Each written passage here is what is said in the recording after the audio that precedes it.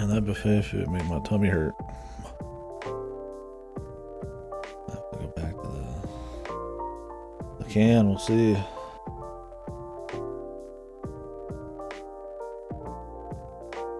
I have to stop going there. Goddamn. Oh, it knocks me out, dude. Jesus Christ. As soon as I got on my chair and got relaxed, I'm like, yeah. Yeah.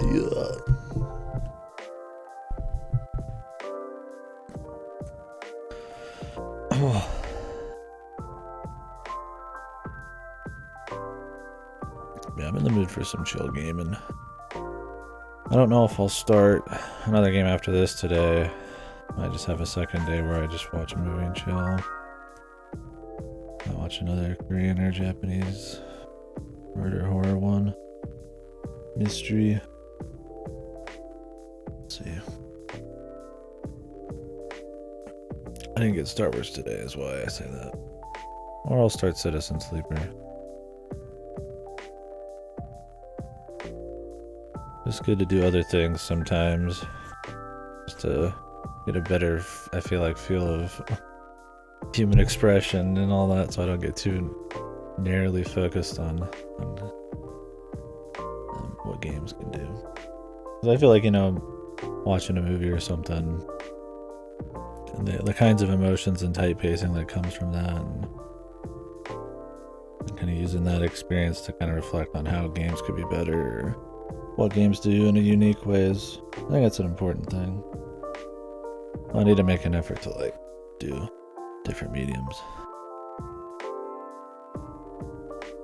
I mean, I'm still gonna stream all day, all night, but instead of only streaming, I should probably do a couple other things.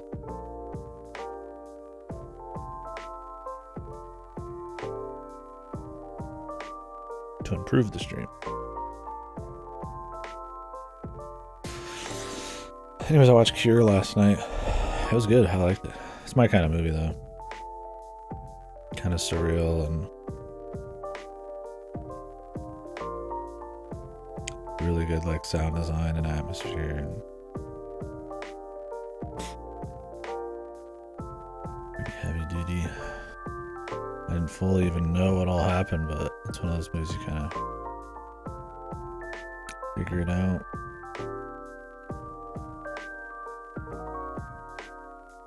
I can see why it's influential.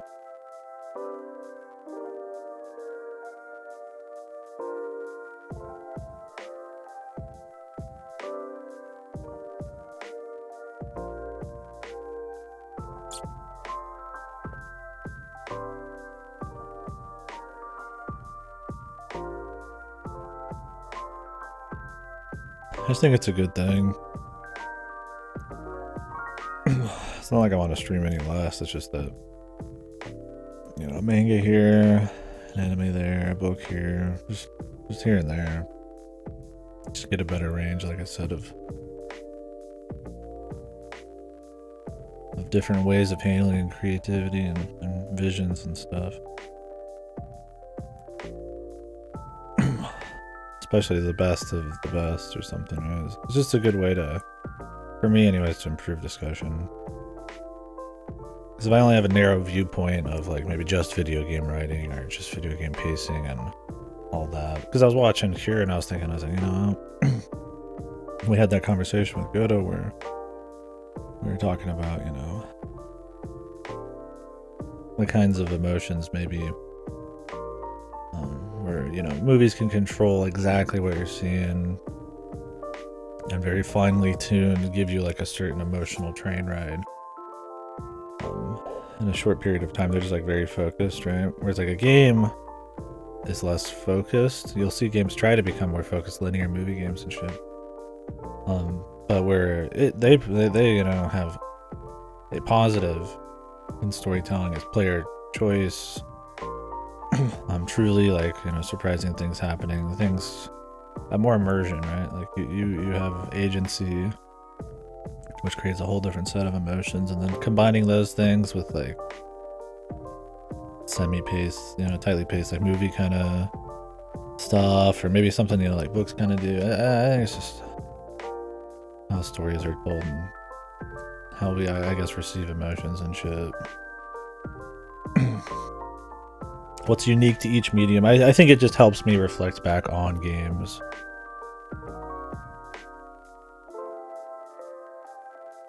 There's times I'll watch like 4 movies and then like I'll play a few games afterwards. I'm like, man, these suck.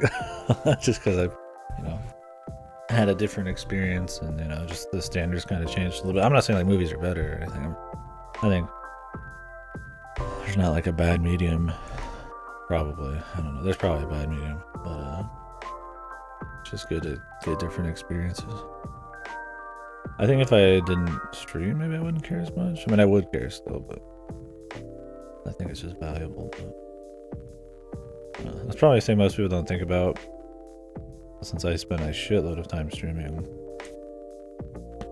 Something I think about and I make sure mix it up occasionally, because it's not like it takes a lot of time to watch a movie. So.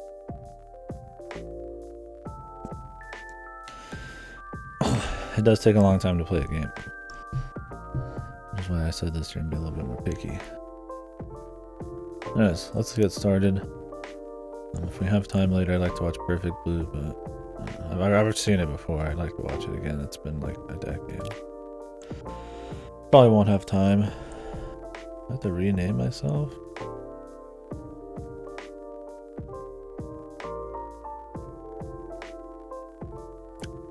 Did I like just delete my save? I don't think so. Let me alt it. Do you name yourself every time?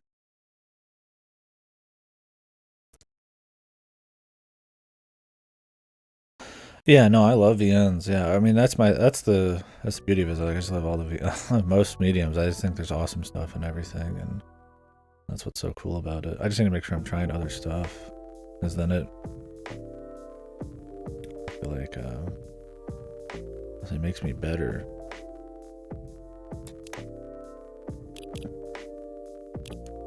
Load. Okay. Yeah, weird. Maybe it glitched out. I was pretty sure it's the middle option. What I clicked, but maybe not. Or maybe I pressed Y. Yeah, that's the thing is, you know, I spend a lot of time on these, and I don't mind playing bad games, of course, or games that help people, you know, that maybe just the pulse of the industry and stuff. But yeah, I think they definitely need room to have other experiences. The fidget spinner. Yeah, it's gone now. Somebody took it, I guess, or it just disappeared. But yeah, I just think it's valuable. Trying different things and at least understanding how things can be done, right? Like anime, like the animated medium means that they can have a consistent visual style, nothing immersion breaking like with CG, or, you know, humans with CG, or limitations like with human actors, where you can make like very ambiguous creative things without it having any issues. And obviously with real actors you can get maybe like a different level of immersion and nuance, and, you know, the performances and shit and stuff like that. Like there's just all sorts of different things each medium does. It's cool to try to like catch the unique way some of them like create a vision and how that can reflect on what a different medium's doing wrong, or how they can improve, or what they do that's unique, I guess. I'm not trying to sound pretentious. I think it's important, and I don't. And I do other stuff, but I'm like 99% video games, right? There's a lot. There's a lot. Because, I mean, that's one of those things in the past that anime got a bad rap for, because people just know their mainstream stuff. Right? Like you're just watching a shonen, but there's a lot of really serious, like, you know, thought-provoking anime and stuff out there. Like how there's different kinds of, you know, not all movies are cape shit. So.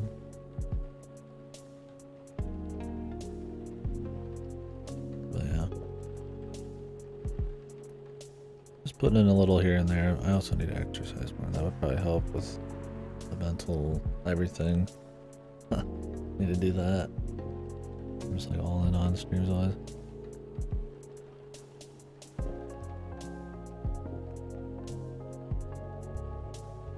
Yeah.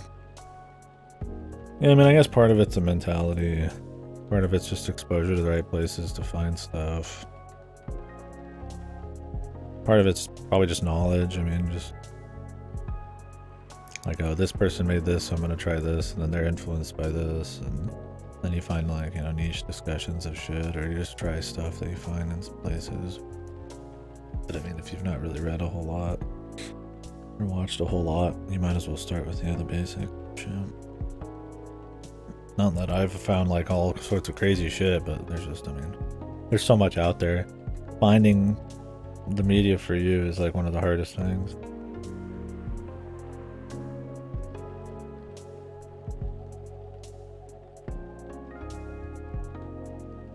Yeah. Maybe we'll go through my enemy list at some point. I'll pick out the ones I think are good. For fun. Have that be like a stream I could throw up somewhere. The recommendation stream.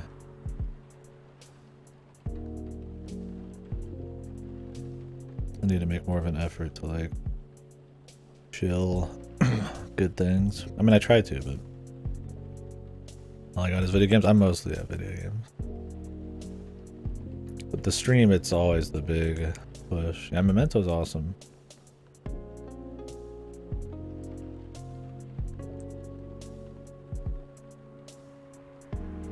Yeah, the movie I watched last night was kind of Memento-esque.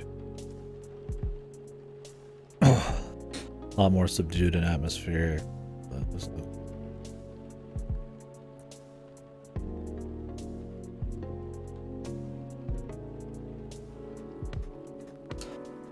Anyways, let's continue this.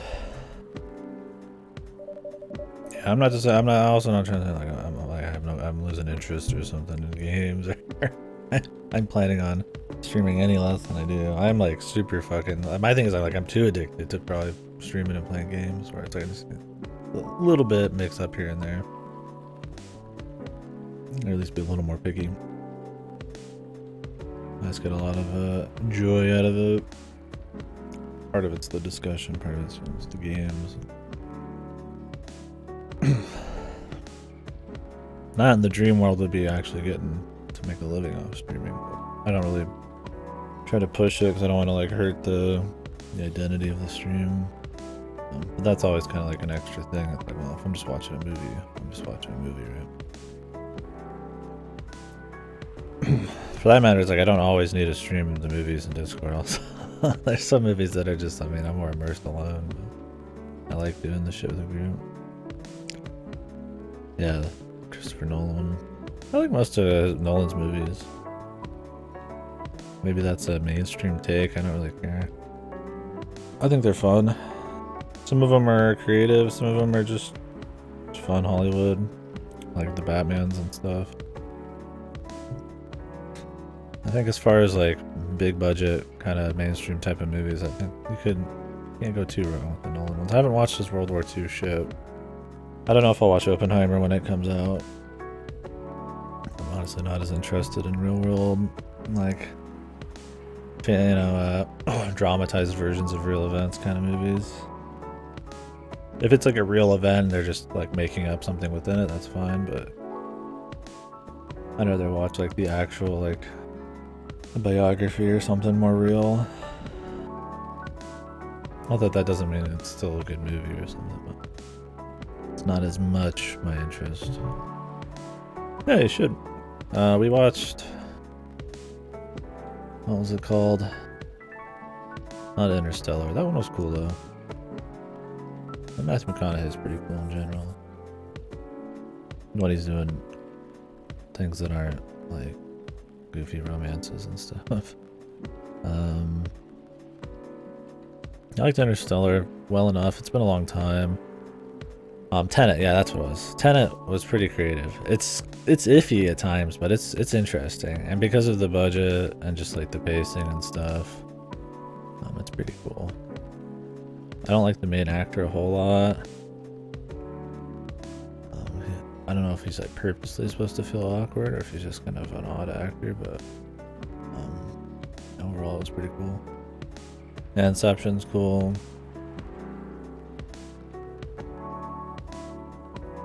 Yeah, Nolan cited, I remember right, a lot of people have cited different anime and stuff. Probably because the good directors and shit are not probably too worried about what the mediums, the line of the mediums are. Like, oh, I'm supposed to just watch. I don't watch anime because I'm a big, strong man or something, right? But he cited, I think it was Paprika, which is a Satoshi Kon movie, which is, he made Perfect Blue, and Paranoid Agent, Millennium Actress, and Tokyo Godfathers. I haven't seen that one yet. But he's really good with surreal, dreamy, animated movies. But yeah, that whole thing, I think, helped inspire Inception. Inception is cool. I wish it did more, a little bit more dreamy stuff, but if you want like really crazy dreamy shit, we'll just watch Paprika.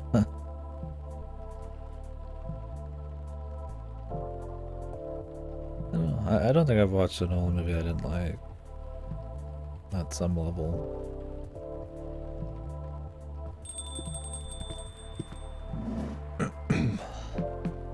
I guess I have watched a fair amount of movies. I watched a lot of movies and fucking anime before streaming.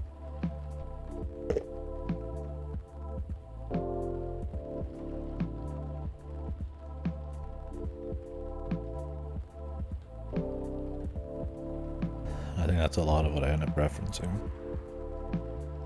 And books, I used to read I used to read as much as I streamed. Oh yeah. Yeah, I want to try to like, if I'm watching a rewatch of something like a Lynch movie or like if we're gonna watch Perfect Blue, I want to watch Perfect Blue. I want to make sure I can try to get more people in there, so more people can maybe have the chance to enjoy something they might never watch otherwise. And that's part of it. That's why if I'm watching a new movie, I don't really care as much because I'm just watching it. Although I guess that could still be the thing. It's like, oh well, I'll watch something that maybe like I don't know if anybody here would ever think of Cure. So it's like, you know, some people might only watch Cure because I put it on or something. So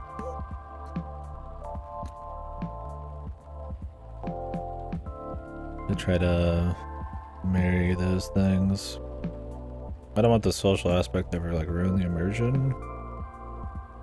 And I know I'd always appreciate if I found out, like I always like recommendations and stuff. It's like, that's one of the best ways to find like tailored content that's lost its the spotlight. So I always want to try to do that when I'm doing shit too. I need to not be like obsessive over it. Like I probably enjoyed Cure just watching it alone. Yeah, that's kind of where I'm at. Because when we did Inland Empire, not Inland, no, I haven't watched Inland Empire yet. Lost Highway, which was another Lynch one, that went really well. Yeah, because people weren't really talking a whole lot. So I think it's fine. I think the people in here get it. There is a certain something though, despite being in. There's something for me about being completely like cut off though, a little bit, right? Usually with these surreal movies like Lynch stuff or like Cure or something, where when I don't have the keyboard and the monitor's off, it's like there's a certain something there, right? Like I'm not ready to talk. There's no like joke. I'm not like looking over occasionally, right? I don't think it's a big thing, but it is something to think about. That if a movie's like super atmospheric or something, like Cure, like you could make the argument maybe not worth it. There's some movies like Commando where it's more fun with people. You're not gonna miss out on anything with Commando in a group. It just depends on the kinds of atmospheres they're doing the storytelling. Yeah, we should watch more than Chuck. I love watching his movies, and I haven't seen them all yet. Twin Peaks is the big one. But man, pretty long. And everybody's got strict schedules. False Skies? Sounds familiar.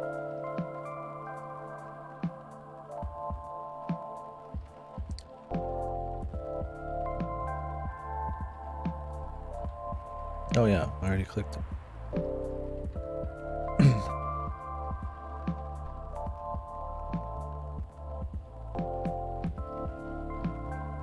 I like the art style.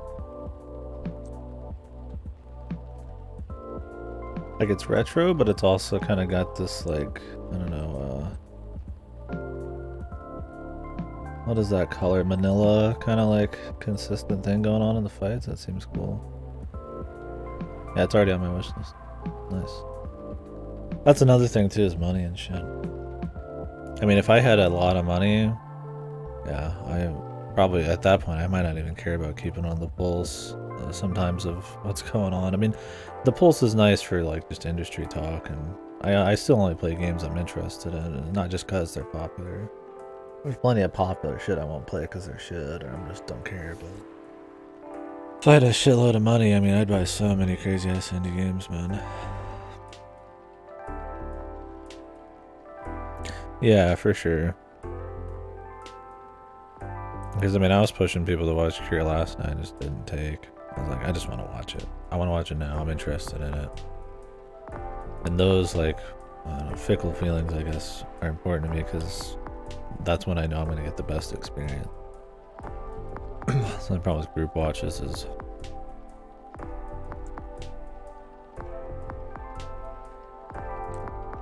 it can be hype because it's a social event, but if it's like a certain kind of just mood you're in, all of a sudden, yeah, it can, I guess, get in the way.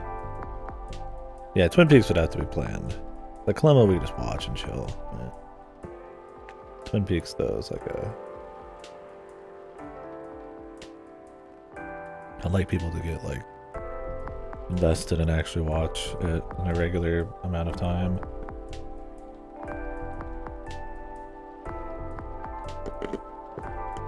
I mean, I'd prefer if everybody just went and watched Twin Peaks on their own. Just did it real quick. Just to chat about it. I'd be fine doing a group watch, but it's one of those that's just like enjoyable enough that people should just go out and watch it. Kind of take it in how they want.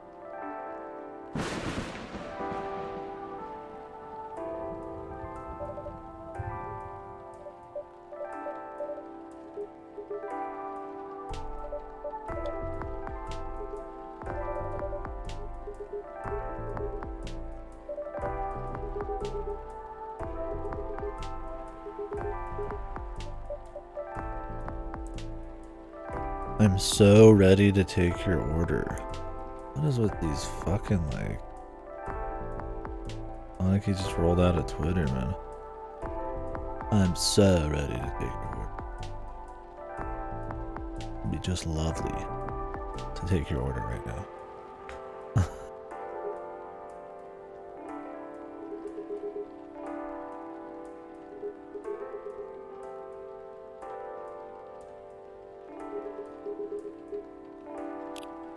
STMJ.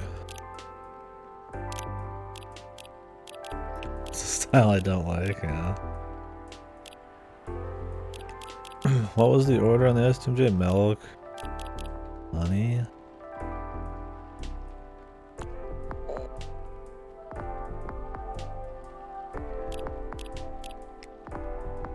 Ginger? Oh, I need the honey.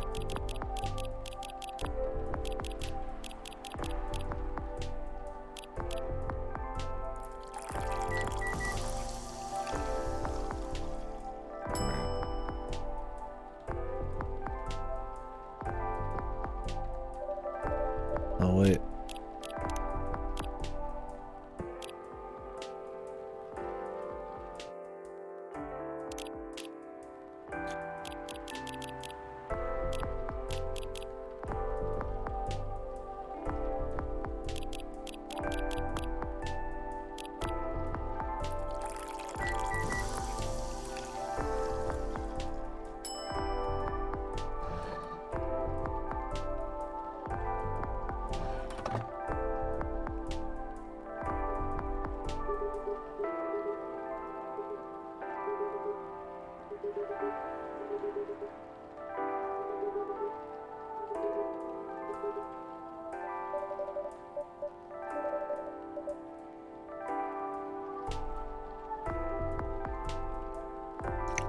Was there another time that he showed up? I could have gave it to him. It's possible. He hasn't really shown up a whole lot.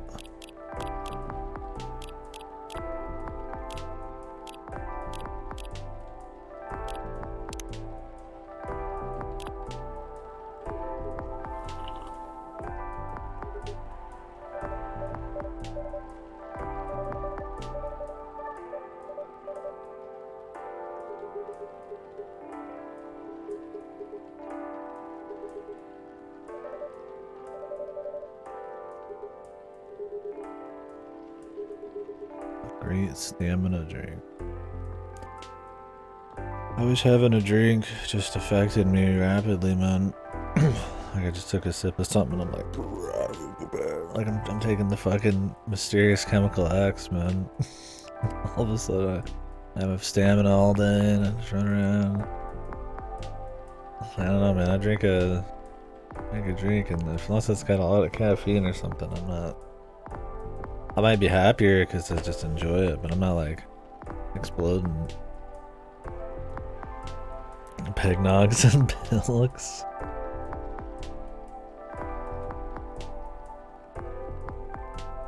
I need to find one.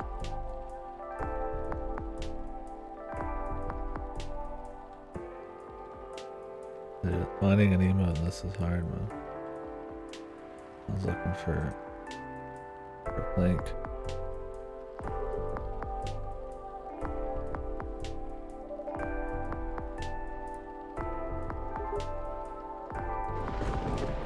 That would be lovely. It was lovely. What is Pegnog? Is Pepsi and eggnog or something?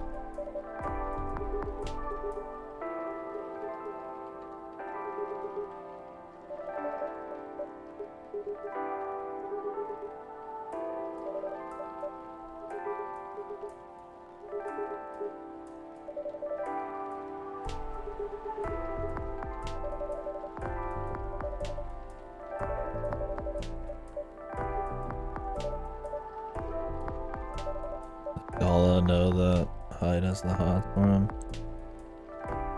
I don't know. Oh, Dr. Pepper and eggnog. Yeah, I'm not a huge Dr. Pepper guy. He lacks critical information. Like, I know what Pilk is, and it's Pepsi and milk in it.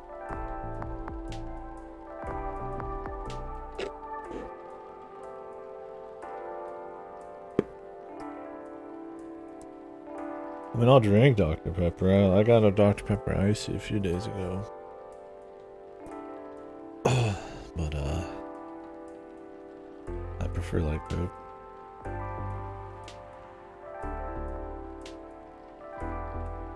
This is Pepsi and eggnog. I like eggnog, but, I get a reaction to too much egg content, so I've had to stop eggnog, sadly.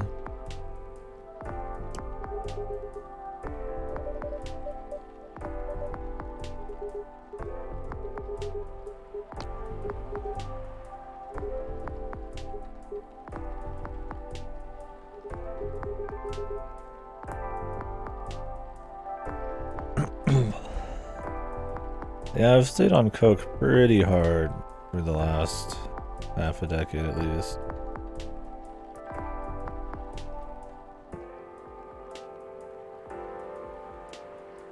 But energy drink as well. But if I'm drinking a soda, it's usually... I mean, I'll mix it up occasionally, but it's most of the time Coke. I need to stop drinking all acidic drinks. Or at least large quantities. Just when I buy a big Coke, I just get like a little sippy.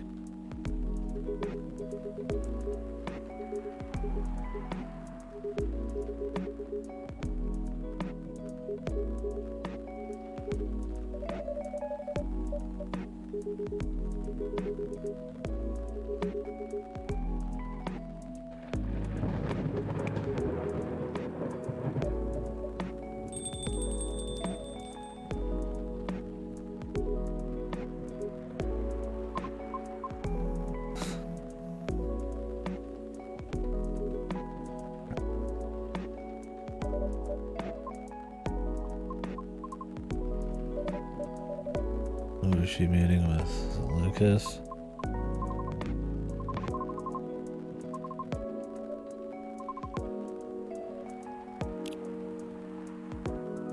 Russian tea. That's the one in the last game that's not Russian.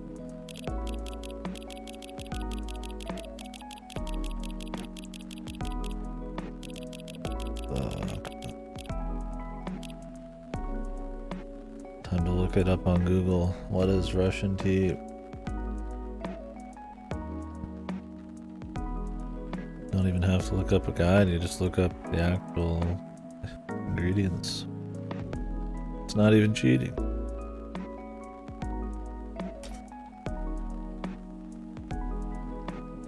Tea and lemonade powder,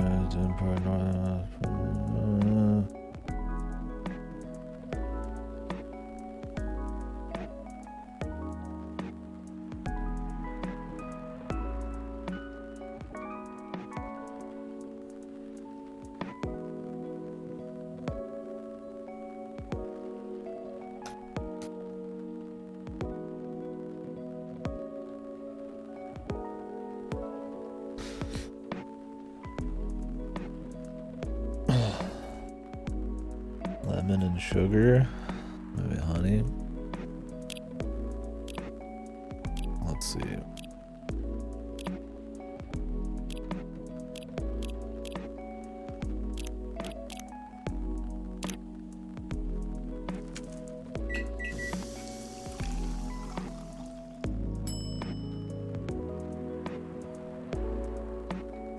Midsummer's Night Dream. I mean, that's cool, but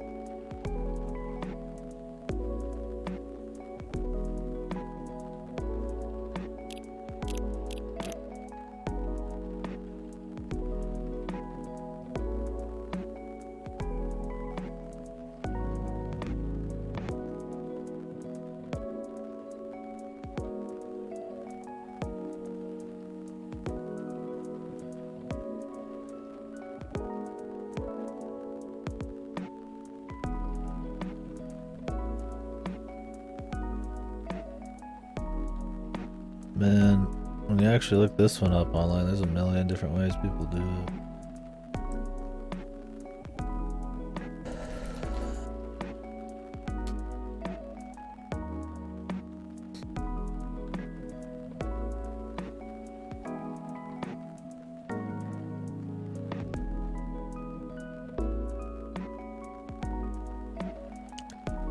Cinnamon.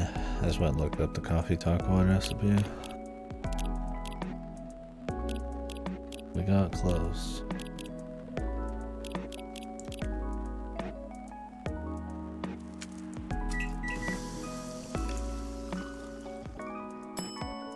Cheat. Nothing else I can do.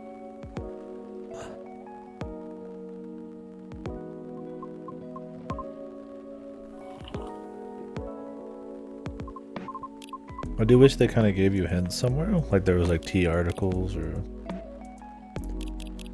you just check shit. Because if you don't remember this one from the first game, you just have to just guess forever.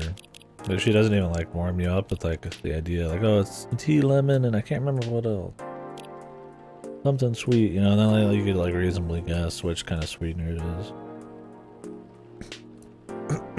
She's just like Russian tea. I'm like, yeah, the bartender would know, the tea tender here. Fuck if I know, yeah. But at least like these are real teas, so I could just learn about them, I suppose. Or not all of them are real teas, but when they give them a name like this, they are. Yeah, I wish there was a bit more to go off of. Yeah, some of them are real. I mean, obviously the Gala head's not.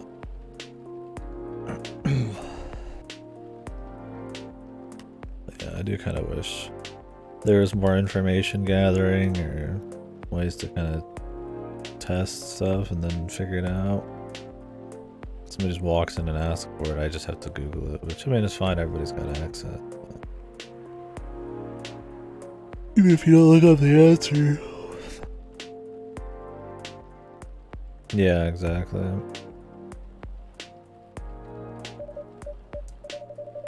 I think for a drink that they're not going to hint at, like a custom one, they should just have it in the book. They kind of did in the first one. Like, have Russian tea just be in here.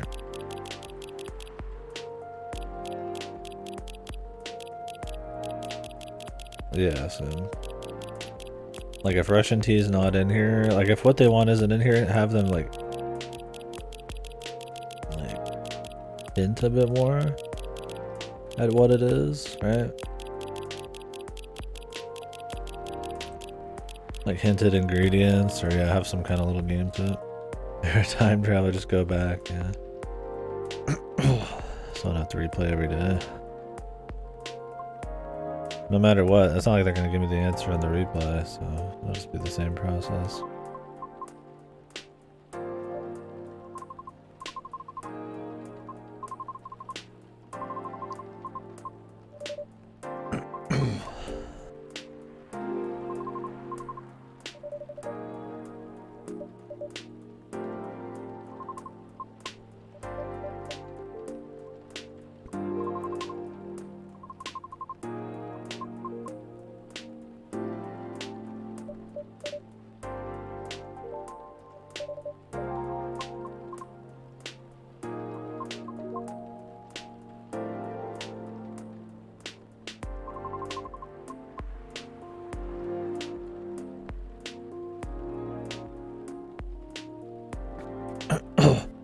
Yeah, where Lies is about kind of learning about different people's story lives and reflecting society off of them and stuff through a novel job. But yeah, where this doesn't have much to say that really about society as much, Eliza does, and then Eliza also is way more focused on what it means to the player character, or to Eliza, I guess, right? It just tries to pull off a lot more. But yeah, it's similar.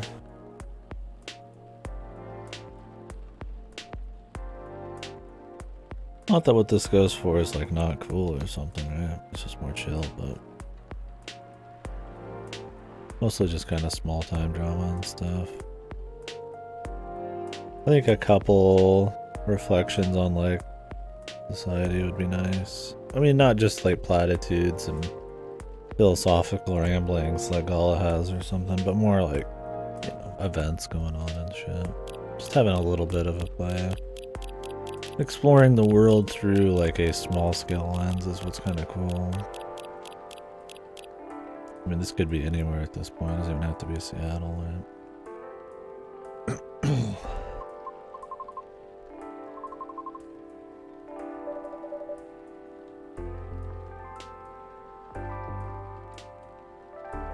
Yeah, that's kind of what I was saying before. It's like, I don't, like, it's a double-edged sword. I wouldn't want it to be so focused on like having something to say or too many big events where it loses the comfy vibe. But I think you could still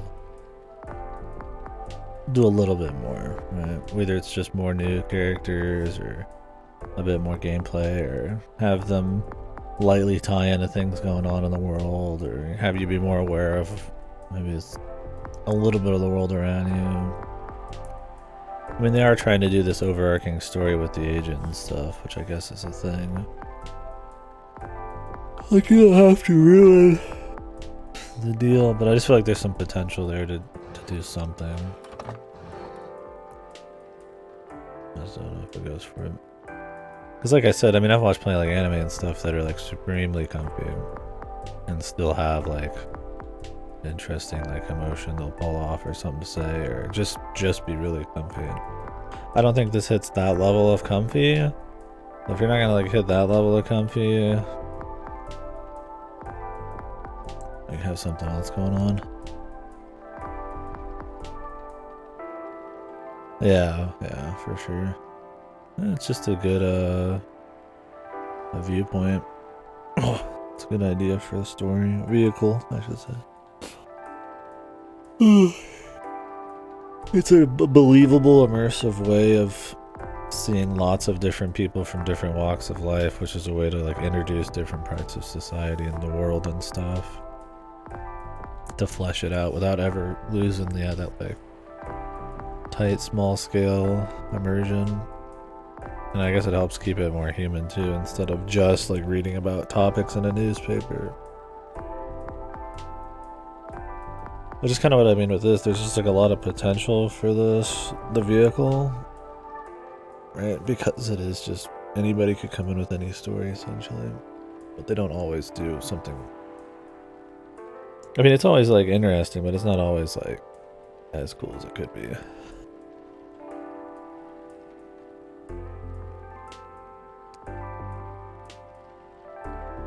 Well, the one with the bartender is just called Bartender. I haven't seen that one yet. Literally just called Bartender.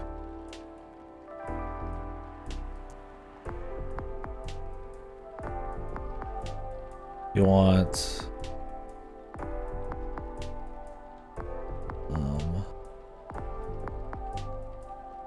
Pixel Restaurant Simulator based on the Toho project. Oh, this looks comfy. Girls cooking. Huh. This is like a cooking mama. So much Toho. I don't think there's anything wrong with that. It's interesting how many fan games there are. Yeah, I mean, if you want like a list of some of the supremely comfy anime, I mean, I could whip out a few. Surrender to Toho.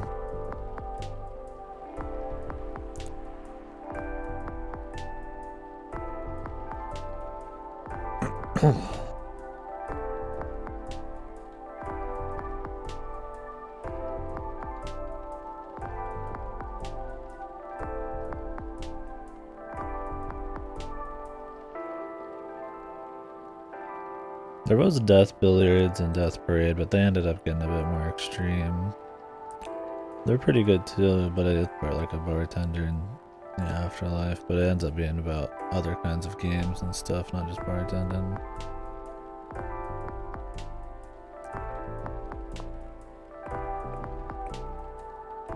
Oh, there's a lot of options. Here's some comfy ones.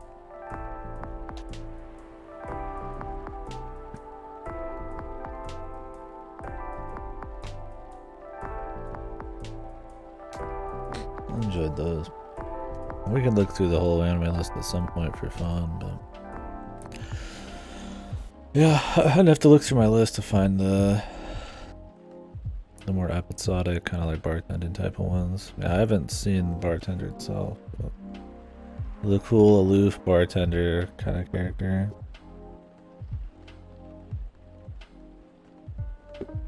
You'll see in a lot of anime and stuff, like something like Death Parade and shit. Death Parade's not as chill, but it's kind of cover the stoic kind of.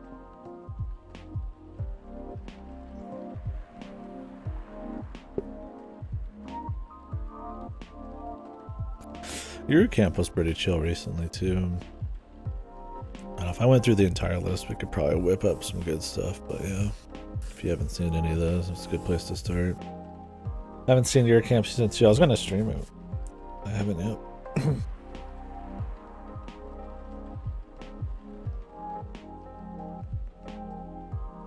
Yeah, that'd be a fun stream. Put together a proper list of recommendations for like chill stuff, serious stuff, overall good stuff.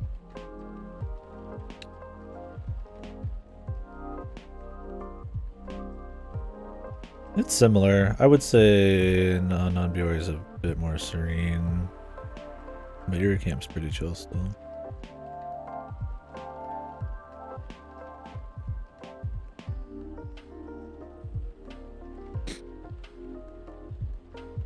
Yeah, that Toho SMT game looks cool though. I hope it is. But I like old school SMT visuals. Something about how the art is and how the character's set, kind of like a few meters away, and just the UI. So I like it.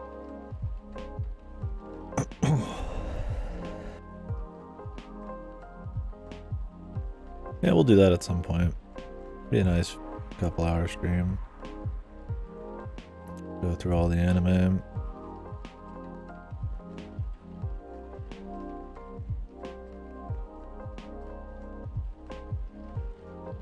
a proper recommendation list.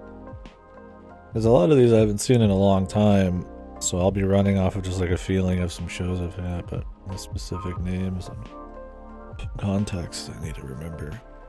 Gotta read, check over stuff. There's just a lot of good shows.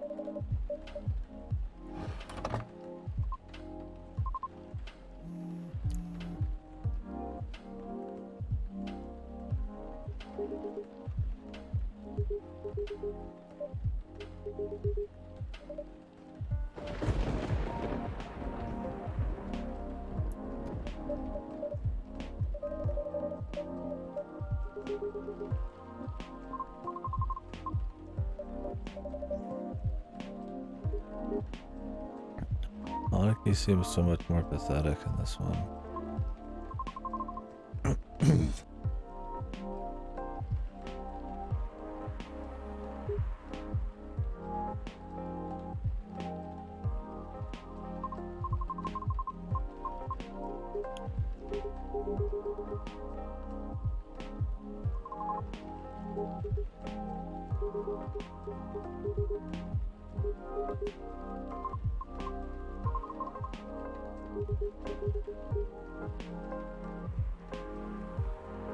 I mean, I don't mind the idea of like the smooth, composed person's like breaking a little bit with the right circumstances. I mean, it just rounds out the character a little bit. Not what's going on here, really. They're just like way more animated.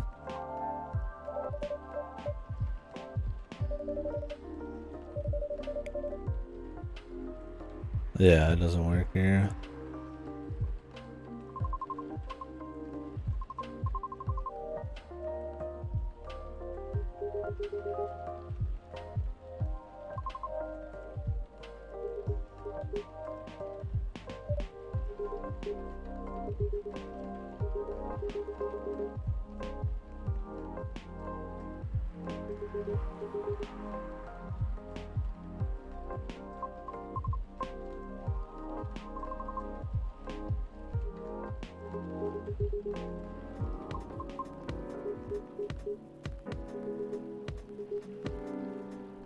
This is where the secret agents are.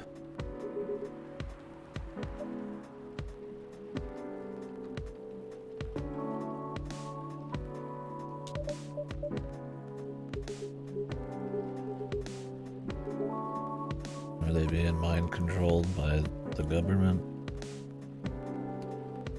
Or is it memories leaking in?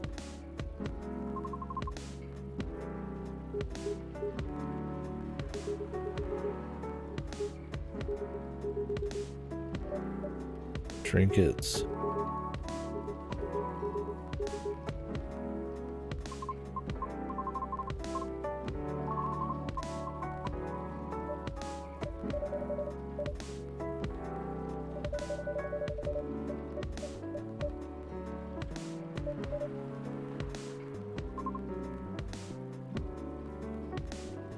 Why do we need to have a recap?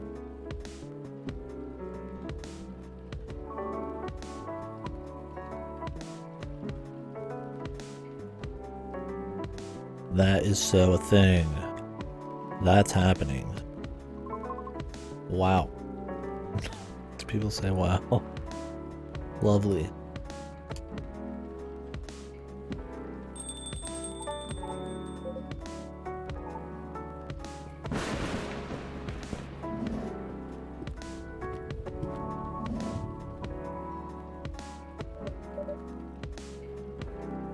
Gentlemen, Mentagen. Hello.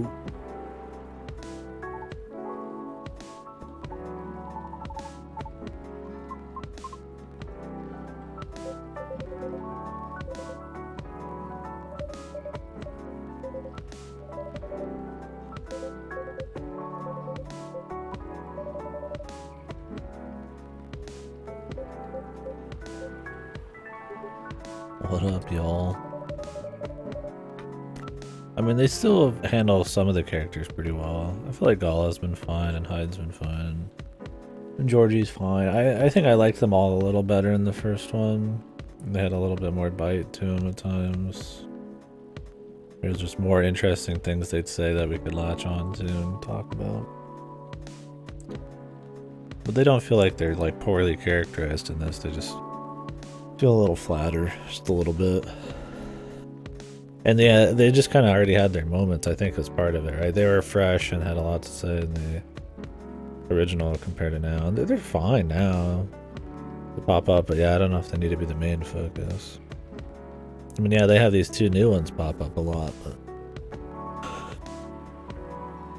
I'm not saying the writer's like bad. I say go for it, go big, man. Do some more, go do your own thing, do more people. If you don't want Aniki Coffee, get somebody else, man. Then you don't even have to worry about what the original writer did. Kind of put a little bit of your own stamp on it. I don't know. I think there's a couple writers on this one. I don't know. I said I don't think it's fucked. I think it's still enjoyable, but yeah. For a sequel, I mean, yeah, you probably want either freshness or a bit more. Doing the same's fine, but I mean, I don't think it's even quite the same, so.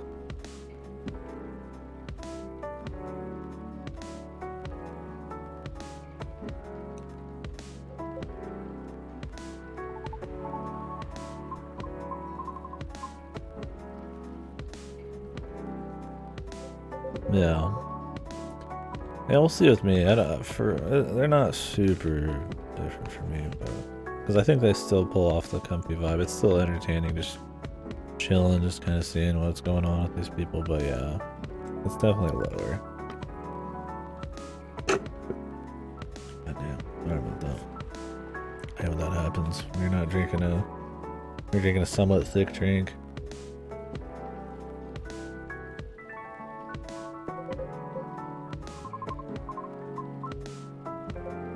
The coordinates, Jesus. He just has the coordinates. But I guess all you gotta do is get your map out.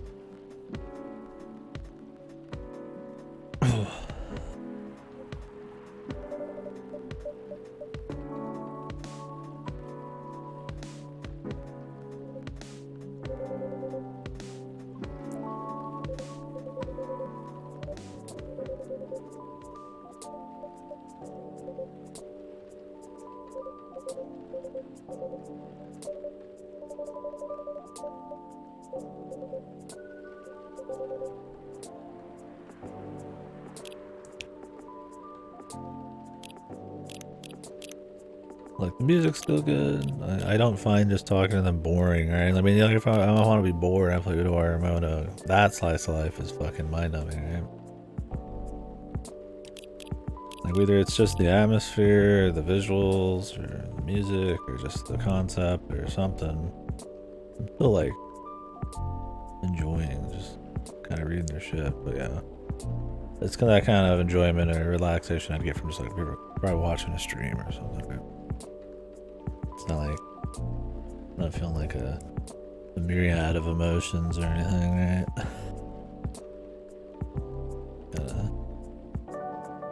We're just doing it. Comfy. That's fine. I mean, that's what they're after. That's totally fine. But I think they could probably pull off a couple things. But they could do more than just that. Something truly special. I mean, at the end of the day, it's still pretty novel, though. Regardless, right?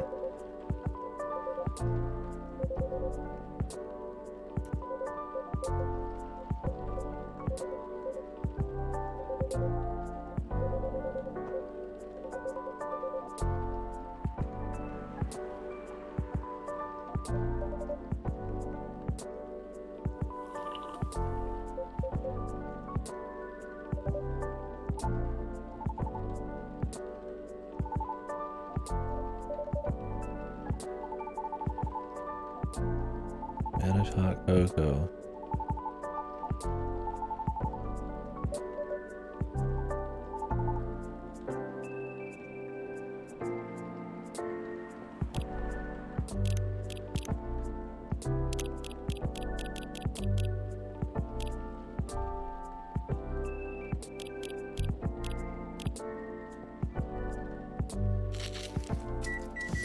Chocolate milk. cinnamon and cream is pretty good. I'm not talking about hot dog. Games suck. Wait, where's my noise? Could you guys hear that? I think it's because I changed audio sources.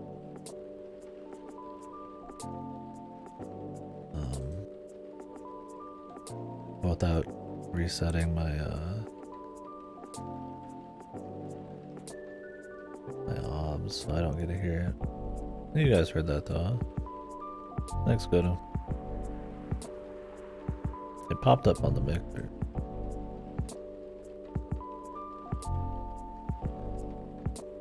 For some reason I couldn't hear it though. I probably have to just reset up. I'm not gonna reset it just to hear the alert.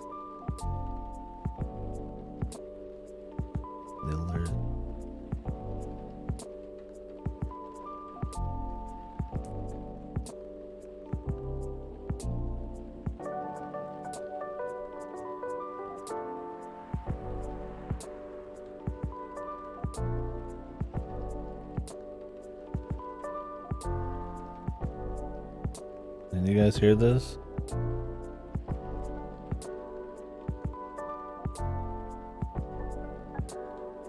No? I probably have to restart all. That's alright. Thank you for the subby. I'd have to turn it off and mute output. Because what's happening is it captures what I hear and then sends it to you guys. As I mute the output so it doesn't have double. But if I can't hear it, that means you guys can't hear it, even if it pops up on the alert. It's okay. Not like we'll have a whole lot tonight or anything.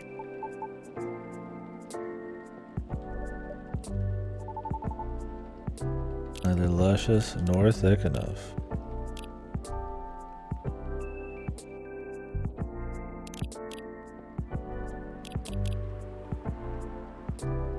Thick, hot. He beefed it. What is luscious and thick? Milk, honey, spicy kick.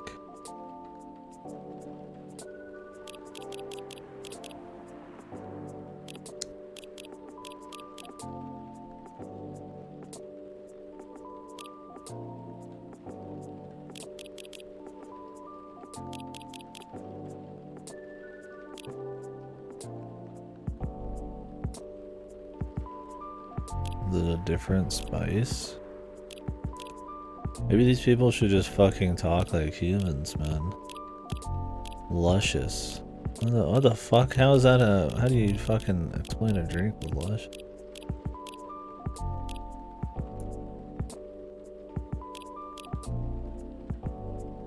Fuck my fucking balls, brother.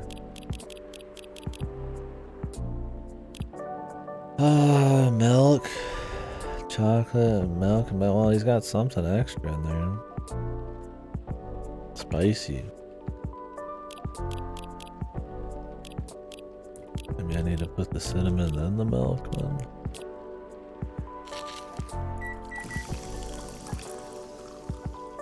That looks like dirt. Perfect for a guy like you. Maybe it's not cinnamon.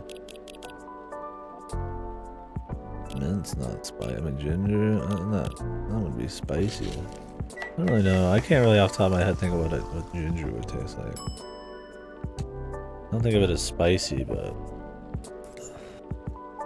I guess this is it. Whoa.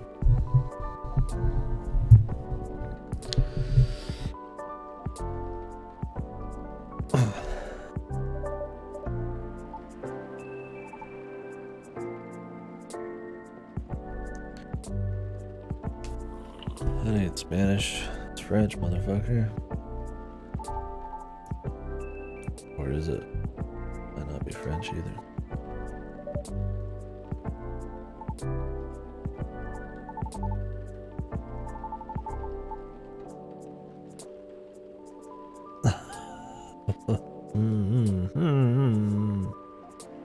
Jesus.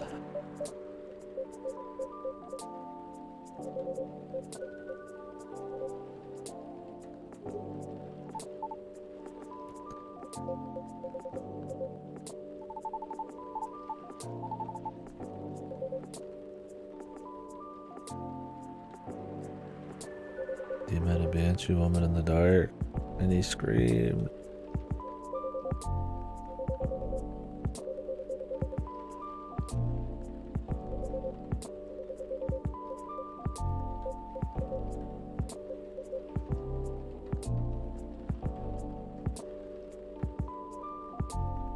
At least they're talking about the surrounding area.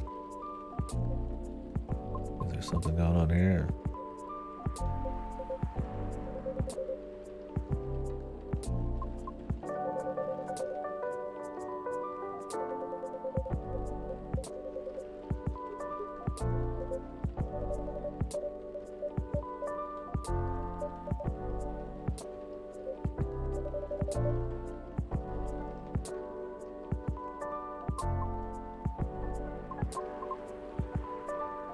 Yes, I think you're speaking to the people in the afterlife through the street.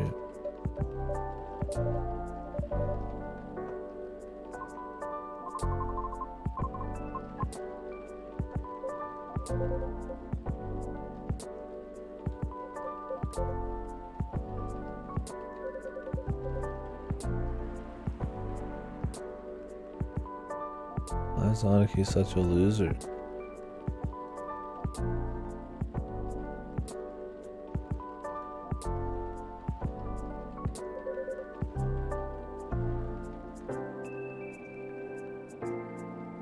Why is Gala looking at us?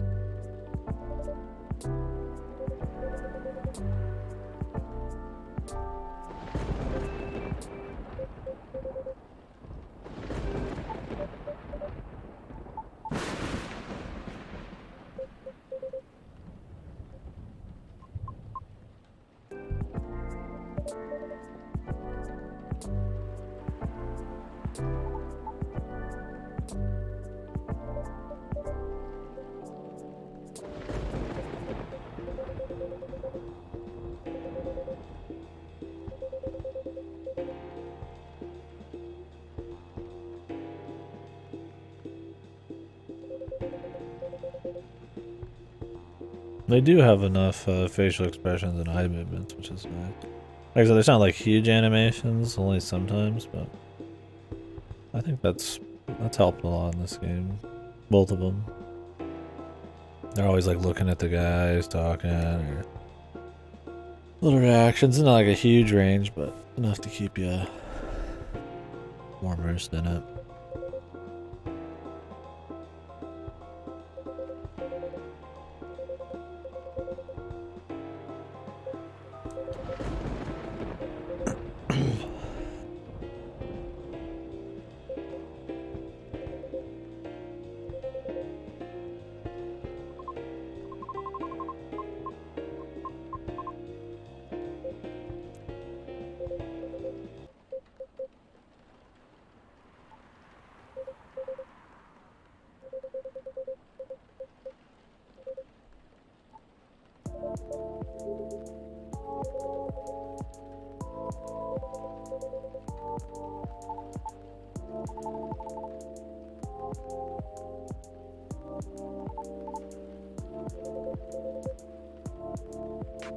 Mysterious, man.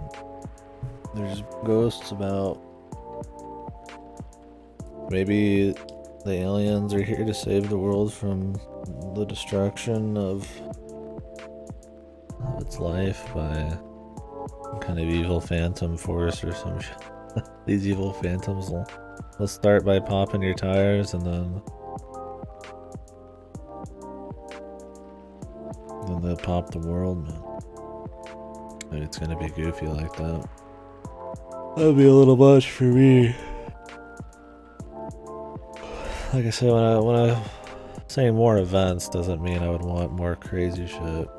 Oh, my camera turned off.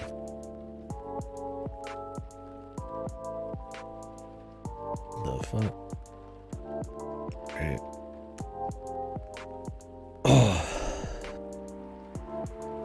not looking for magnitudes larger, just a small bit.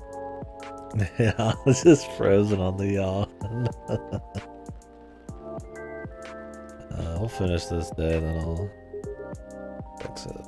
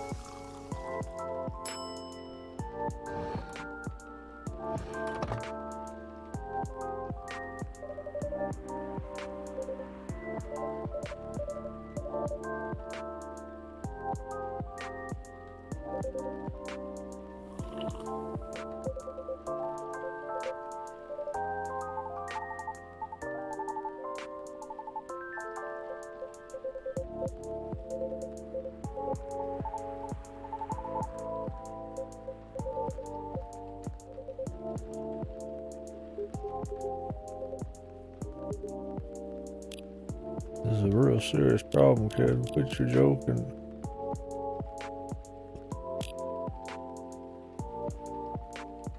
If you feed him milk, does he just have to go take a shit?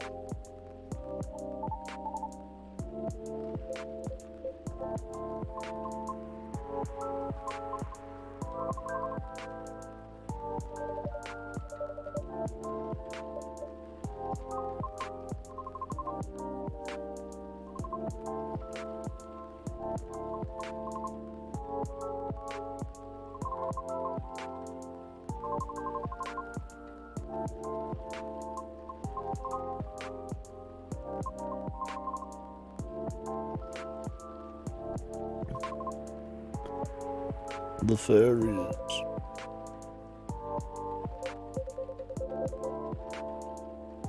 The war? What war? Tell me these things. I guess they mentioned the war a little bit in the first game. I don't remember the details, it was always just in passing. The Great Coffee War. The war between whether this should be a tea shop or a coffee shop.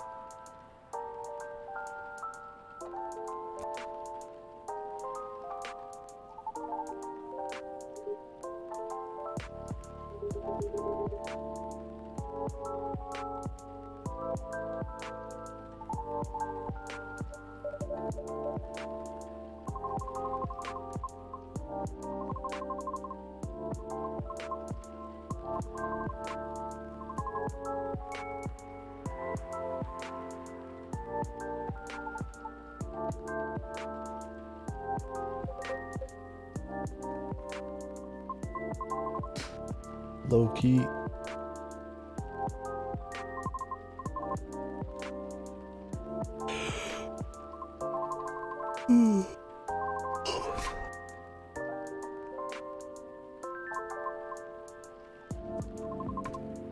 What was the fairy market even doing? I think maybe in this version he means actual low-key, like the way people normally use it, and the other ones maybe slang low-key. I don't know. You're just talking about like a low-key bot or some shit. Yeah. I don't know, man. I don't know the ins and outs, the semantics, and all that of low-key, the contextual usage of low-key.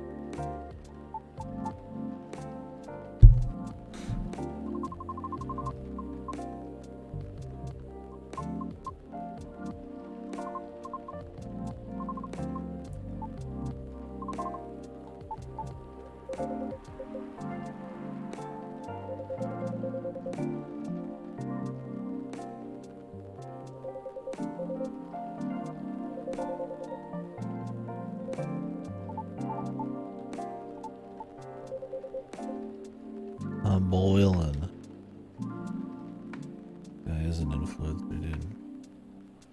Fake as fuck. I'm fucking boy. Meanwhile, he's tweeting out some bullshit about his AirPods.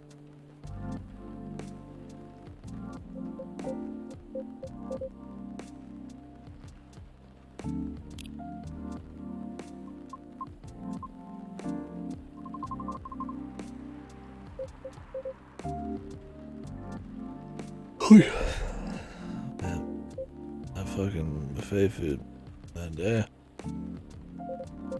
knocked me out.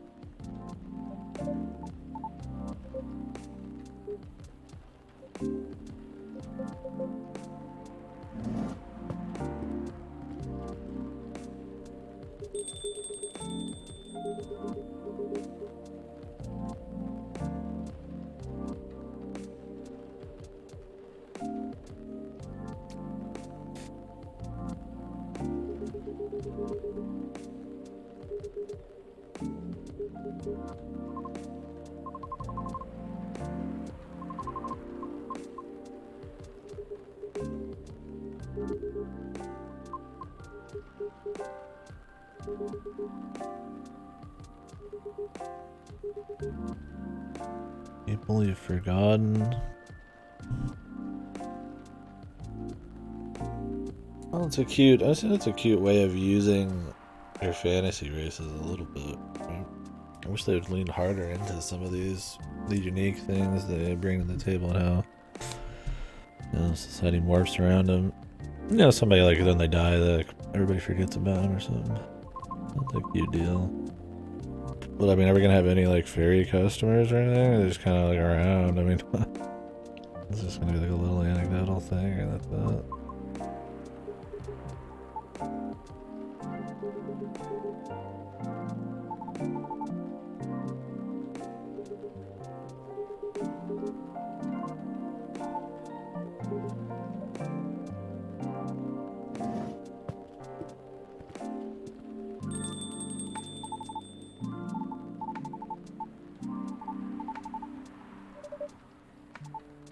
We don't sell food here.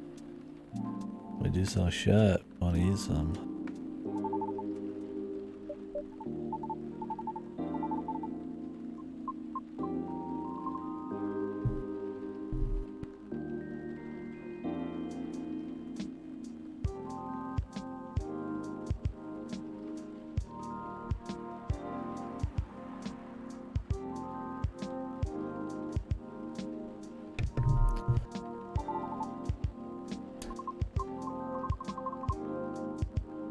Fresh feeling and some brightness.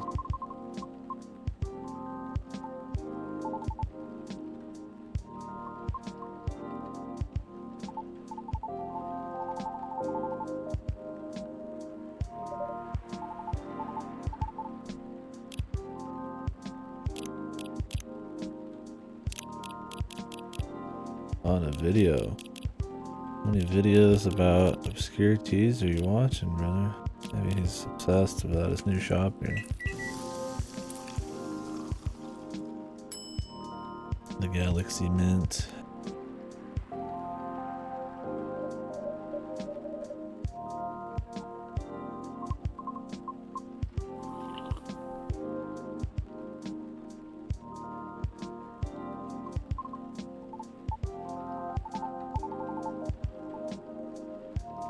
You're a G. Never say that in front of me with that laugh ever again.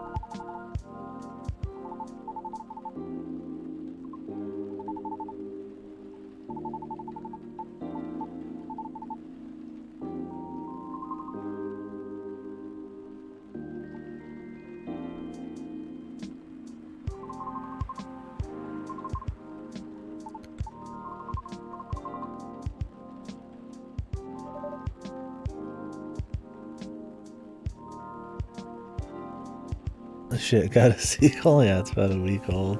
Nirvana's been sitting around. It hasn't gotten anything in eons. To Nirvana's credit, they're at least trying to do something different, right? This is just like the same, like, I mean, mostly the same assets. There's 2 new characters, 3 technically, but that one reuses assets.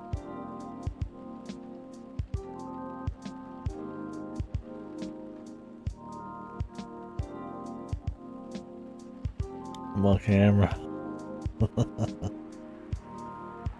But yeah, I mean, sequel.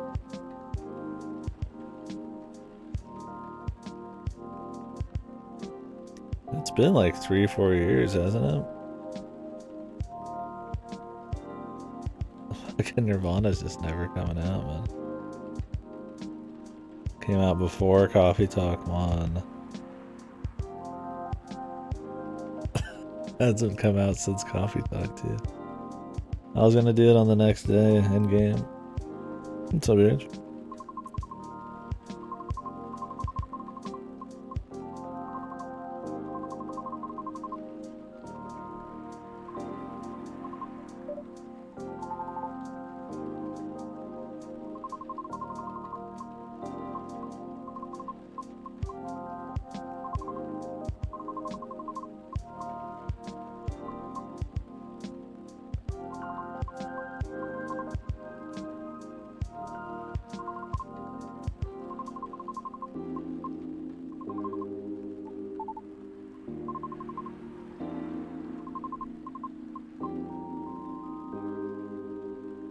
Yeah, I'll probably buy a day one.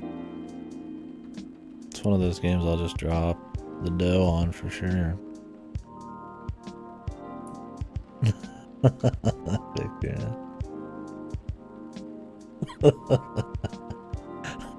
My thoughts on Coffee Talk. Just the giant yawn. Just leave that in the corner. I mean, these are comfy enough. Yeah, they just don't really reach very far. Get a yawn, yeah. I don't like myself as an emo.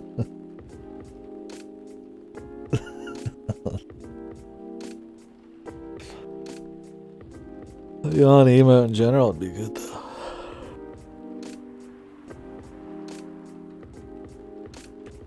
Yeah, I'll definitely be playing the well, for context, we're talking about the Golden Idol DLC that got announced and it's coming out next week. I'm sure it's just gonna be like a half an hour of DLC or something, but I'm always down to play more.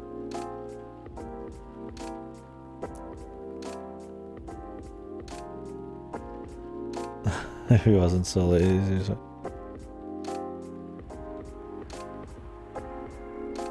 Why are you lazy?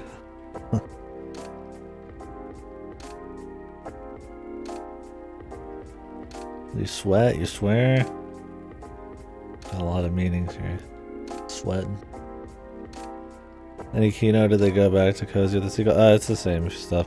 I've been comparing this game more as a fan disc, if you're familiar with VN fan disc.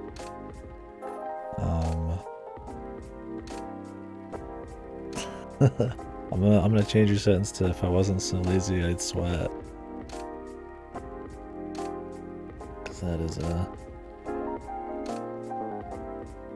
that's a true fact, right? If I wasn't lazy, I'd be sweating too. I'm quite cool right now. But no, I've been comparing this as a fan disc. It's kind of just like a little, like just epilogue, I guess. You're just kind of catching up lightly on like what these people been up to with like 1 or 2 new characters. They haven't really like forwarded the gameplay in any huge way. You have the ability to like grab shit out of a drawer and give it to them. Well, see, I was comparing it to Hollow Knight Axia, and I was saying, well, in Hollow Knight Axia, the new stuff is really good, and the epilogue type of shit, or the bonus stories, really play off the characters and do something really fun with them. This is more of the feeling of like an Atome fan disc. Where it's kind of just like, oh, you know, it's low stakes. They've expanded on it. Not really. So they do have an overarching story that's jumped in here occasionally. There's a new alien. The other alien is trying to like still mate with somebody. I think they've kind of soft confirmed your character is a descendant of that alien. And the agent's looking for everybody right now, I guess. But other than that, not really. Like, it's there, but they just haven't done much with it. It's been mostly just kind of hanging around. But yeah, it's a pretty kind of like low stakes. Just, there's not many arcs these people are going through. Maybe these two. Maybe like Hyde's got something. But most of the others kind of just have this just light what happened after kind of vibe. I really think they probably should either like change the gameplay around, put it in a new shop, or just had all new characters with like a couple returning ones. Especially because this is a new writer or two. I feel like maybe they, who knows, maybe they felt too shackled by having to follow the same characterization and make new arcs for these characters. It's not like, I mean, using the same characters is bad. I mean, you'd play a VN with 50 hours of the same characters. What's 2 games with, 20 or something? But I mean, there's a certain expectation for a new game after a break, especially one that I don't think has like super long legs like this. Like, you kind of have to throw interesting enough writing in here. It's not like it's in a super cool setting like Valhalla or something, right? What's cool about this is that it's fantasy races. So if they don't play into the fantasy races or do any world building, it's just about the people's issues then. And if, I mean, that's fine too, but you need to make it pretty tight on the writing, pretty engaging, because there's nothing else, right? Yeah, it's your Enigma. That's, I don't know, I'm still enjoying it. It's comfy, but it's not really like even taking a step forward. Freya's on a vacation, which is good. I'm sure she'll show up at the end and be super special. And we all clap that Freya's there.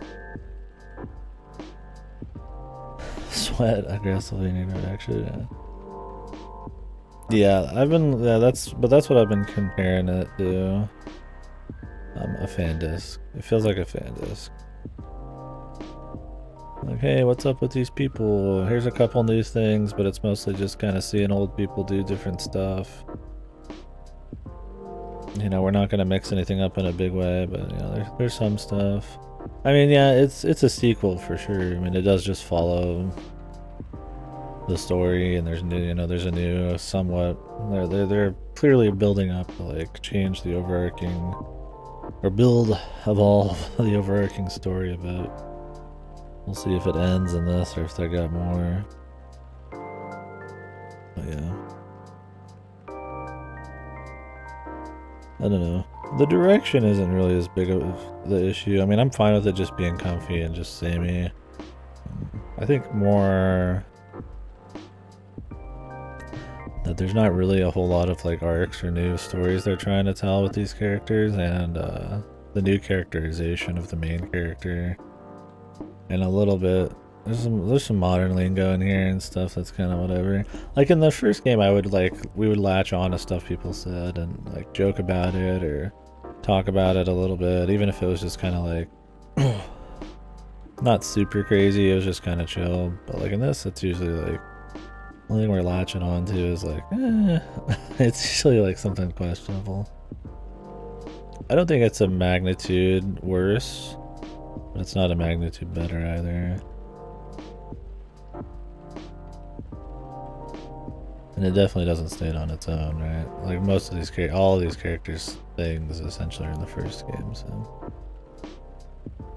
I would have just probably preferred them to have an entire new cast. Like these are the 2 new characters here. There's one other one technically, but they're an extension of the spaceman in the last one.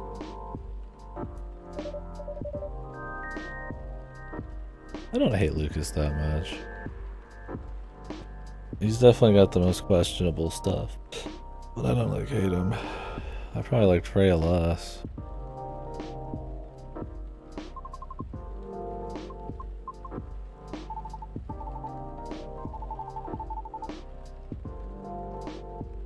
don't think I would like this guy in reality, but at least we get a kick out of Lucas because he's just some online influencer guy.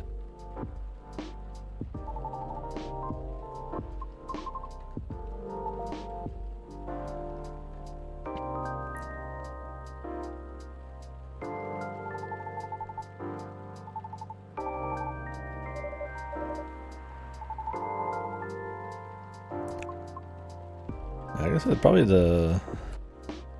Other than not really reaching within the characters' like stories or just like in general with gameplay, the biggest thing is definitely the main character's characterization. I don't think anybody's been like destroyed in their characterization, probably except Aniki Coffee. They're way more emotional and not as composed, and not even just with the regulars.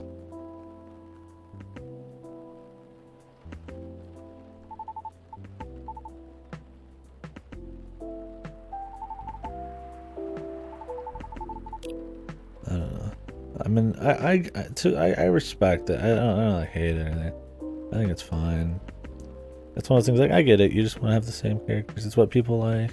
You've got some stories you want to tell with them.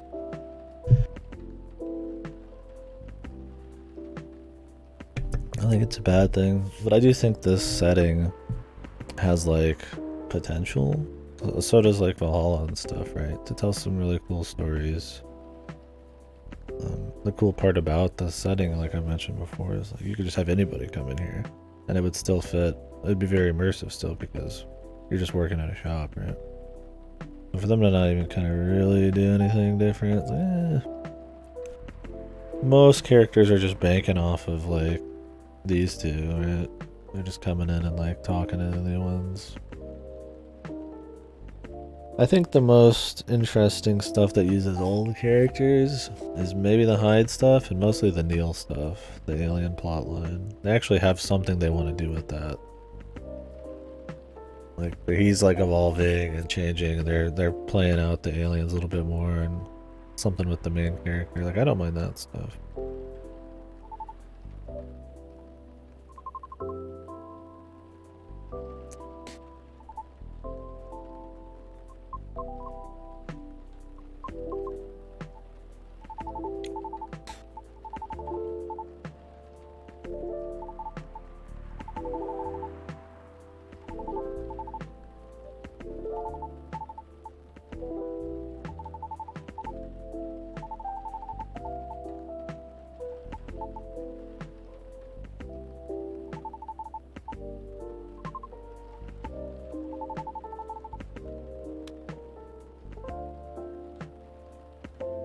His Delta glasses.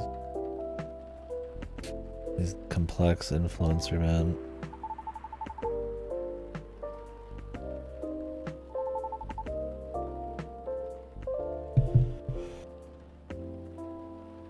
Yeah, it is. Oh, I was thinking of Clear to Loot. There's still, I think there might still be a Clear to Loot. I'm not sure. Oh yeah, this is the Gym to Beat or whatever.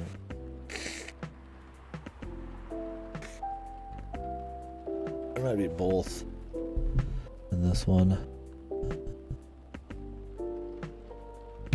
You find it unbearable? I don't mind the music, the lo-fi shit. I mean, I'd probably rather listen just the normal Gym to Beat or whatever.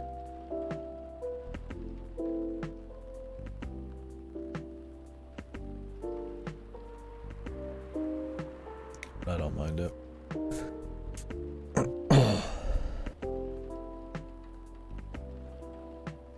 Silver with the complex glasses.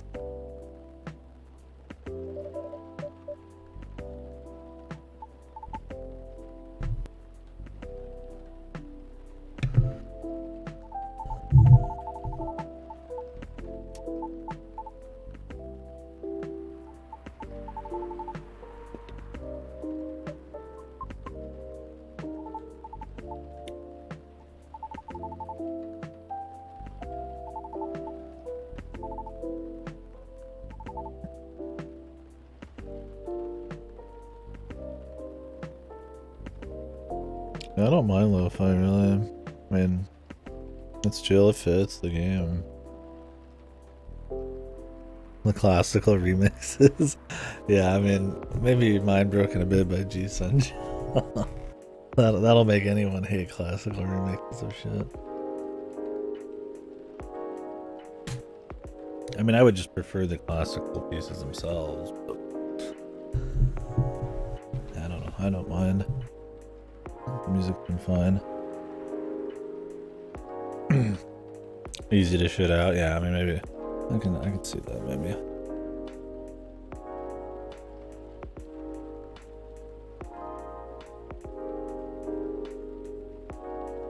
They're not usually very complex.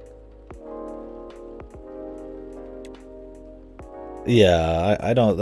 I can just see not liking the remixes because of that. Is that like a popular thing to just remix songs into lo-fi or something? I mean, I don't mind like original lo-fi songs.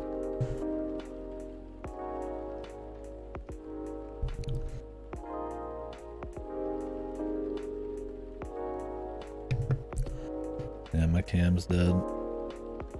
I'm waiting for the next day in game, but the days are way longer than this.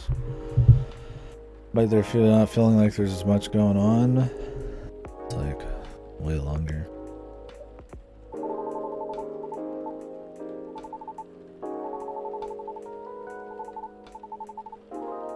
If anything, I feel like the atmosphere is probably one of the things that helps keep the writing a little bit more engaging. So at least I'm in the atmosphere a bit. The on cam.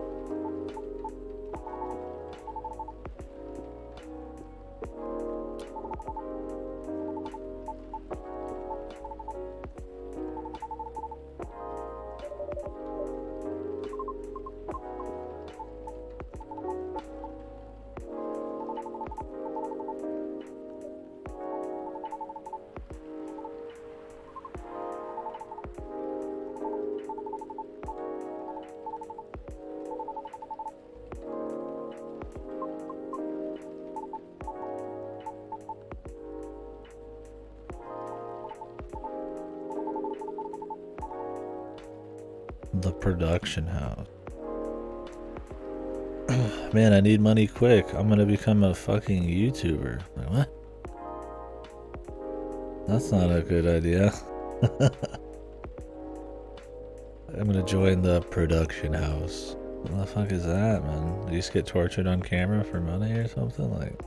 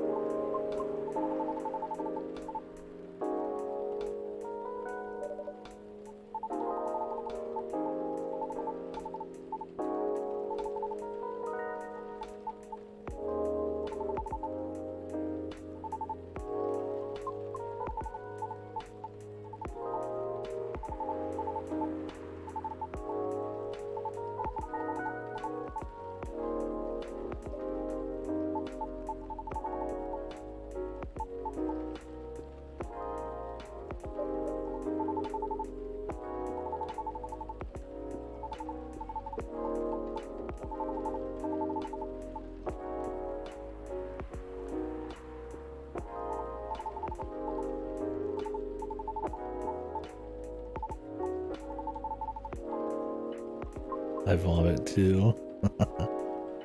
Is this the pranking he was talking about? The production house. Why would you need a whole house for that? What do you just make videos with each other?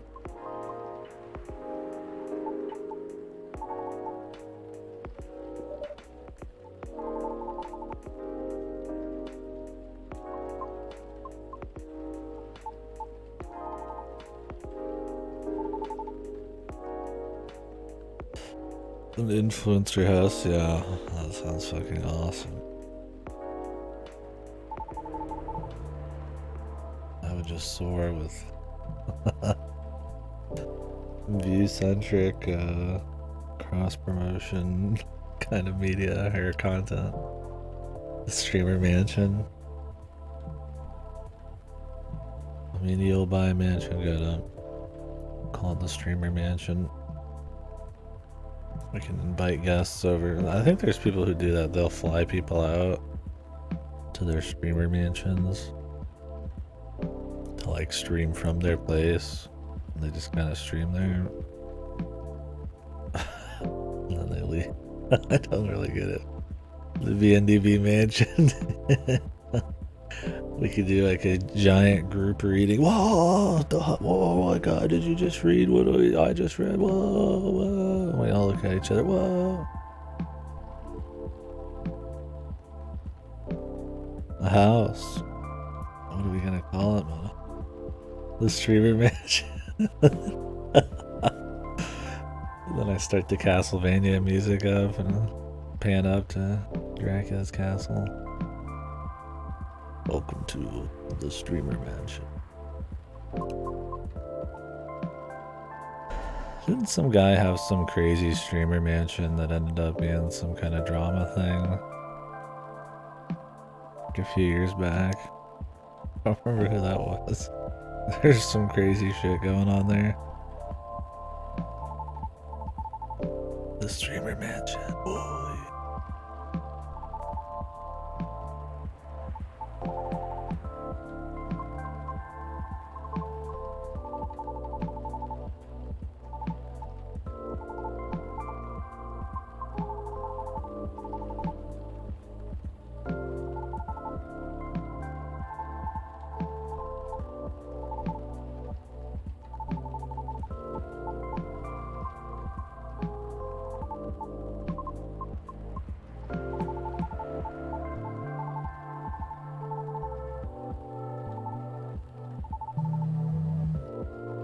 My phone vibrating.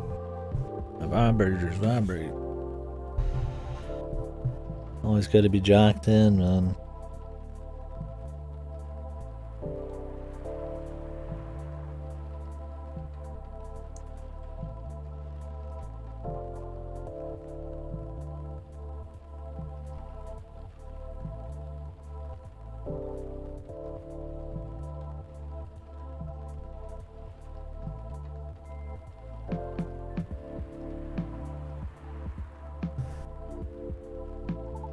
Streamer house.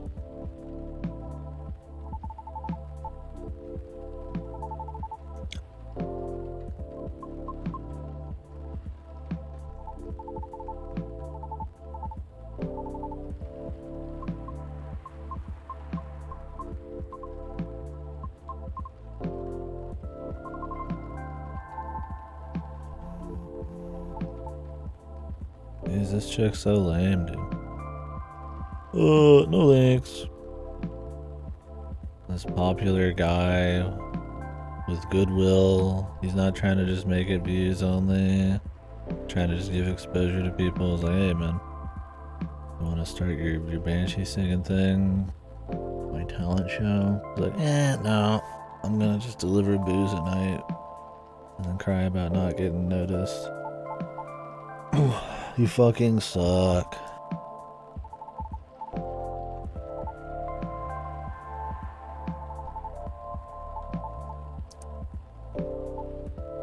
Maybe she'll do something, who knows. It's like I can get like wanting to pave your way, but man, if you're in entertainment, music and shit, pretty naive.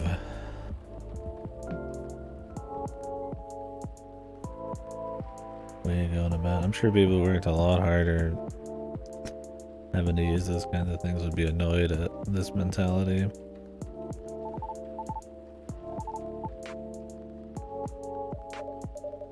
They were taking a shortcut or something.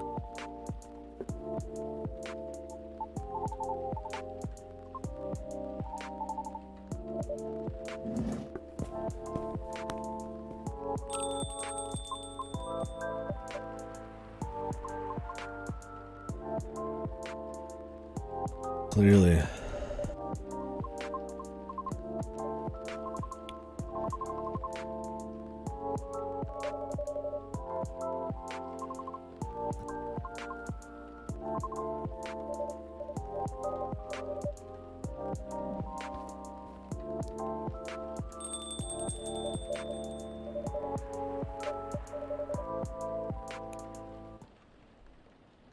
I hope everything will work out for everyone. Oh, that's crying. Ooh.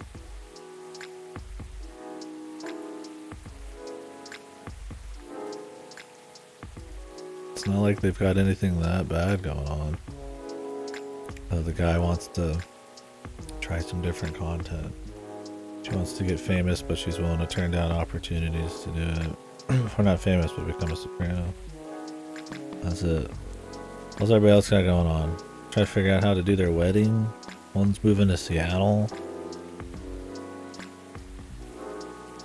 Neil's probably got it the hardest, man. He just wants some pussy and he just can't, man. Him and his sister are trying to figure it out, man. And then the fucking men in black are after him too.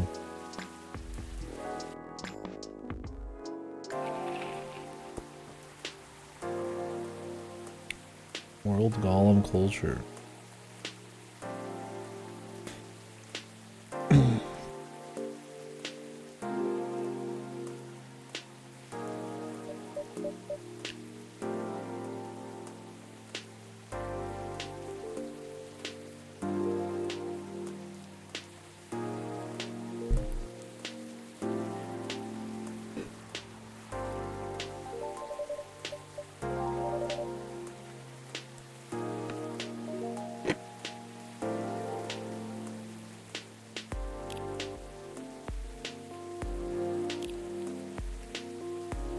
Dinner with my team.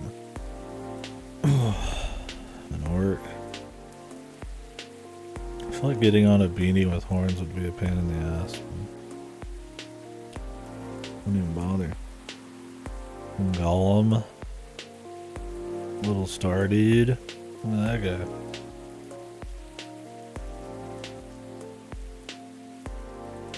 guy. Some pizza bros too, I guess.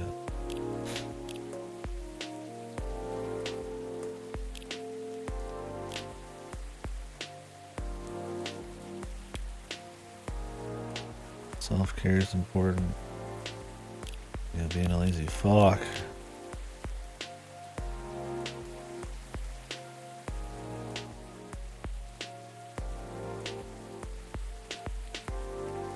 Trying to have that video of that kid.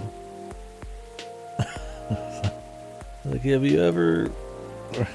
Until I find that.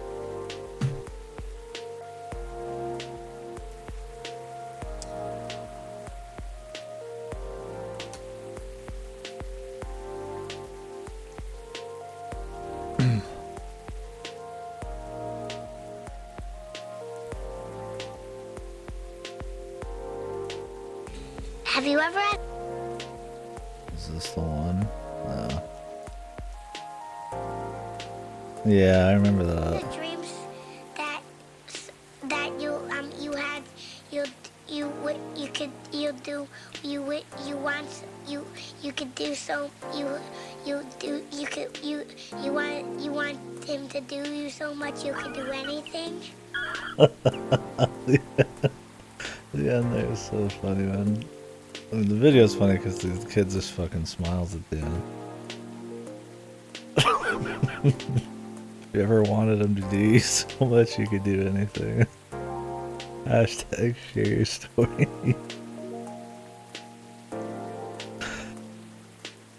Oh yeah, I put the camera back on.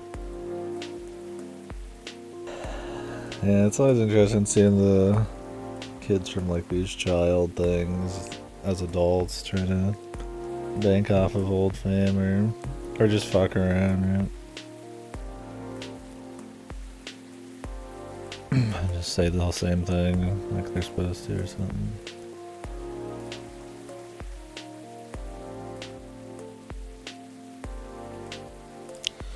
That shitty show, Tosh.0 would do that a lot. They'd pull like old meme people and try to like get them 20 years later or something.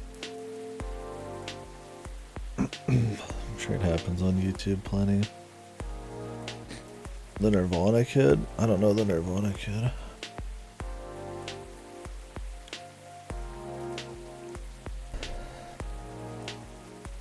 Yeah, I only ever watched it because it was just on at my parents' house. My dad liked watching it sometimes. Oh, okay, that kid. Why did he do that as an adult or something?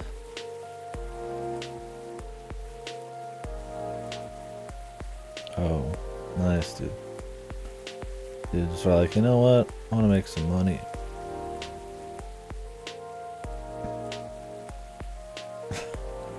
That was probably the goal. Just one day, and it's just been haunting him his whole life.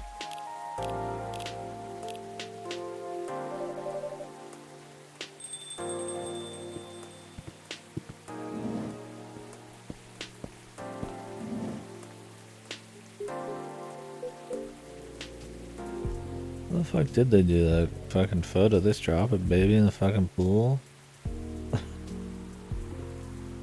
Maybe they did something else to make sure the baby wasn't fucked.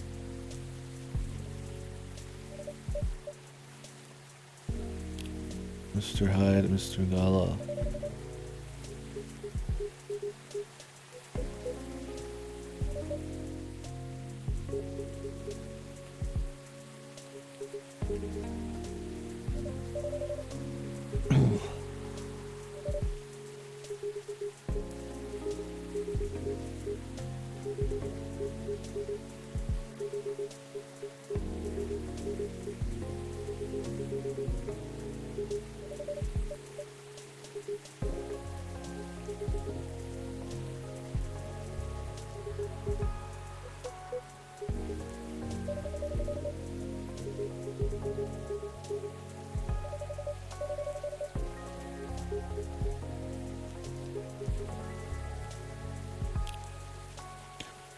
All I had was no caffeine and blue.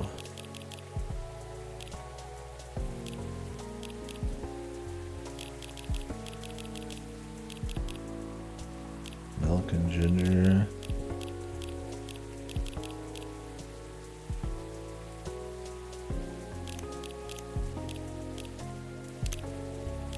Here's a diet Galahad.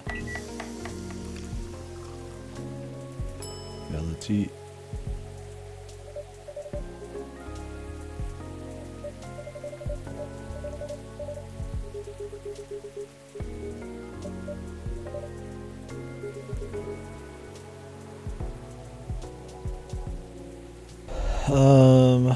Oh yeah, sure, why not? Yeah, I didn't get it today. We'll see if I get it tomorrow. If I don't get it tomorrow, then we won't be playing it till at least Monday. You do keep them? Oh, cool. They definitely needed to add more to the combat, make it a bit more interesting. Wasn't the best part of the original. So, at least starting with the same kit's a good start. Oh, is it running like shit for you? I've heard the console versions run pretty bad as well, but not as bad as PC. I'll be playing it on PS5.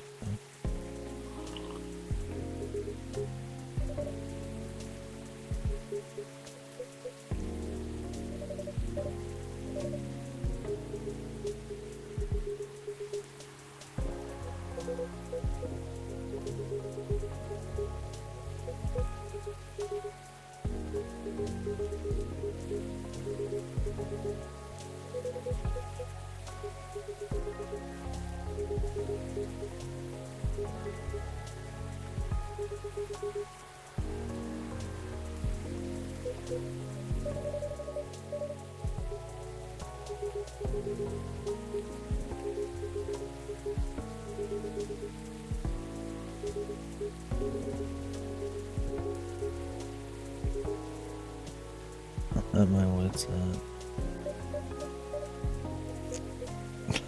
Mr. Hyde.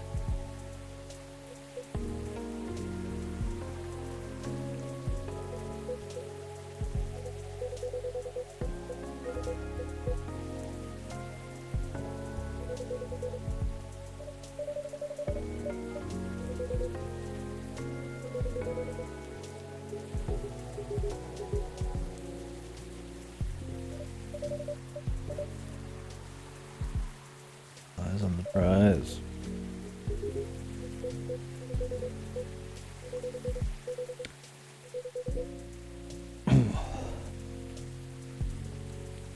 Yeah, I've heard it's much larger, so I'm expecting to be on it for quite a few days. We'll see.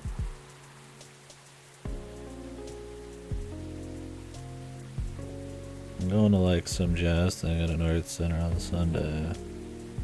I don't think that'll be very long, so if I do get it Saturday, we'll still be able to get good time in over the next few days.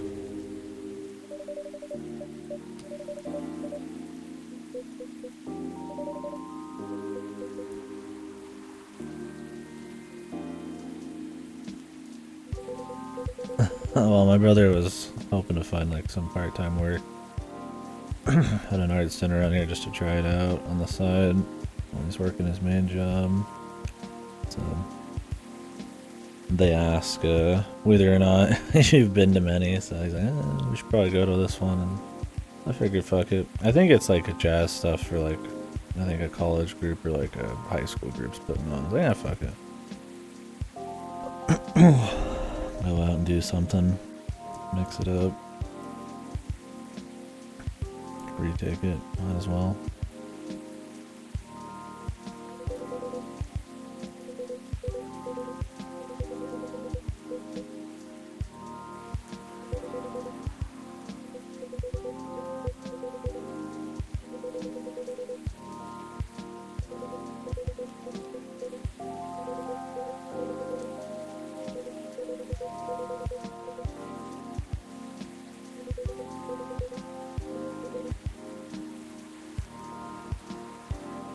This is neat, I suppose, here.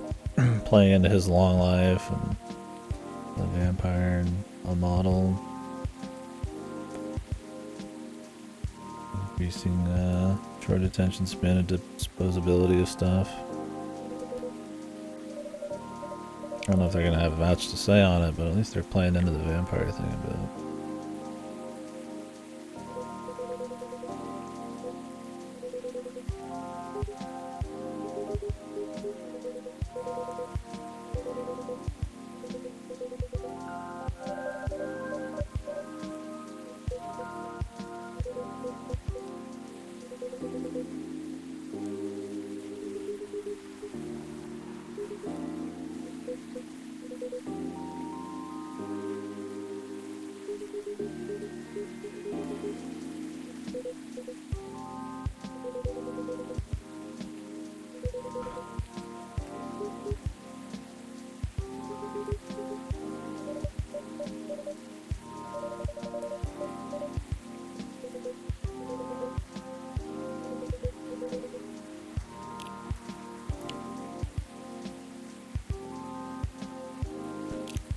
Recently or when we first met? Well, I know recently you did hibiscus and ginger.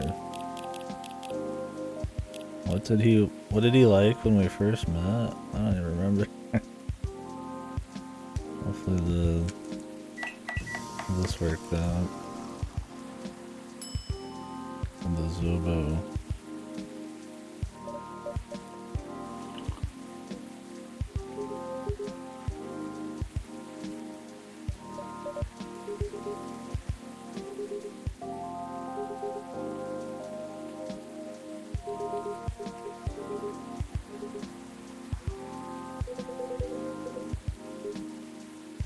Steakhouse, man. I wanna go to a steakhouse.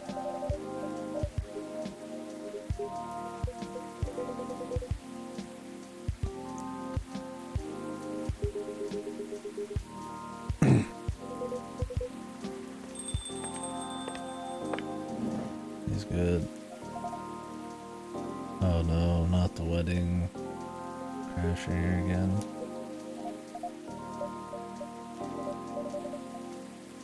Busy and lively, just the way we like it. Who is this character?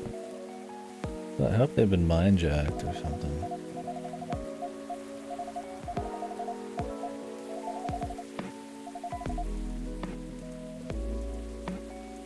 Who is we? Who are we?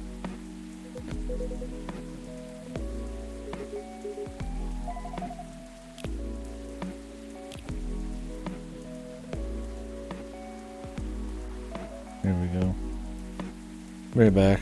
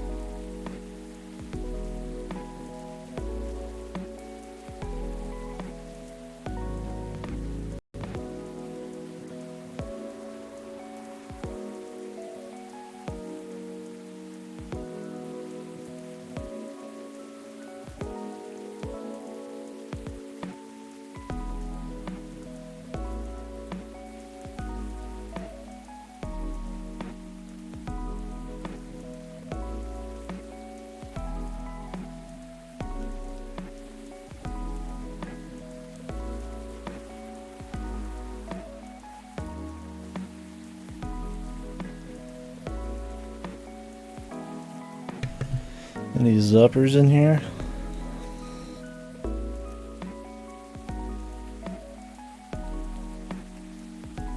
I'm gonna reset the settings. Unless you wanna see me looking extra bad and pink and whatever the colors I got going on here. What's up with you? Not much, dude. Not much, guy. How much is up?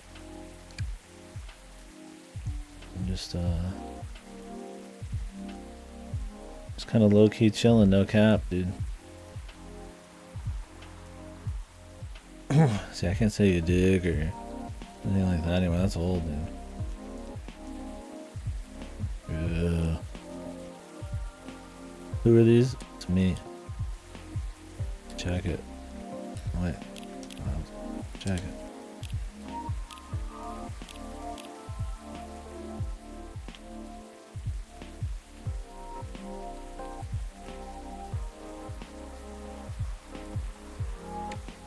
Yeah, I'm botting. Oh, no, he's bought. Yeah, he's paying for it. I mean, he did belong to the streamer, huh?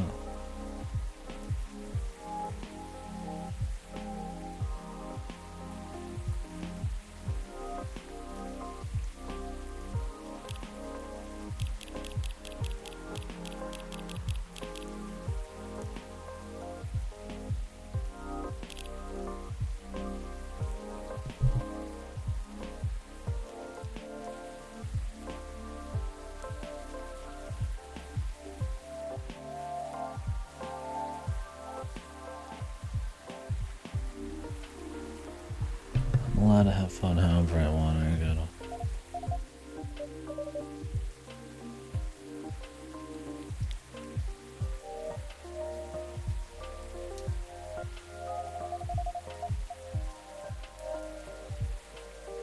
Even if it's just fleeting jokes about Zoomer lingo. Yeah, there's a limit, right? Within that range, have fun how you want, right? I'm not gonna equate murder to ironically making fun of ironic language.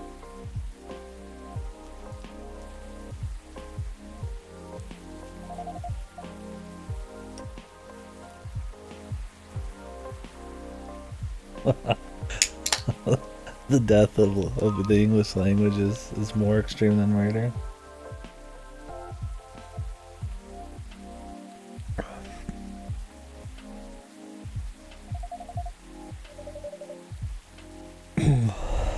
Lemon and honey. One verse and against the language. Over.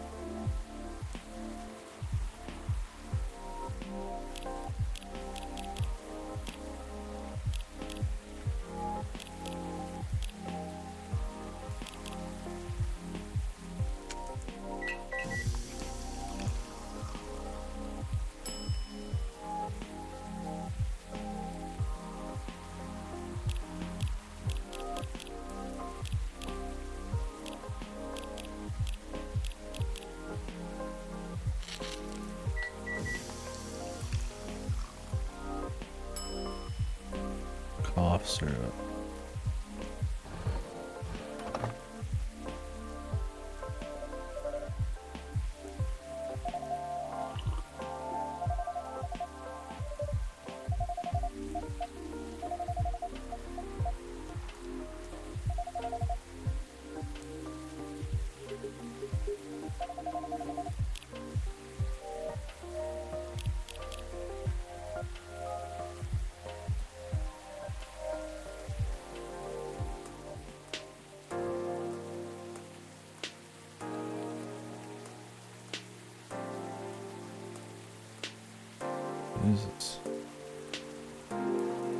This chick is way too full of herself. Enraptured by the forbidden.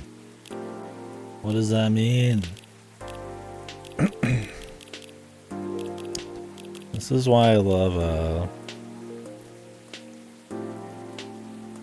Hypnospace Outlaw.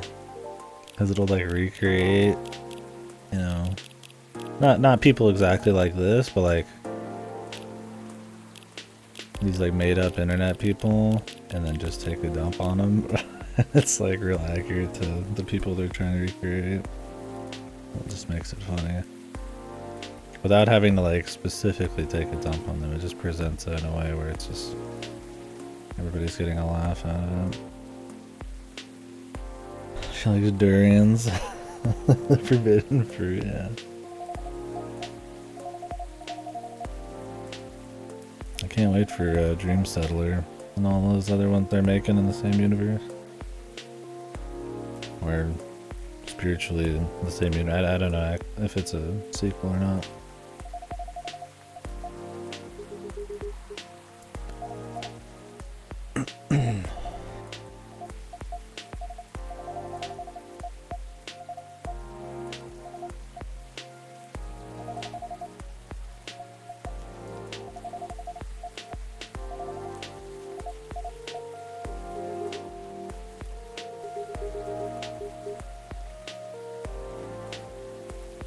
Yeah, play it. You haven't seen it. It's a game about a modern Seattle, where instead of just humans, there's fantasy races, And instead of a bar, this is a coffee tea shop that's only open late night. We already knew it was Seattle. It's not too like hipster pretentious or anything. This one can get a little bit there at times. And obviously like all the lo-fi and shit, but it's chill. I don't think they really have enough to say or reflect back on the societies that they're trying to like form here, the world building that much, but it's comfy and the characters are well realized enough. The sequel though doesn't really go much farther with any of them. It's kind of just like a fan disc.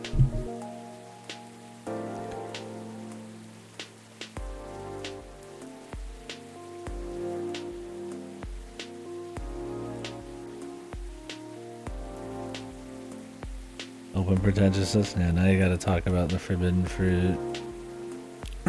Deep in your friends list or whatever. Put random French and there you go. Yeah.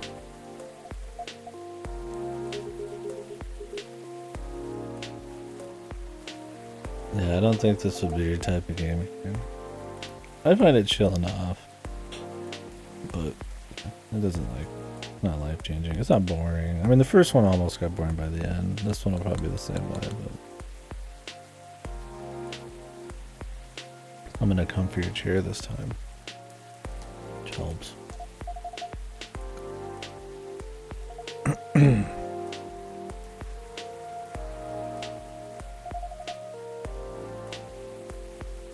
Yeah, at this point I'm just waiting to see what the time traveling alien twist is.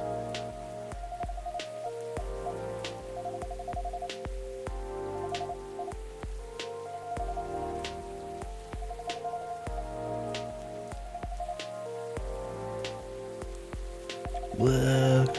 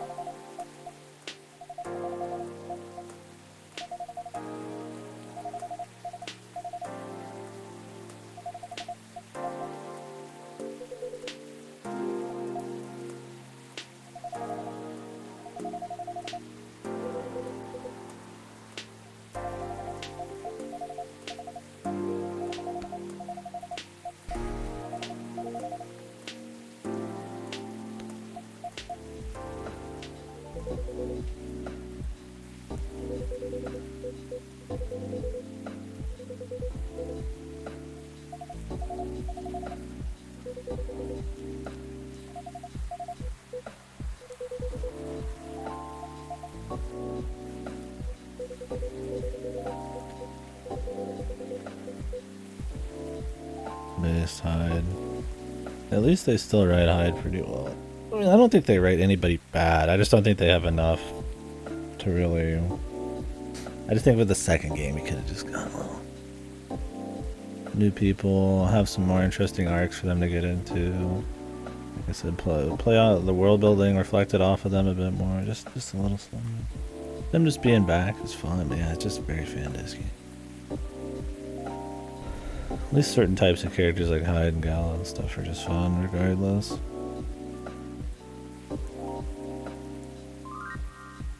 Window in all life thing. I mean, I like the window in all life thing. It's a good vehicle for a story, right? I mean, you keep it small scale. I've mentioned this a few times. You keep it small scale so it's really immersive and it keeps kind of more the more personal connection, but because you're in a business, you could have so many different people coming in, especially a business focused on talking. And so you can kind of use this more like tight, I guess, immersive, and you could have a little gameplay with it too, you know. Immersive vehicle to kind of like learn about this crazy world in a kind of novel viewpoint. But I don't think this one really goes hard enough on feeding you that world.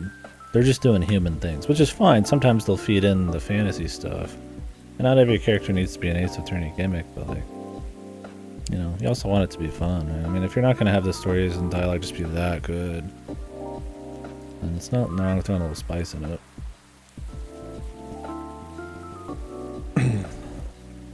Bad move. Based.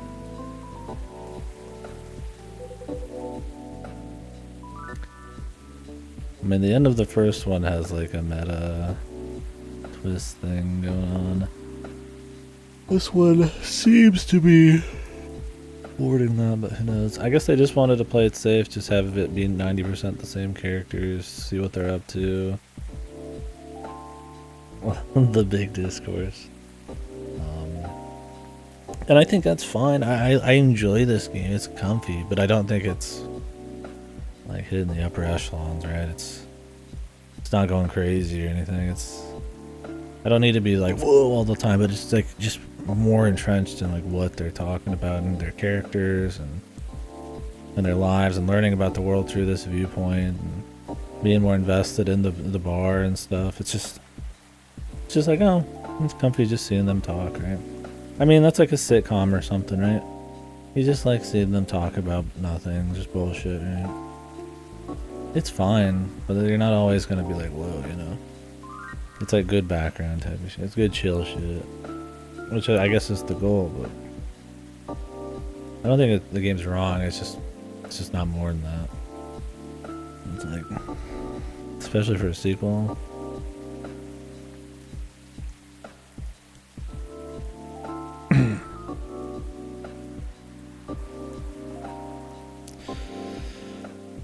Yeah, I mean, the thing is, in Valhalla, at least there's more novelty in the setting and the characters and stuff. And how some of the events kind of bounce off of it. Not in a crazy way, right? But a little bit. Would you consider Paper Please in the same vein? Kind of, right? It's not chill, but I mean, it's still meeting different people and having like a larger, more countrywide story kind of bounce off of small people. I think it's different enough, but we were talking about how Eliza's kind of a similar setup. No, I mean this kind of game. But yeah, it has an actual narrative and routes and shit. Way more gameplay. But it's a similar vehicle, right? You work a job where a lot of different people come in every day in a made-up world where you learn about that world through how you interact with people. And I mean, obviously you don't develop a rapport with people like you do in Coffee Talk and Valhalla and shit, but it's kind of similar.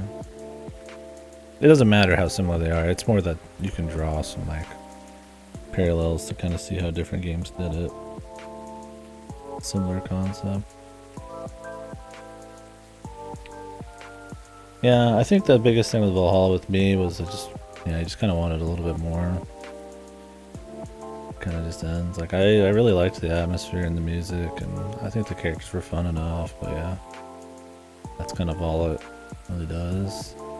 Coffee Talk's the same, yeah. I don't know, I think people would like misconstrue maybe when we talk about that kind of thing and assume we mean like I want some big epic crazy story or something.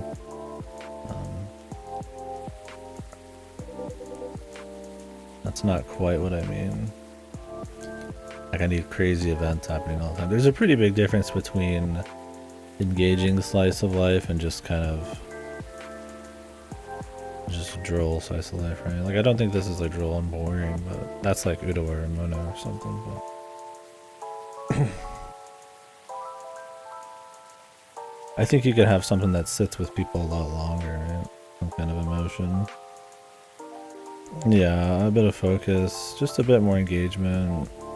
Something, a few more things to say. It doesn't have to be like some philosophical something. Just, you know, we want to tell an interesting story about, you know, a werewolf or something. And how he like lives in the day-to-day, and you tell it through the coffee shop. And I mean, that's kind of what they did in the first one a bit. He had actual events that would pop up. And, you know, those are cool setups. Like, what am I doing in this one? We're not really seeing like how a werewolf lives in like a society full of different creatures or anything. We're just seeing like A werewolf who just acts like a human that sometimes mentions werewolf things, and he's just here.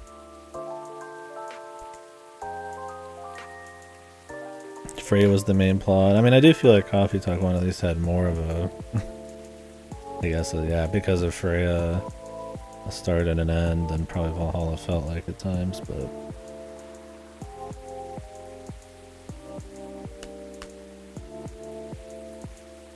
I also think because it's not as interesting or novel of a world, you can get away with probably not having this clear cut of like a plot. Like in something like Valhalla, you want to know more about it. You expect a bit more like a beginning and ending, especially because you're leaving the workplace and you're going and talking to like the owner and all that stuff. Like it feels like there's supposed to be some kind of progression of the character or something. Or in these, it's just like Coffee Talk 1, they just get to the end of each person's arc and then it kind of just ends and that's fine. But in this one, yeah, it's a bit more...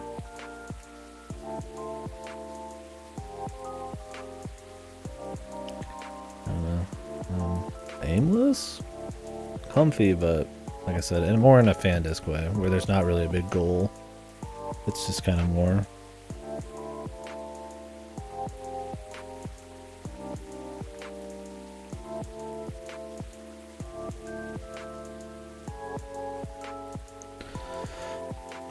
Home for rain.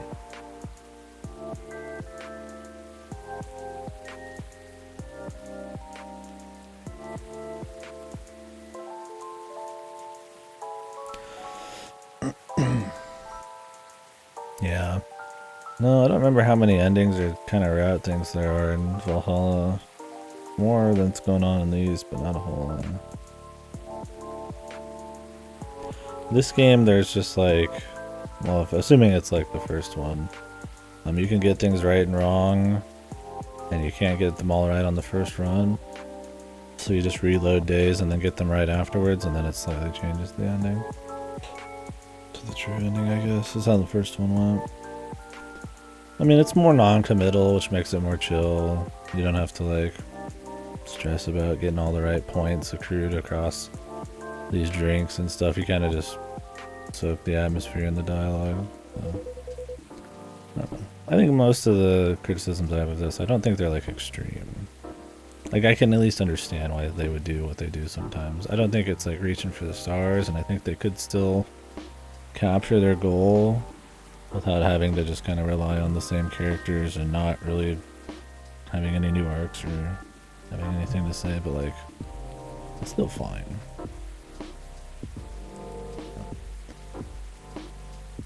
I mean, I ended up liking Valhalla plenty. But the atmosphere and the novelty of the setting and the music was cool. I mean, I'd agree about the story stuff, but it was one of those I kind of just enjoyed soaking the atmosphere, so this works for me in that way.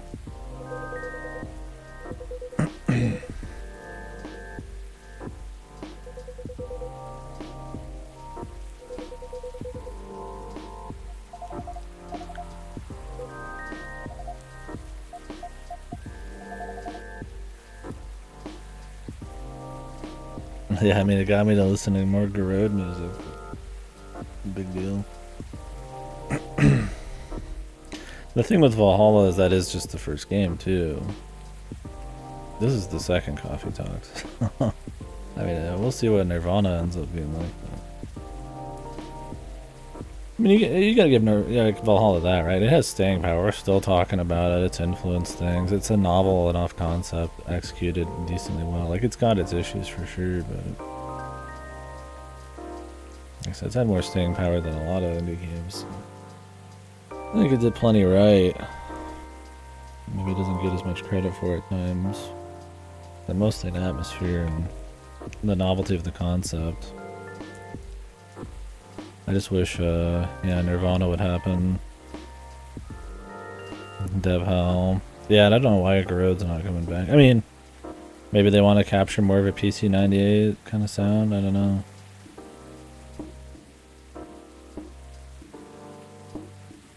Significantly more music than asked for. That's pretty cool.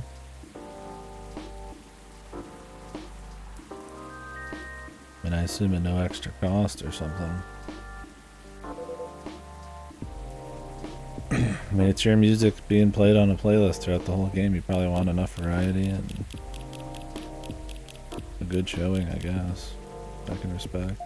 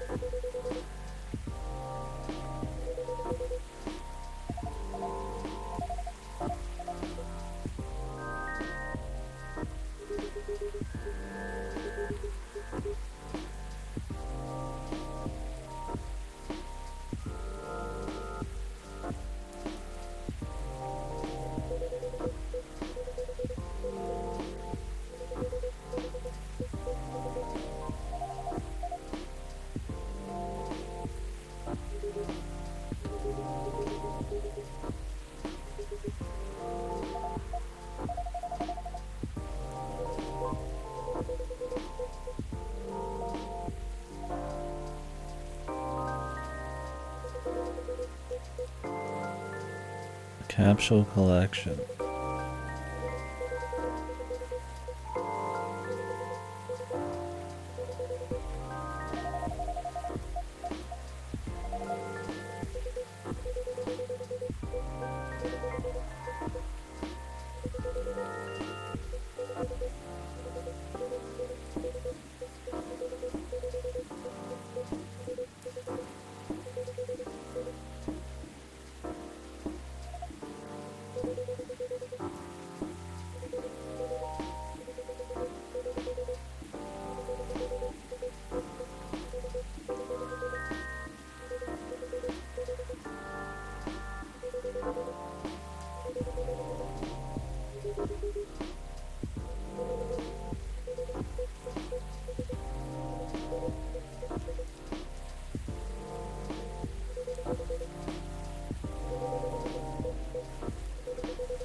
Why doesn't he just become a photographer, man?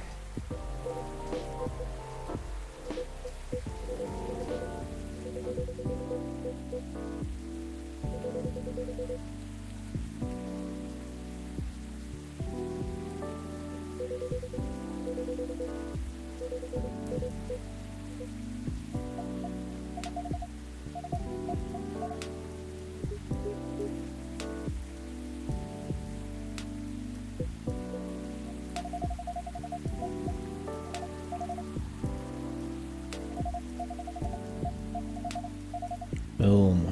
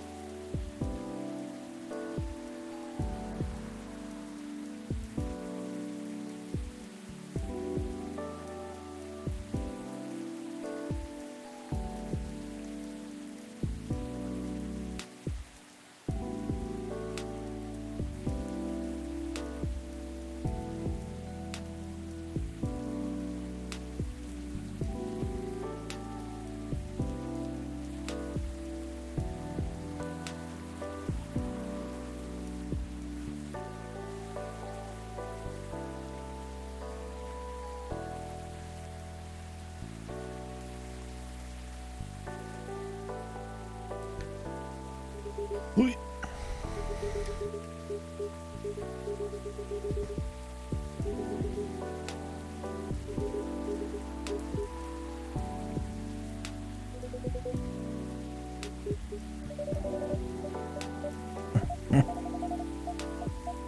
The divorce.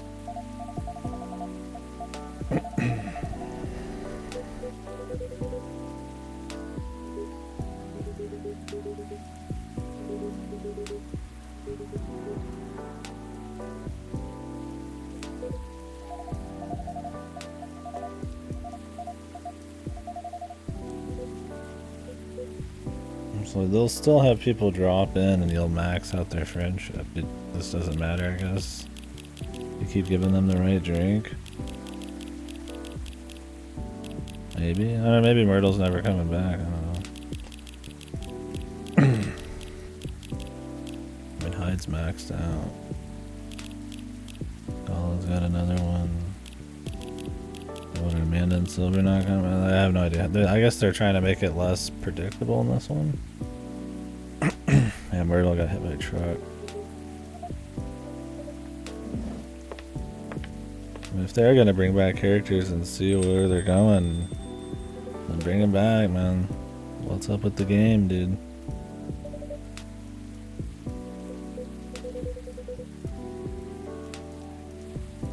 Welcome to Seattle and everyone's phone.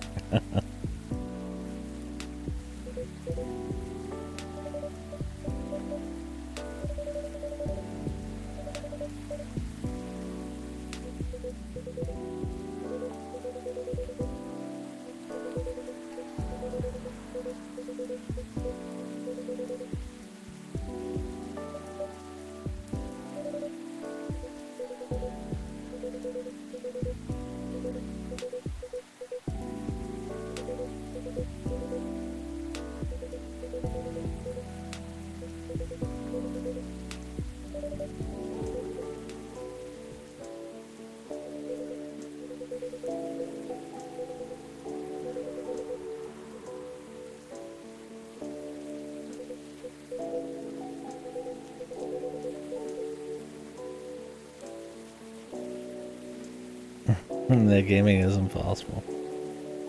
That's how I am. I mean, I've had stuff that I bought years ago I haven't gotten to. And then obviously my greater backlog. But then I'm sitting here talking about all the background experience of different mediums so I can have better discussion and better viewpoint on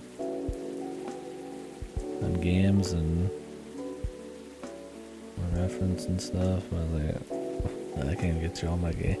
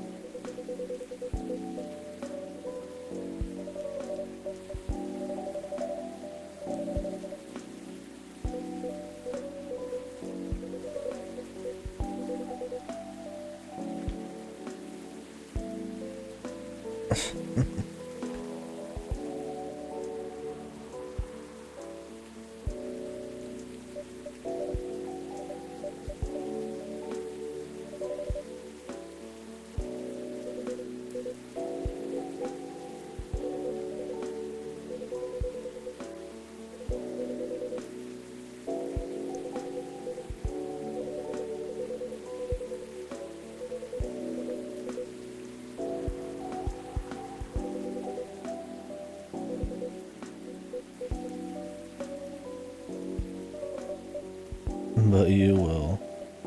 Oh shit. Well, he's got to figure it out. Everybody seems to be slowly figuring it out, man.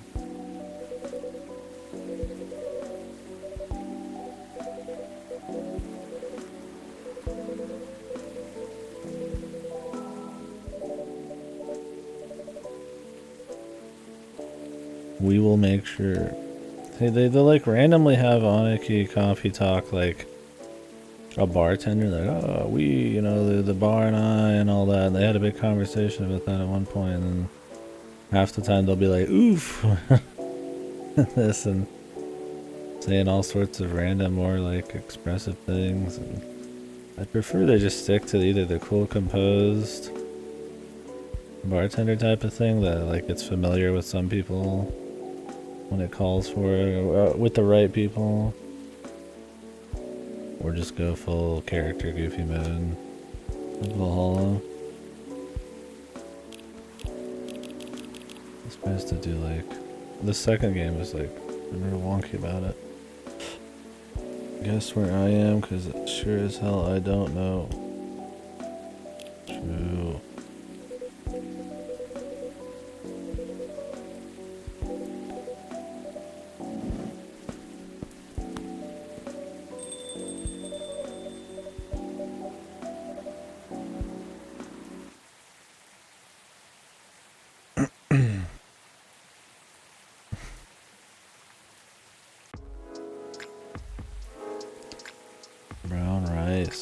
got brown rice here.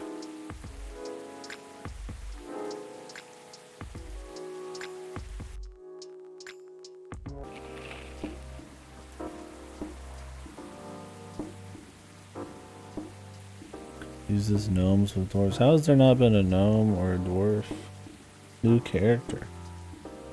What the fuck?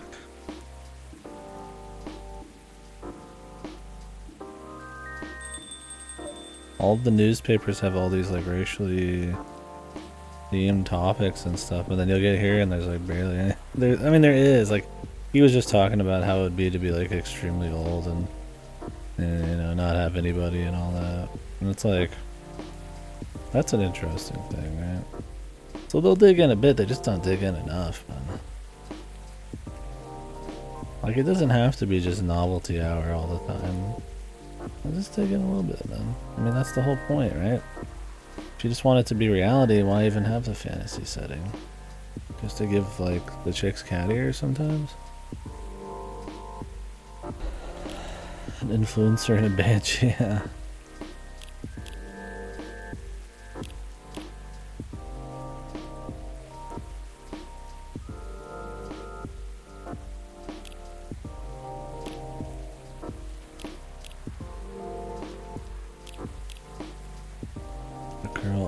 Has her secret. Fuck you.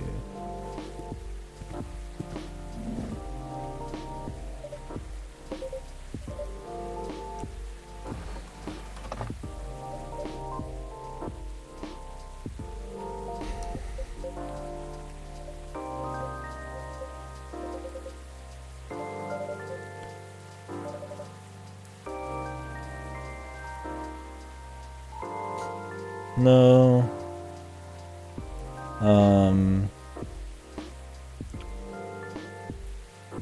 In the first game, there's not really a whole lot.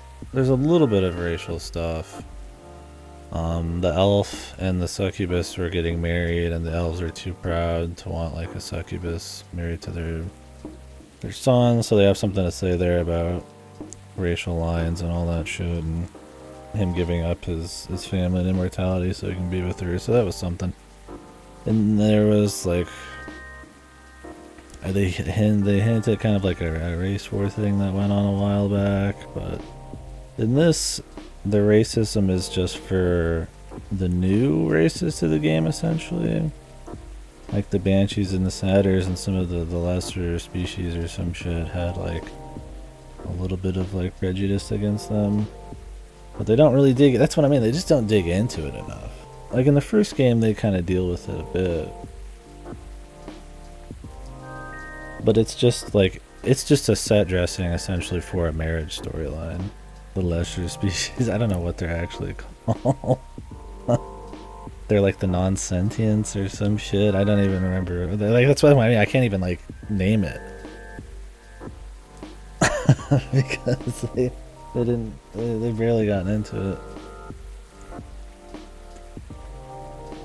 No, there's no dislike for humans or human-themed things.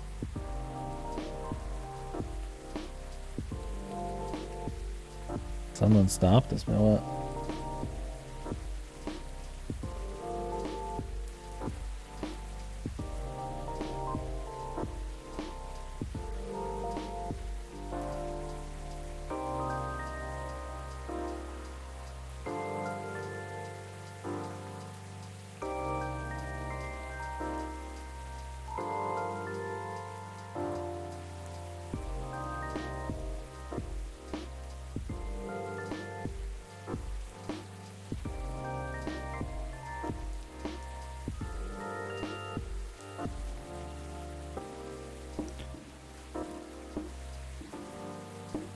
I mean, that was just how they're perceived or whatever. They bring it up a little bit, but then they kind of just drop it. I mean, they'll bring it up from time to time. Like, I mean, the satyr guy, the influencer will bring in, like, he'll talk about how they used, like, him being a satyr as, like, the focal point of a joke in his influencer mansion. But, like, that, they'll just mention it occasionally, right? They're not really digging into, like, you know, what it's like to be this race in this time. And I mean, I guess I don't want to say it's nuanced, because they just bring it up like it's just more casual racism stuff, but I think they could just dig into it a little more. Like, there's not really any character who's just like feeling really down that they're like being discriminated against, or they won't play into the novelties of the different races in like a huge way. They always try to tie it back into more human stuff, and I think that's commendable in a certain way, but I feel like what's the point of even having it if it's just kind of set dressing sometimes? I feel like dig into it a little bit and then still find the humanity within, right?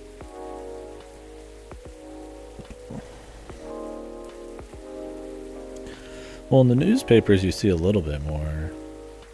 Like in the first game it was like orc unions and stuff were forming because, you know, people thought orcs were just really stupid or something.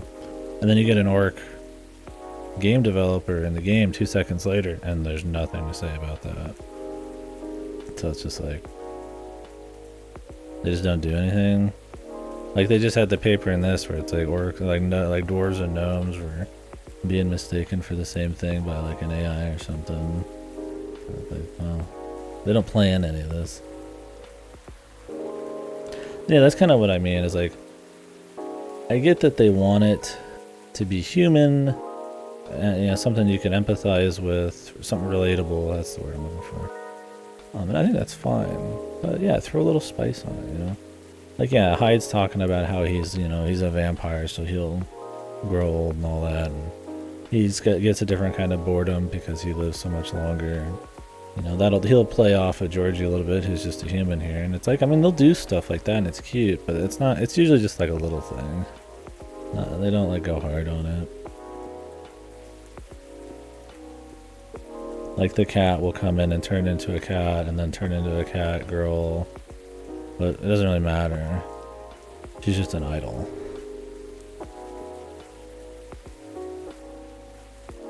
And I mean, if the idea is that it's supposed to be just different races or whatever, and you're supposed to look through at the, you know, the person within, and you don't care about who they are, that's fine. But the fact of the matter in this is they are all very different. Some of them are living for hundreds of years. Some of them erase themselves from people's memories when they die.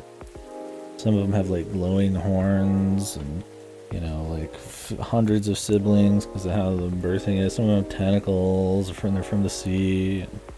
Like the first game, we'll talk about that, where it's like it's hard for like, you know, the ocean people or something to like immigrate or something, you know. It's like, just, I don't know, dig into those topics a little bit and mix them into just natural conversation. And they do at times. I don't think they fail hard. I just think they could do a little bit more. That's kind of what I mean. And I guess that's what I've been repeating like a fucking broken record all night. I just think there's like an interesting enough world, and this is a cool enough viewpoint where they could explore this idea. Or what if it was just a world with, you know, fantasy races in it, in Seattle or something.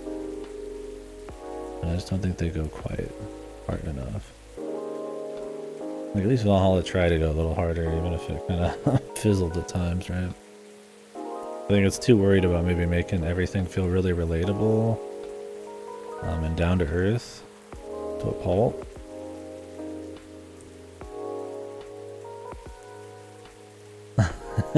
Yeah, I guess so. I don't know.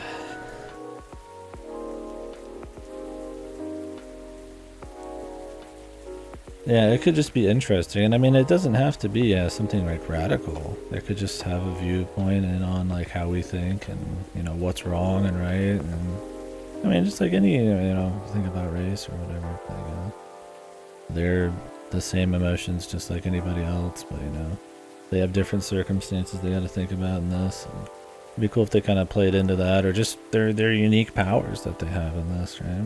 Like being able to live for a bazillion years. Like in the first game, they dig into it a little bit, right? Like the werewolf guy, they would call it the fury mode, and there was like fury drugs, and the drugs would be, you know, regulated by the government, and then that didn't work out, and that was mostly in the newspapers. But because that regulations were falling through, and there's like a new one coming in, a bunch of werewolves like went out at a weird time and kind of went apeshit a little bit, and That's what happens to him. He shows up here, and then he's like a werewolf, and you have to feed him like a special tea that you'd planned to make with him that calmed him down. And that was a cool like event, but it was like the only one that played. And then, you know, so he's like a werewolf, and he's sitting there wanting tea and shit. And it was like a cool way to play into you know, what they have to think about in like a modern society at being like a werewolf or something. And it's like, it was a neat look at it. I don't think this game tries even half as hard to do some of that kind of stuff. And I thought in the first game they didn't go hard enough either. But on comparison, they do a lot more.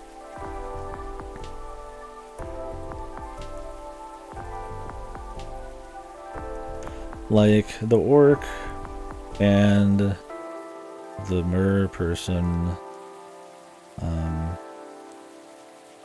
the race stuff didn't matter with them at all, what they could personally do. I mean, the orc was a little more angry or something, that was about it. The marriage thing had to do with, like, you know, that novelty. The werewolf guy and the vampire guy usually have something, they usually tie in what they are a bit more.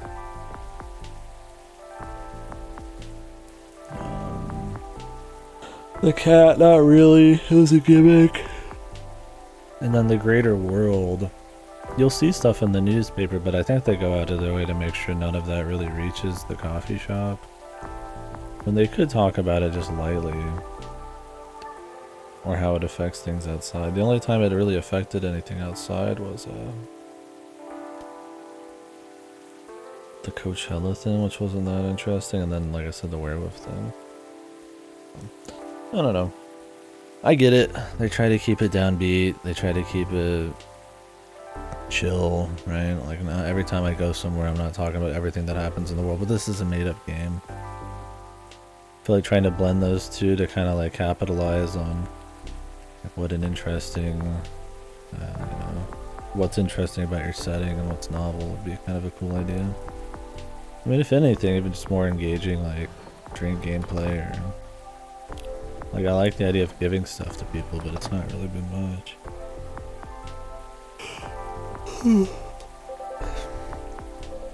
I mean, they brought up that story with the fairies and the tree that disappeared and shit like that. Like, they try. I don't want to say they don't ever, like, it's not just like an anime cat girl game, right? Where it doesn't matter at all. And they just have cat girls because they think it's cute. Like, it does more than that. But I think the key thing from keeping it great in the first game is like they just don't really do enough. But there's potential there. The Shadowrun. I haven't played it still. And this game's a different bag. Because it's a sequel and then they really don't do anything. It's like it's entertaining, but yeah. When there's kind of a little bit of a wasted potential in the first game for the second one to like double down. Like, I don't respect that as much, even if it's still enjoyable. It's fine. I mean, it's not like I don't respect it at all. But just keeping it safe.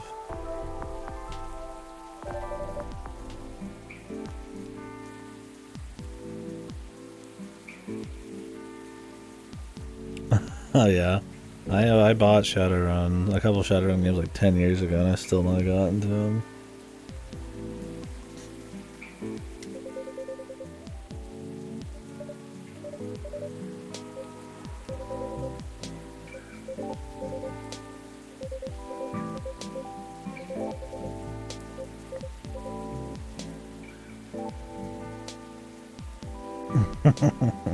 It's in the running. I never could get into review. Not my speed.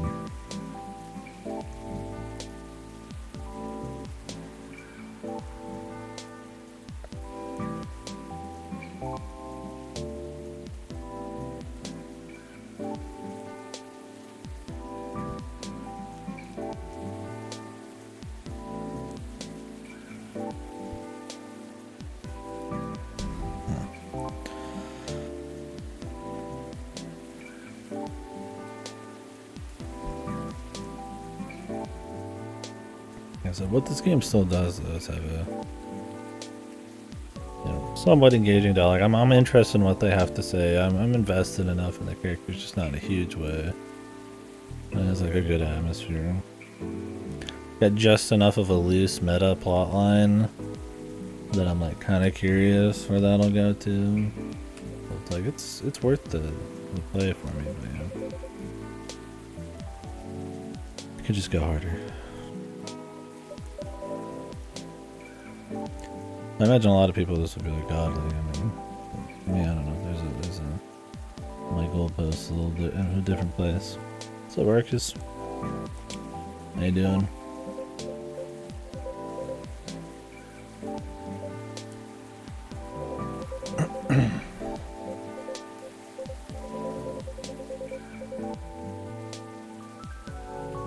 Friday? Hell yeah.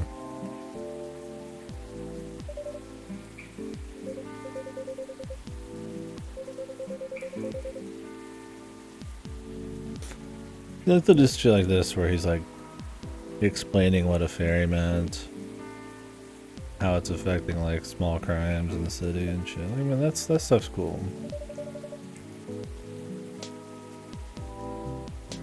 That's why Georgie's probably more interesting sometimes. Because he's just a cop.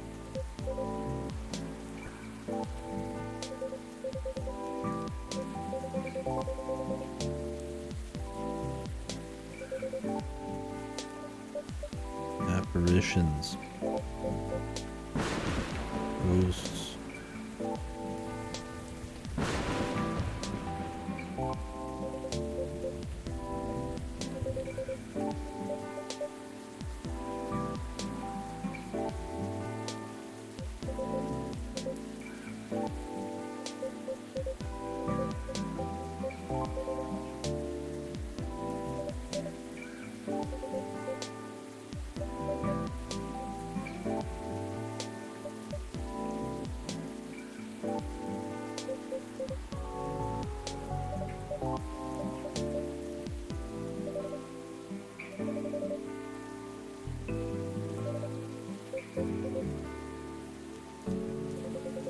Yeah. Getting the fucking Mulholland jump scare. So it's gonna be Georgie in that gif.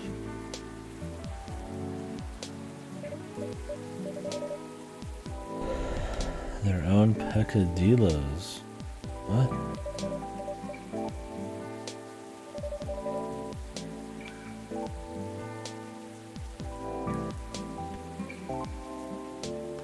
Mulholland. That'd be in fucking Blue Velvet, man. Yeah, all you do is serve Heinekens and Pabst Blue Ribbons.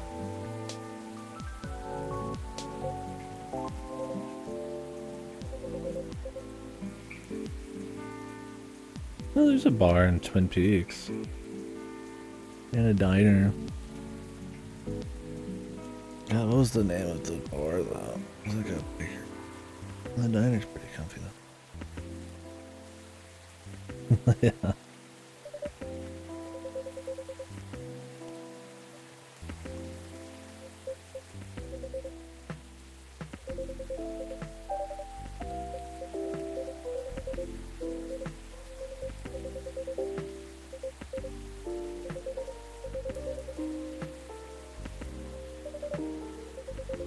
Unknown variables usually mean trouble.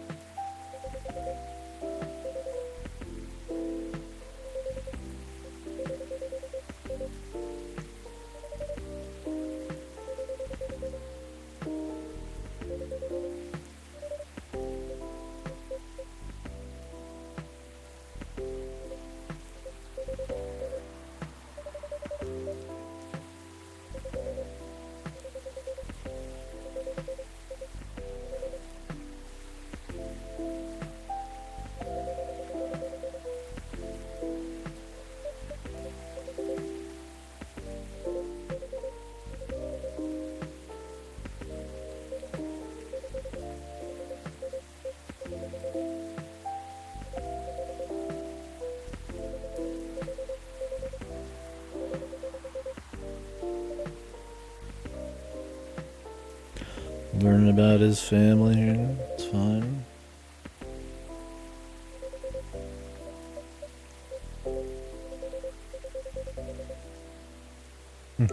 All you do is give chili to Columba. I wonder how many episodes he gives chili to him. We'll see him again. He's supposed to be like a regular or something. Best chili in town.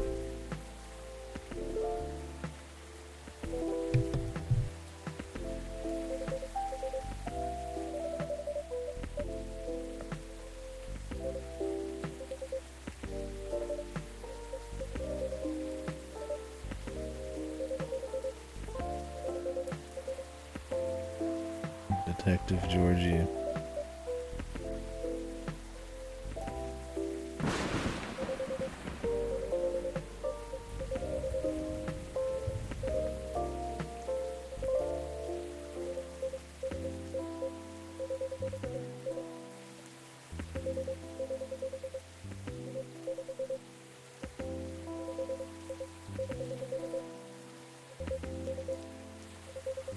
Georgie's at the center of this whole conspiracy.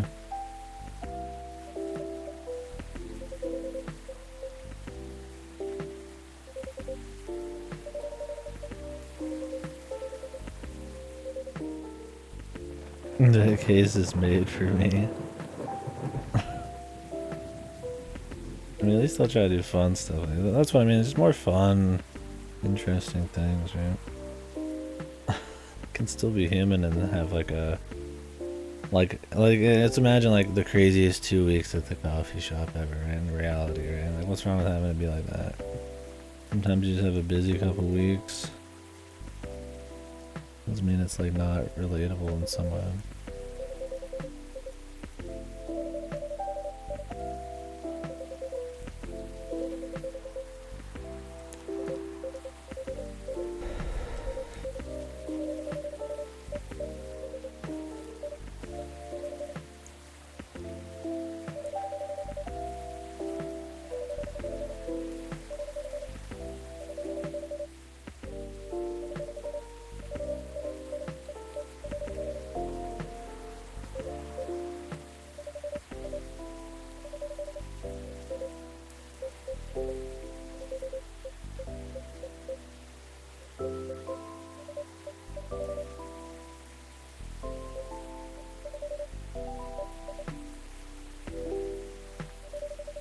Lighter. This is some voodoo shit, man.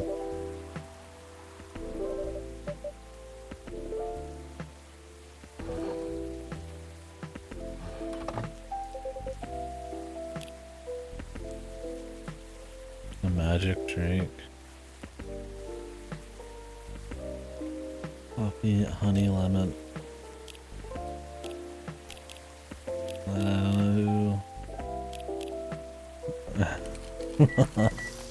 I wrote this. Whoa.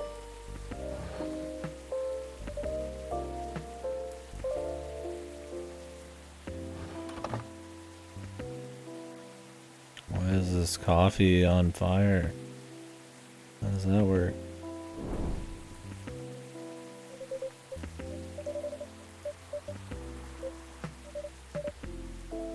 Don't tell anybody.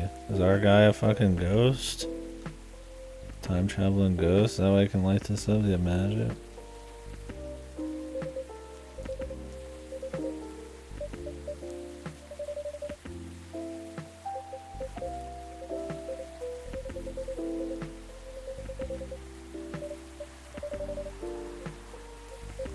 How do you drink a drink that's on fire?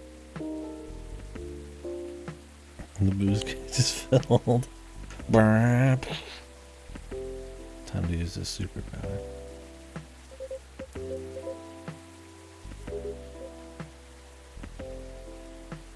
Whoa, new character.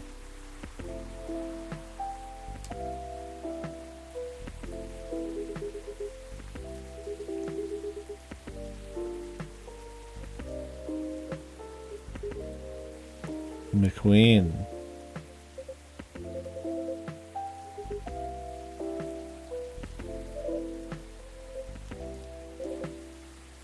Brunch buddies.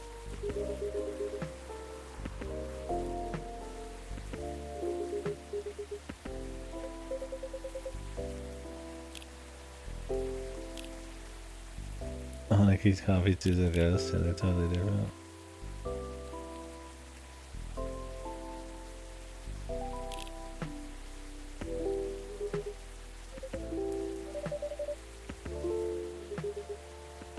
Oh, the fourth new character. Fucking McQueen here.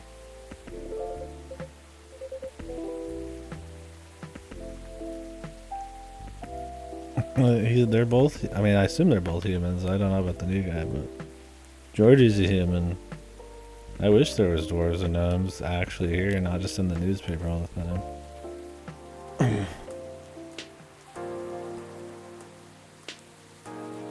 Was there alcohol on it? I mean, he used a lighter, but all I put was coffee, lemon, and honey in there. But I mean, I guess he threw in extra ingredients or something. They don't let you actually customize these things very deeply, which is whatever.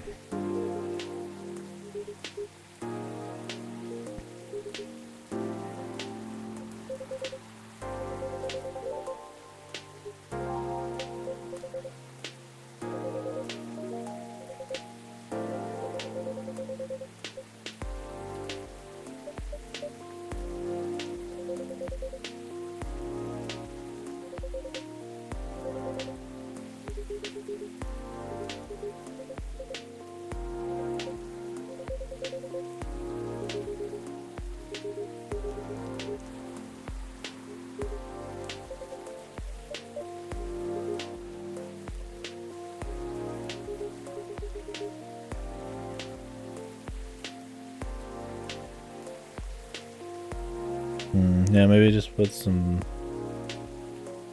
lighter fluid on top. I have no idea.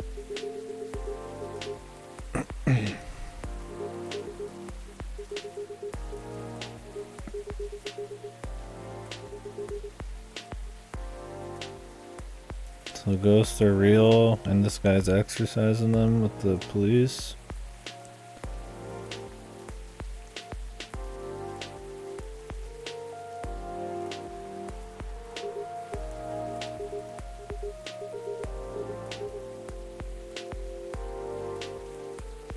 Yeah, it must be something like that fast, though. Or our guy has superpowers.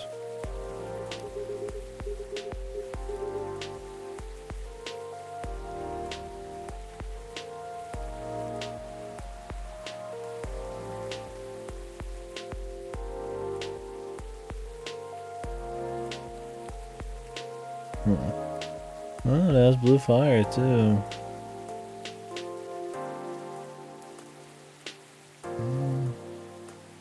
Winemaking, special herbs, coffee, sugar, lemon,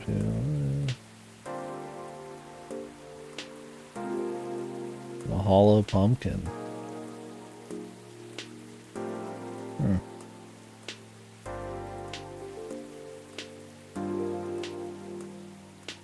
It's a ghost, yeah. It'd be cool. Yeah, I like when they dig into that kind of stuff. Just more fun stories about that kind of shit would be worth it.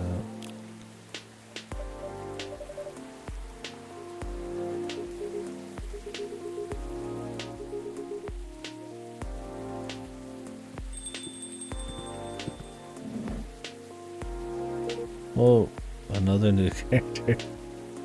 I think he's got the same face. What are they, twins? He's got the same, almost the same facial features. I can't believe it, another new character. I'm sure we'll see these guys for like 2 more seconds, so...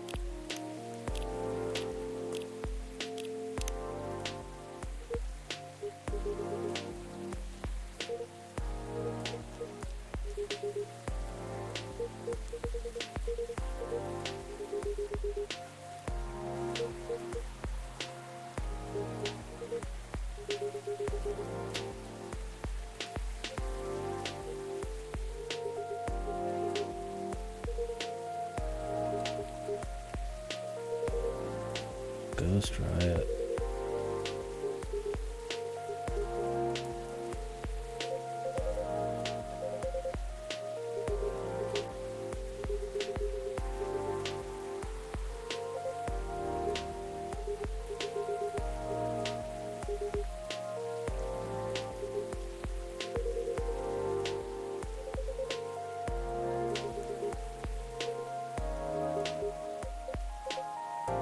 Are ghosts real or not?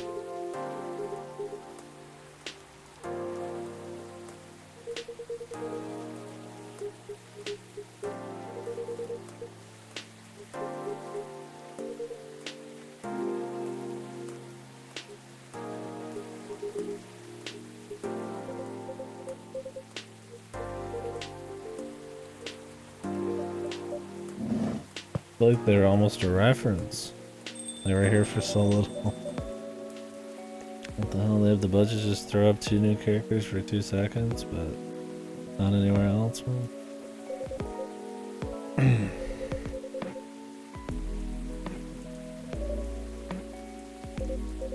Why did they show up here anyways?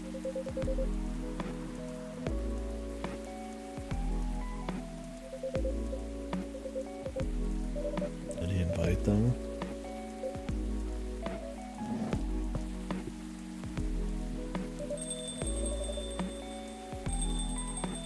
Yeah, maybe they weren't real, man.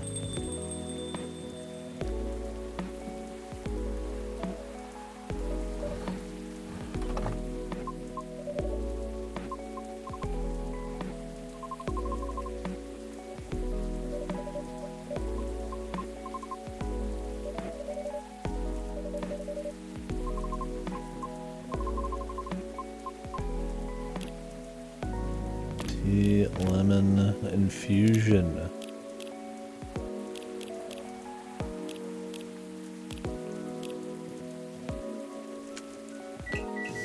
Giggle yeah, ghost alien time traveler. Best. Powerful.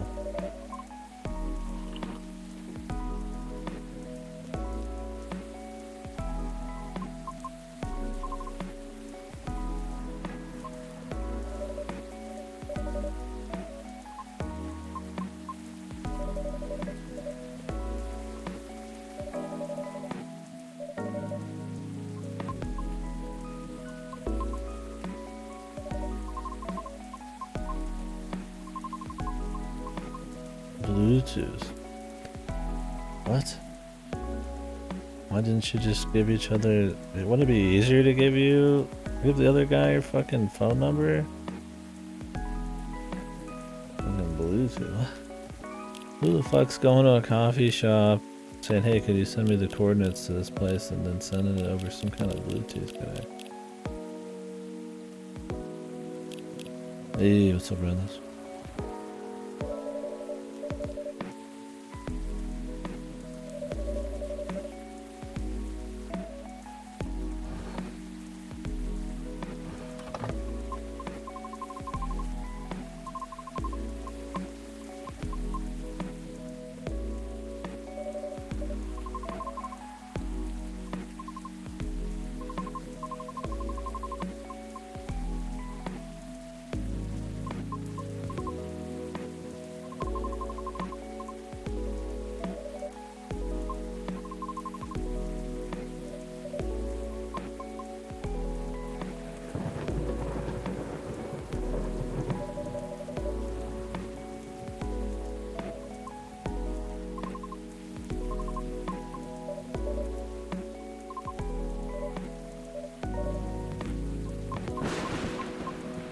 The lightning.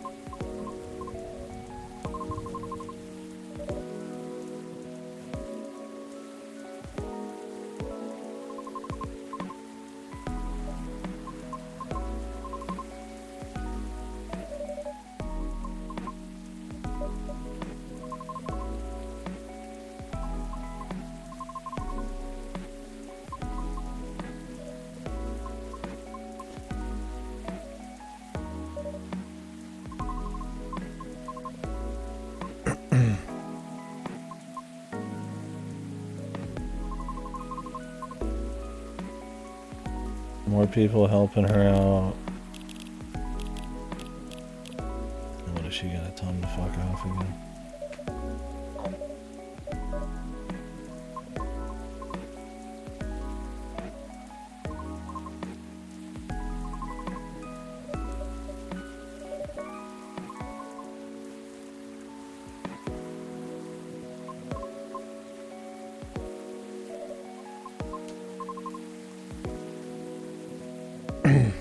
Shortcut, man. This chick's an idiot.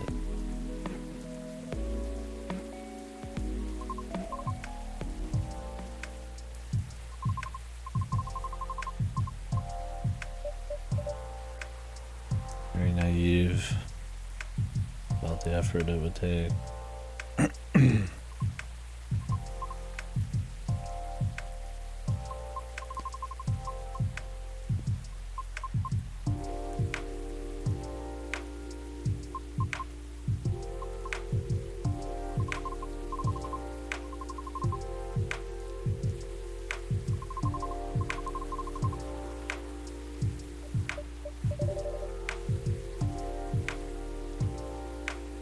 Somehow I miss Freya. She was just an honest person who stole people's lives for money. Simple.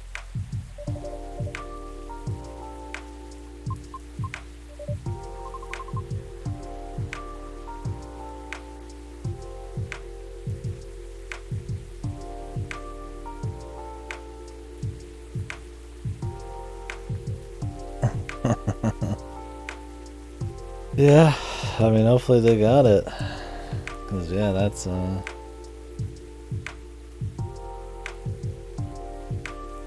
sucks to have to leave it, but I mean, they missed the call.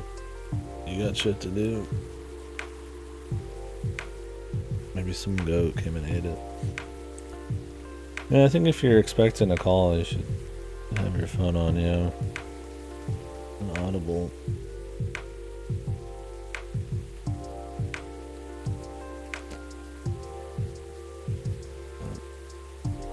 Just me, man.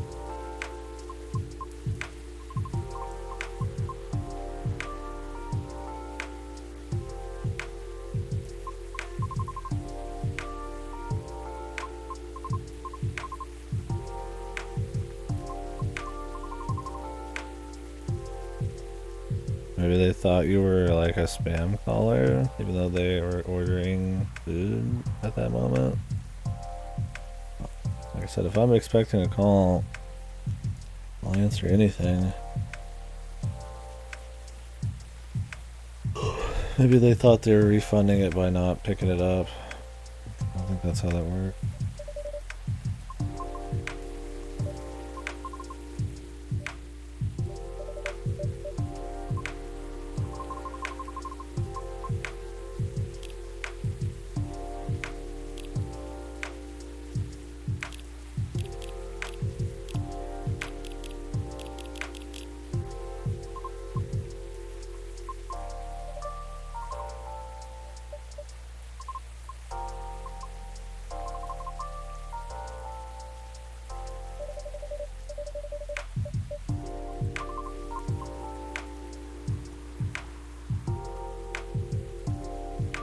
Yeah.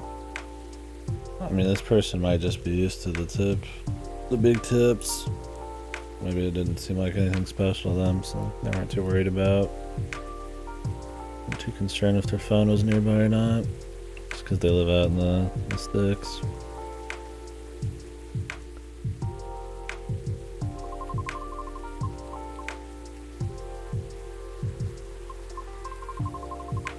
How many people do you usually get that aren't, that don't tip?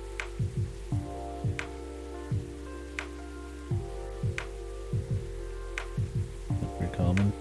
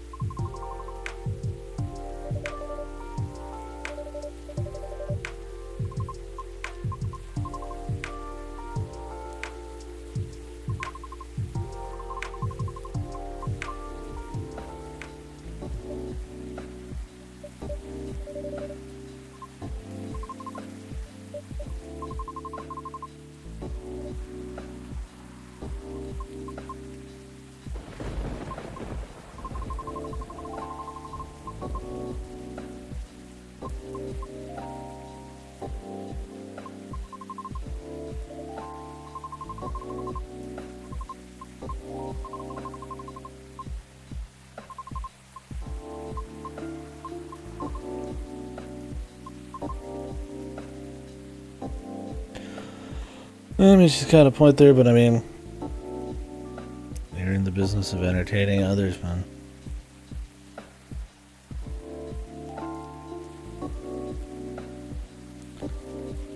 The initial offer is too low, I don't accept. The initial offer doesn't distinguish between pay, DoorDash, and tip. What's the sum? 1 or 2 a week that don't have a tip. You just stack that order. Okay.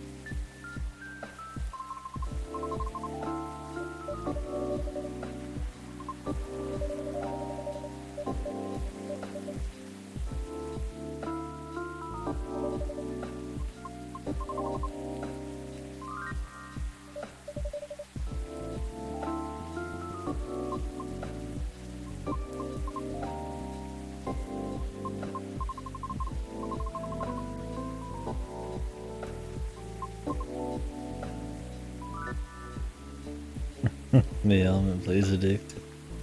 I'm fucking winning. Are you gonna go all the way through the post game? Are you doing EOU 1?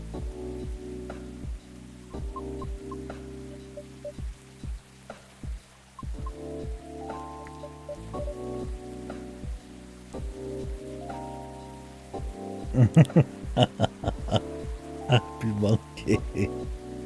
What the fuck does this mean? Are you a New Game Plus?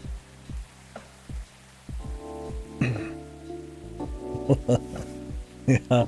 I mean, if I cared about coming back to the game like years later, I would write better notes on the map.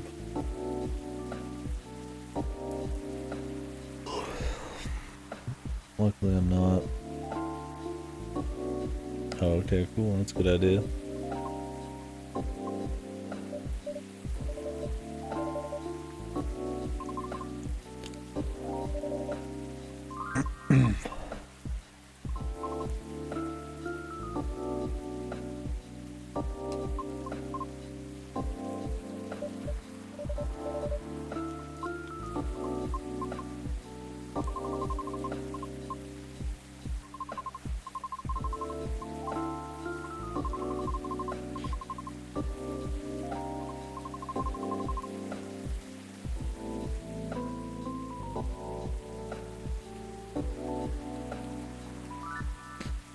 Happy monkey.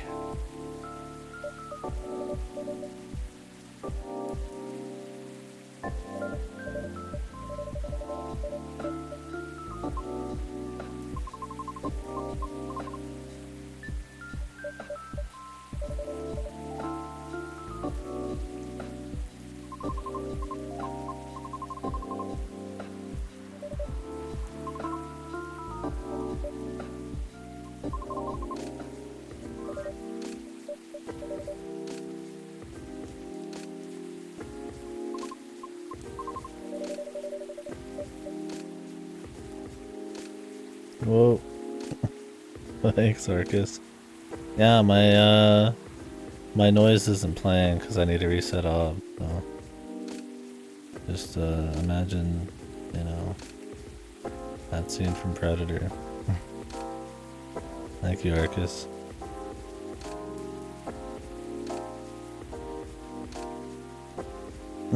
Fucking Mario.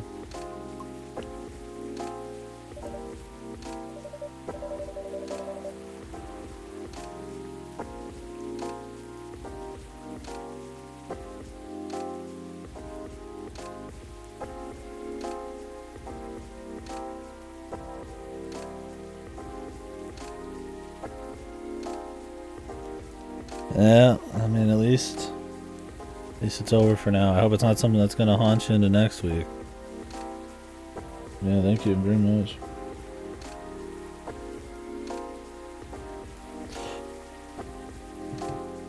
Hopefully this is a nice recharge weekend. You got any big plans?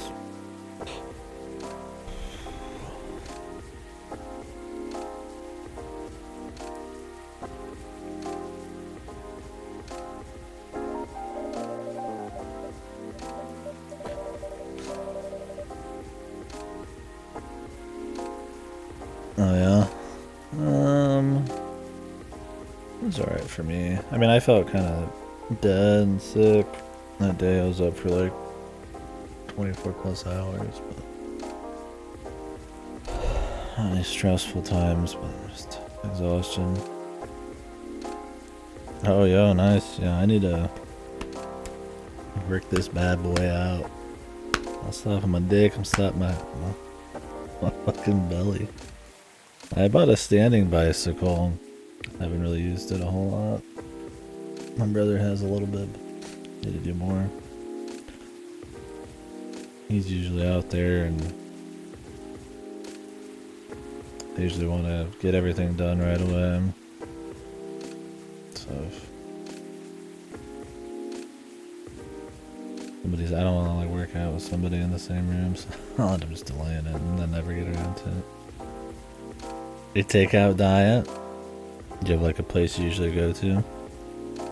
I usually go to kind of like an American diner. It's attached to a bowling alley. We don't bowl, but not that I have a problem with bowling. Yeah, we do a lot of chicken strips and burgers and shit. Bowling's fun. I usually am pretty done with it after a game. Usually if I'm at a bowling alley, I prefer to just play the pool, the billiards.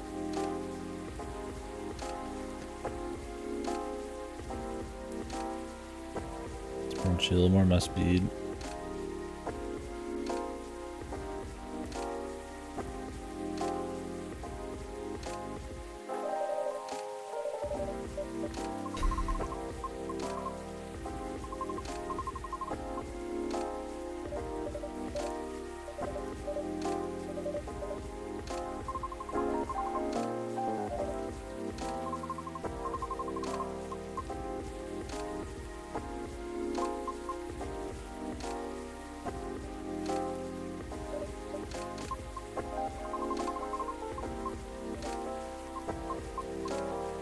Double ouch, ouch, ouch, oosh, ouch, touche, ooch, oof.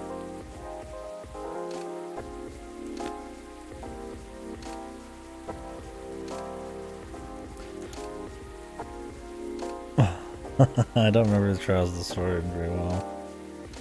Was that the one that's kind of like the Eventide Isle or whatever, but like in a bigger area, or more goofy? Yeah. Ronnie, she's a banshee. But yeah. 51 times in a row. Eventide Isle was cool because it was nice and short and sweet. And tightly designed. Nice little different areas on the town, or not the town, the island.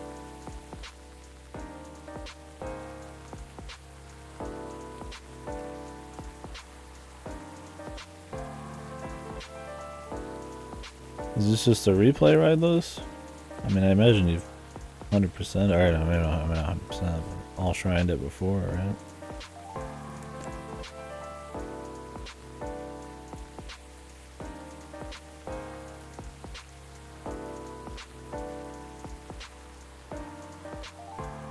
Dark Spirit of Salfa. Based. Salfa's 2-foot wang. Well rated.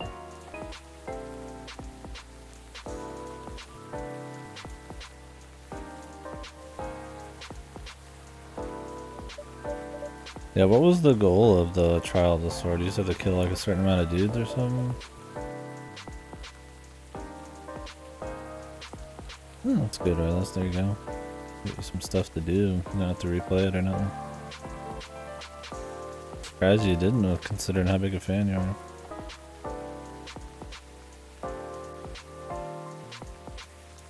But yeah, in terms of takeout, we usually just go sit down. I'll do fast food sometime.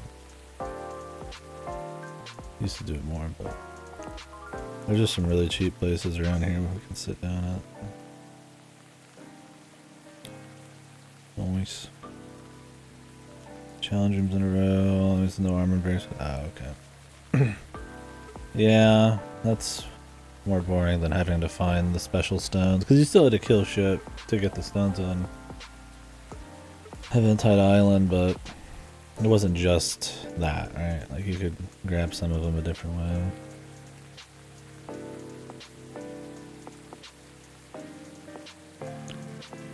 The monster can. They had the shield, the monster can, sword.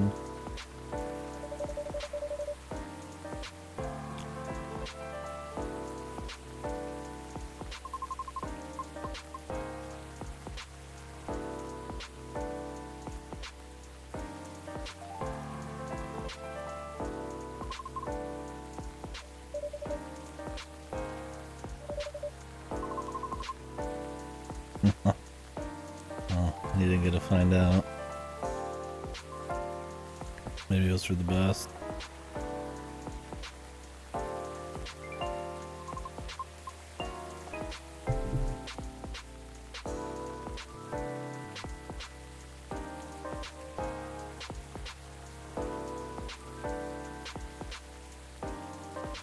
I guess because most Zelda games have like a gauntlet through like 50 floors, they figured they would do that for the DLC.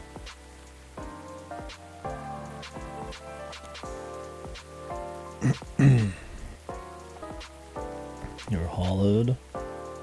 Dark Souls 2? Were you at the bell tower? I think you can get invaded no matter what there. I don't remember. There's a couple places. Like in Bloodborne you can. I thought there was one in Dark Souls 2 you can get invaded either way. The Belfry. It's been a while though. The prison.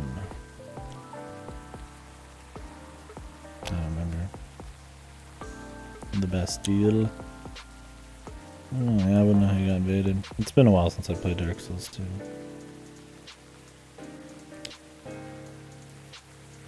I'm pretty pumped for some Breath of the Wild though.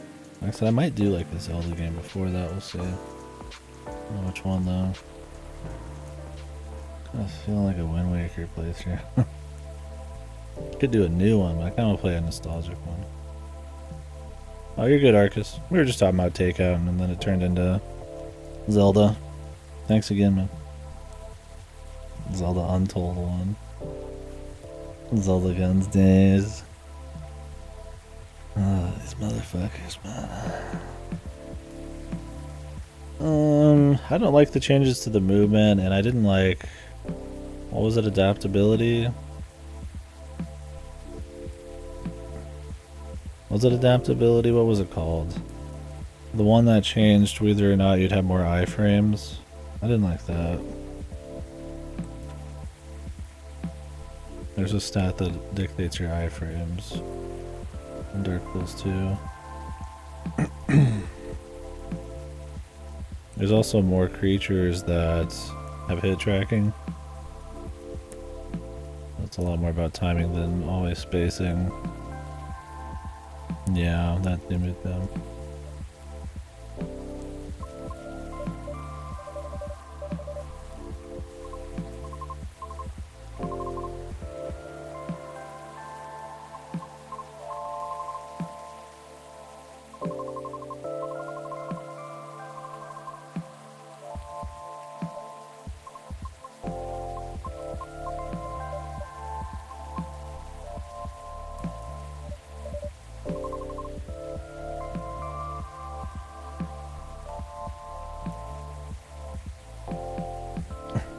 Not a real Zelda game, just like Breath of the Wild. Yeah, I could play that, but I don't want anything too similar to Breath of the Wild, because I want to have that be as great as I can have it be. There's somebody who did a hands-on that I was going to watch a video from last night. I was like, no. I saw like one vehicle. I was like, no, what? No, I don't want to see it. I'm just gonna play it later.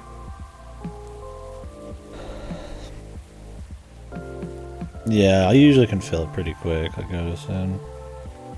But yeah, nah, I just something nostalgic. Because I mean, like I said, I decided not to do Untold 1 over the next 2 weeks, so that I just have some more time to breathe on the stream because we were going apeshit last couple months. So we're just getting games done. So I might throw in like something nostalgic. And we could do Zelda. We'll see.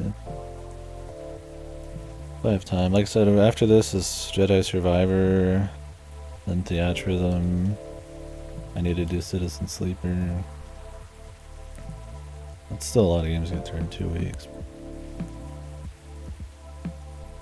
That's not what I did. I was just telling him it was all set up. And then, you know, it might come sooner than later. Just talking about it. I needed to know what DLC I needed and shit. He's gotta take the worst out of every situation.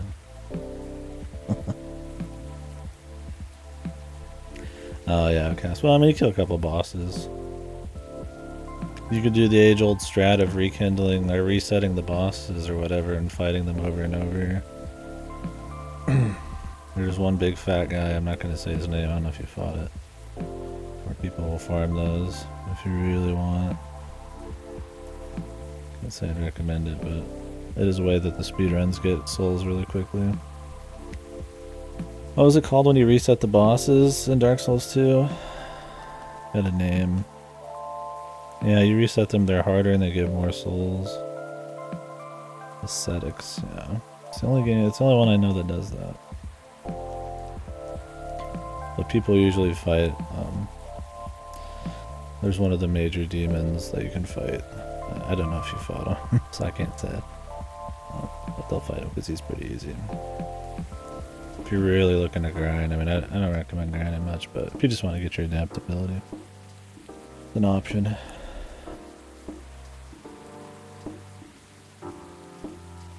Yeah, I don't know how you get them. I never did it, really.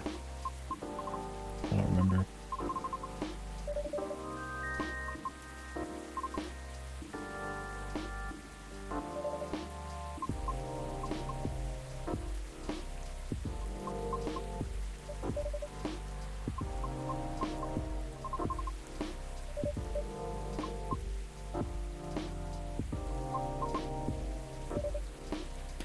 Jeez, what an awkward lady, right in the middle of a conversation. I should go now. Oh yeah?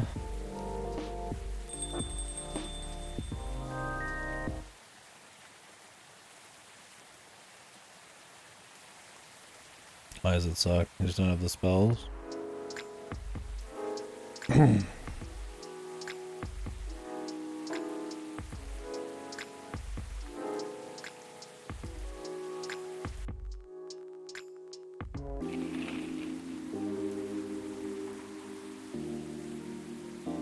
The alien sightings increase. Is this an invasion? Yes.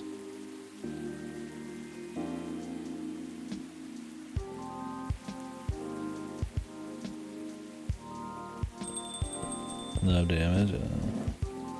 Hey, what's that? They added some stuff to the wall. Are these like bonuses you get?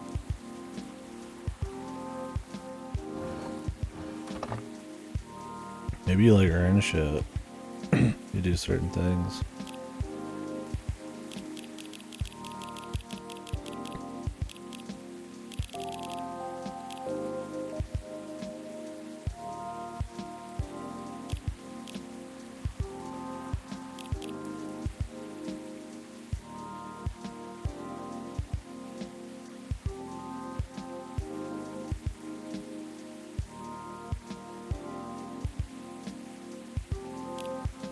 My sunnies, man.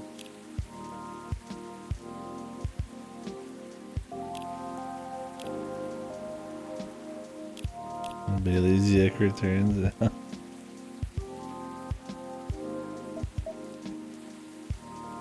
trying, Bailey's.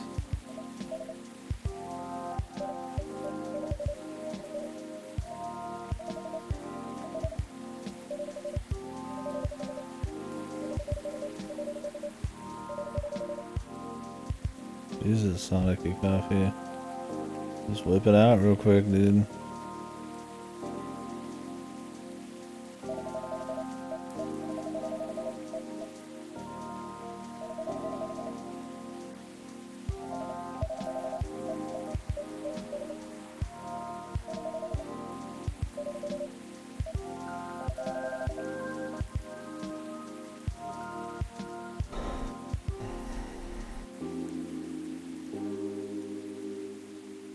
Well, it's just like, it's the age-old problem that MMOs have had, right, Les?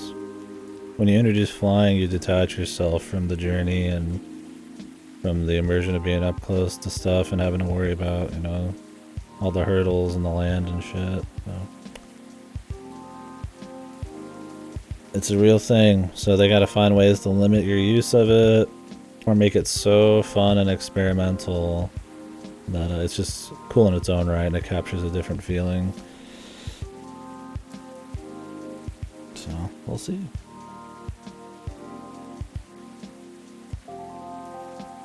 An internet bad game. I mean, it's like when Akira and I or something will joke about what was that game, Lake or whatever, where it's like city bad, old, you know, rustic, town good, where we, you know, and it's like it's not necessarily wrong, but it's like, you know, just it's kind of been done a bunch of times, so it's fine if you, I mean, if you want to put your own spin on it, but it kind of has that vibe. Some of those stories will have.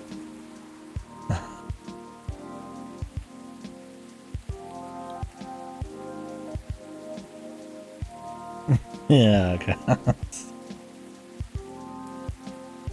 Inconvenience? It depends. It just depends. I don't think too much fast travel and stuff, I mean, means you don't actually travel, so it depends. If the traveling is really fast and it's really interesting to do and things are like changing or something, I'd rather like manually go places. If you have to think about the journey and stuff. Like in a game with like resources or something, but if the world's big enough and going back over the same places isn't that fun, then yeah, have your fast travel points. Yeah, I think since you're in a big vehicle though, there would be less, right?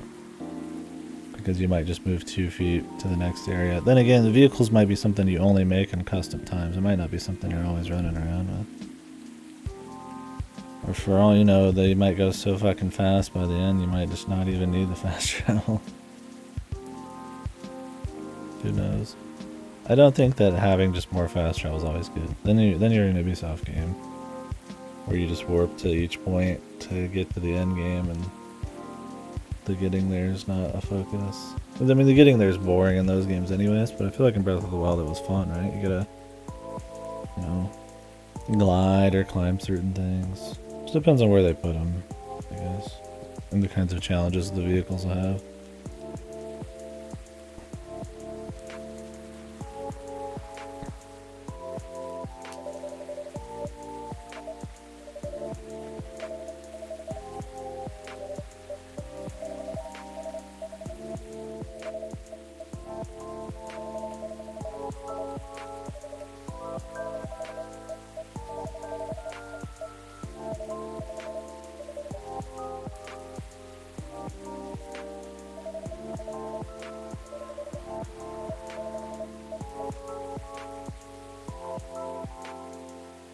God, that'd be horrible, Redless. Yeah, I like the tree with Kinesis vehicle in the first game better. Or a rock.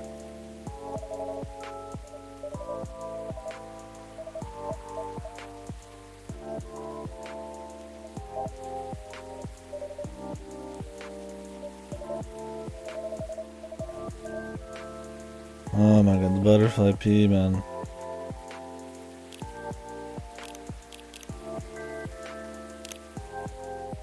He meets this block on minecart. I was just a horse and walking kind of guy. Skeleton horse or fucking giga goat if I could. But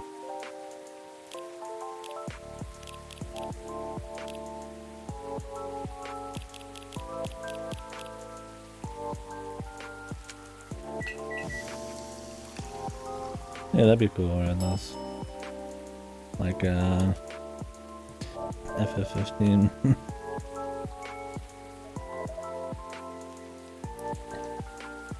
It would have to be a really late thing, like some super vehicle. I think it'd be cooler to have like parts that you get that are like insane. Because then you make your final crazy vehicle.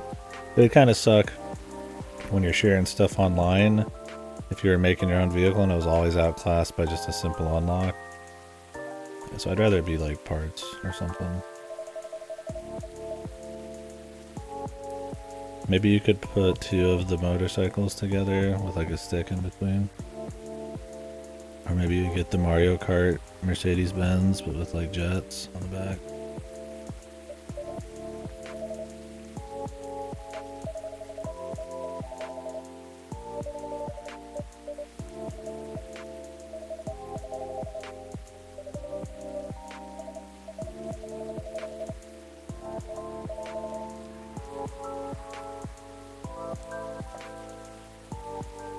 Yeah, I read those.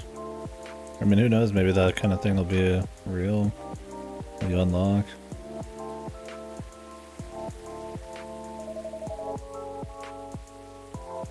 Yeah, I wish they'd bring back the Mercedes-Benz DLC.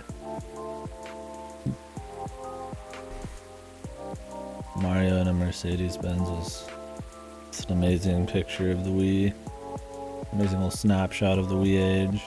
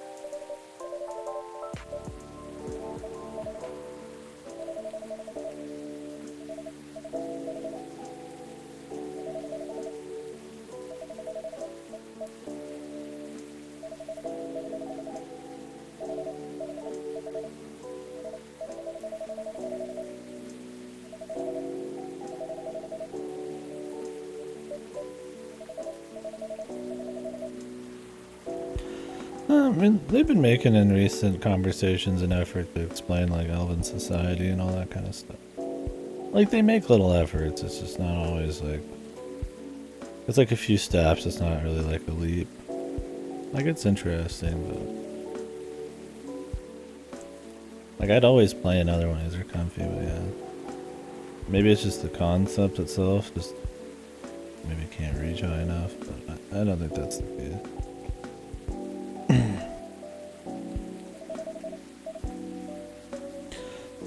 Gina Ducati. 3 through 8, yeah. How many shits did Bailey's take tonight? Bailey's and Lua have a kid.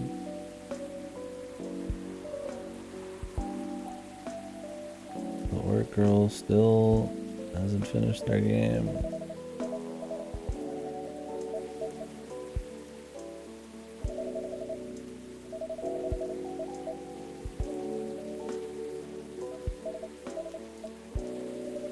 Dude, I love that he's got the X shirt.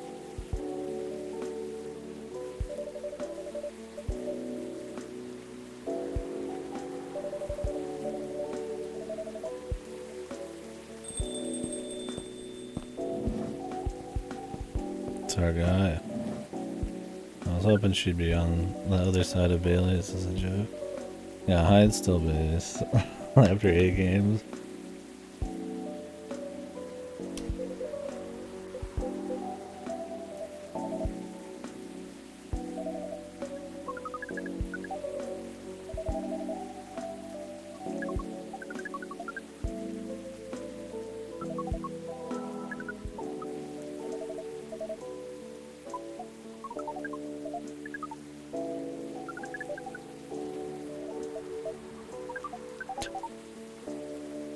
Cafe Offspring.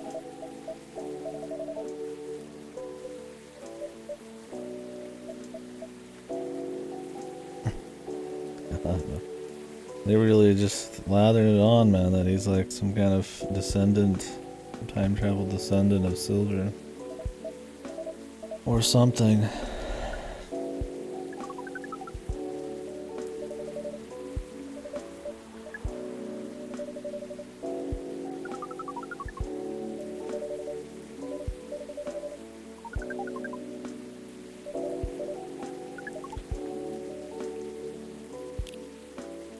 Don't reuse any ingredients you have in the past.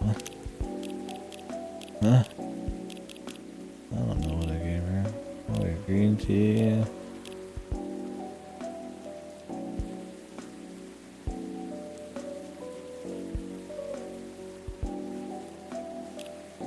Ginger, man. 2 ginger.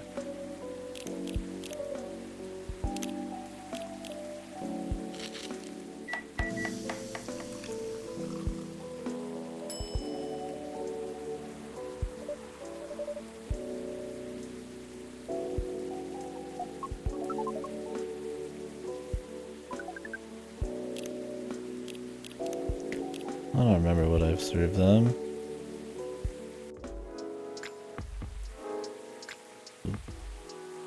Reloaded the whole day.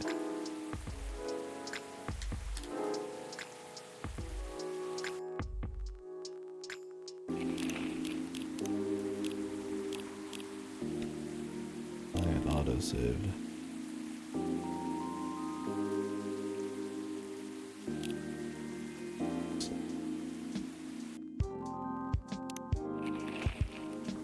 Yeah. Fast forward it. We should have had a separate slot for saves, man.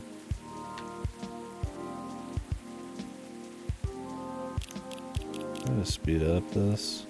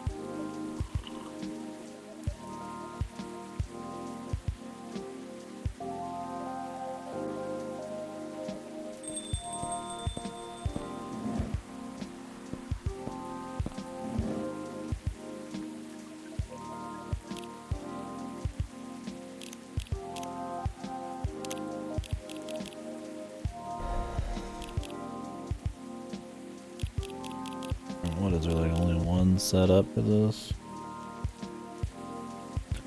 Probably giving her some with coffee, some with milk. God knows we're probably giving her something blue. Hibiscus.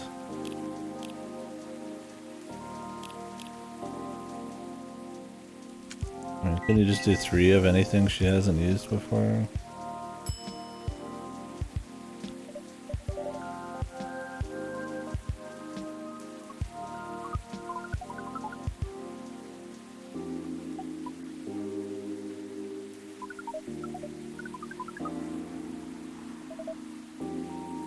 Guess that's enough, man.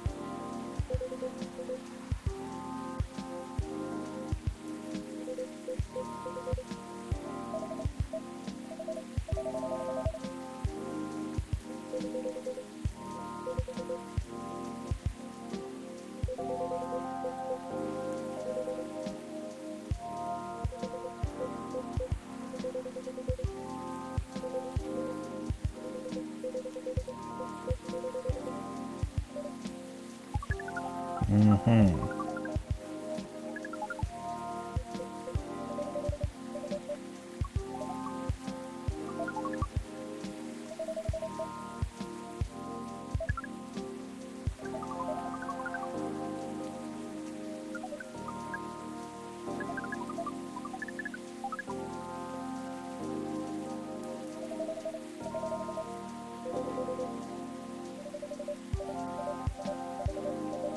Did he bang?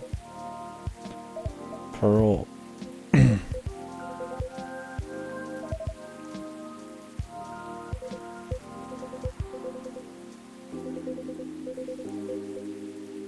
why would...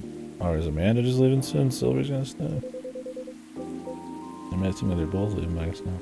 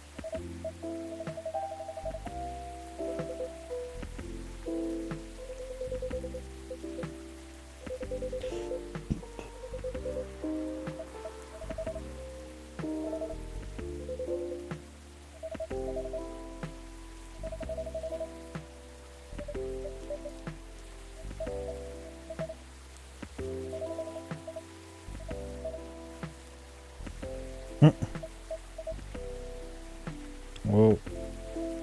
3 days hence. Is anybody else gonna come? Oh, we don't know you guys enough.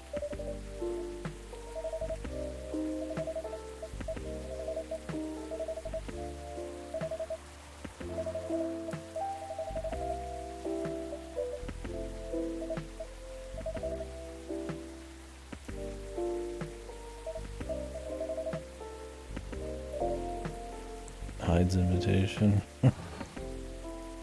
Nobody else is getting one though.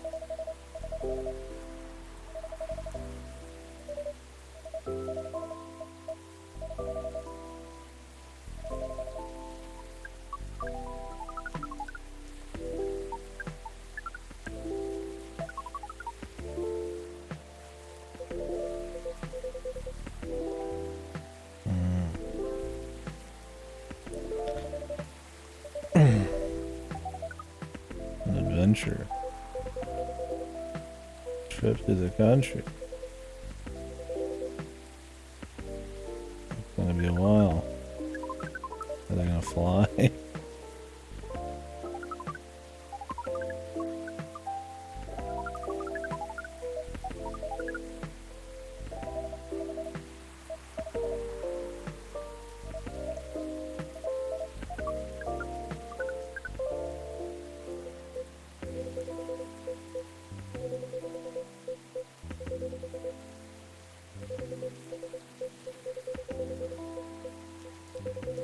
Knowing that you're here, brother. Just fucking time traveling, man.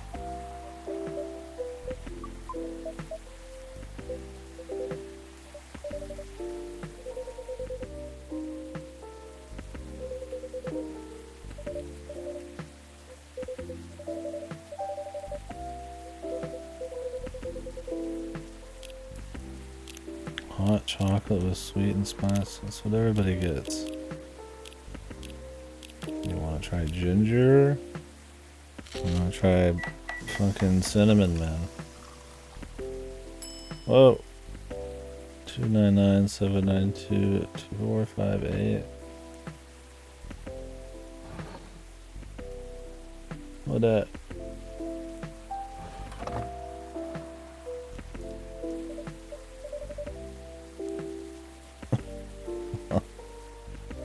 My IP, it's over.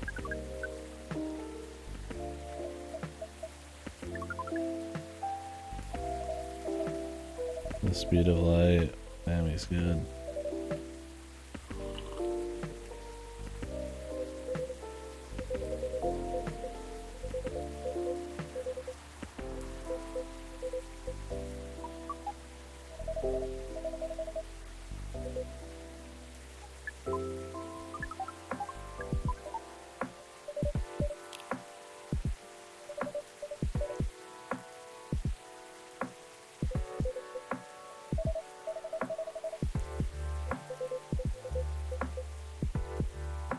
I'm waiting for the agent to come in.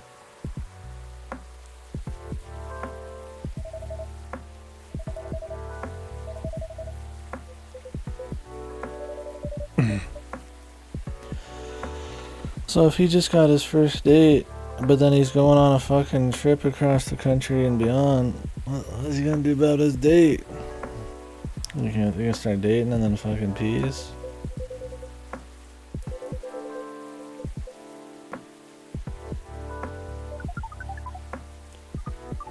Oh, she's joining. Jesus Christ. Imagine meeting somebody, going on a date, and then just going across the world with them.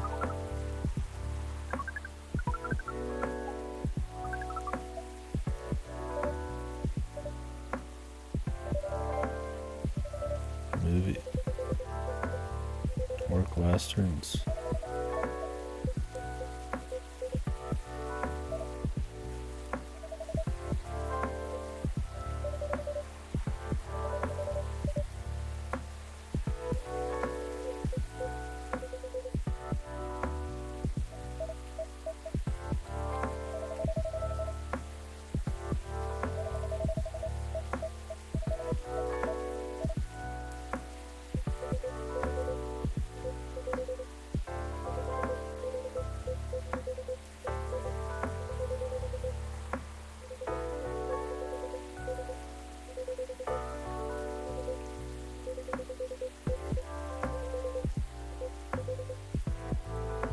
I see.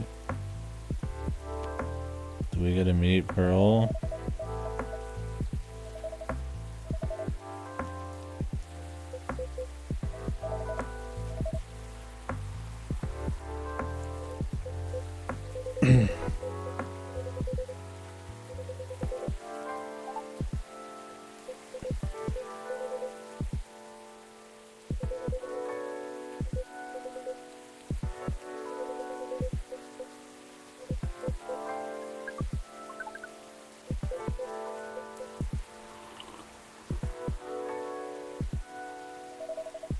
Freya. Yeah, that's her. That's her real name is Pearl. Freya is her writing name.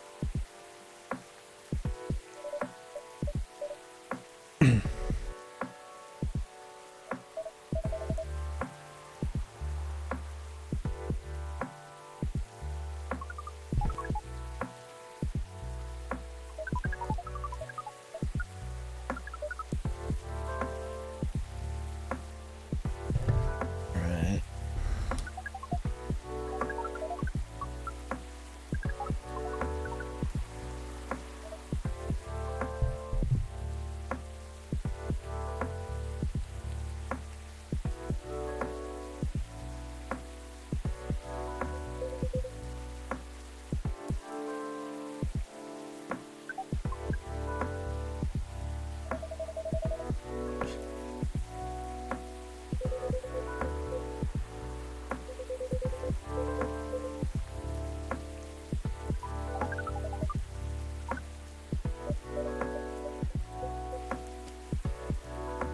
Lower.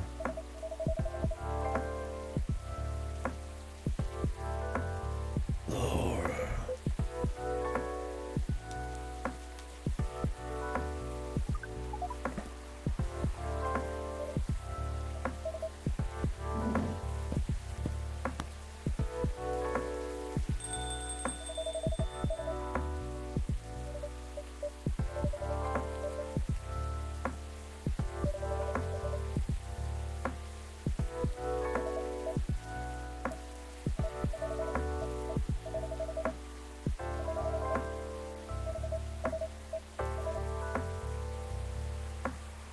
I feel like Aniki Coffee is like begging for fucking money in this one.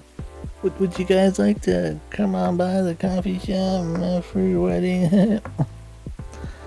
Please don't go buy coffee somewhere else. You better try this drink. Yes, man. In the first one, they were just like, they didn't even care. It was just like a mysterious coffee shop thing.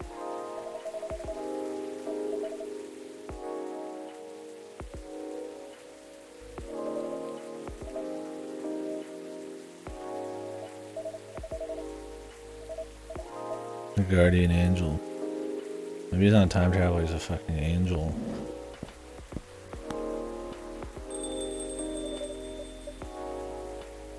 More like a guardian hive mind. So are they just going hard with him being an actual, like, member of the hive mind? What is he got, some inner time travel hive mind shit going on?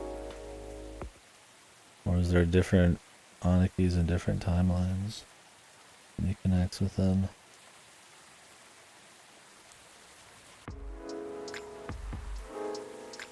Caffeine pusher, yeah.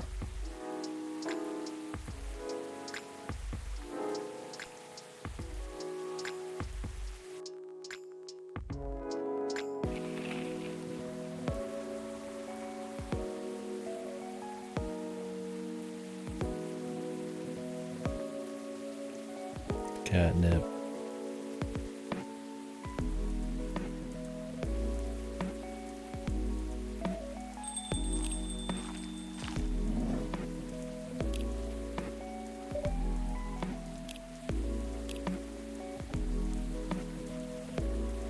How many days is she doing the self-care thing?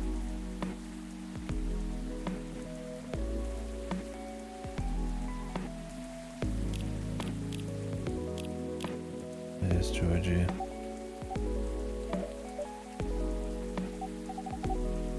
It's a funny joke.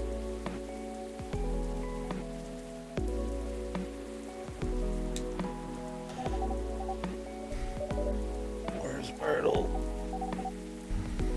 Chai. What the fuck is chai? I mean, I've heard of chai, but where's chai? Is it in here? Tea? Is it tea and milk? More milk or something?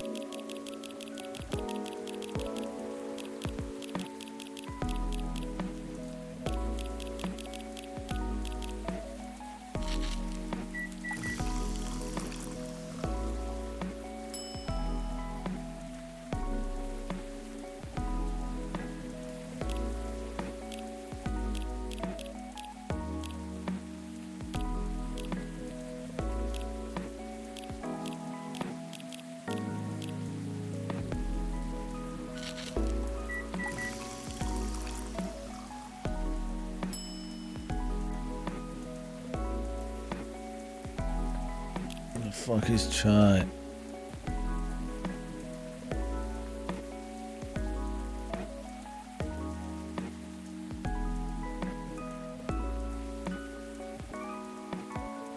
Black tea and milk with a sweetener.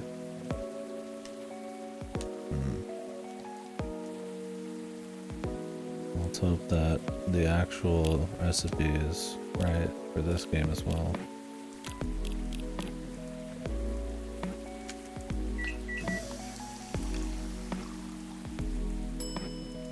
That's milk honey tea.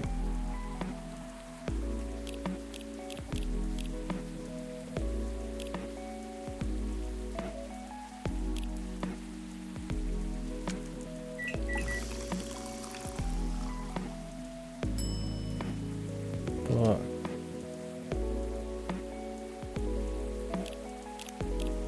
Look, lady. I don't know what fucking chai is.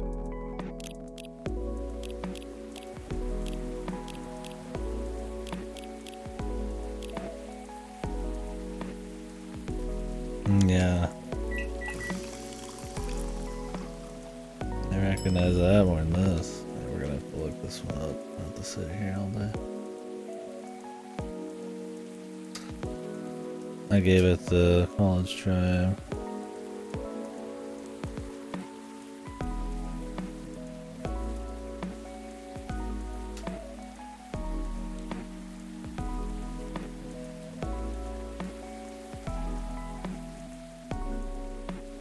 Masala chai.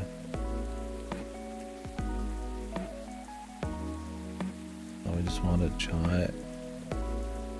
Guess there's only masala chai, which is tea, ginger, and cinnamon. How would I ever even know?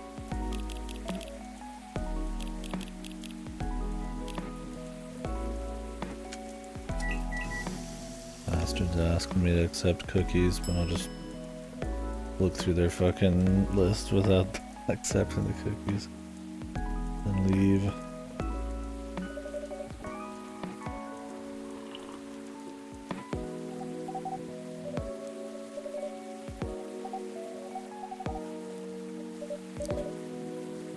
You know, nobody ever pays in this. What's up with that? I don't think anybody's even mentioned paying. Some people said they'd like to order for someone else. Or that there was a drink on the house. No, they mentioned paying in the first game. Rhea does. But they never actually do it, they just say they don't have much money or something.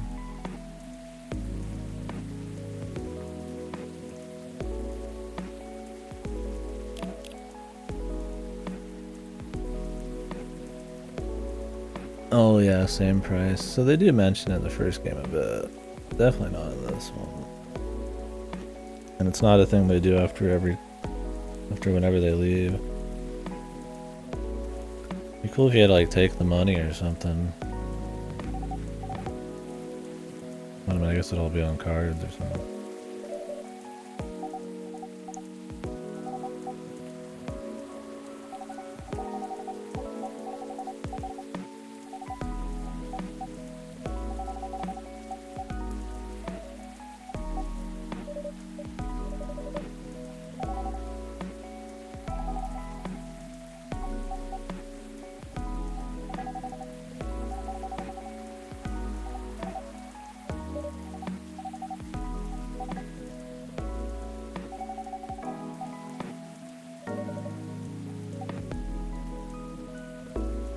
Yeah, they pay on their phones.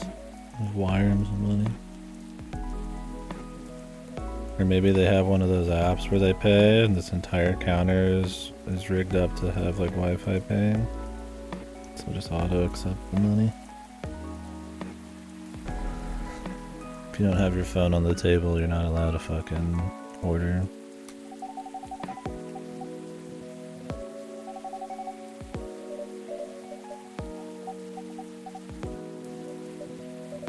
Myrtle.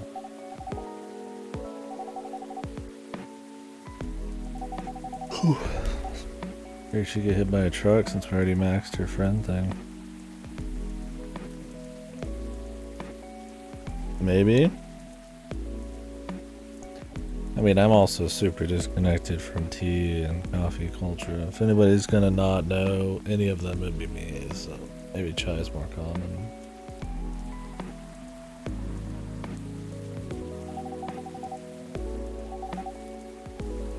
Thing is, there's different kinds of chai apparently. So masala chai is something else. Yeah, I do wish the game was better at hinting to what people wanted. And if they're going to order something without hinting what they wanted, like a custom drink, that it would just be in your book, or you could like look it up in an article or something.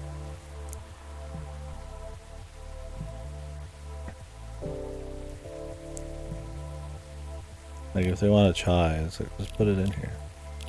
If they want a custom drink, then we'll feel it out. It's not like the gameplay is terribly crazy anyways, might as well not make it pure guesswork.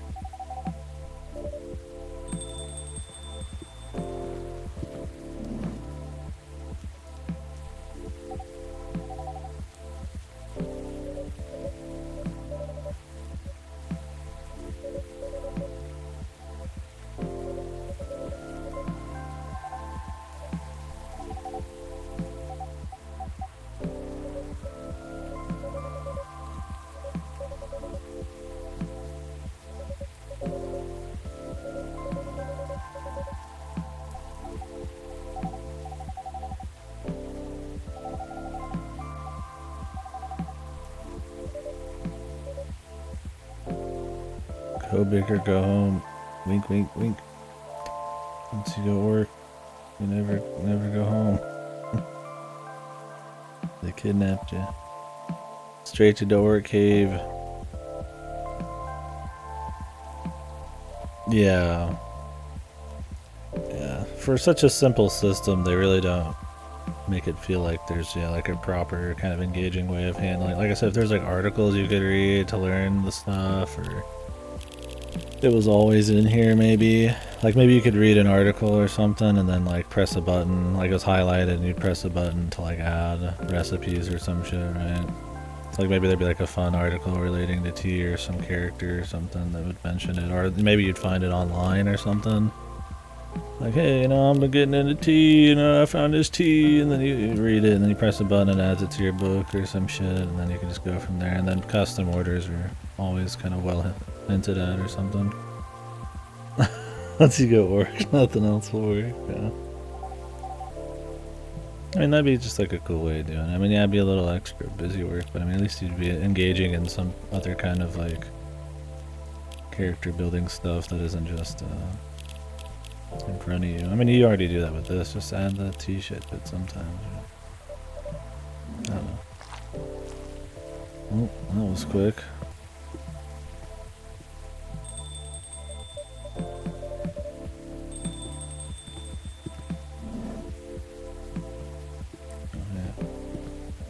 Here with his daughter. Oh, no. I had to give this to Hyde. Can I just give it to Gala then? It should be fine. They see each other all the time.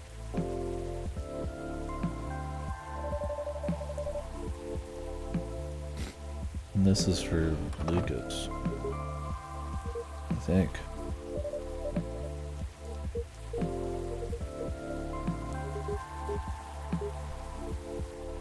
It's on me. Oh, there you go.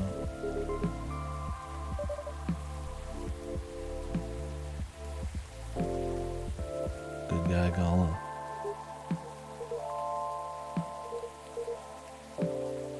Oh, the SDMB. At least I've done one of those. It's my chance to get it right. Okie dokie. Oh, he's even in fucking order. Milk, ginger, honey.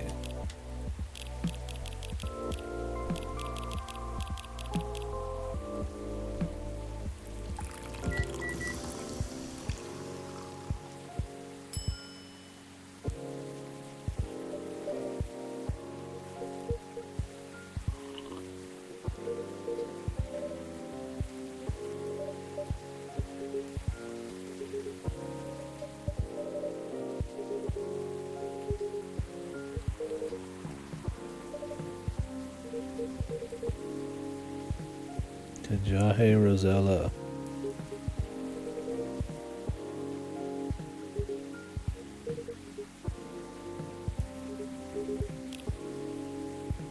Did we do one of those already?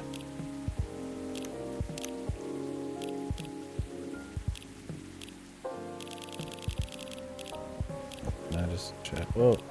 I know you can jump between these every time. See, that's cool. I've never even done this. Like, you just press LB and RB to go between them, but you never open this up. I need to check because it's almost always new shit,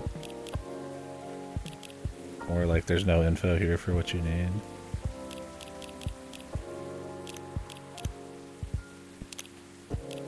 Like I said, it'd be cool if you had to like kind of sift through shit.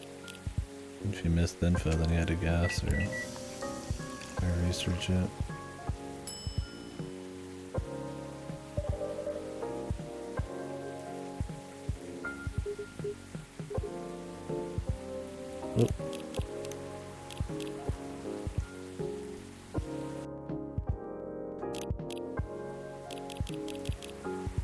I forgot what it was. I was in and out my brain.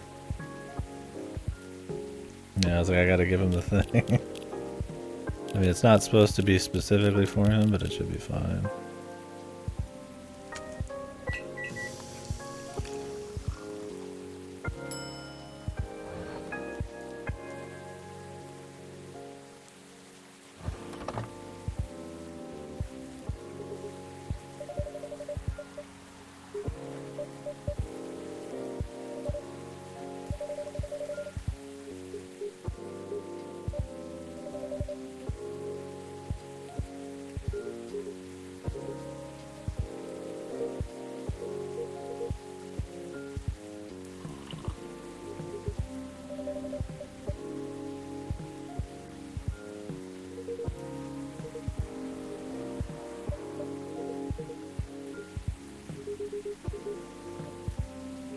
office or... Oh yeah, this is not for Luke, it's for the office.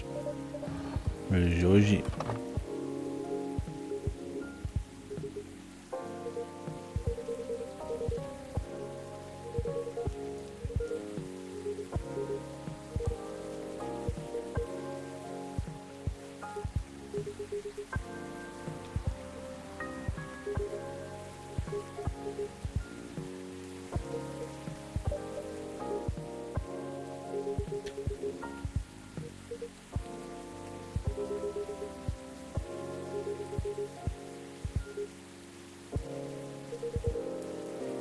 What did he transform last night?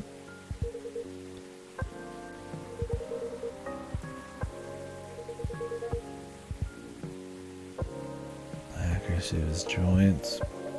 Oh, old men talking about being old. I'll take it.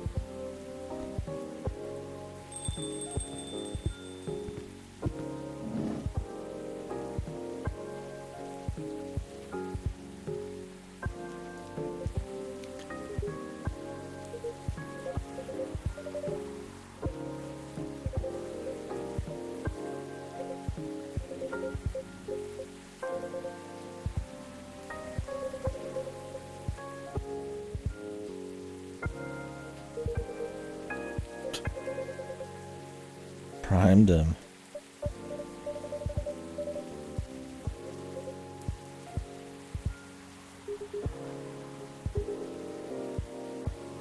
Oh, the fade to black explanation.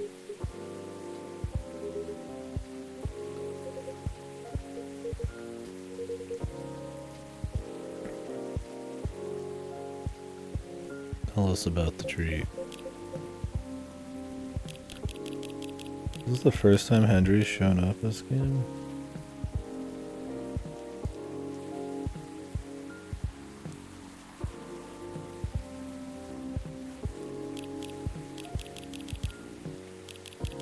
Is he even on this list? I don't think we've seen him. I was hoping to come in with his daughter at some point. That's cool he came in with Gala. I mean, anytime Gala, Hyde, or Georgie are on screen, it's usually a decent time.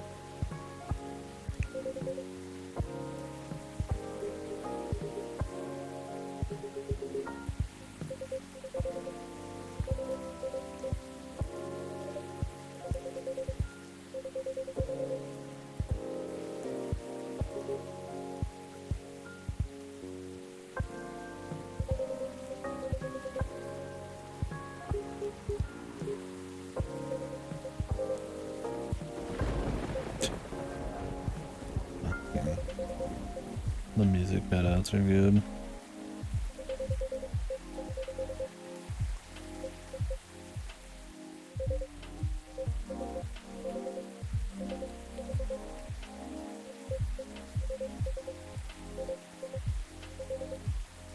Imagine Georgie there in the middle of the night in this ritual.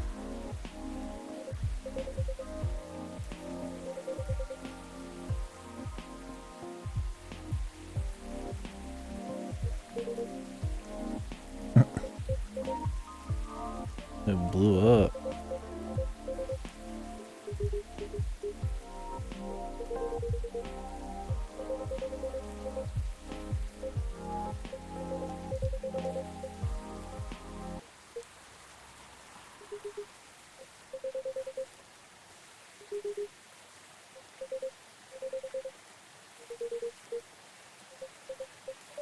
Let the music stop.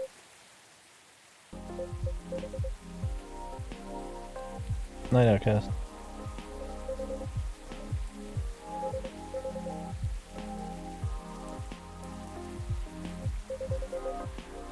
Freak the frick out.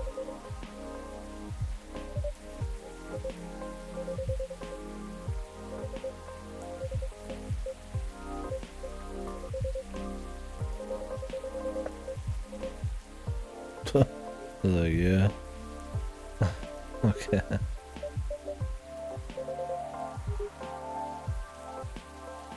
They're not ghosts. Very very focused. I'm gonna go see them. Who's the cat? Cat hasn't been back. They got an answer for that. That might be like some true end bullshit.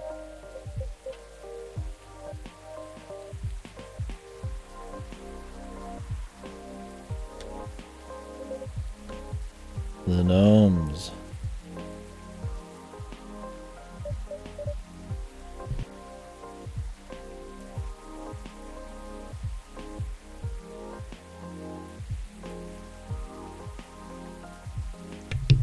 Blick. Yeah. Might be.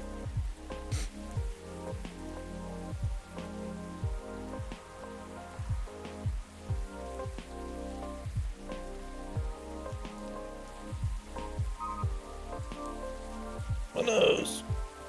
My buddy.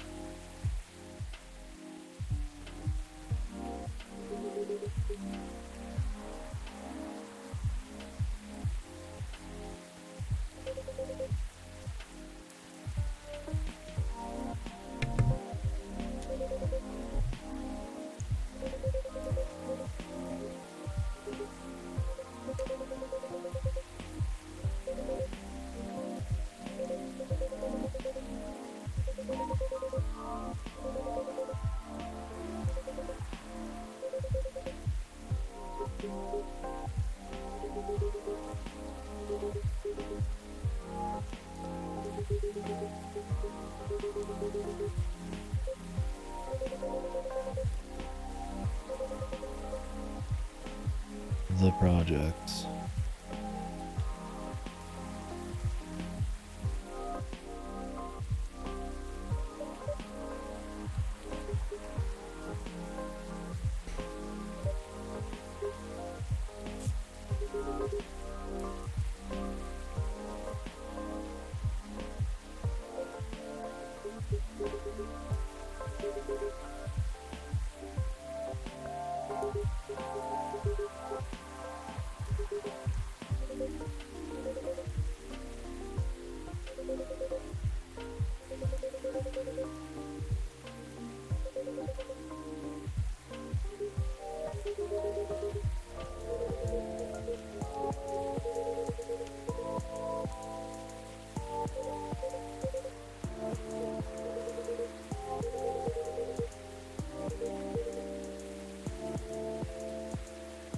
The keynote sentences, yeah.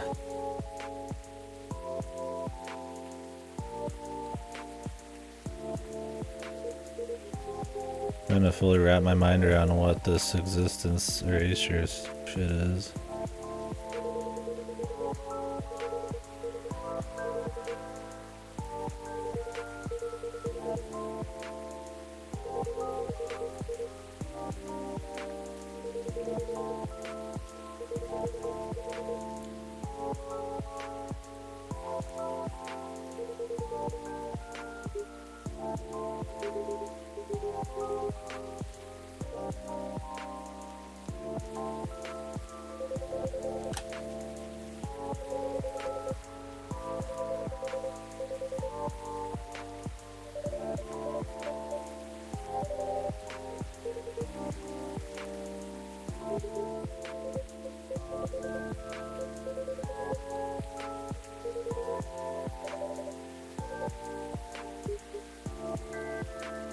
His lighter on.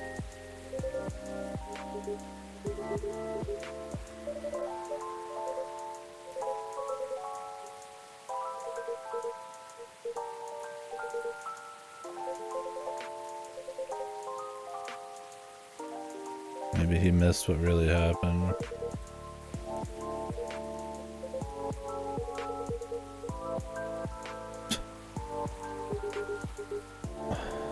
Yeah, I mean, that's one neat thing about like a fan this type of thing, right? Is like you can see characters mixed together that never had a chance. Like Henry's here having conversations he never would have before because it's just about his daughter. I mean, when they're brand new characters, the focus on what their little arc is way more important and more engaging. But like there's a There's an entertainment just having them mix in with other people too.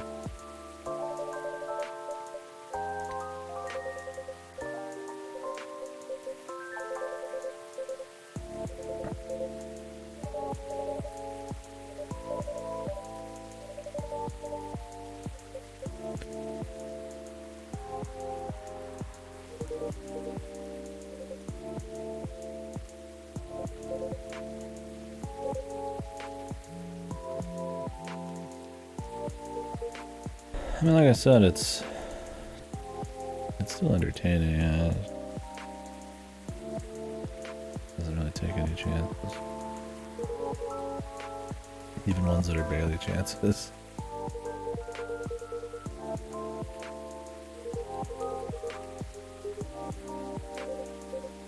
Like the old dudes have non-smartphones and shit.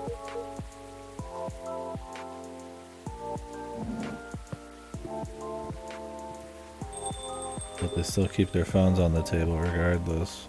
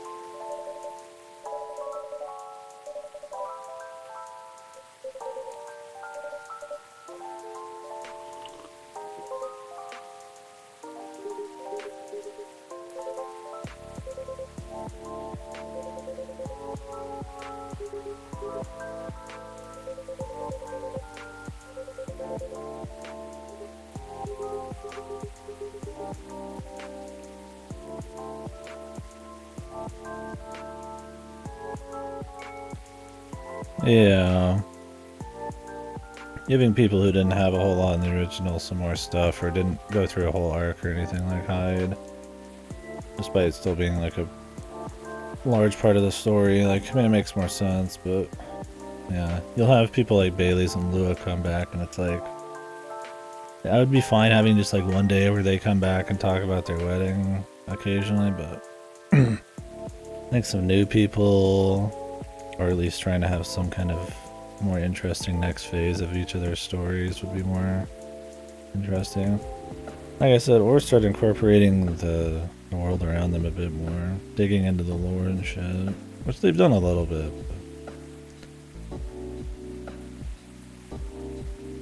I don't know, it's still comfy, it's still fun, like I would still play more of them. But I just figured for a sequel they'd want to go a little extra. I mean, it's pretty much the exact same shit. Which is fine, but I think if they did like a third one though, you probably need a... Wouldn't be fine then. You probably want to make a new place, new people, some different mechanics, ways to discover recipes or test stuff or something.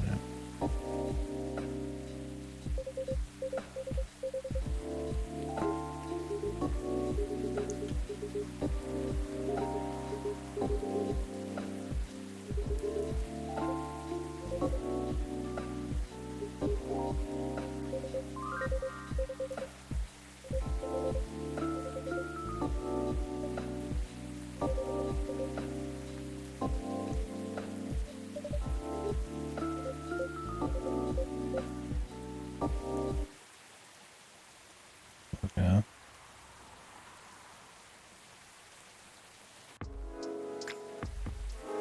I mean, they try to have a couple threads going over the game, right? Georgie and his little gnome thing, the wedding, which isn't really as interesting as how they got together. I think that's just kind of my thing, is like the stories they're telling are fine in like a fan disky kind of way, like an epilogue, but like they're not as good as the first games. And I always thought those could be a little juicier too. They kind of just, they do the job, they're interesting, they're comfy, and then they move on, right? I find the papers more interesting sometimes. Learn more about the world. Maybe that's the idea. They just want to like end.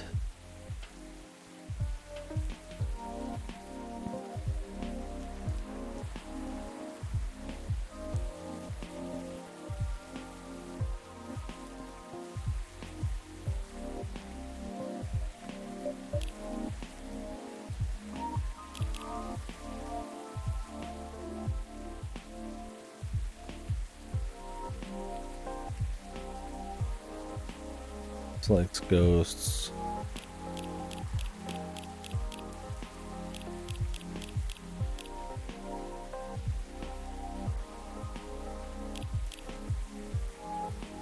Like Riona's showing up.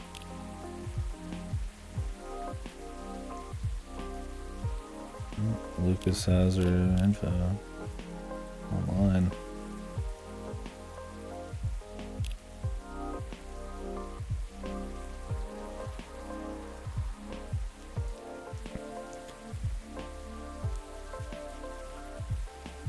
Oh, the tentacles. Super Brawl Pals.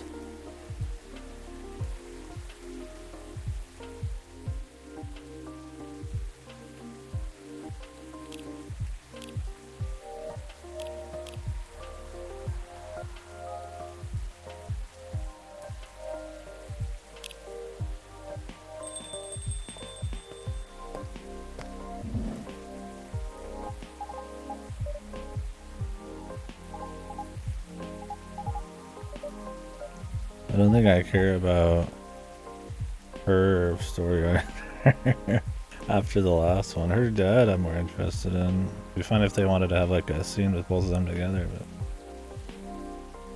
I wasn't too invested in Rachel in the first place.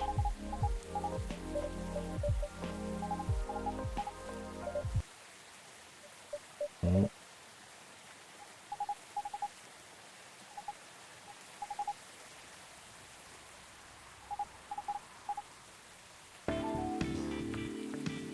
She gonna sing over it? Please no, random indie.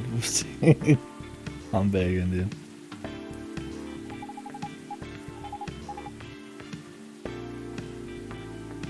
I'm waiting for nothing yet. I was waiting for fucking the It Can Fell rap to start up. Bob Ross. Sweetheart Latte. It's pretty groovy.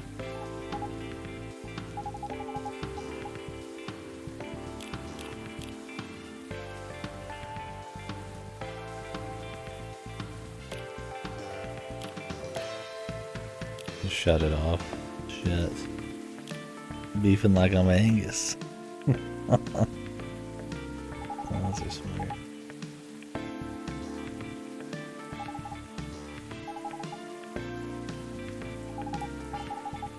I'm in the house like carpet.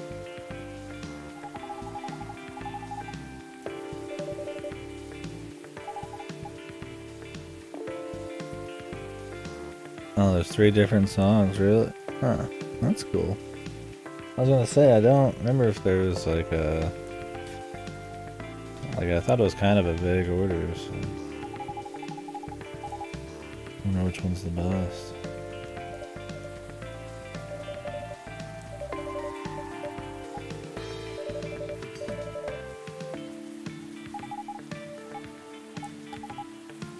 Okay, good. I don't want to have to hear your voice.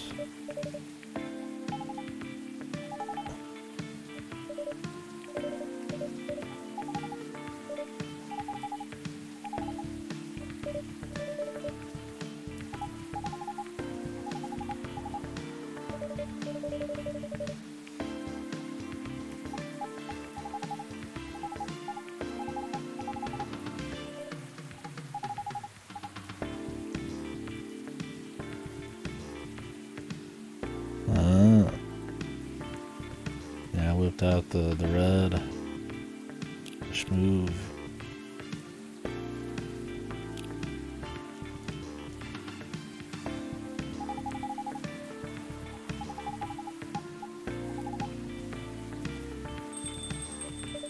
Right. True.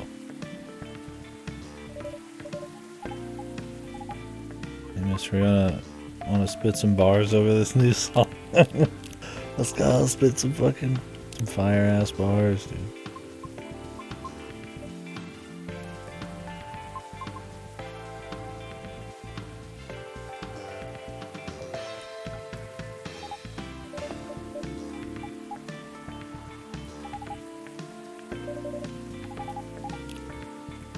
A cup of milk.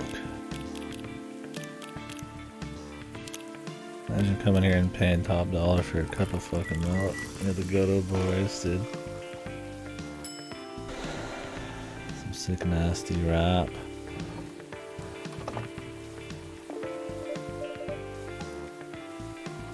Like a warm pillow.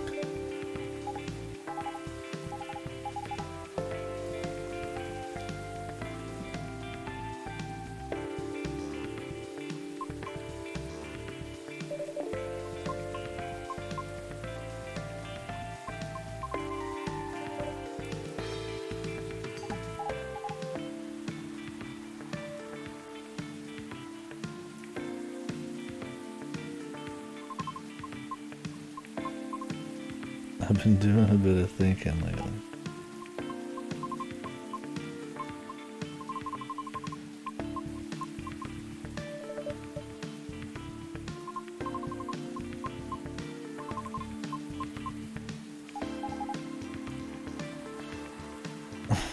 I prefer to just go with the flow, no thinking, head empty.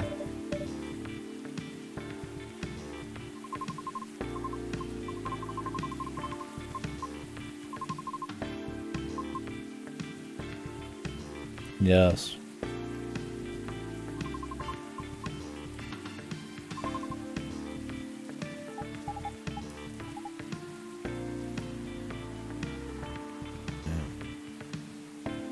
See.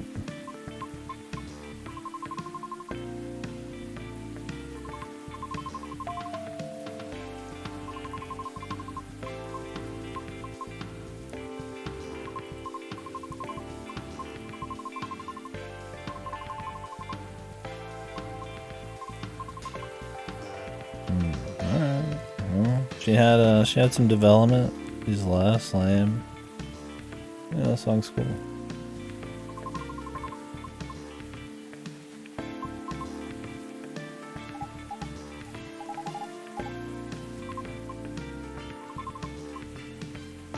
Yeah, I'm waiting for the I'm in the house like comp. I mean, that would be sick. Spin some bars, or maybe they get Lotus Juice to do a little bit of a couple bars for us, man.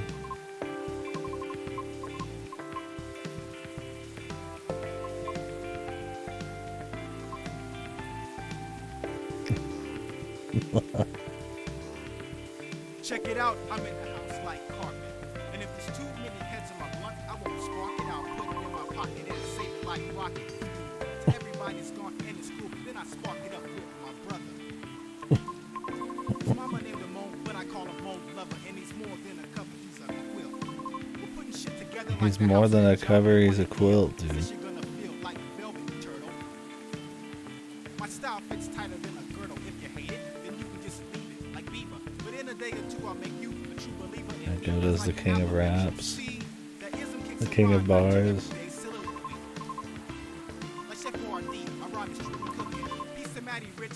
Maybe he'll prep us up another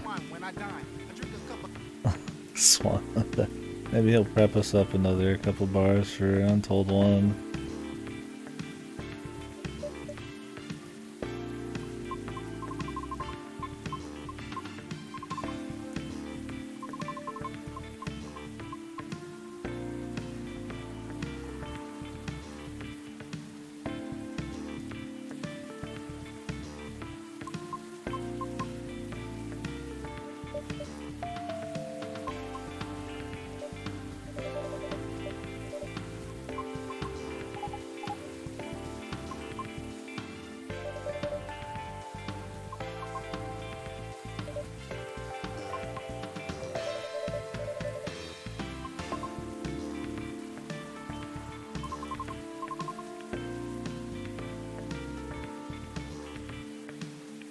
Flavor profile.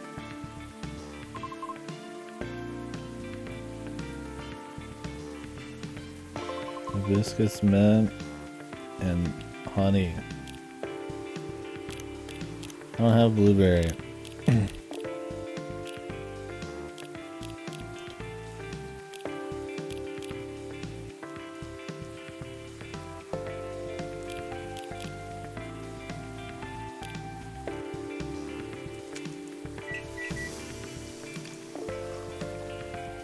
Oh, motherfucker put some berries in there. He just keeps this shit around just in case. Dude even got a fucking some fucking. Where the fuck did he get all that shit? He's got some pie crust on there, dude. Bars, dude. Pie bars. Dude, at least they're like. I mean, she's going through an arc, right? The shit we were bitching about with her. I mean, you know. I guess that's what she's getting over. I mean, like I said, I mean, they got 2 new characters with their arcs. It's just like, that's just the only 2, right? Then they had 3 random people come in, 3 cops or whatever, 2 or 3 cops that had nothing to do with anything. They felt like they were almost fucking Kickstarter backers or references. Maybe they're from a different game, man.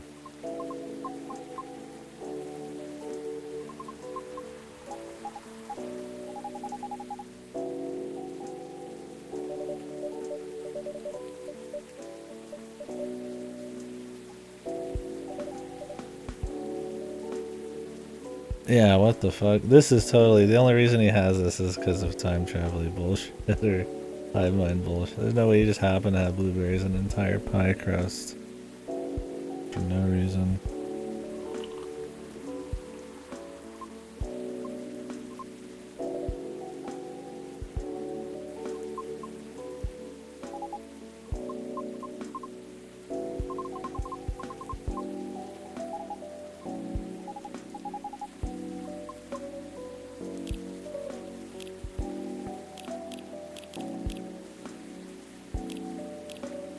I do like the little photos they take of everyone in the timelines.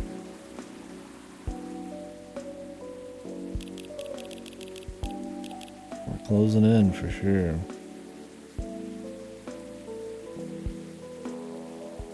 Ouch.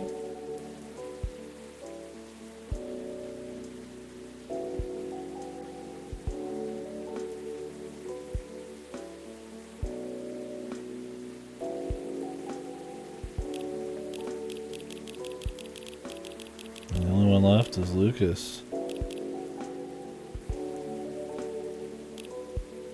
Why is there not more unlockable music? Yeah. Hey, do you like this song? By a successful person right next to you that you're not. I just can't get enough of this jam.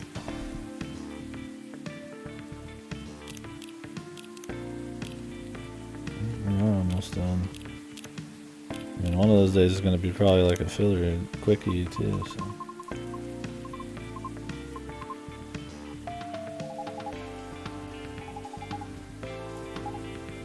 Politics. Maybe she could be dude, she could be a rapper. She could spit bars. I'm singing in the cave like a banshee. Do they sing in caves? I think they sing in like coastal caves or something.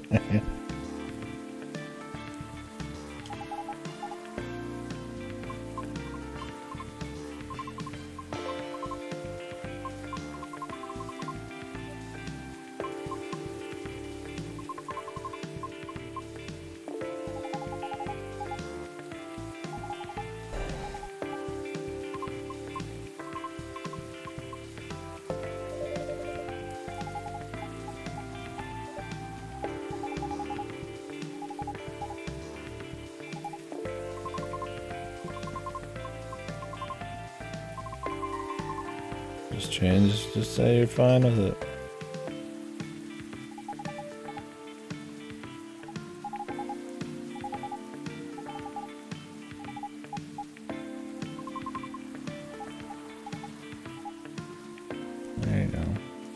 I mean, at least having the new characters bank off the old ones is fun. Especially Rachel, who was like very one track in the last game. Although it's still pretty focused on her industry shit, but it's fine. That's why you get multiple characters, different focuses.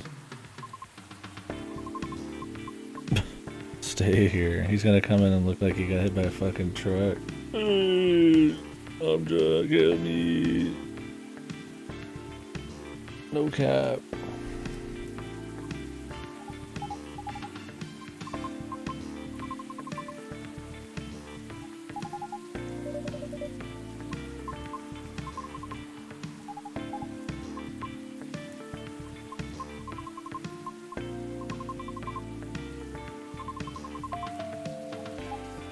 The commune. The congregation.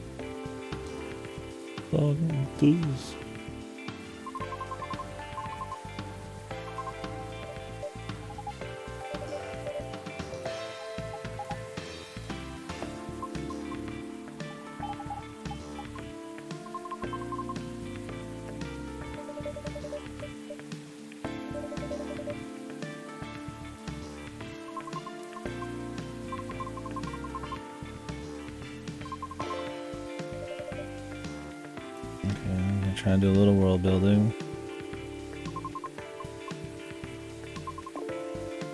A mobile fortress. Oh, I'd love to ride a tank around the highway.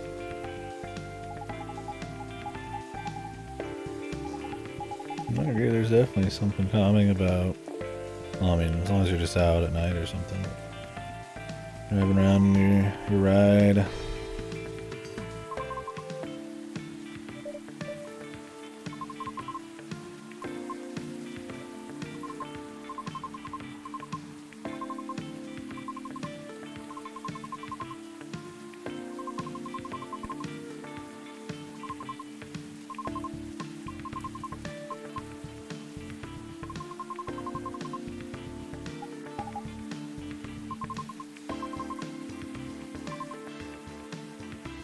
Sounds like a cult.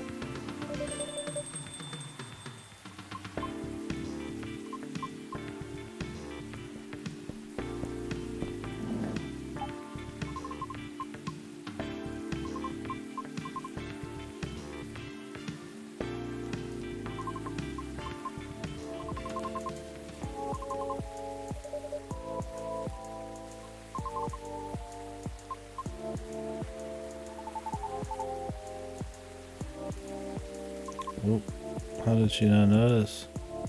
They just fucking sat down.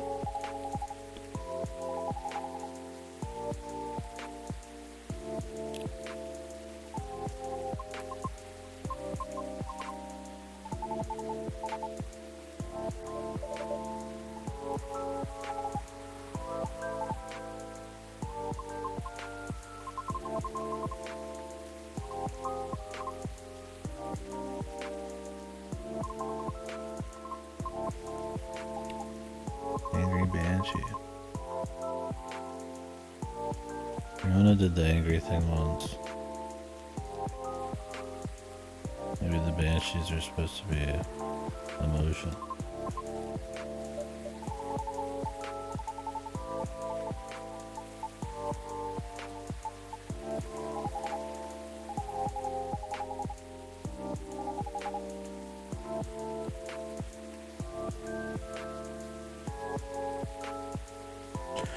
My race is very mid.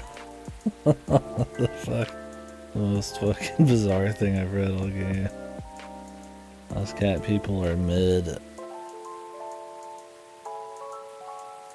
Okay.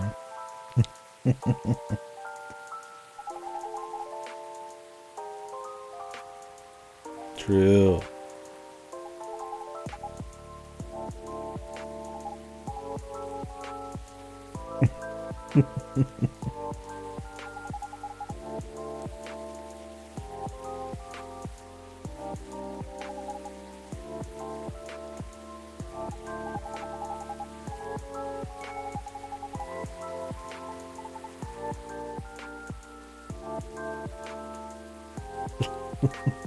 The reverse created as full. Kill me, Jim. Cool if you could put those in reverse, like backwards. Like start it from the back and go forward. It just gets back up. The Lynch one. Nothing says surreal like upside down.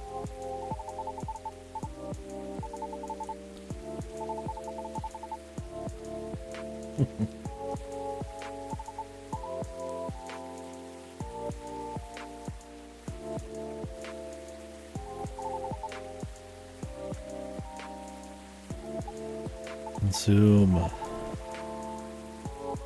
This guy is a fucking influencer, man. I must consume content. Like a fucking, like, force of nature. New games drop. I consume the content, shit it out, and I move on to the next. It's the content.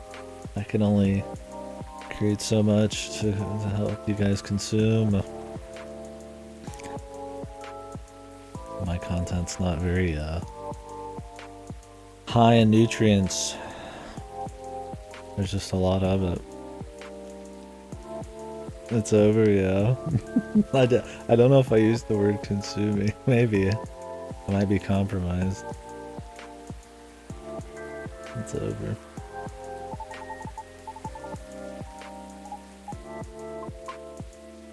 Consume. More. More.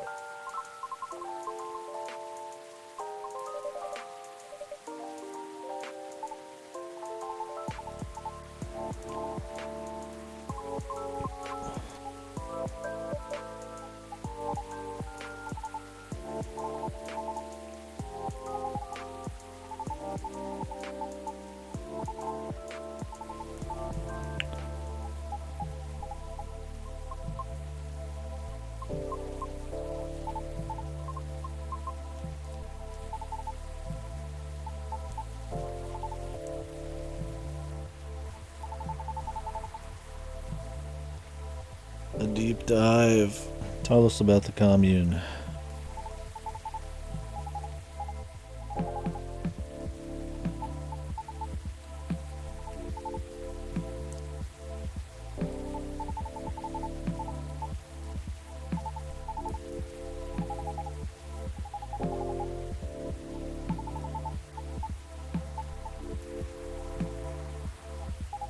Locked and loaded.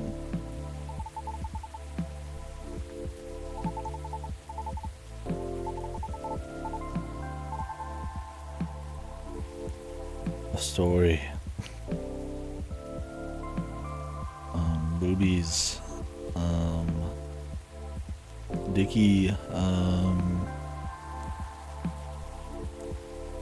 It needs to be shorter than 10 seconds in length. Flashing lights and colors and poggers' faces.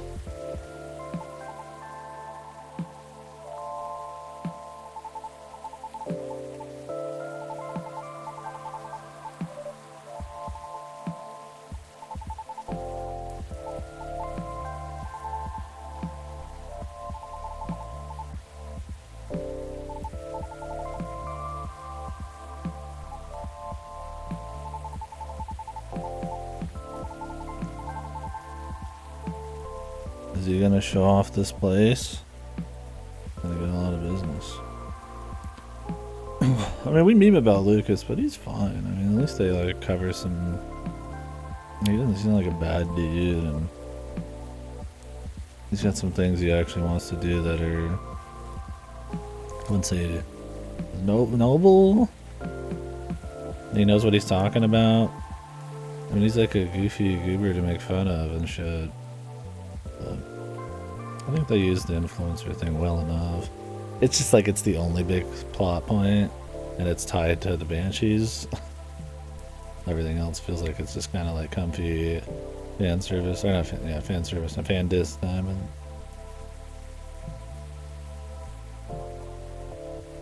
it's not really shit for the stars. Make sure to put coffee talk on the list, bro.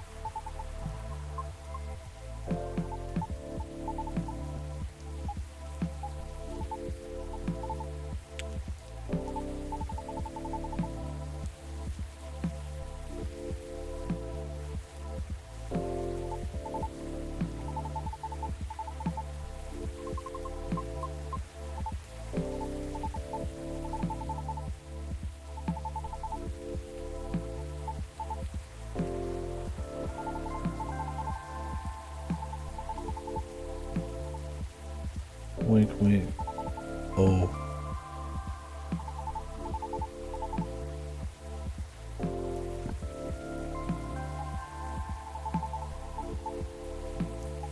Me.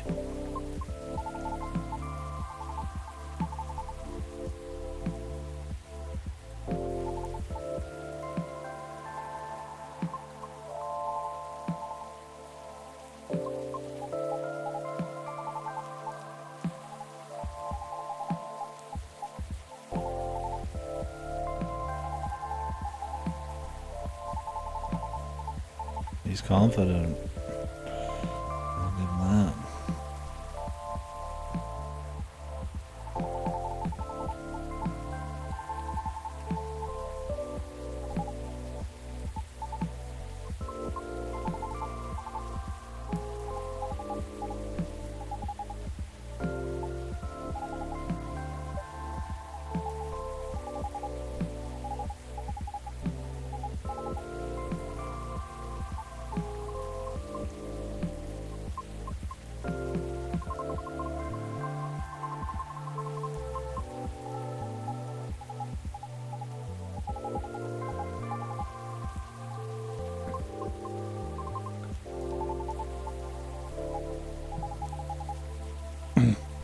Yeah, well, he needs a fucking kickstart, dude.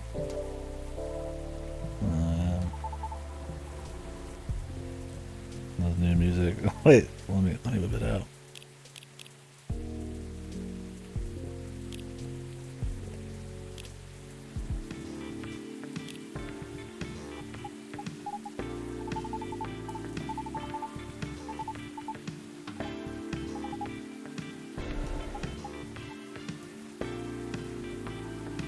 The NDAs.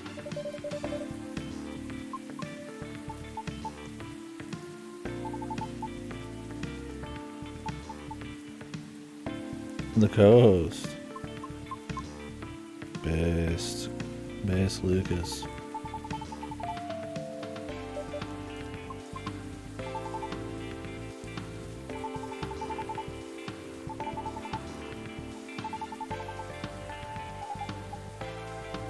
Wish you could freak out and kill him on camera. You crazy banshee!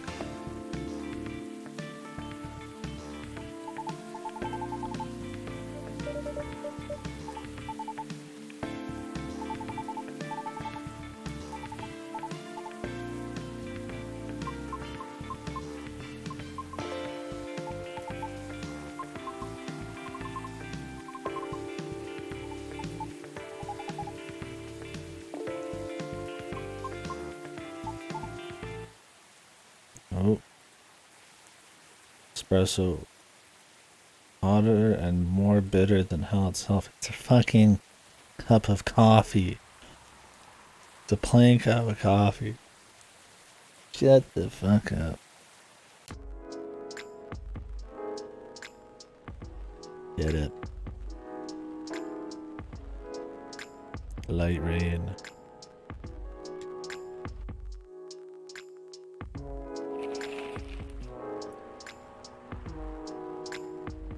Gobbly Labs shut down.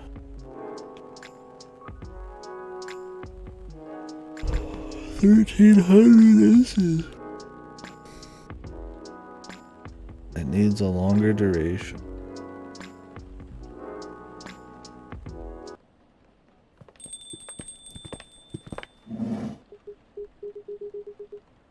What the?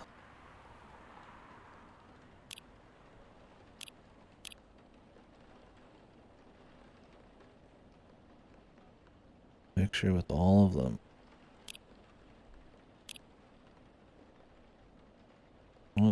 Already did it.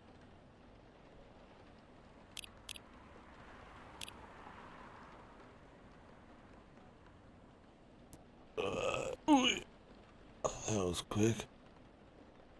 So I got pumped. That was cool.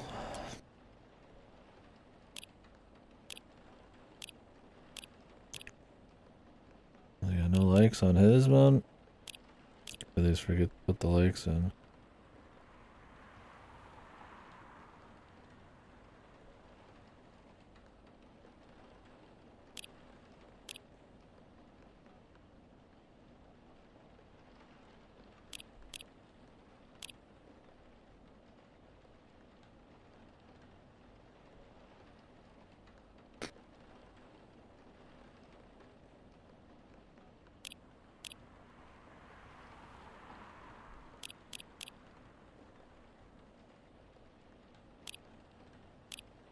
Oh my eyes.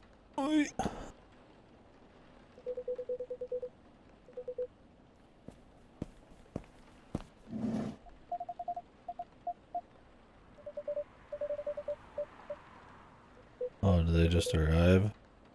I'll be right back. It was me after the wedding.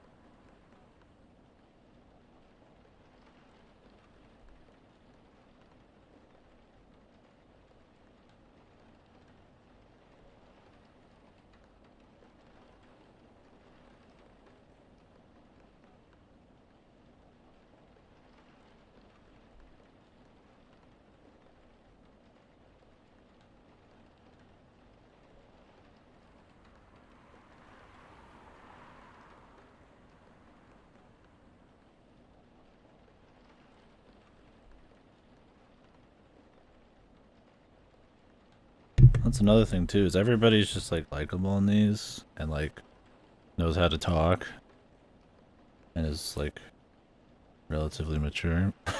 Maybe somebody just going in a coffee shop is gonna be like a bit more composed, who knows, than somebody going in like a bar. But it would be cool to have a little bit of spice. Guess it wouldn't be chill then if there's like some crazy dwarf murderer or something showing up. No, it's not really a good or bad thing, but think about it, I guess. Yeah. Yeah, or it's just something wild.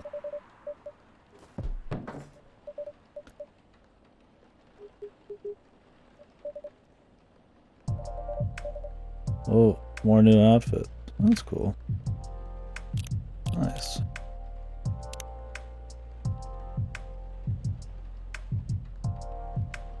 Yeah.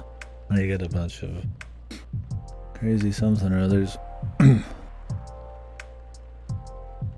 Yeah. Okay, they did put up stuff in the back left.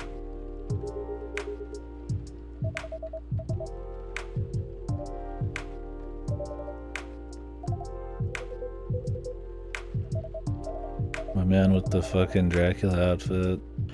Gold watch. Gala with the swoop.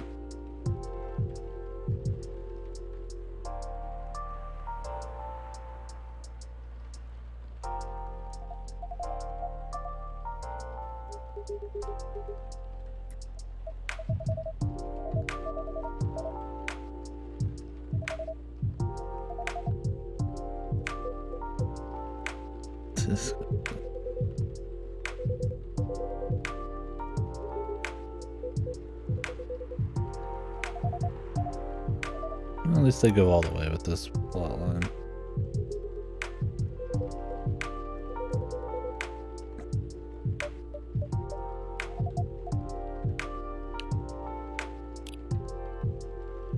Sweet and chocolatey with some freshness.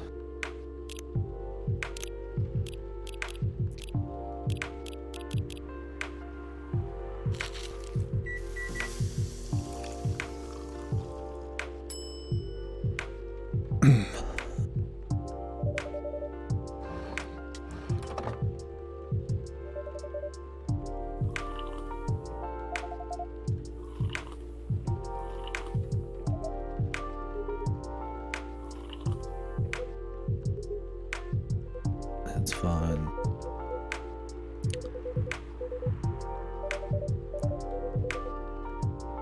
A bit of traveling. I'm sure he's traveling.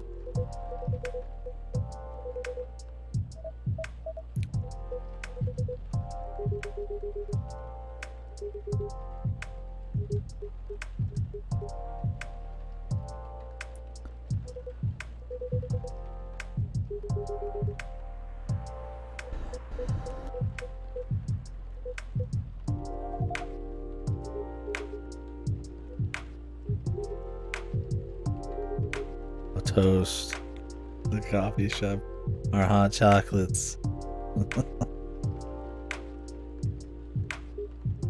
Oh, toast.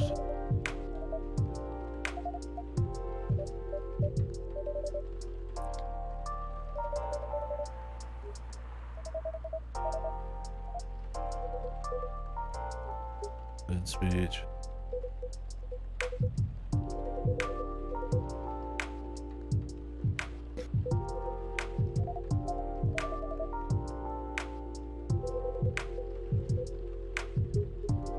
Speech.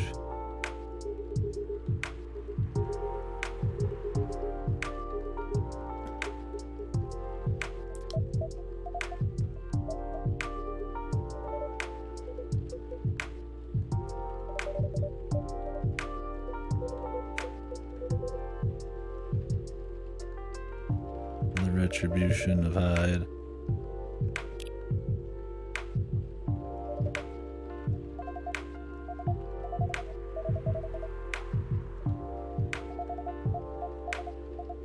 He doesn't really drink booze these days. There's fuck Old Bailey's and he ain't even drinking it anymore. Yeah, shit in her drink.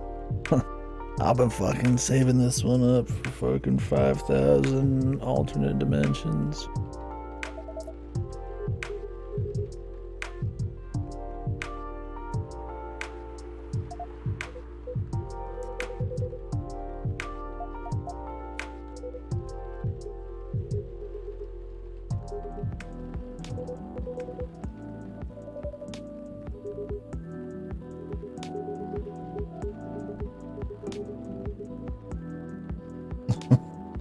I'm a big burly dude.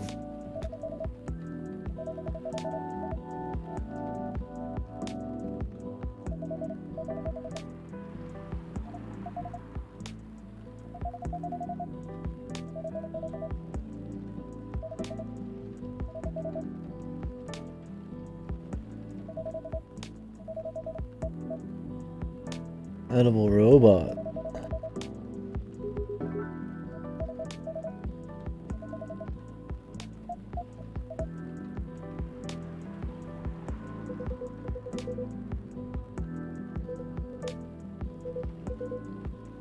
Oh.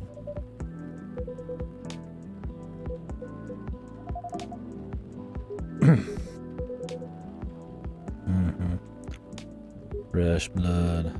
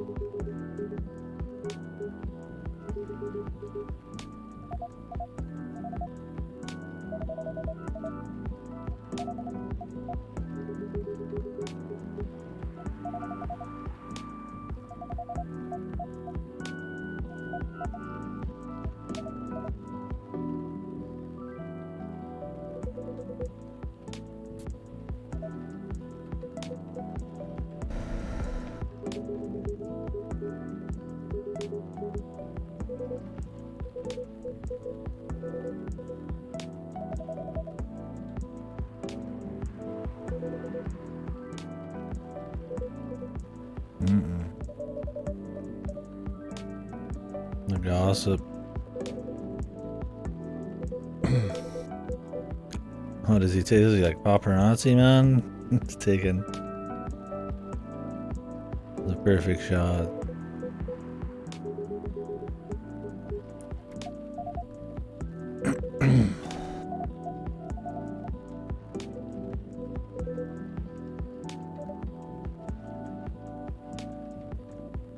Nice.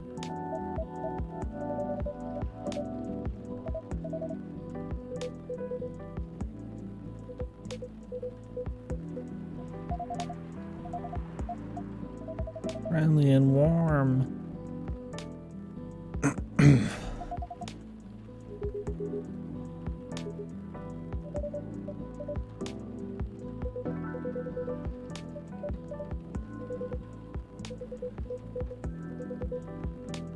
He's got two. I saw it coming, so I wanted to throw it up on the wall.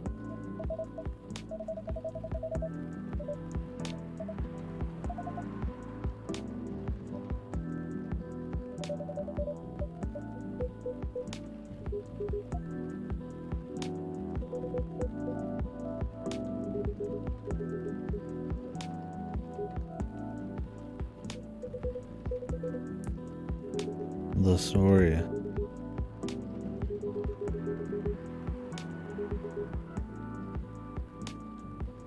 Yeah, they've been adding stuff to the shelf throughout the game.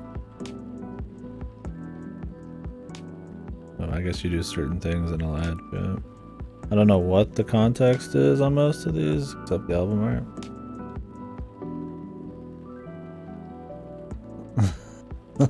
Lo-fi vinyl.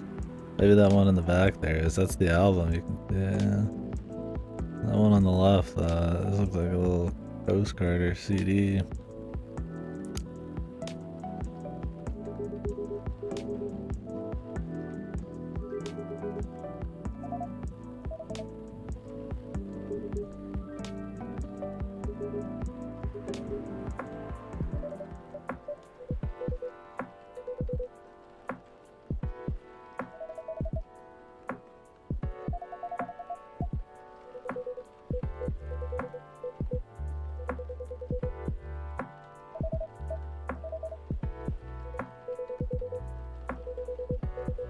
Redone from scratch.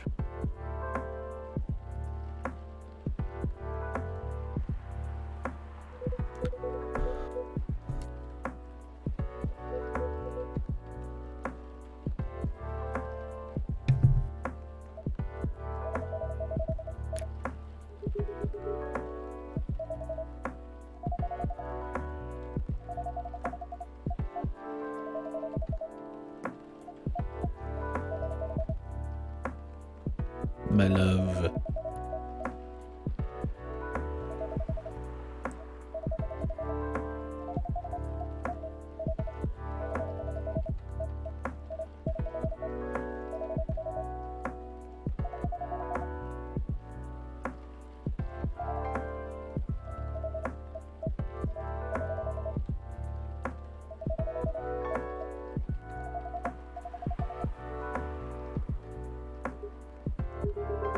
I'm gonna be a stay-at-home husband.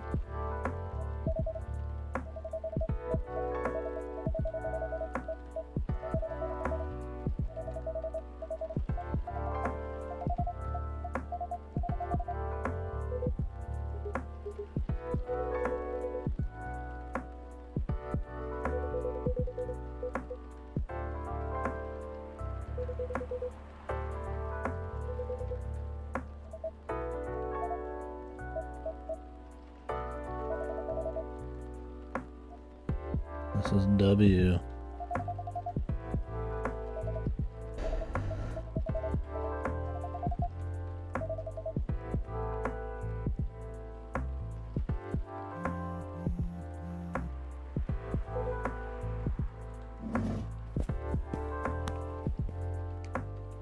Got a freaking... Are they gonna ship hide in this guy or what, man? Georgie, how do I play Georgie's video?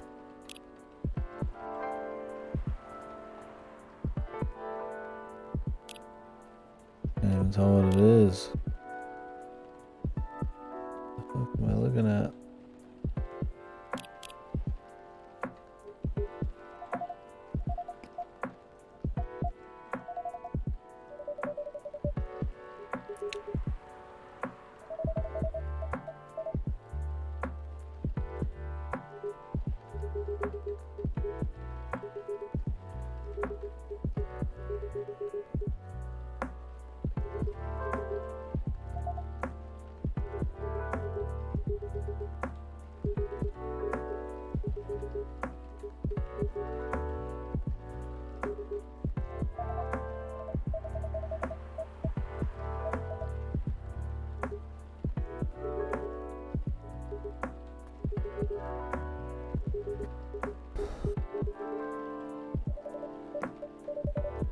Perceptive. Are they gonna reveal what's going on?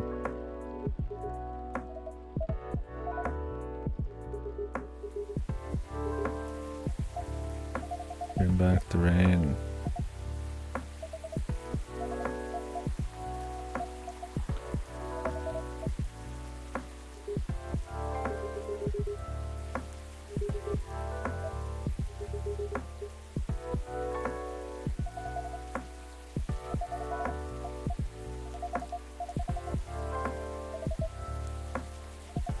Rainy weddings. I don't know anything about that.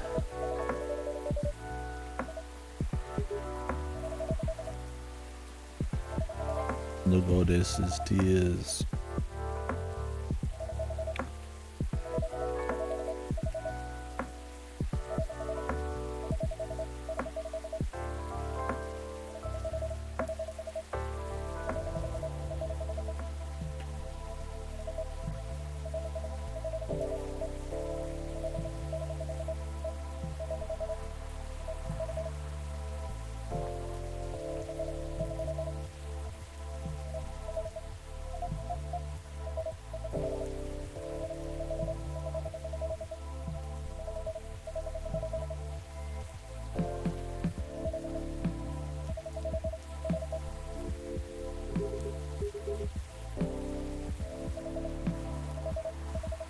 And the whole story, man.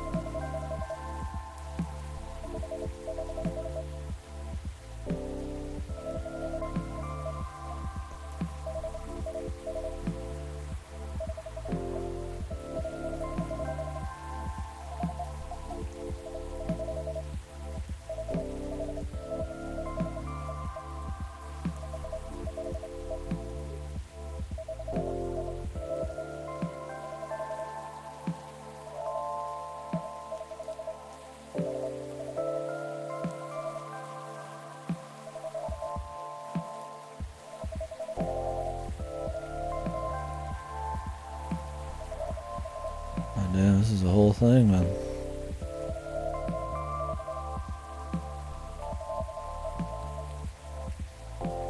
My man's feeling very romantic after all this. Not a horrible story, but in context and at this timing, I don't know. I guess it's fine. They're all talkers, so.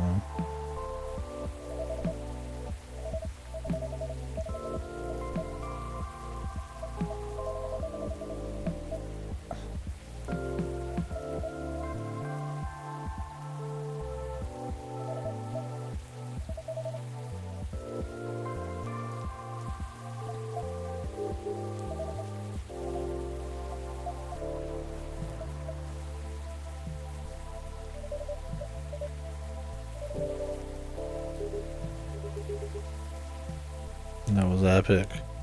I think he means it in the literal way, not the whoa bro epic kind of way.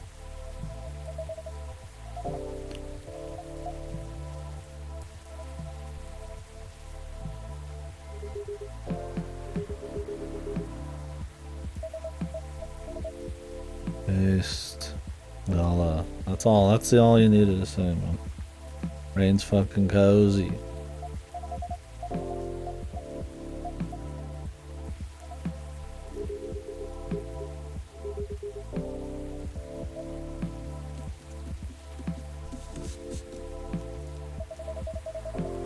Oh shit, I drink that hot jockey.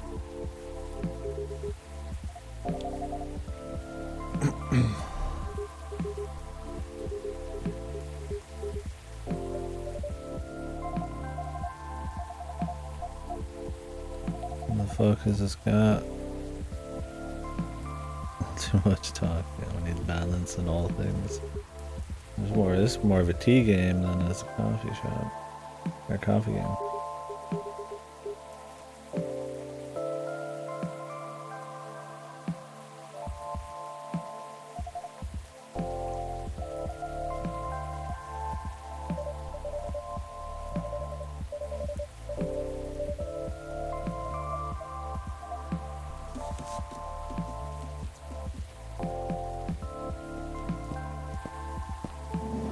What you looking for?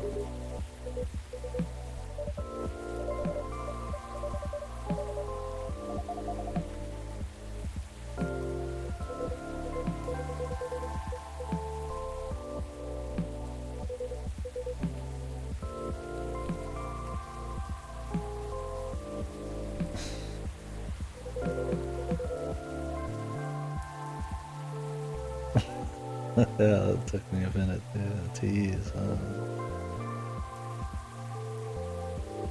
Beautiful.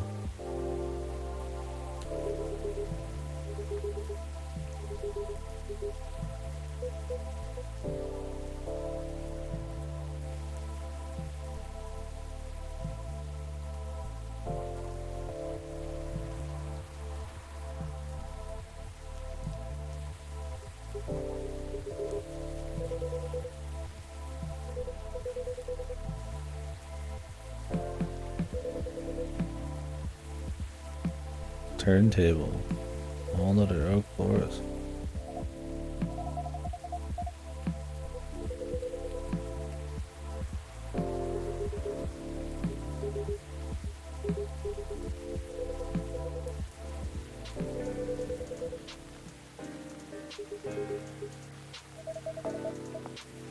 Truce.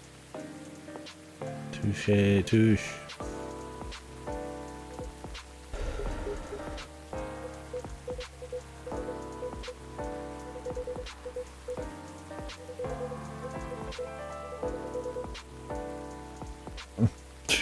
Truce.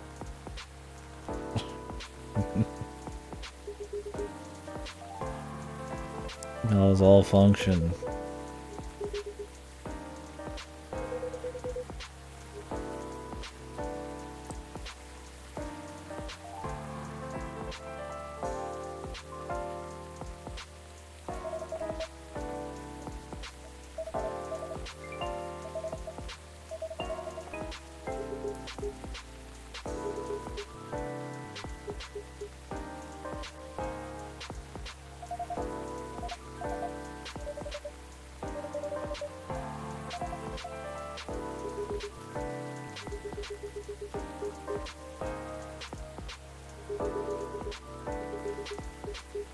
Coffee Talk 3 when same people are gonna move. I mean, little enough was forwarded in this game that they could just do another one just like this and it would fit just fine. If that's all they wanted to do. They're gonna have kids. These two will be banging. That's all that'll change. They'll add one or two new characters. Banshee will be on the podcast.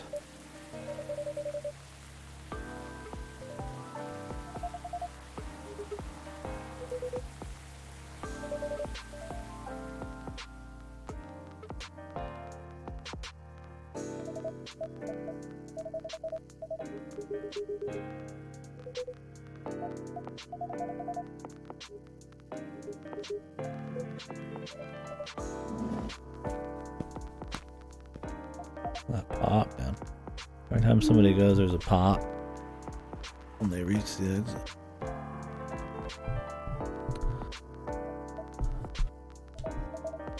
Time for that honeymoon. Bang. It's gonna be wild.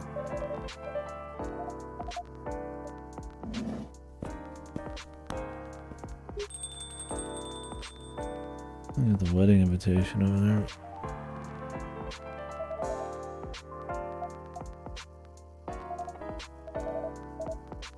Oh, he's carrying her out. What a fucking unit.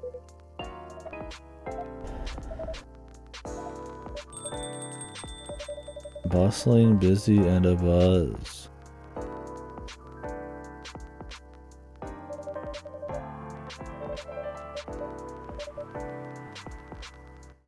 Chosen hive. What does he like? Pick people to like fucking become a parasite with? I don't think that's what they have. Bussy, bustling, busy, bussy, and a buzz.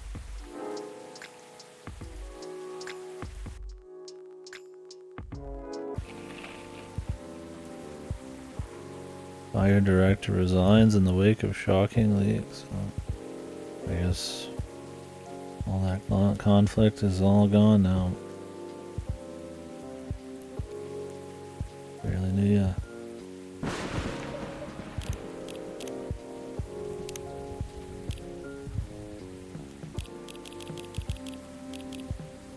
Oh, is Lucas gonna show back up again? Or is there something in a different day we have to redo? The video I can't see.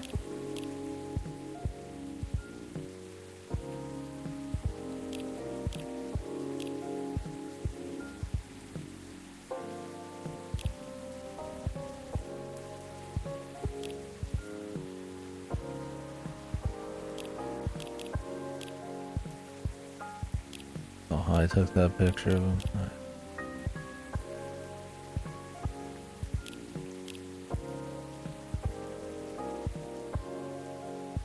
Nice.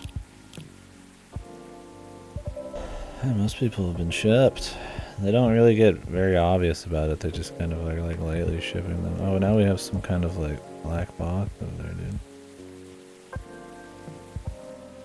And the gamer couple showed up like twice. Yeah, I figured that was the one they were gonna confirm and move on with. Or like, they've kind of done with Hyde and Gala, but.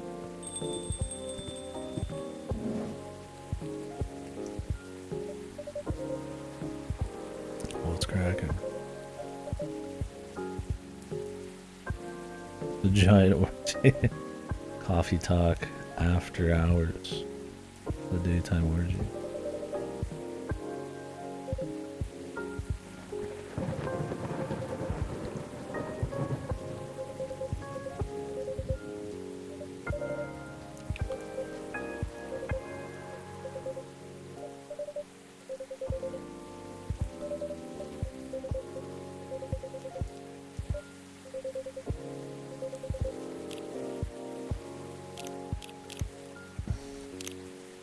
What was it?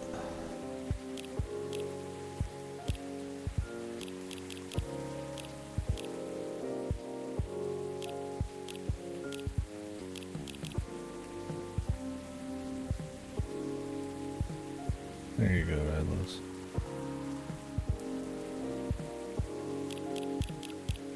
Good. What did this motherfucker have on the first day, man? Anybody remember?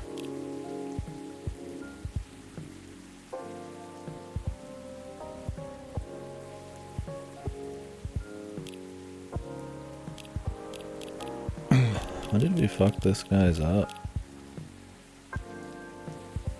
Maybe we just get his, maybe it's some true end thing. I'm just looking this one up, man.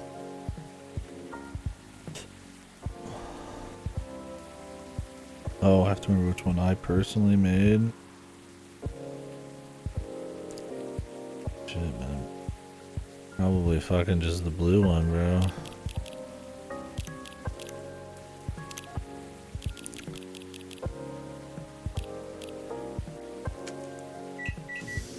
But didn't he want something in it?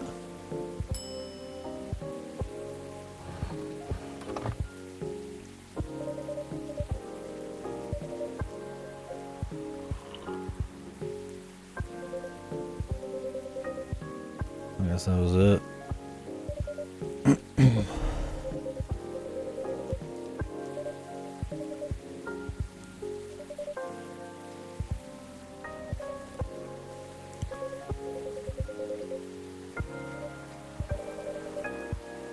Right on.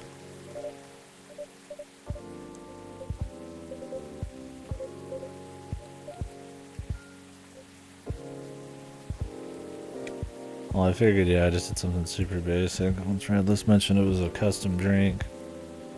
Thankfully, we guessed right.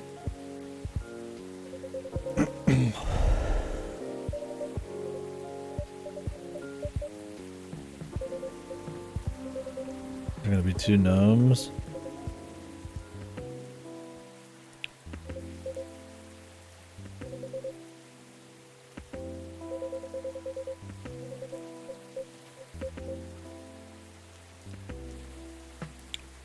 Yeah, the boys did.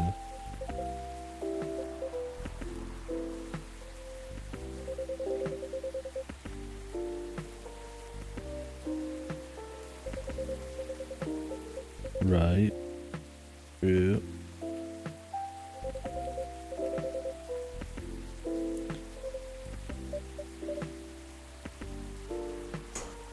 Easy. Easy fighter. Easy on them, right? Didn't mean nothing by it.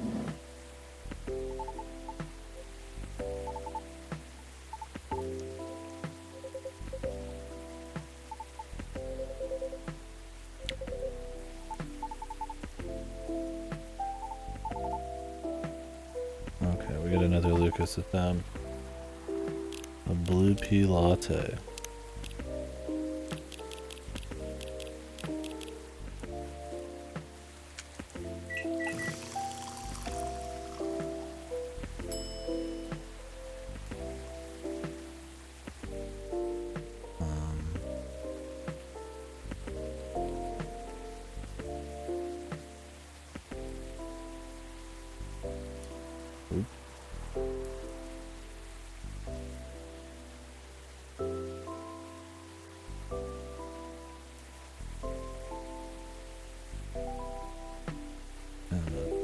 It like drops it in at like an angle.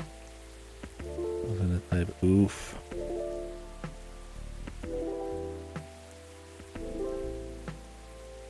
Oof. We'll call that modern art. Enjoy.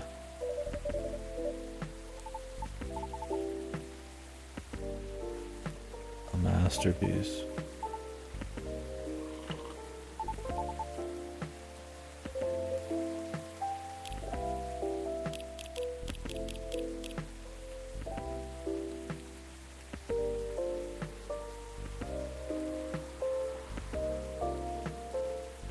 Avenger Sevenfold.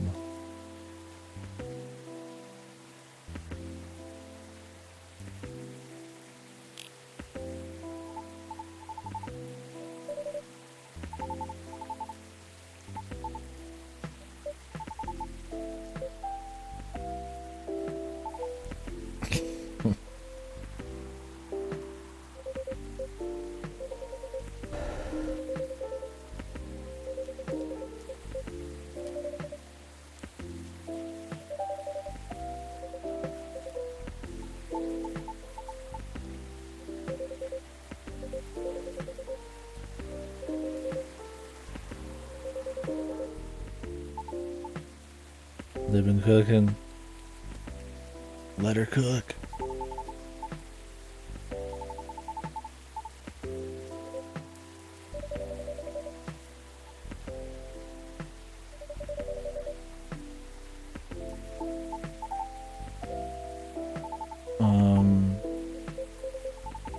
I watched it for sure, bro.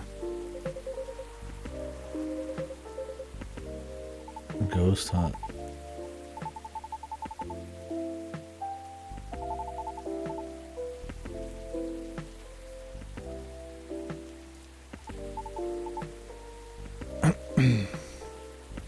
Gotta voice all the Zoomer lingo. Low key. Too bad they didn't do the FR no cap. They held back a bit. They gave Lucas a touch.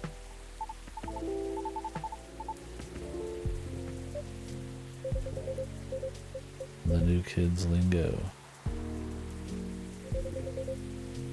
This one's a fair bit longer than the last one, huh? I don't know what they mean. I don't know what FR or no cat mean.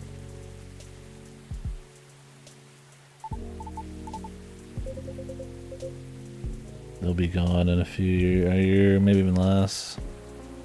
Oh, for real. I say for real. We gotta keep shortening everything, dude. Just F soon. Oh wait, F's already soon. That was a video game one. I like that F is still... People still know what that one is. Call of Duty one.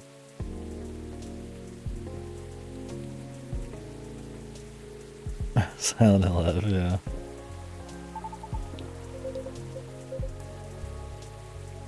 Which Call of Duty was it? It was press F to pay your respects or whatever. And everybody's joking about it. Now it's F. It's just like essentially RIP. RIP in peace was a joke meme thing for a while too. I'll still say that though.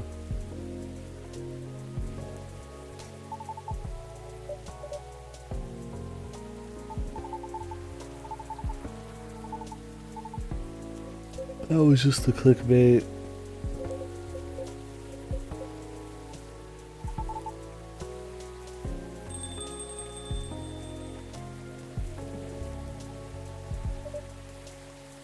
Authenticity and truth, like no bullshit. Decorative gold teeth.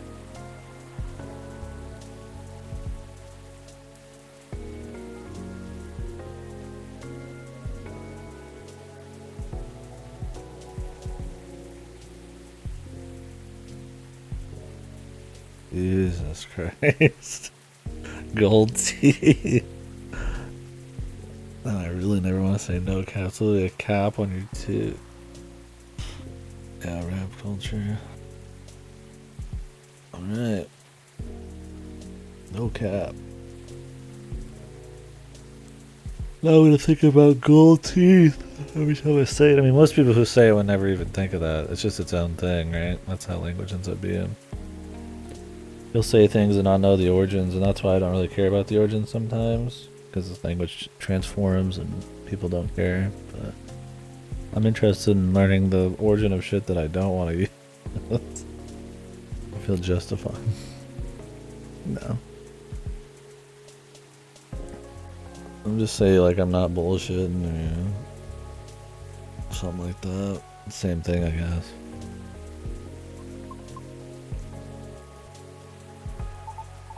It just depends on the context. Some combination of curse words. It's my style.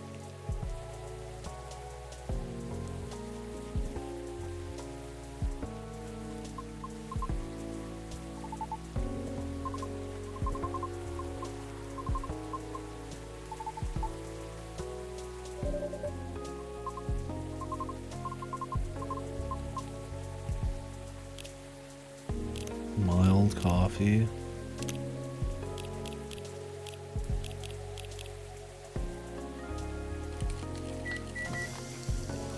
I do like that they dedicate and have this game be like actually of night people and always a night and shit. It's good.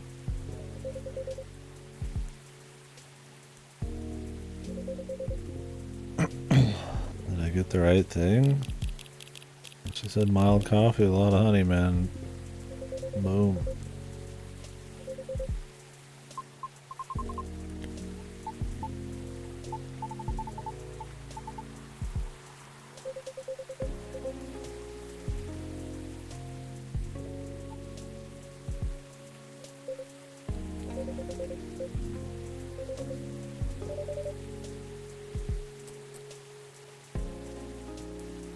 Disco pie.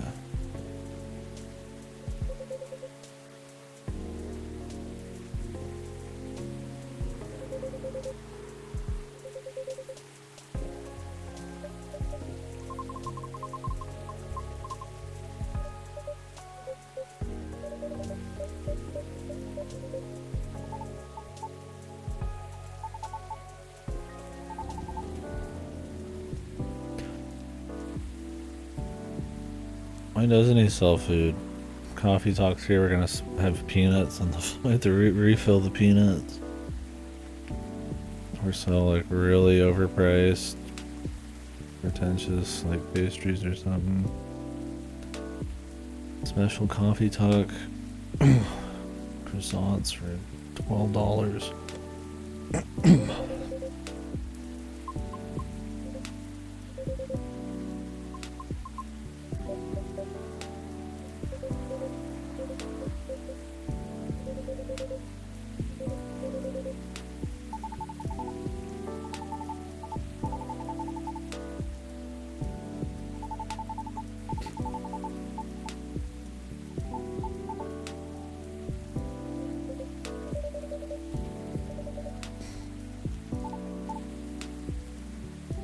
The Lucas.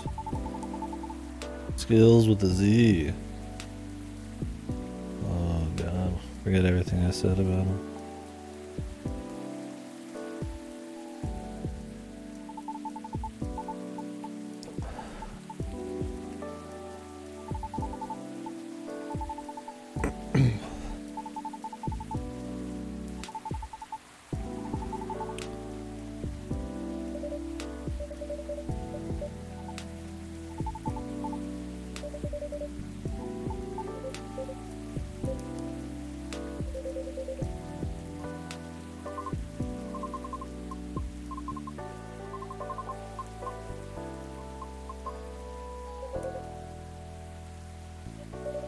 You can't just say yes.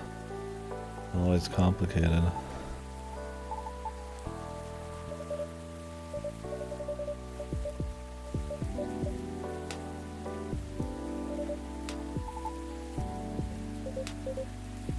they gonna call him out on being a fucking alien?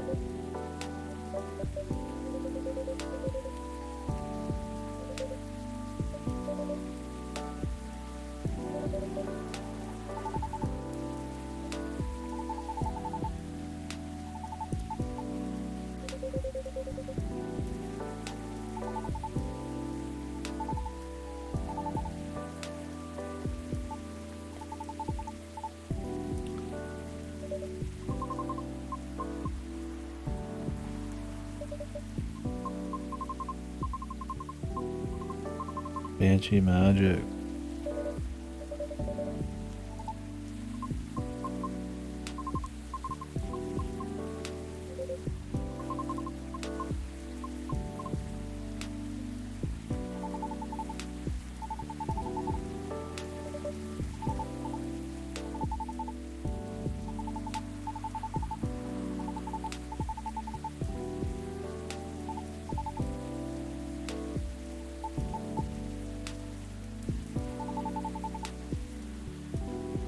Jesus Christ, this guy. He is an influencer, a manipulator, man. At least he's doing something that's fun, though, that has some purpose. By playing the game, I can respect that.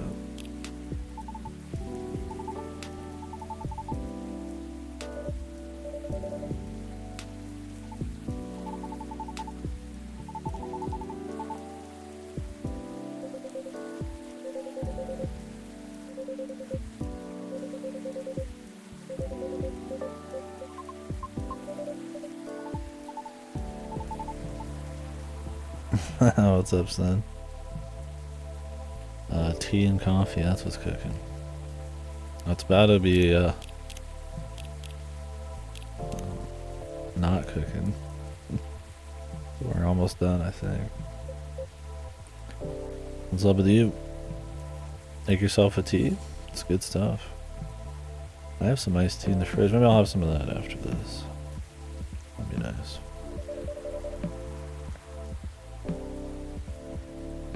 What kind are you thinking?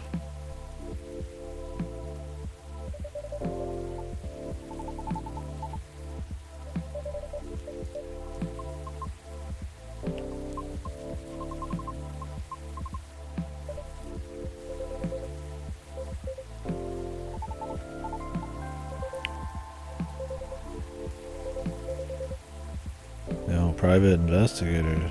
Georgie Williams, nice.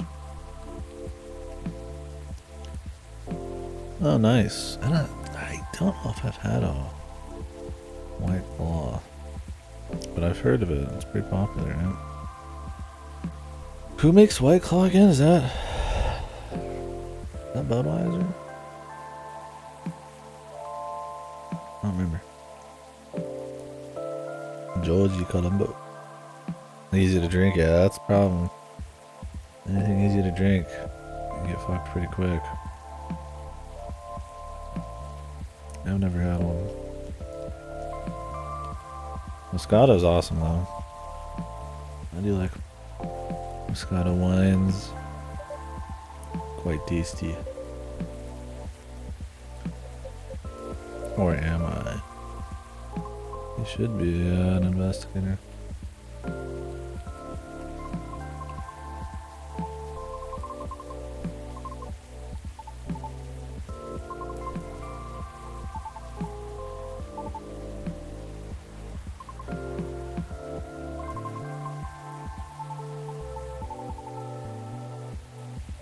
Final dust.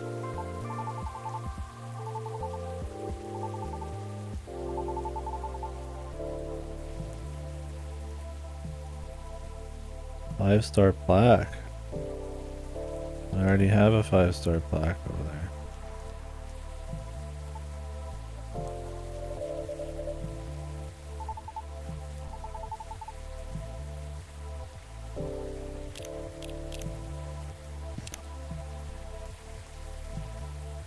Oh yeah, Sam. Yeah. I don't have a lot of carbonated water, but a lot of carbonated drinks in general. But I'm pretty particular. I won't say particular about my drinks, but I like my drinks a lot. Not many. It's a lot of boozy type of drinks don't taste very great. I'm kind of like iffy on some of them. I kind of have to have a goal in mind. I wouldn't just casually sip them, but I'm sure some are pretty good. I've had some that you barely can tell, but not many over-the-counter type of ones. I'll have to try White Claw though. And yeah, Moscato I like to actually drink. They're pretty good. Too pricey for me to buy often, and I don't always want to be drinking.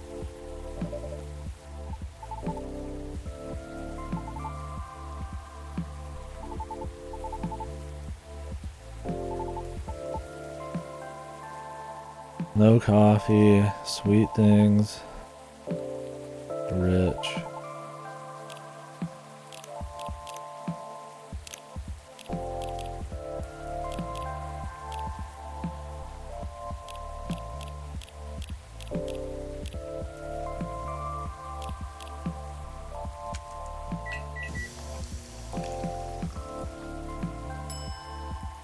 It's gotta be something fancy.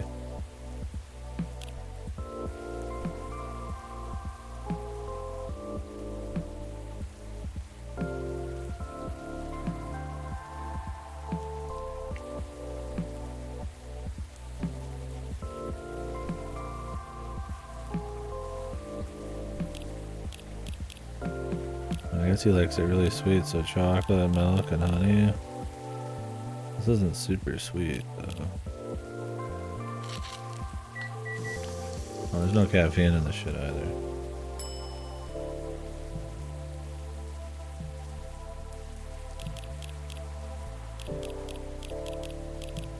I mean, I guess green tea's got caffeine, huh? Wouldn't like a black tea be more, though?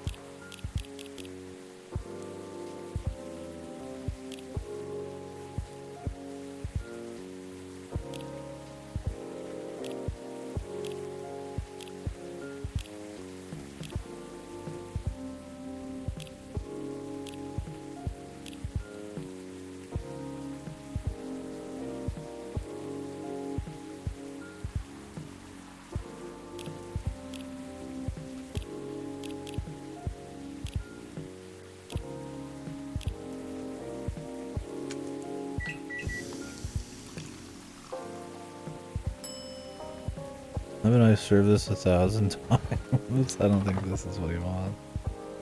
Let's see what we got.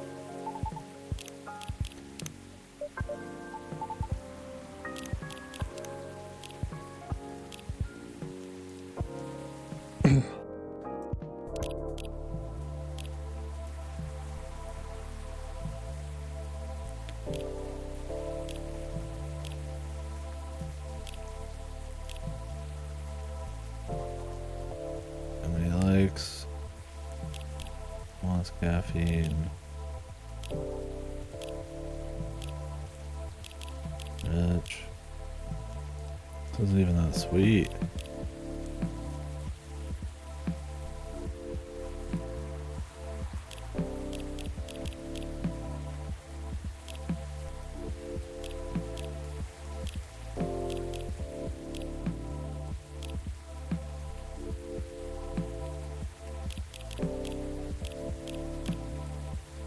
Cinnamon is not as sweet. Maybe this guy's insane.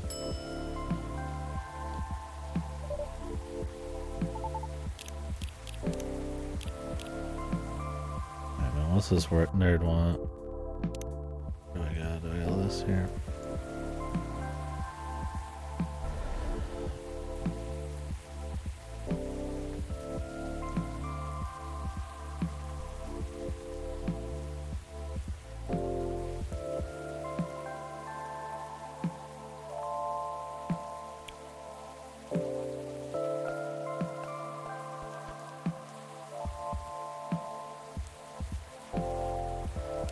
I can't find one yet.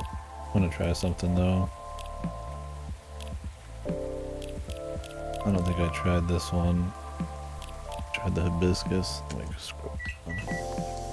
Doesn't have anything. So we've already done Dream and Blue with somebody before.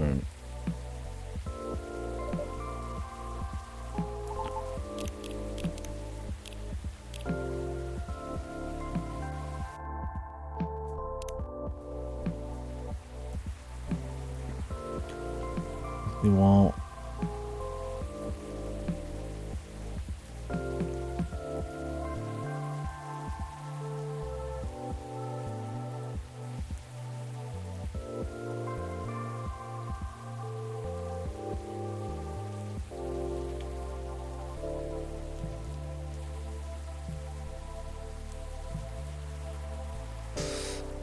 Green tea, honey and milk. I already did that. What did I do in the wrong order? I think I did. I did green tea, milk, and then honey. Oh Lord.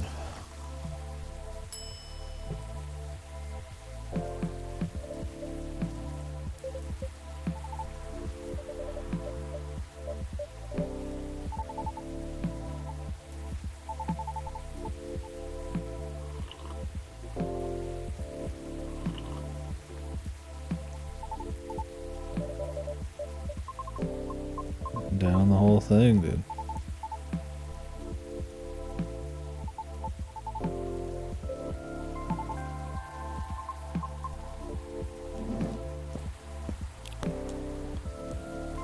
Well, I got the 5-star plaque already, man.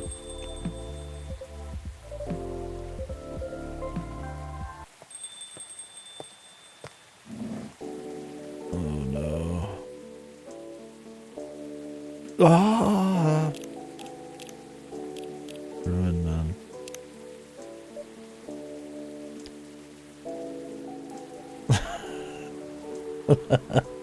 Yeah.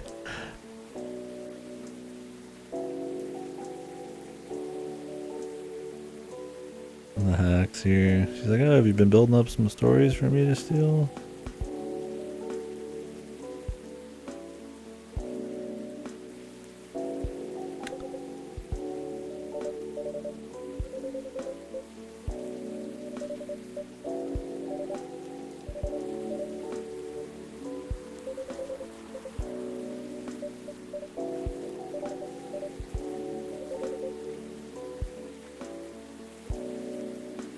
Don't forget to tell Aniki Coffee the truth.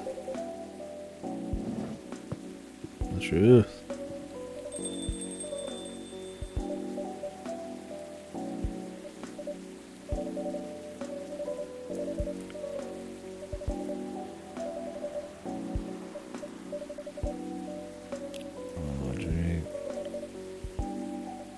It's an espresso.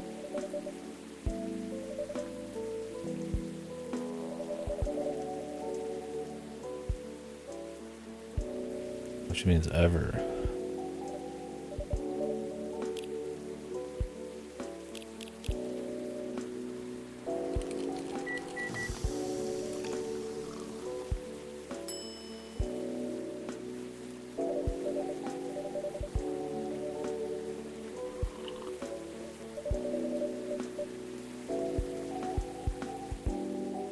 It's just plain coffee.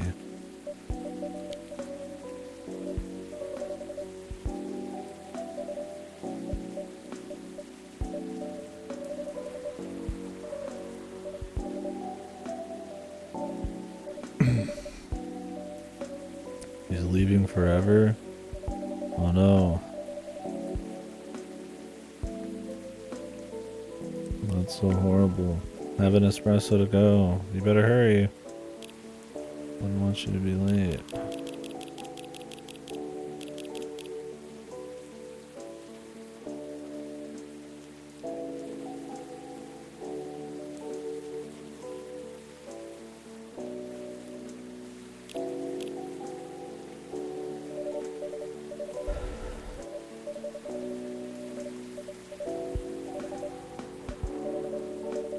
Few months.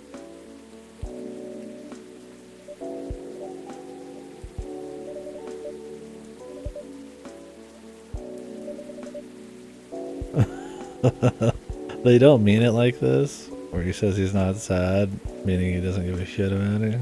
But I wish it was that way. I'd be like, no, I'm not sad. I really don't care. Yeah.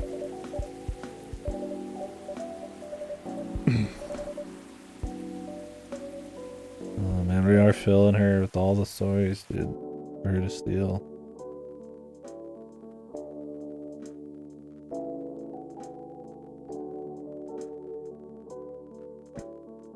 A good team.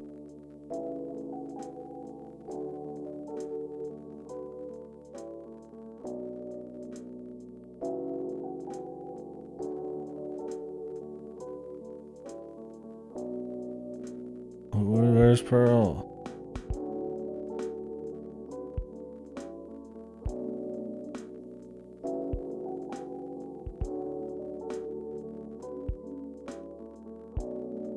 Mm-hmm.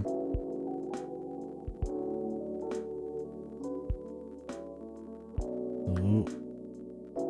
The home.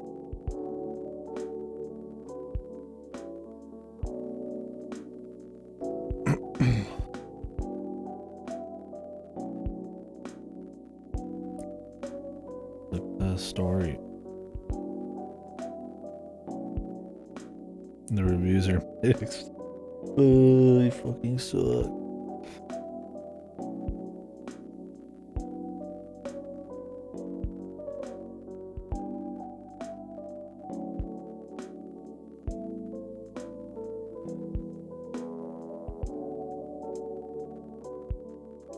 Oof, the flower. Oh man, Georgie and the gnomes. Why was there no gnome? Fucking people just stand on the counter sipping tea, dude. That was it? Maybe there's more later. Yeah, that's the problem. Is the returning characters don't have enough new things going on. It's nice to see what they're up to. I don't hate it. I don't hate reading about them. But it wasn't really that crazy either, right? Like, I mean, it's like, oh yeah, it's catching a little bit. Like I said, it's like a fan disc. And then you get your couple new characters, and it's like the story is very centered on them, and their stories are intertwined, right? With Rihanna having way more emotional reactions. Lucas is building up to something, but then it really doesn't go anywhere. He just ends up being like Riona's kind of like thing, or plot device. He seemed like he was really butthurt about everything that was going on in the vision and stuff, which was, he figured it out, right? He made his own show, but I wish he had maybe more of an emotional moment where he realized that's what he wanted to do more, and then was gonna nail it. Yeah, I still enjoyed it. I think it's like close to the first one, but not as good.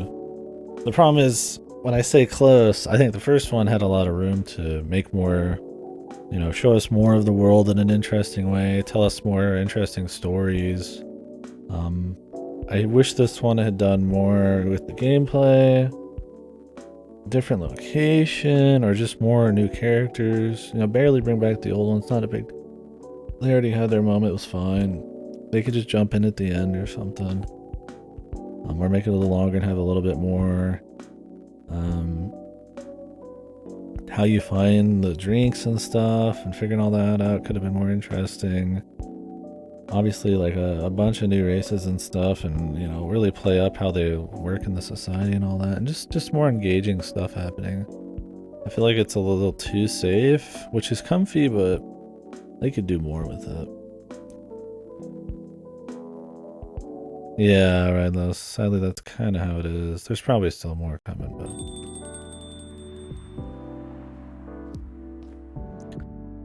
I kind of had that problem too.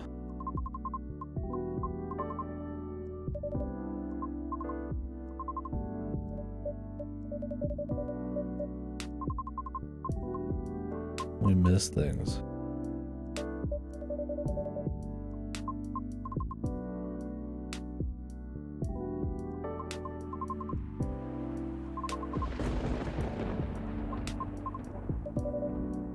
Complete understanding of everything and everyone. And of course she's like the one here.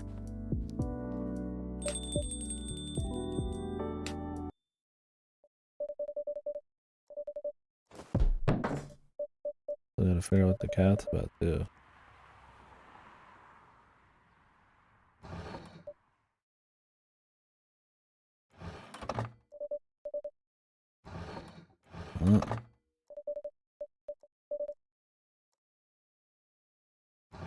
No, they're not.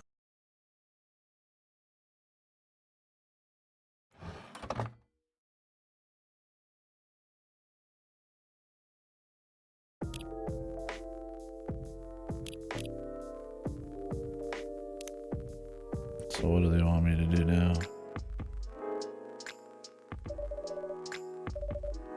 I have to replay the whole game? I was fine with it in the first one where you just like reload real quick. I don't want to like slow roll through the entire game. I have to make all this stuff again.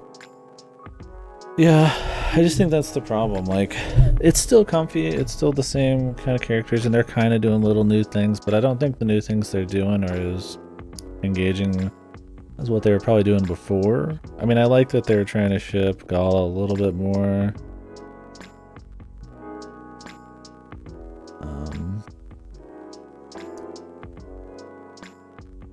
Which is cool. You know, they did a little bit with Myrtle. They didn't really go anywhere, but my thing is, like, if you're gonna use the same people, do something nice with them, do something big, or just get new people. It's a cool concept to bring in new characters, and it's like, they already had their moments. Yeah, I don't know. I just think it could have done a lot more.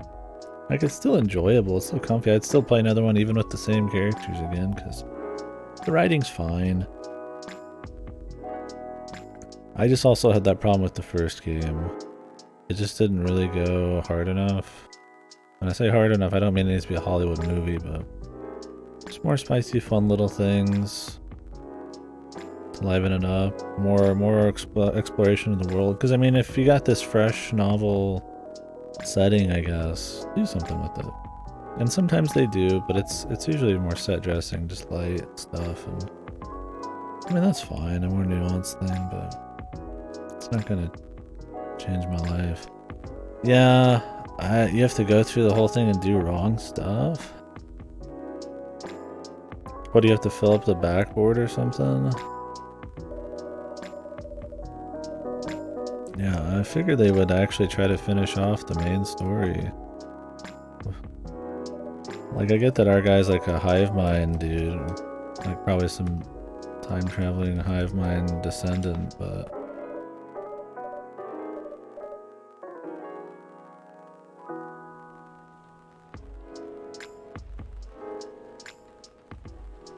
I don't know, I still think the presentation's nice and the music's cool, it's chill, and I think that helps a lot. I mean, it is the exact same presentation. I do wish there was a little bit more stuff going on there. Yeah, the general writing,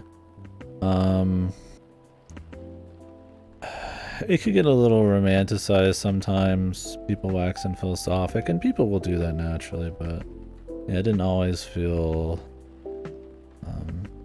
natural. Although in the first game it didn't always feel supernatural either. It was, there's a few transparent moments where they're talking about goofy shit.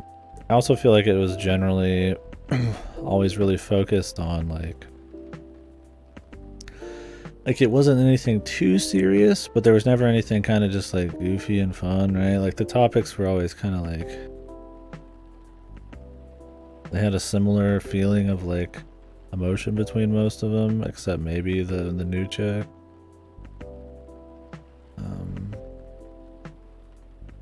Like it'd be cool to see something with a bit more variety.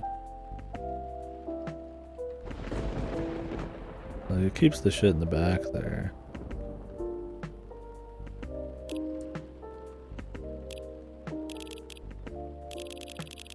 I mean, everybody's full.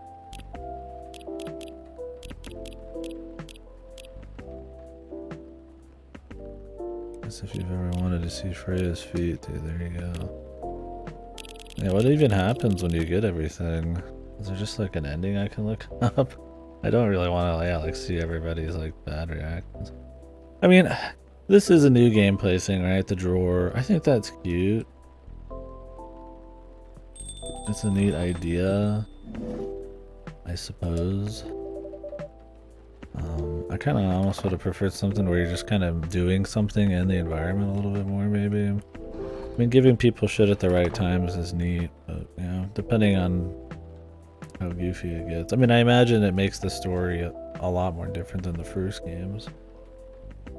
Because people wouldn't get together and hang out. See, the problem is in the first game, you're always making a better story, like a better outcome for them. Where this one is like, I'm just gonna like make a worse outcome, which I don't really want to see that badly. And it's not like it's gonna be a super different route, and that I have to kind of go through the entire game again. I'm like, I'm not as interested, yeah.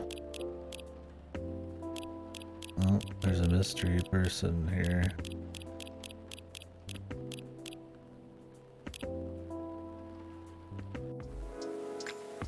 Yeah, just something little like that. I mean, it doesn't need to be crazy. Like I said, find drink recipes in articles or in people's timelines or something instead of having to like just guess. Well, you can still have guess, you know, like customized drinks and stuff. But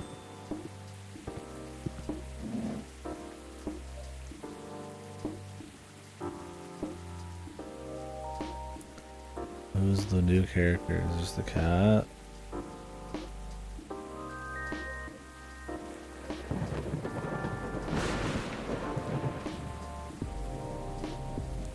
I don't know. I think it plays it too safe, and I don't think that's necessarily wrong, but if you're going to play it really safe, you need to have really strong writing. Like, you really need to focus on the core. And while I enjoyed the writing enough, like, it was just comfy, I feel like there could have been a bit more.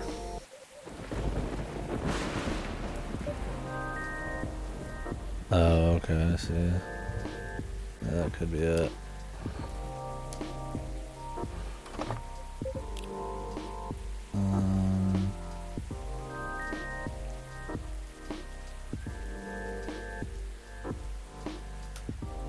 Let me look around a little bit.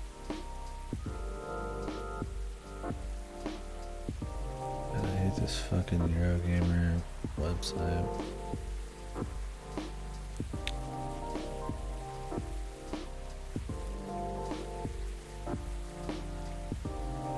Oh, Dark Side Detective. I said that, I was like, is this a reference? These people are out of nowhere.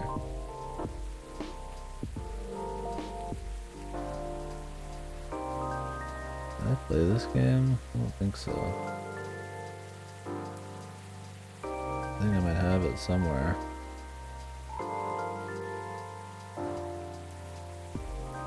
Oh, I own it. Yeah. No wonder. I own it. Okay, well, that's cool. I was like, look, they feel like a reference.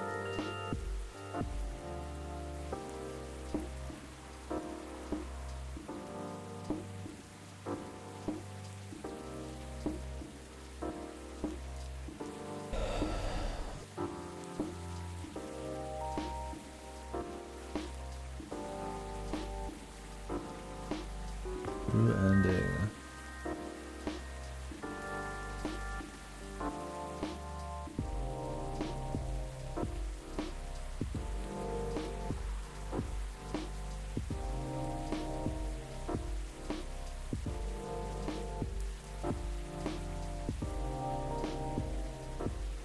Huh?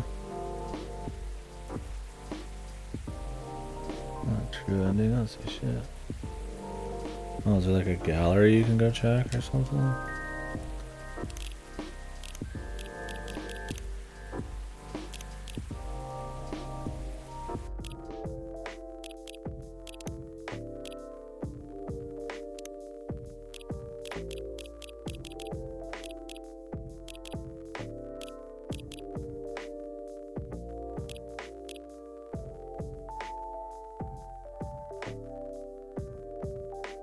Yeah, I'm trying to figure it out too. These are just like fan pictures, huh?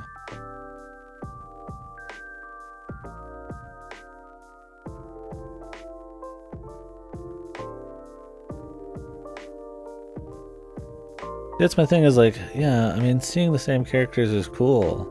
Like, if you've got, it's like I don't hate that. Like, I enjoy the characters, but yeah, I think it could have just juiced it a little more. Like I said, I don't feel as strongly about the first game as probably most people, so I was looking for a little bit, not scope, but a bit more production here and there, some new characters, you know, more confidence with exploring the world, you know, interesting new things they want to do with all the characters and shit here and there, maybe more engaging gameplay. I just don't think they go for that. I still think it's like solid. I think the first one's better just because everything's fresh. Everybody's new, everybody's got a relatively strong enough story they're trying to get to. They at least have some arc or conflict they're trying to get over. In this, they're just kind of hanging out, which isn't necessarily like a bad thing. But it does make for maybe not as impactful of a story. I think the problem is they're pretty much this exact same vehicle, right? For the entire story. Green tea latte. Am I supposed to make something for somebody?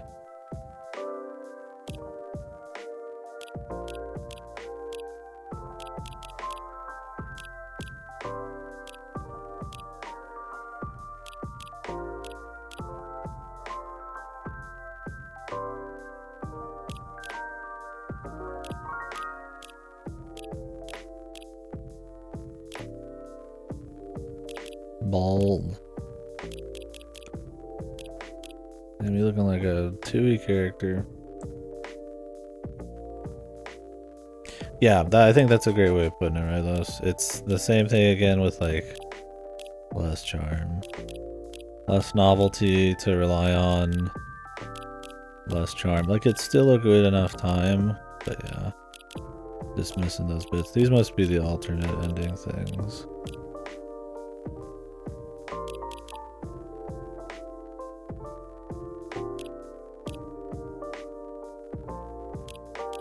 The agent. Oh, the silver before he comes.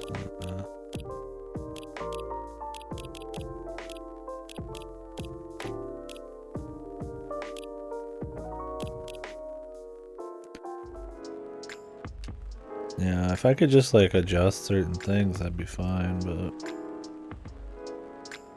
if I have to get like every single bad ending and every achievement, then that's a little less interesting.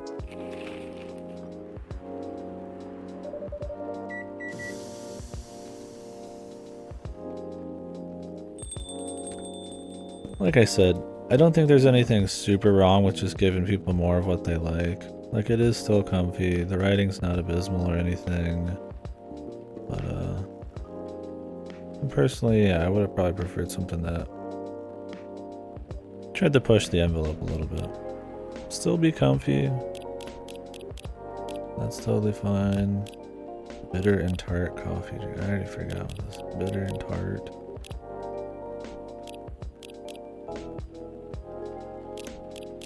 See, Silver at least had like a new thing going on, a new character to bank off of, right? Like, they do some cool stuff with the old characters. I'm not saying just get rid of them, but you know, you've got a whole big crazy world to explore. Let's do it, man. Why not? Bitter and tart coffee drink.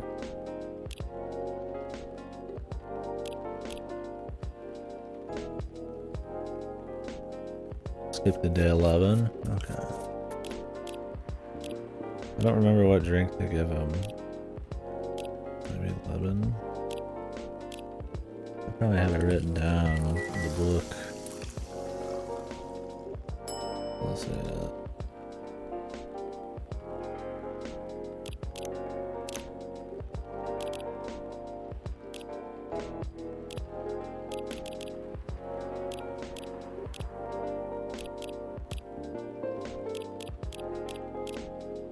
I think it might have been black lemon, coffee, 11.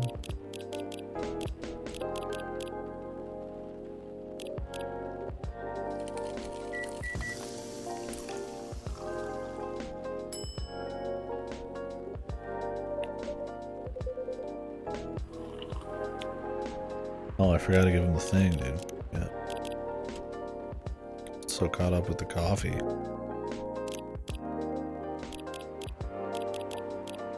I mean, you could tell they wanted to have a bit more interactive stuff, right? Like this, but like, I don't think it goes particularly, like, it's not super interesting just giving people shit occasionally. I think that would be cool in tandem with a few other things. I think maybe they were just afraid to like try to ruin the atmosphere or something. They didn't want to go like too hard, maybe. I don't know. Yeah, I have bad acid reflux, man. Lemon with coffee and fucking explode, dude.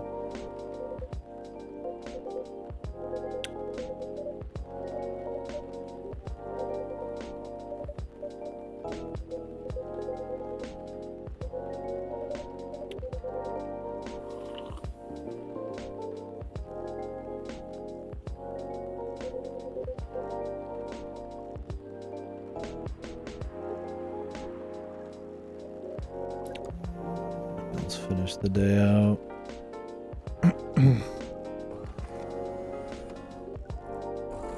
This was one of the weird things we did. We were missed. Yeah, I kind of liked in the first game where it kind of went along with that chill atmosphere where you just kind of change a couple things, right? And they tell you what you need to change, and it's not too fussy to get it like figured out. It's not too annoying. And then you just kind of, you know, see the end and then you move on, right? There wasn't enough variance to want to have to replay the whole game, right? In this game, maybe there's more variance, but like, yeah, I don't want to do everything again. But that they don't really tell you is kind of like, eh.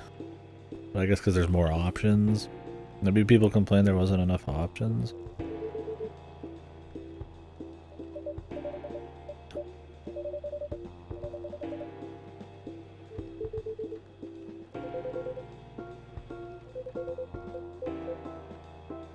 Remember 11-2.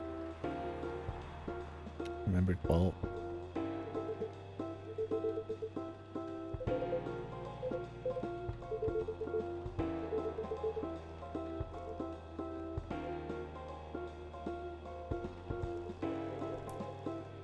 Yeah, that's what I imagine. They don't have, they don't get together and talk as much.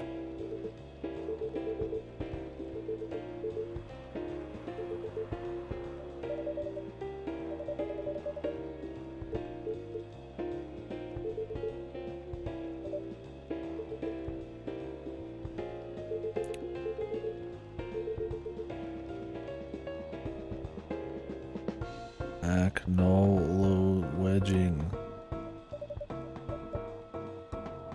Who wrote?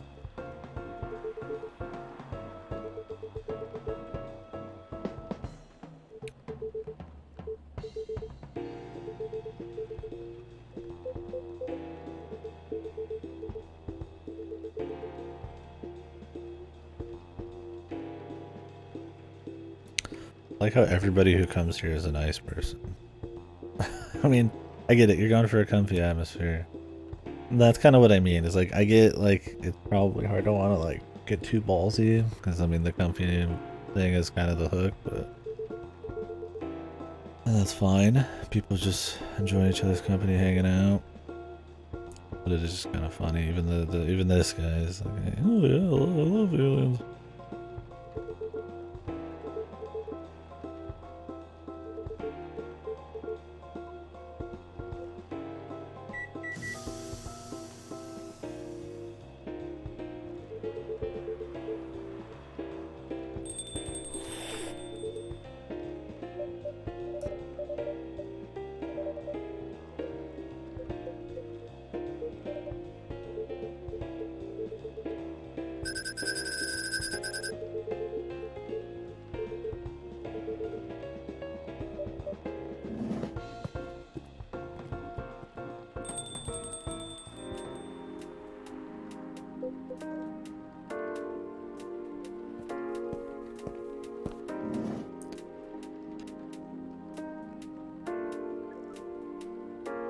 And I would say I didn't get bored of this one either. Like I said, by the end of the first one, I think all the stories they'd wrapped them up and it was running out of steam. This one, you kind of know what you're getting into from the start, and most of the stories had kind of just a comfy thing going on. Yeah, looking hot, comforting bullshit. I didn't really get as bored with it, but I wasn't as engaged. There wasn't as many high points. A hot, very sweet, very comforting drink. What does he want, dude? That's bullshit.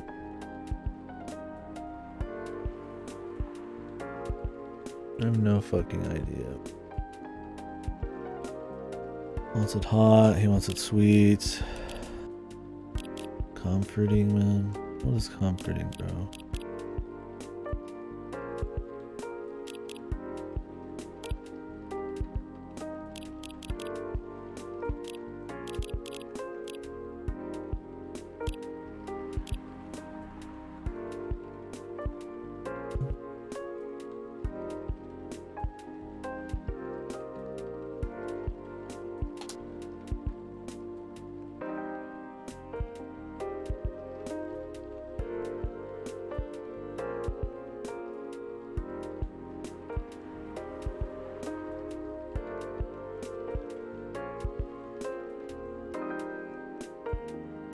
I'll accept your fucking cookies, you fucking bastard. What day was this even? I don't remember.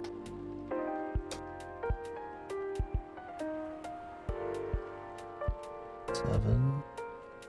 Yeah.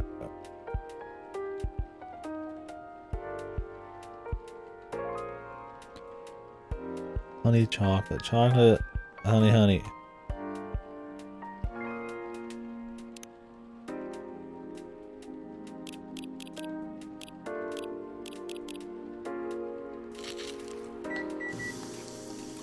That's my thing, is like I'm just not invested enough to like want to like go ham without a little assistance. I just don't care enough about the variant. I mean, in the end, that's like the whole thing, right? And that's I mean, I am interested if we can easily get to the best ending. But yeah, without any assistance, it's like,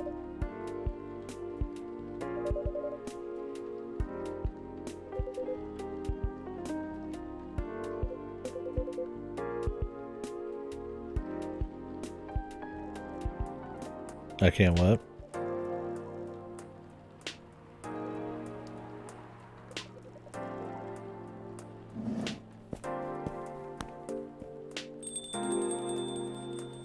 Oh, really? You have to like see everything or something?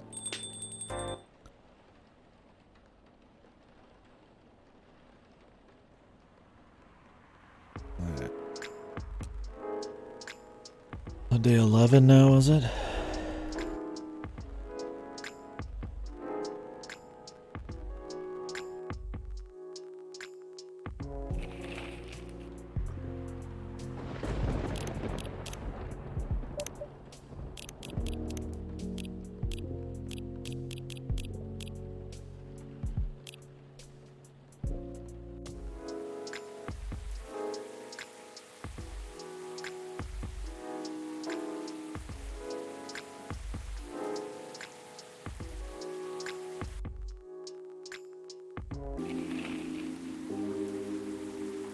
The top secret files leaked.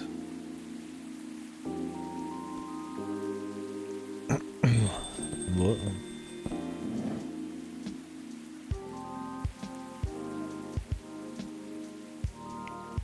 Great, the super long wait part.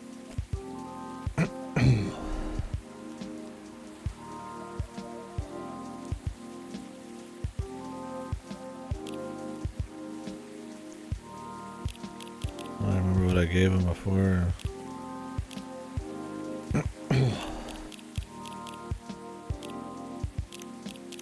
Probably hibiscus because I was tired of the blue shit.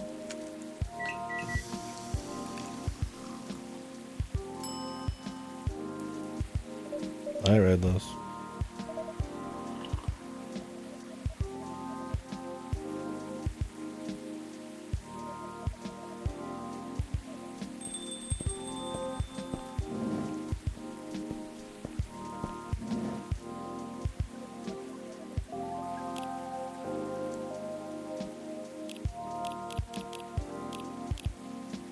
Never remember what worked for her. I think it might have just been all hibiscus.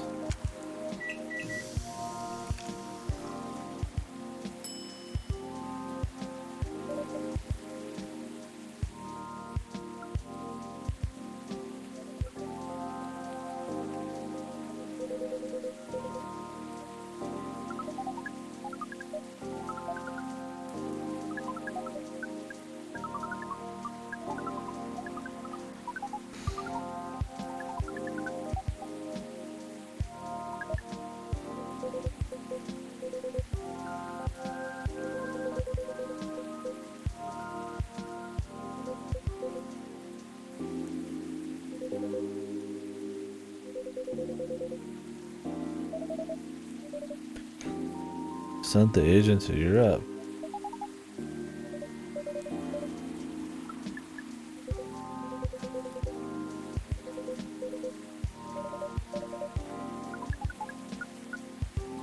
Not gonna anything bad happen to them.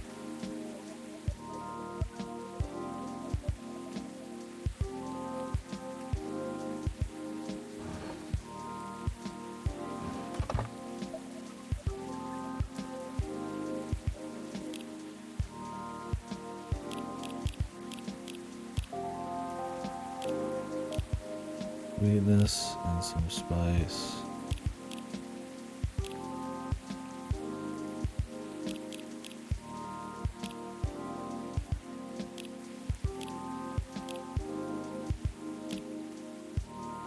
Honey ginger.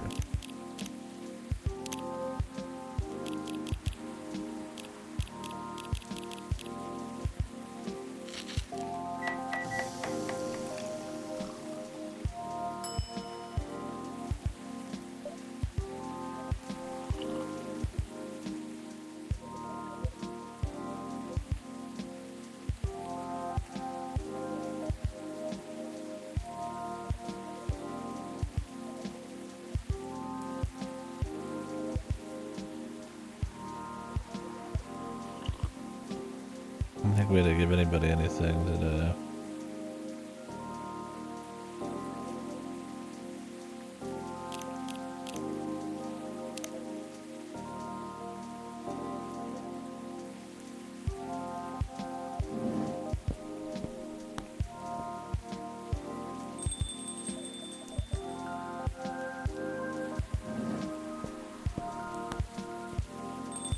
Whenever they fucking leave, it pops. The fucking audio too. Every time. Sugar and spice.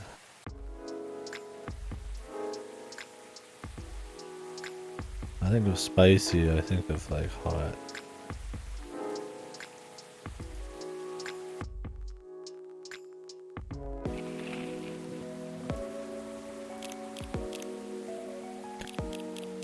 We go to the final day maybe now.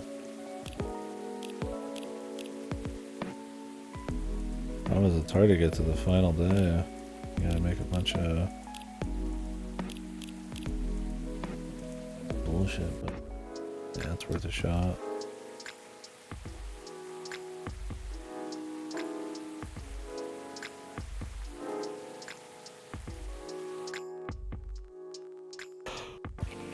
In the wake of shockingly. Yeah, it sounds like it. That's what I'd want to see for sure.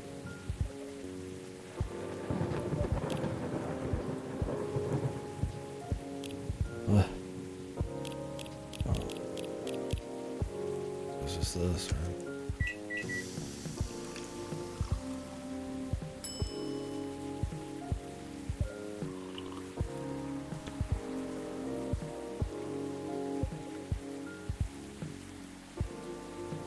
If you go through most endings, you can reunite the cat with its owner. That sounds like some deep dive lore for sure.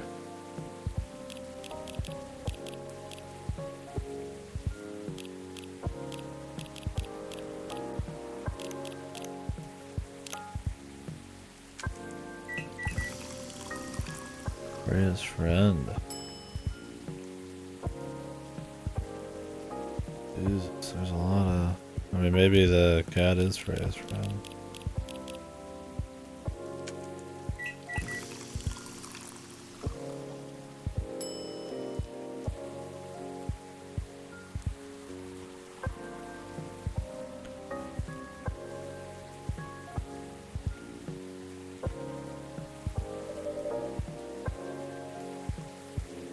Yeah, it is.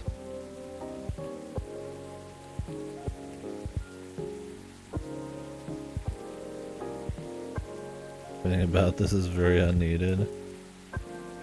Yeah, the first game made it nice and simple.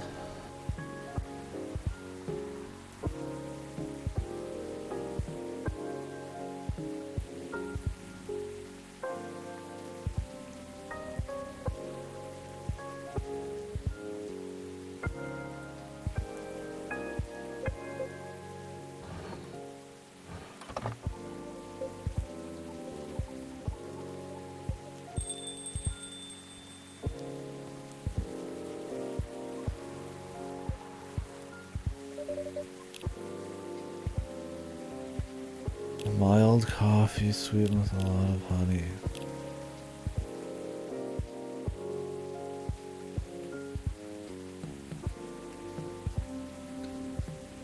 There's a bunch of achievements for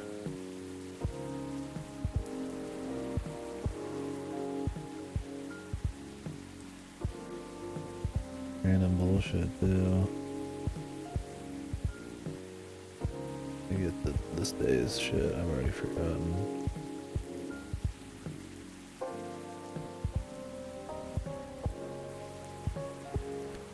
Honey coffee.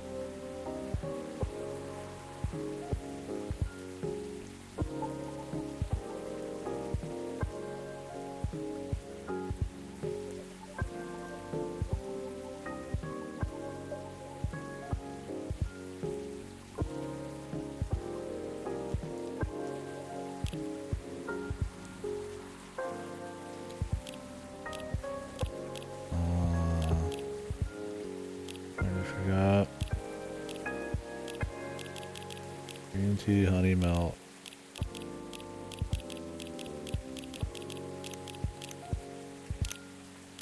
I'm just looking through some of these. There's like achievements for finishing normal story arcs, good story arcs.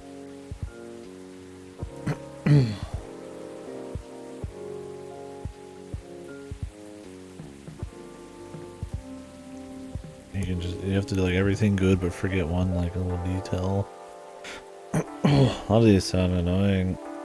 Yeah, I just want the ending for sure. Some of them didn't get to make up. I mean, it's cute that it's like possible. I don't think I really care.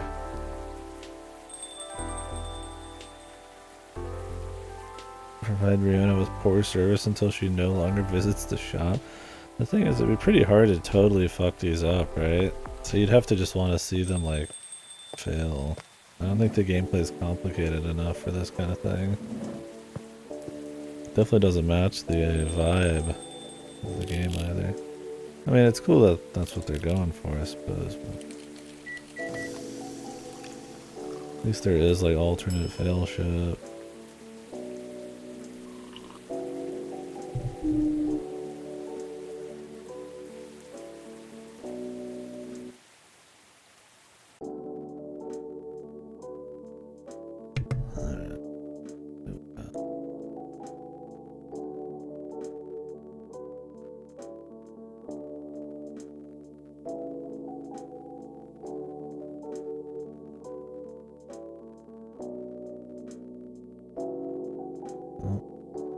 Stop pressing A, although their shit seemed the same.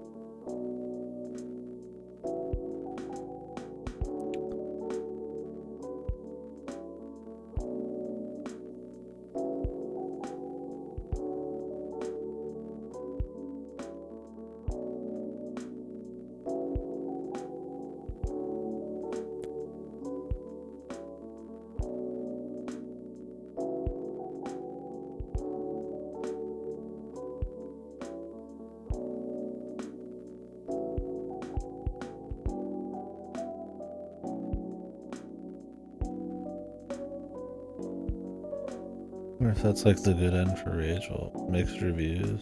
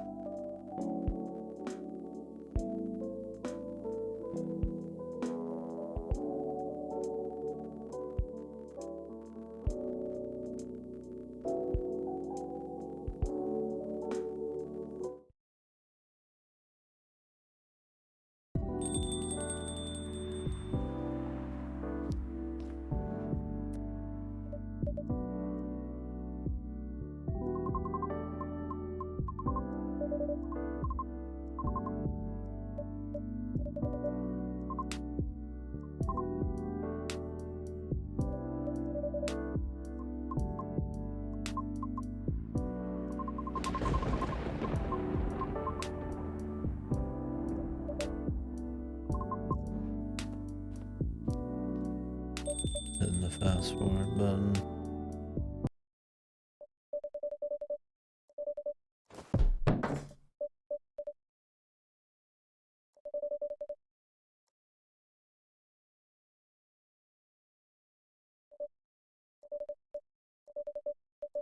Maybe the idea is like the missing items need to be used at a point later on, but they can't be because they were missing before and they won't be missing in the story later. But I didn't see the spinner. I have no idea.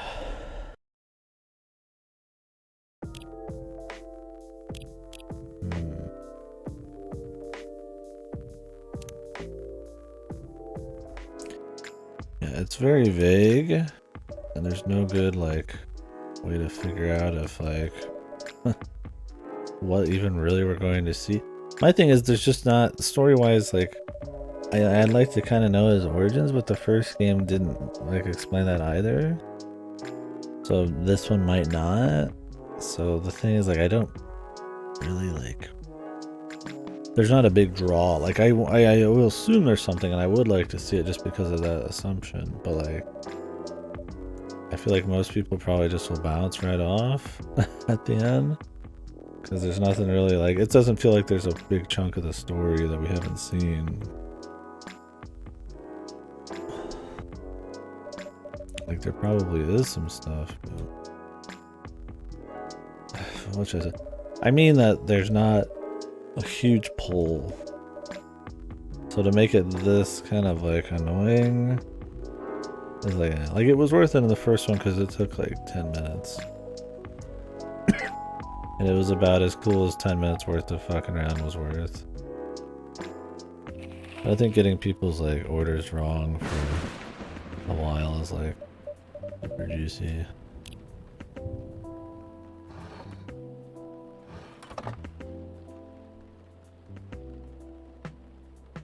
There's definitely some mystery stuff going.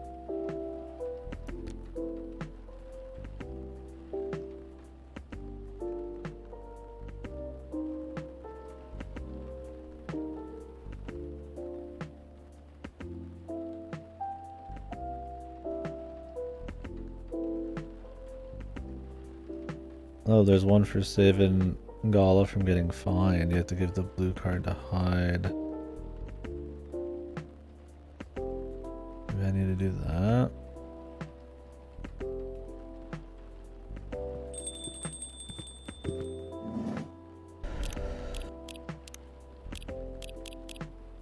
What day was it?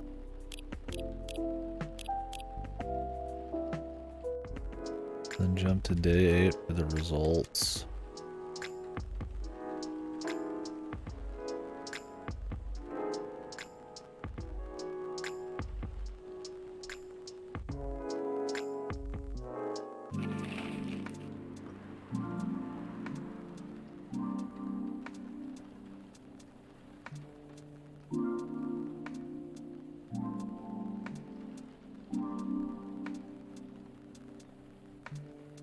Amanda, something with blue, Peter, Ginger on day 11.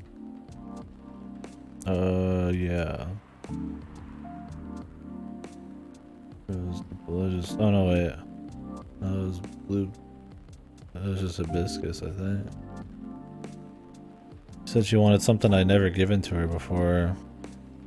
And I gave her the full hibiscus and she said that was good.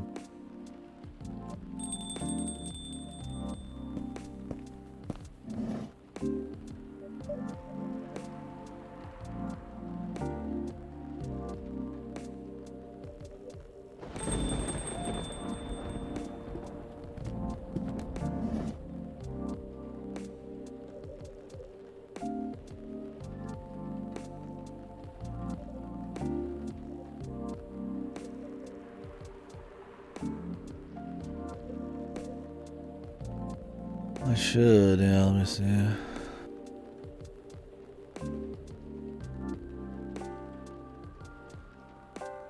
Show all.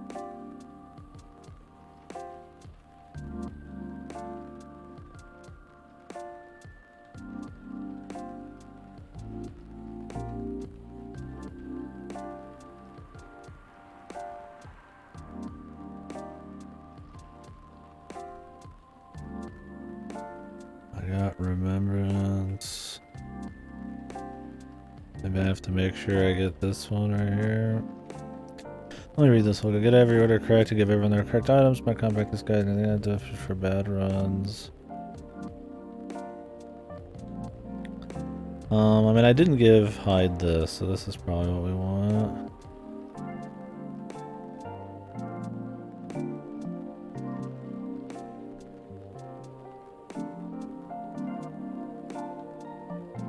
You could also get her entire album.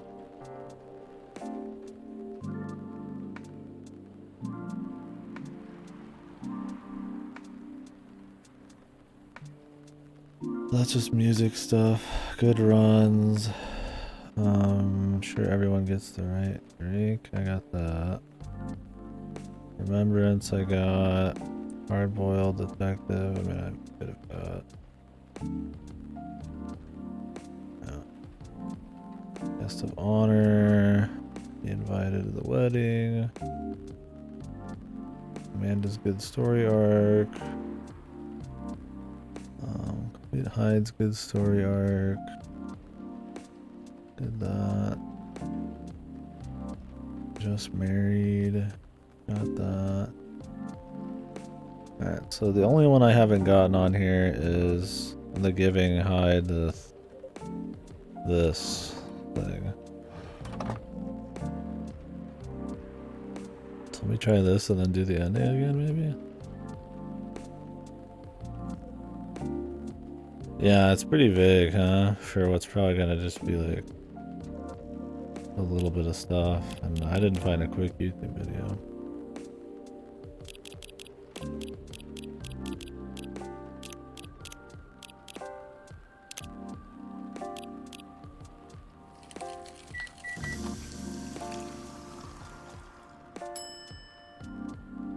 I have to give him something.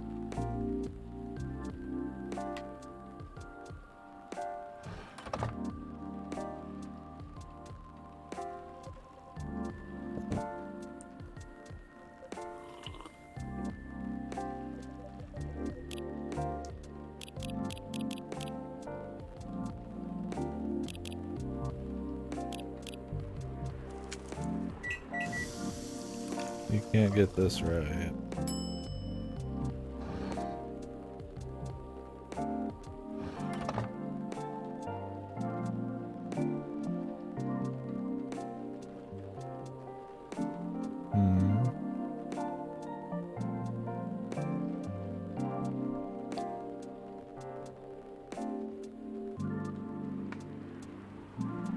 Achievement for ancestors not giving Silver the ID. Did I do that? Wait, where's ancestor achievement?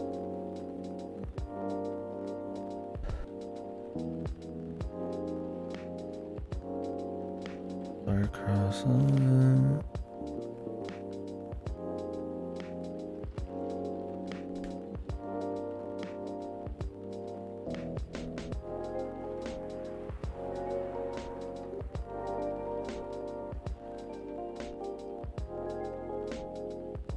How I Met Your Ancestor. Did I get that one?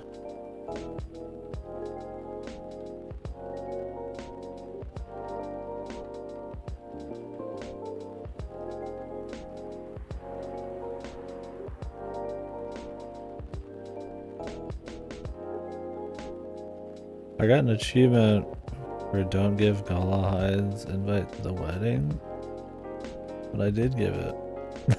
What? How do I have some of these achievements? I have How I Met Your Ancestor. Obviously, because I guess I did that.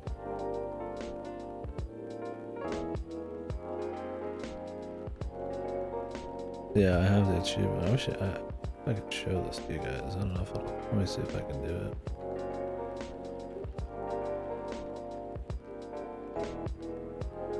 Show. I could probably capture the entire screen.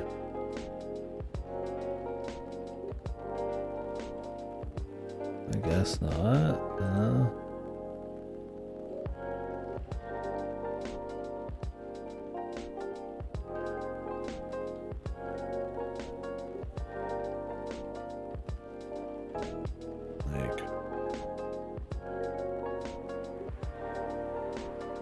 I mean, the only one on the good end list that person was showing that I'm missing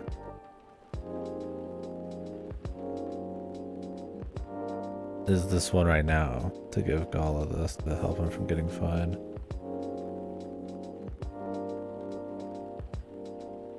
One hour making latte art? Some of these are bullshit, dude. I guess you just sit there for an hour. Old me would have been doing all this. Challenge, but...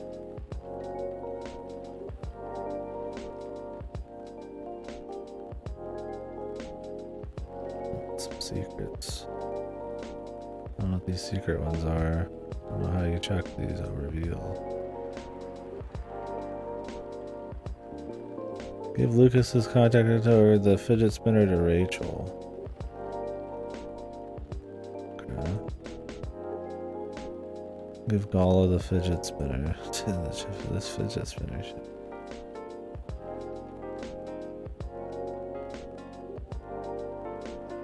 The least amount of points possible. Silver and Amanda's normal story arc. Hyde's normal story arc. Lou and Bailey's normal. Finish Georgie's incomplete story arc once. Wait, Georgie's good story arc once? What is Georgie's good story arc? Lucas and Riona's normal story arc. Maybe you're supposed to give that the blue card to instead of the police guy, you gotta give it somebody like related to the police guy. Who would that even be? Like somebody who'd talk to him normally? Reunite Tofu with his owner. 0.55%. Yeah, that one. A lot of people doing that. Tofu's the cat. Let me try this and then do the ending here.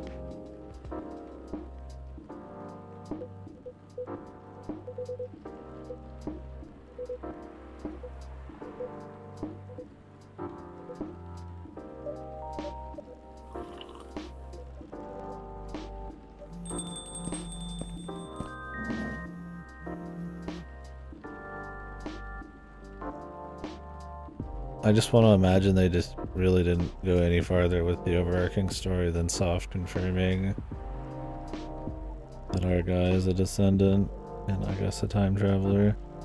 They don't have any moments where he remembers something he shouldn't, like in the first game. That was like much more novel.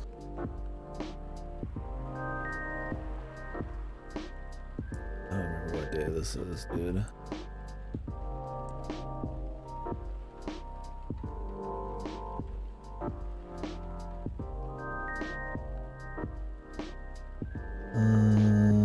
Coffee, milk, and cinnamon. You gotta stop. It's not like anybody was gonna watch my movie with me anyways. Wah. I'm in no rush.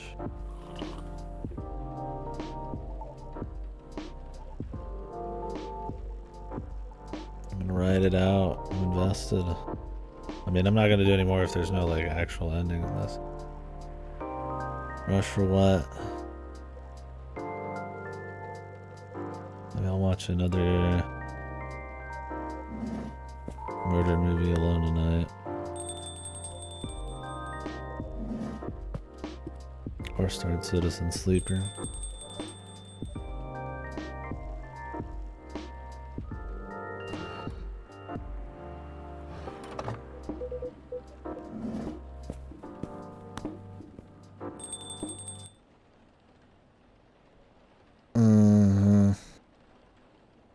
Le menthol. Yeah, I want some menthol. Nice.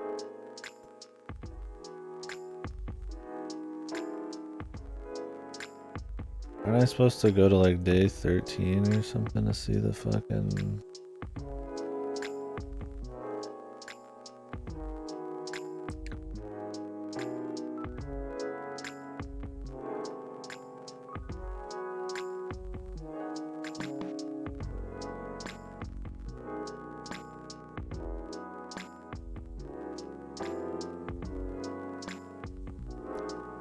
During day 12, forget to give Riona's contact info to Georgie, then replay day 15.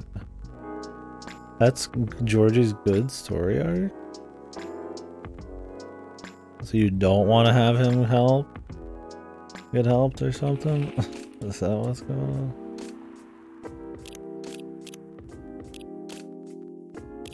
I don't get that. Like he doesn't need it. That's like a different achievement though.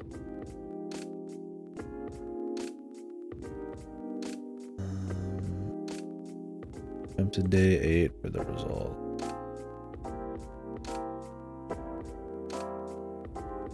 No, it doesn't say I have his best, I just have his normal. That doesn't make sense. All things considered. Maybe you have to get him just a normal one? Normally? I don't know.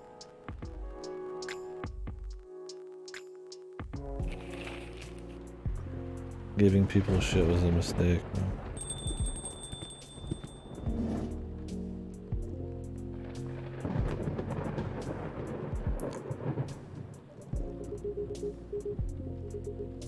Give me $100.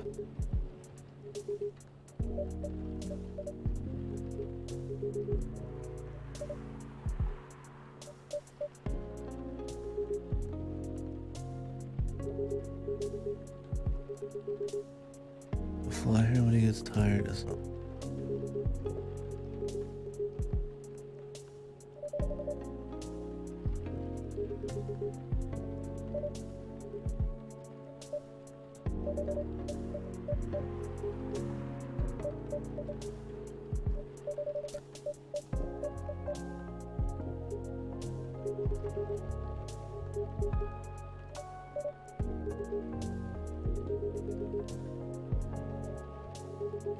Coffee shop.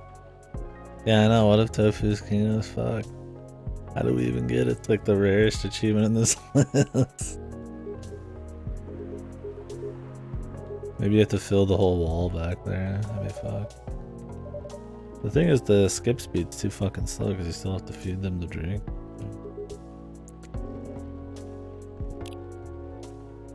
I don't know if I have to finish this after I saw this.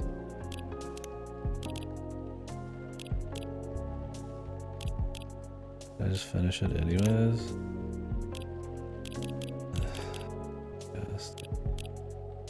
Just in case, I'll finish the day. The problem is, like, if I could just, like, cut to the chase, it'd be one thing. STMJ.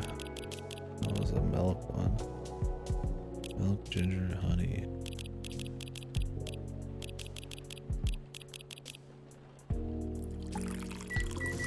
Yeah, like skip these fucking animations.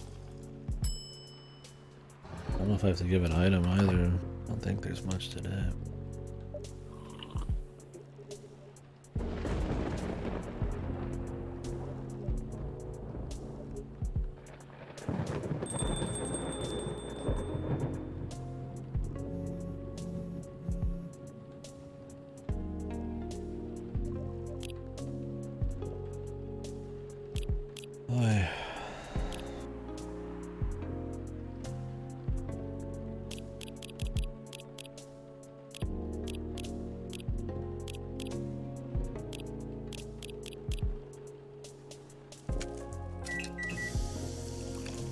Motherfucker's got an entire couple cinnamon sticks.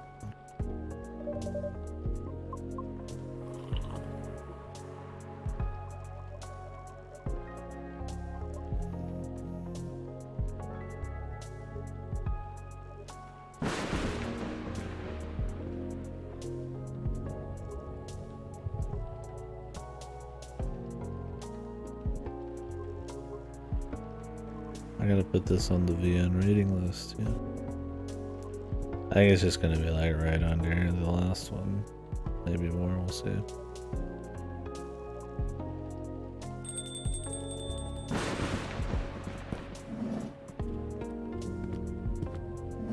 They're all in.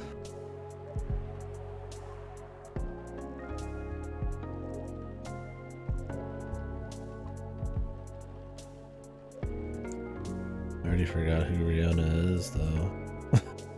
Who's Rihanna? Let's go on espresso.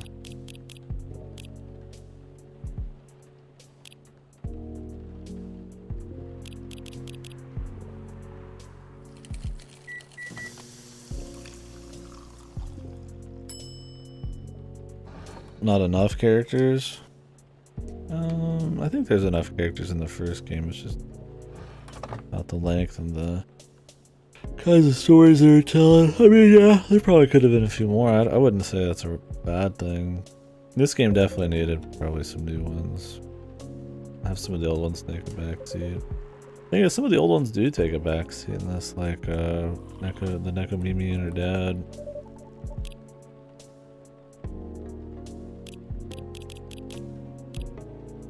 What was this thick cocoa bullshit, dude?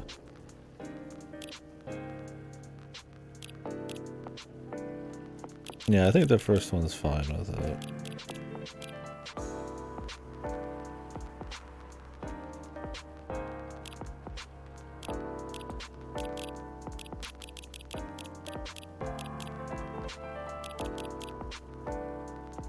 But yeah, this one's a lot longer too.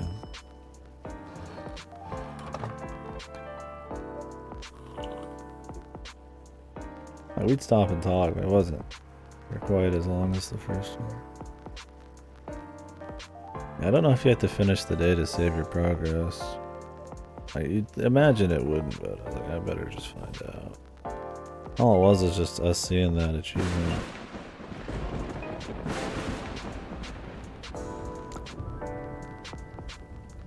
Yeah, the achievements just say ancestor straight up all the time. So.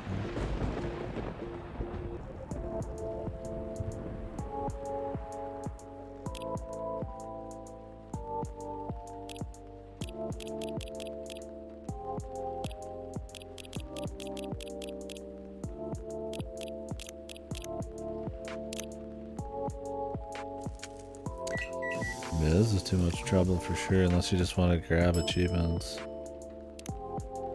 Too much trouble if you're just interested in story content. Like, why would I just want to see the, like, light bad ends for people? It's cool, but it's not like a completely different, like, path. It's just like a you fucked up kind of thing. I mean, it's cool it's there, but it's pretty hard to fuck this game up anyways.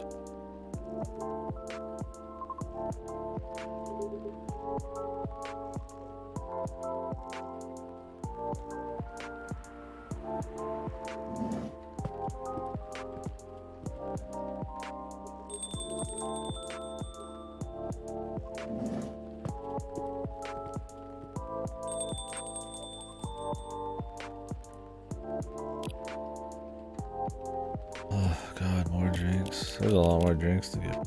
Loopy, mint, splash of lemon. If I could just like auto give drinks, that'd be fine. Since it's all about getting it right, it's kind of wonky.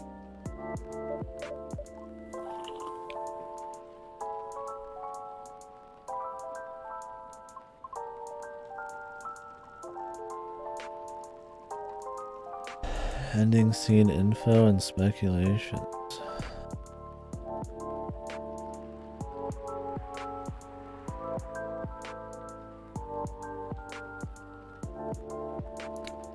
There are 5 ending phases.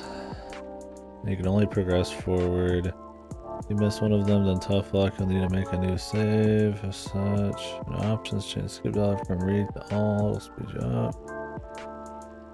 If conflicting or more accurate information, you share in the comments. Huh?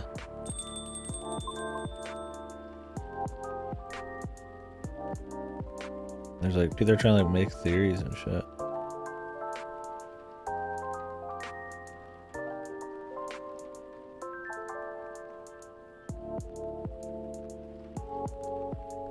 Am I supposed to give the fidget spinner to Gola? For a reason?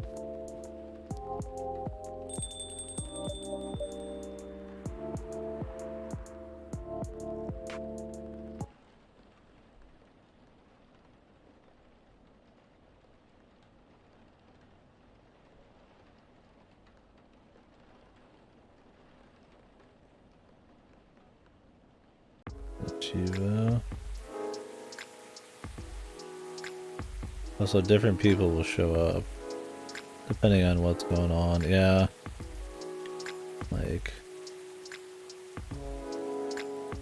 I Have all the best endings, but not all the good endings. Or at least missing Thunderstorm and Rachel's best ending. Have all the good endings. Most of the endings do not need to have ancestor ending.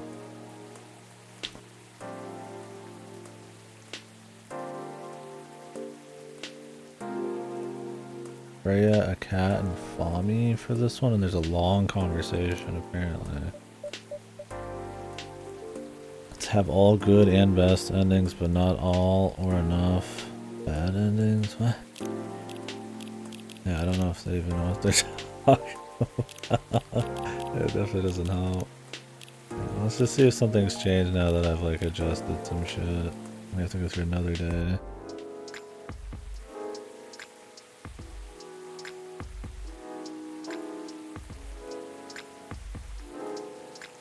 Yeah, that one seems interesting. God, they made it so easy in the first one.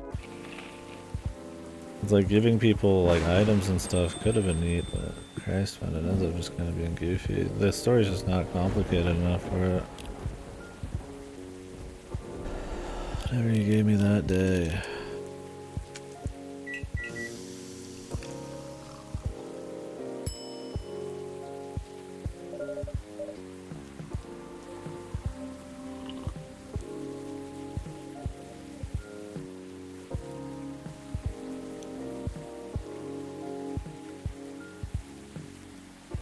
Oh, this guy has the entire phase 4 conversation just sitting here too if you want.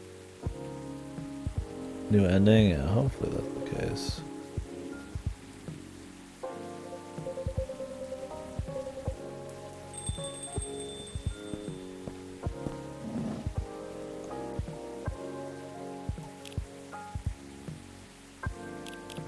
Yeah, maybe you are just like Redla said, supposed to see like every ending essentially to get the last one. Should we not have to play through the whole game getting goofy shit, doing like nothing for anybody?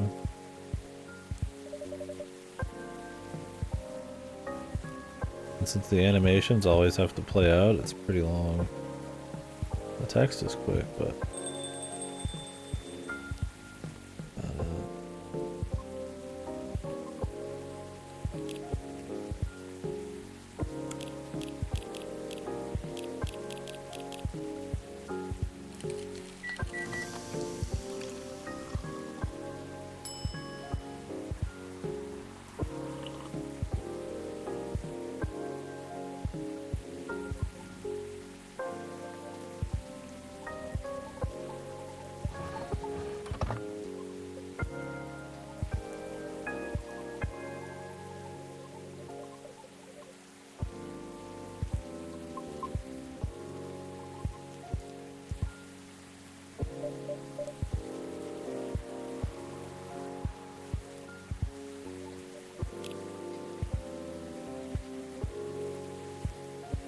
yeah.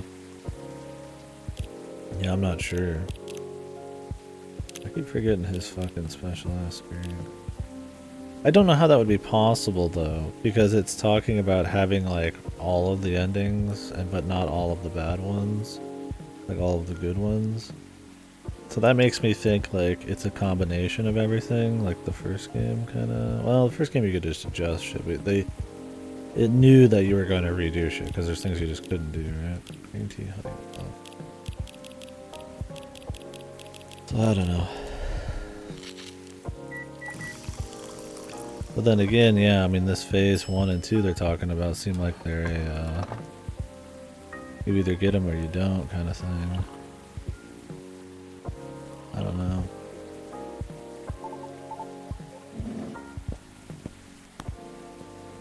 Phase 3s have all good and best endings, but not all or enough bad endings.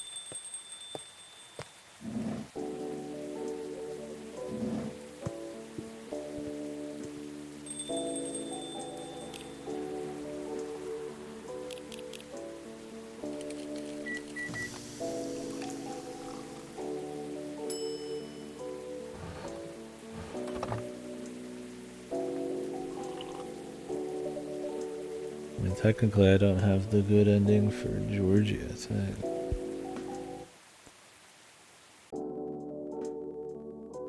The problem is to see these endings and stuff, you have to keep doing this fucking last day. By the first game where the last day was just like a cutoff with just one conversation was nicer. This you have to fucking go through an entire like session, dude, to adjust every time, which is goofy. Like just make it like the 4th day. Freya comes in alone or something, right?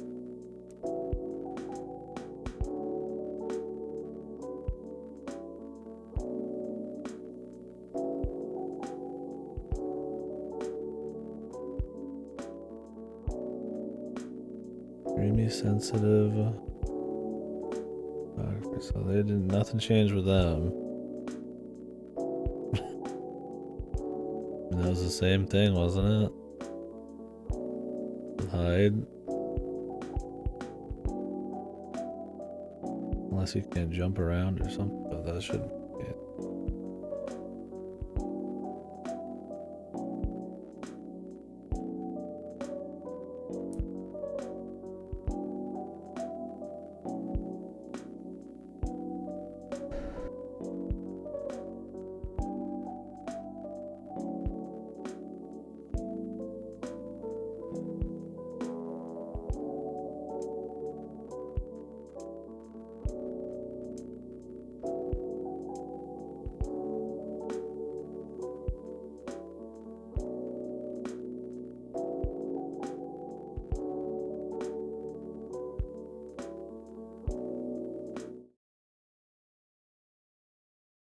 This guy is unreal, dude.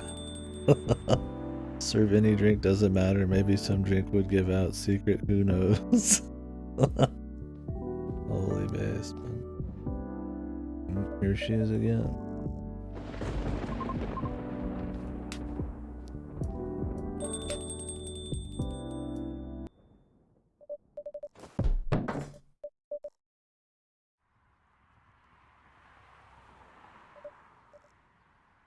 Am I supposed to give out like the fidget spinner?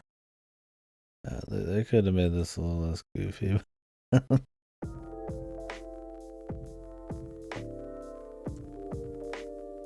Do you want me just to read out the entire conversation? Can we just find it online, dude? Like, I don't even really feel like finding it at this point. Rhea, cat. Talk to. Scene. If I can just find somebody doing it, it'll be fine.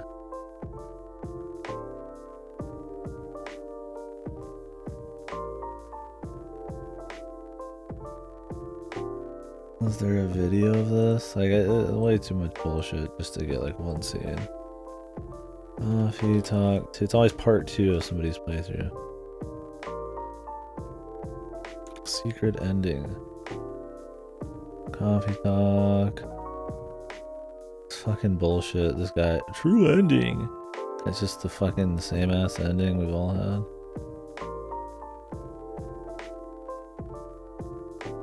Bullshitting me, dude.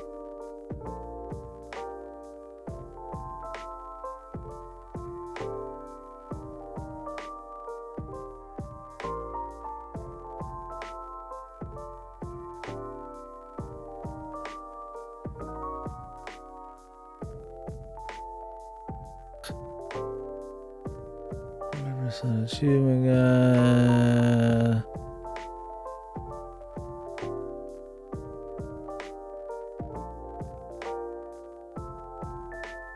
Mostly just Coffee Talk 2. Or Coffee Talk 1. Yeah, there's a reason nobody's fucking got this, because it's a pain in the ass, brother. I mean, I could try getting the one. I could try getting the achievement for Georgie. What was it?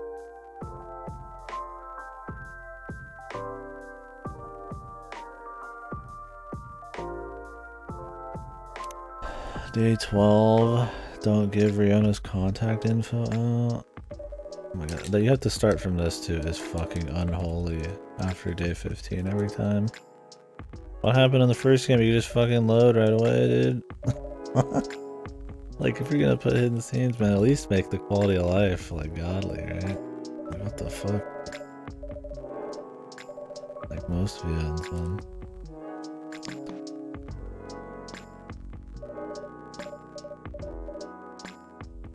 Like, you can't even skip this, man. Like, in a minute every fucking time we do day 15, we gotta do it a lot. And it's usually pointless. And then we gotta go to the end of day 15 again. Okay, day 12 was it? Don't give Riona's contact info, then replay day 15.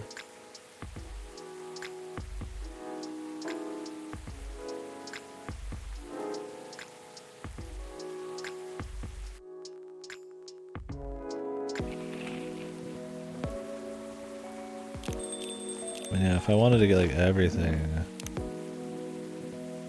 there's definitely some things I could do. A cup of chai. And you gotta do these every time. Like if I've done them before, man, just let me auto do them if I want. Tea, ginger, cinnamon.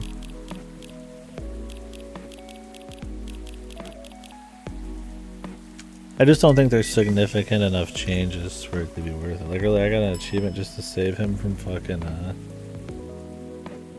like, yeah, I got like 5 lines of dialogue where he didn't get a fucking, fine. Who cares? That wasn't worth the fucking time, dude. It's a nice little flavor thing. It'd be cool if there was something more to it. Yeah, you already read it though? Was it juicy? Was it worth the effort? This will be the last one I attempt.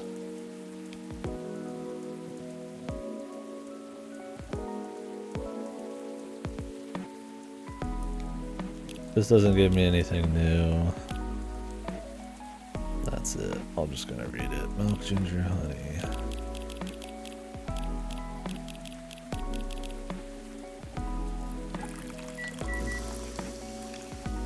Oh, the spinner.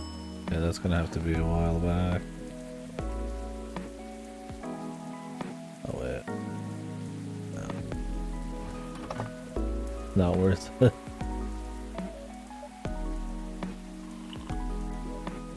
Yeah, I can't get in the spinner right now. It'd have to be earlier.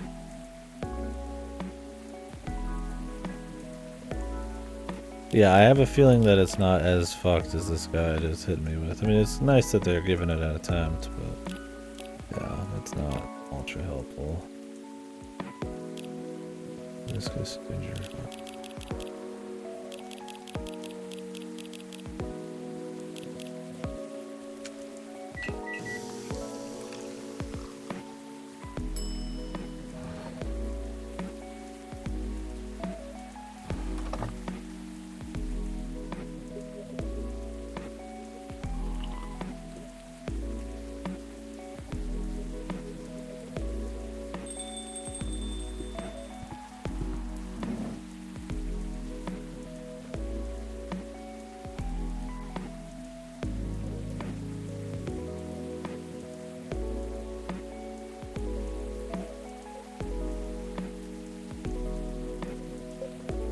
Yeah. I mean, I've pretty much got a perfect ending right now, tailored. So unless it just wants me to find a certain amount of endings, which if it was an accumulation of different endings, then yeah, there's a bunch of bad ones I could go get. I don't think I have almost any of the bad ones. Because I've been careful. And attentive.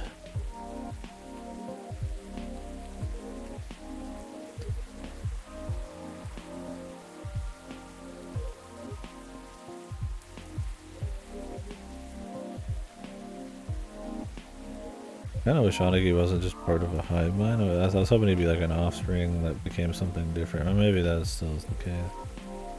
I'll have to see what they say when we get to the dialogue. I'm hoping it's just coffee talk free fucking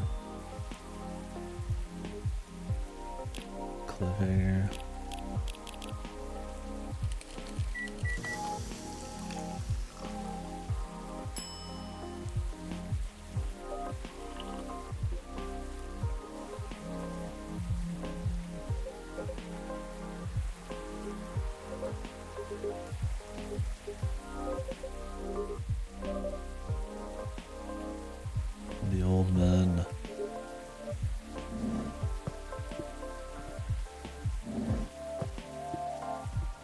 new apparently. I didn't give him anything.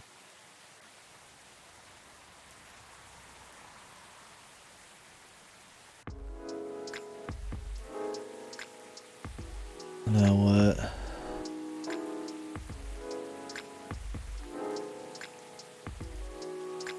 You can also get this if you fail to serve one drink to Lucas or Rihanna. How'd that make any sense?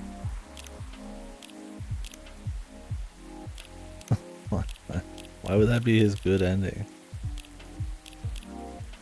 Maybe Georgie's not allowed to have a good ending. Maybe he's gonna become a detective. But if the others don't help him, then he didn't really. He doesn't get to become a detective, but everybody had more of like a net gate or some shit.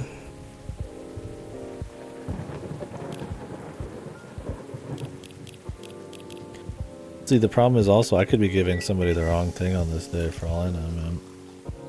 That could be like fucking shit up if that's something I have to worry about, but I don't think I am. It's weird I had the 5-star plaque a long time ago. Parking on Bourne Street is no longer safe because of the vandalism. I don't want it to escalate.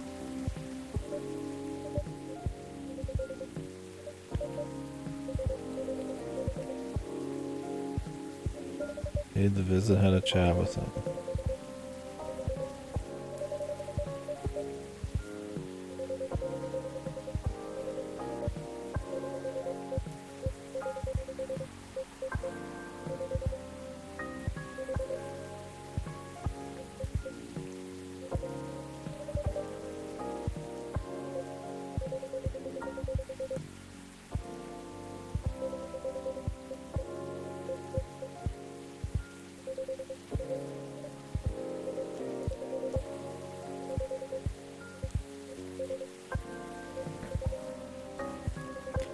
That was just a good ending for him.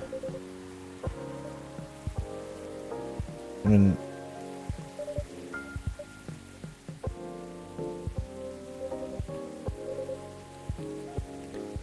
I guess he handled it more himself here or something.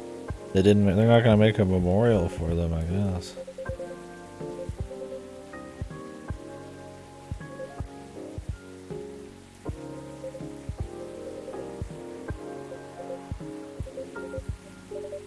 I guess this is good for him.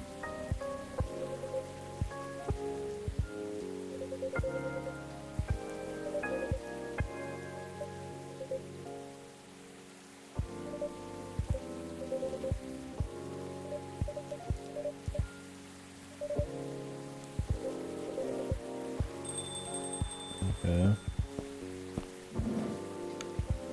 Not as exciting as a big fancy memorial, but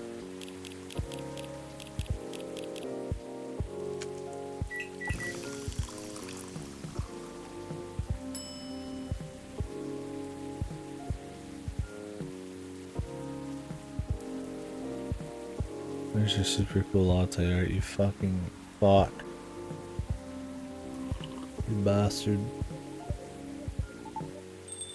Bastard bitch.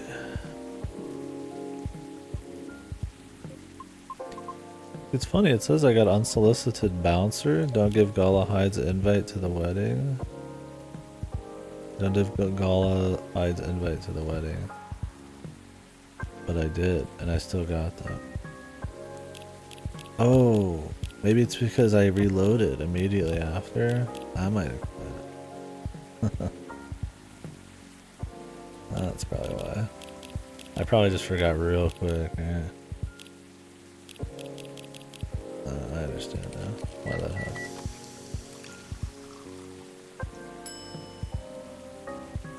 So some of these are just gimmick ones, yeah. But I don't think they have, a lot of them have anything to do with the ending thing.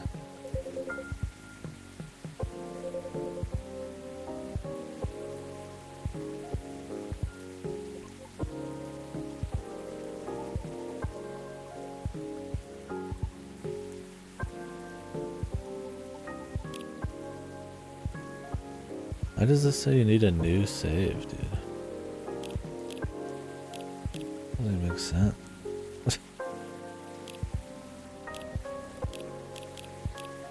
What is this motherfucker talking about, man? If you can just adjust what happens, why would you need a new fucking save, dude?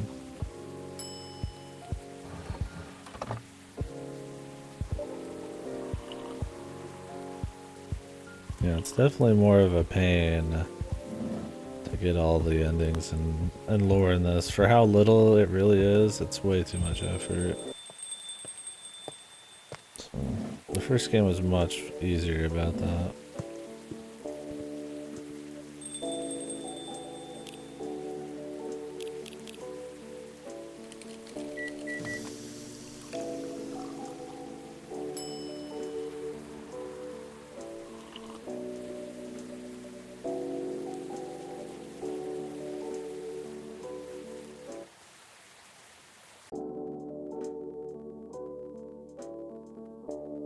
I feel like they really could have went harder with the Myrtle thing.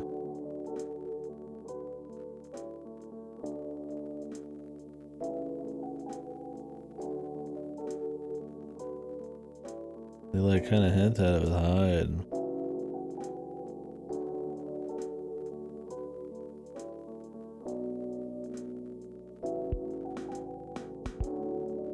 They don't really go all the way with Myrtle at all.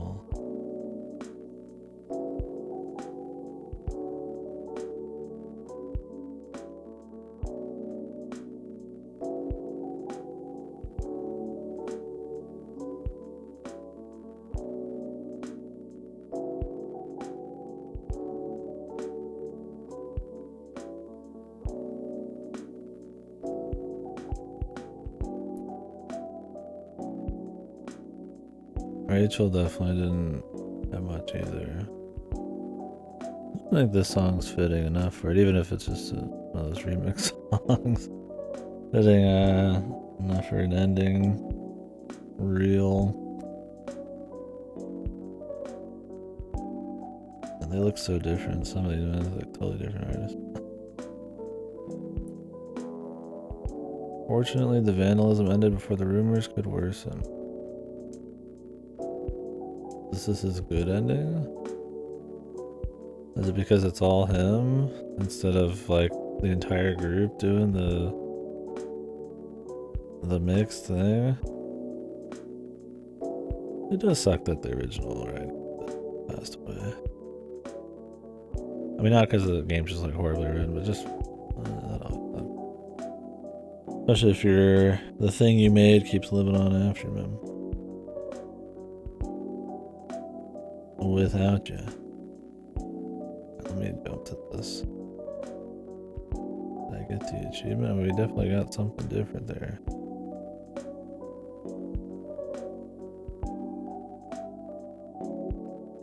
Yeah, that's his good ending. Only 4%, 3.9% of people got that. Yeah, I wonder why. Nobody's getting bad ends on this. Yeah, I got something on the wall now.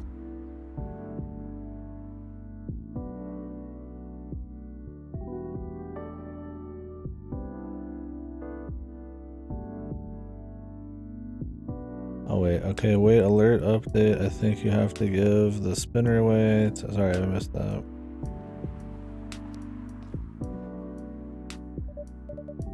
To not get the ending, you're getting the training thing. That's a mess to get. It's basically just meeting a representation of him as for his friend.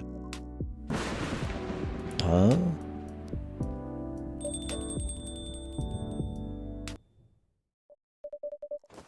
Can we get to physically see him? So the spinner?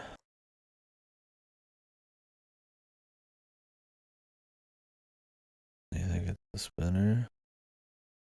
Or have I not seen enough shit? Artist 1.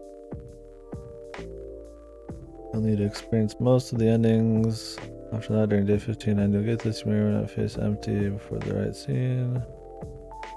Now you've played, you experience the scene only once per save. Only once per save. I need to give away everything.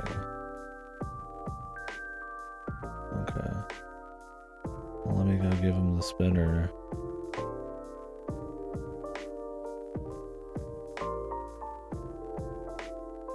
Where do I even do it? Day 4.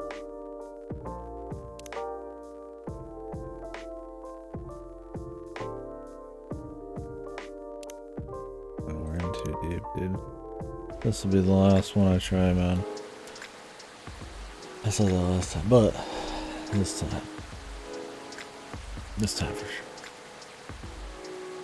Why does it say per save, too? Whoa. I hope they have infinite ban lists. Because, man, there's so many bots. My ban list has to be fucking jocked. Colorful non-coffee latte. Honey.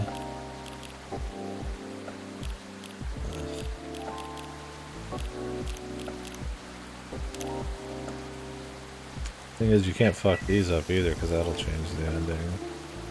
Well, I suppose I could. Well, I could get a different thing, right? Different piece of music. Okay.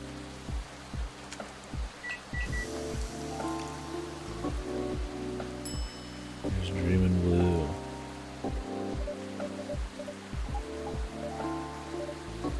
That would add more shit to the back. Maybe you just gotta fill out the wall, man.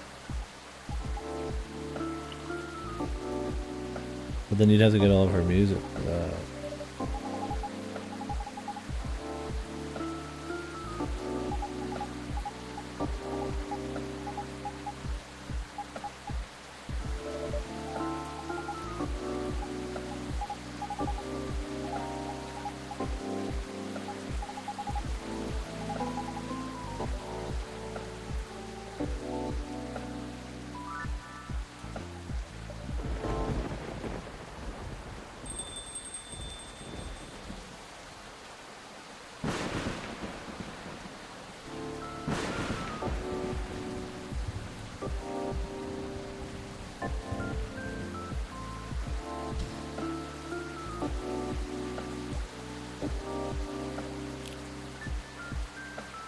Blue latte with a hint of sweetness.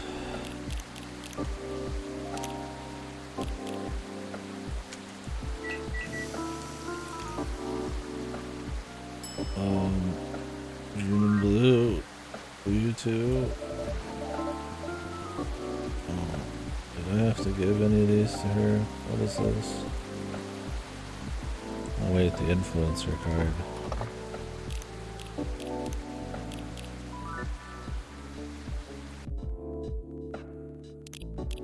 I mean, I could get the bad ending this way, but I don't know if I have to have everything perfect in like one run. Probably.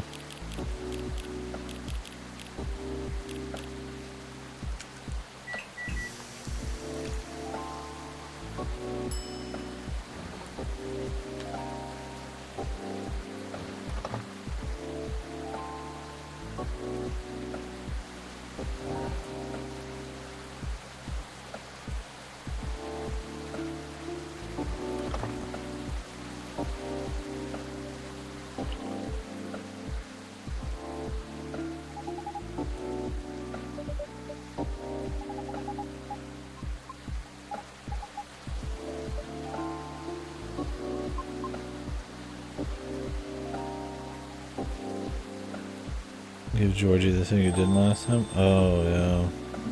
Fuck. I have to change that too.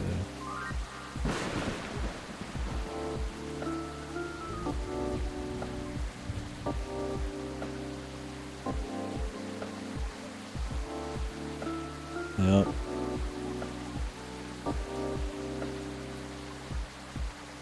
Yeah, that makes sense. Alright, well, I'll do that. What day was that again? I already forgot. I'll have to check.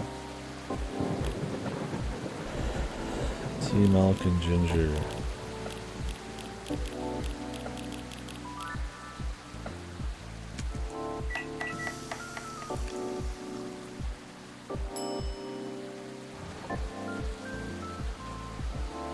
Here's a fidget spinner.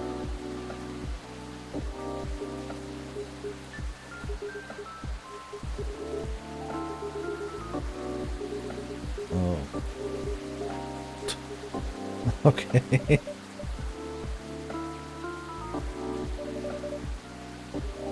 Wow, the kiddos like fidget spinners.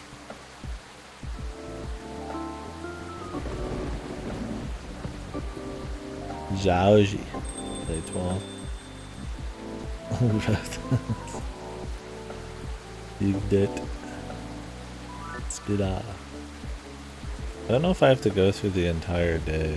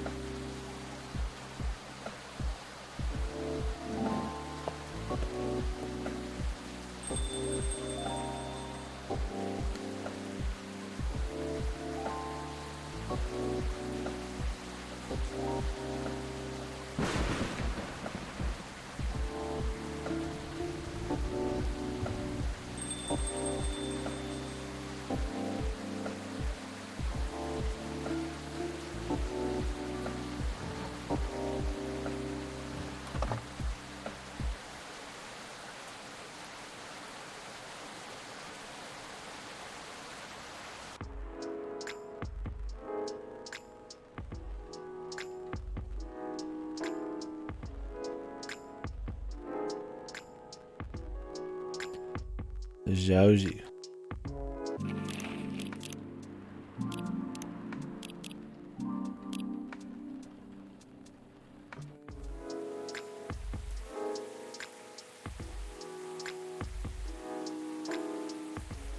Here we go again.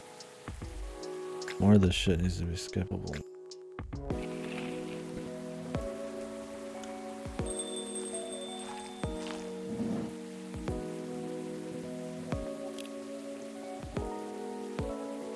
Already forgot the chai, man.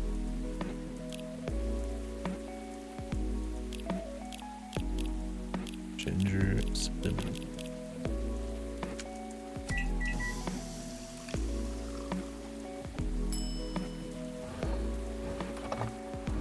All we got here.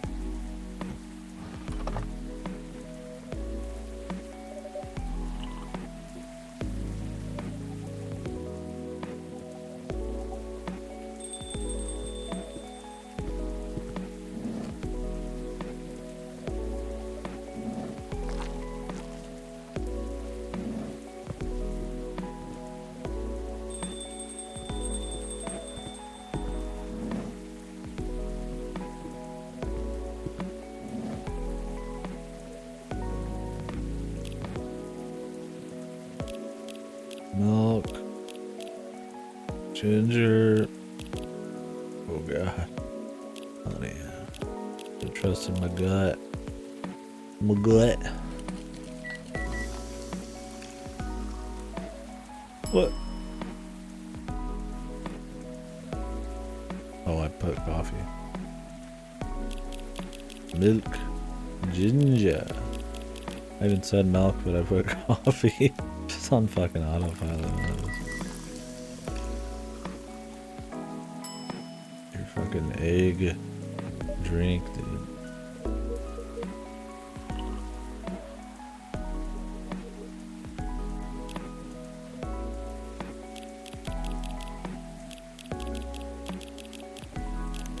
I think this was it. Similar.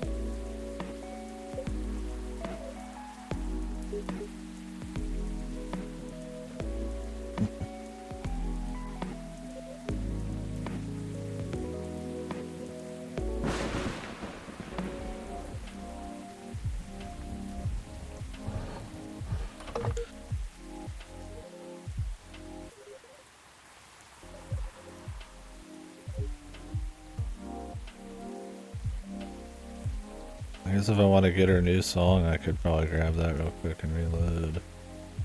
Just for shits.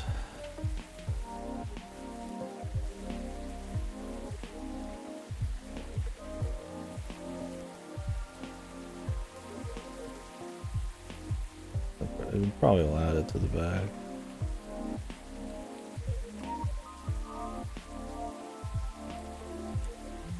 Yeah, I think there's one for not having any inspiration, then 3 songs too. I don't know if there's something after.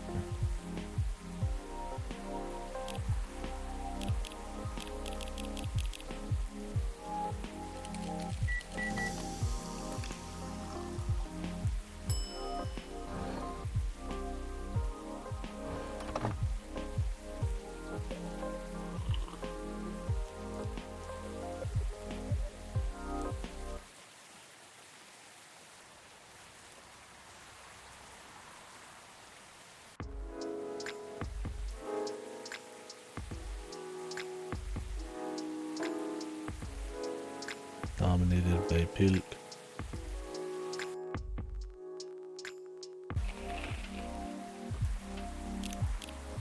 I don't remember what day was the music day. Might have been this.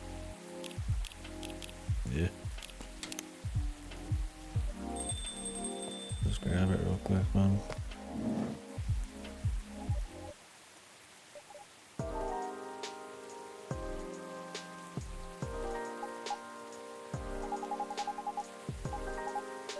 Cool.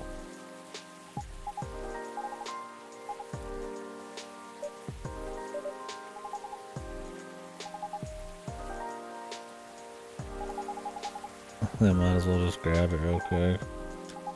I don't know if I'll go for all of them, but I mean, as well. Want it to be on the back though.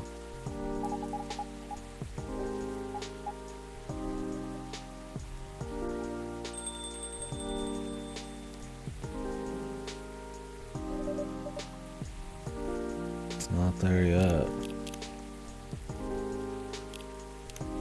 Let's see if I load day 15 if it'll be there.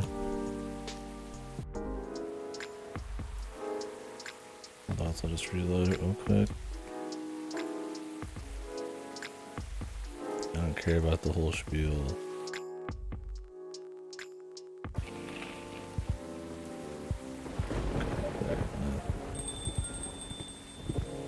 don't know what that bottom right one is. It's so lame that they made a day in between what the ending check. Goofy, man. Like I said, even the first game knew to like split those. We got like 4 or 5 drinks, huge conversations, and then the ending. Every time you want to see if you fixed it, you have to fucking do more shit. It could be whatever's on the bottom right, but I don't know. Maybe not. Blue pea latte with super cool latte art on top.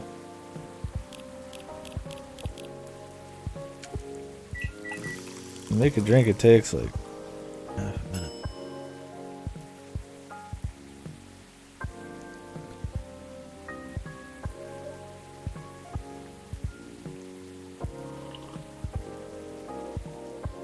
That's the thing is like I'm not that invested. Like I'm just on the fringe, right? I'm like, oh well, I want to know because I mean the first game took like 5 minutes to fucking get, right? On this I'm like, eh. But I'm like, eh, man, I could just do it because I don't know if I'll be doing any other stream today. I'm like, eh. You know, it'd be not worth it at all. Probably not. This is the achievement hunter in me. Go for the full 1,000 like the good old days. But we're in too deep, man. The sunk cost fallacy here.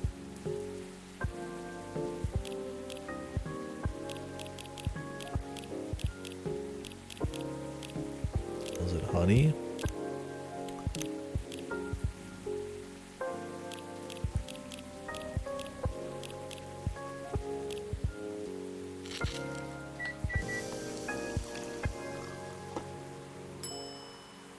Yeah, might have been ginger. Oh no, it was in a different order.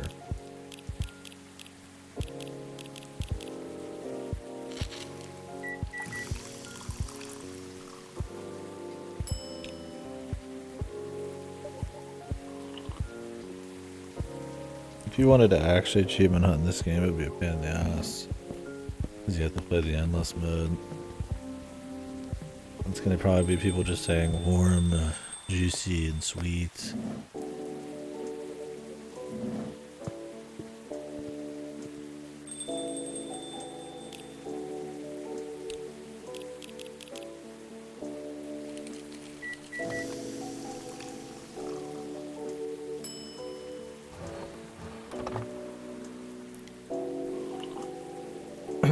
I might not like very much, but it was good they had her back at the end. I mean, it fits. Those moments are always decent in your little sequels. She has a gamer chair. I don't know if these chairs are made for squid folk. She probably needs a different kind of chair to be more comfortable. I mean, I guess you can just throw your tentacles wherever, man.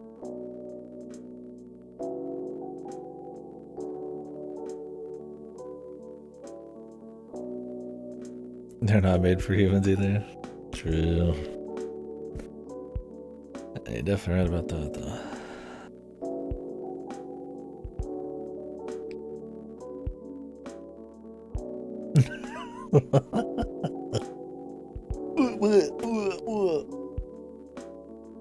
I like how the cat just rises up at the beginning too. He's not even just like hiding from. He's like gets up. Yeah.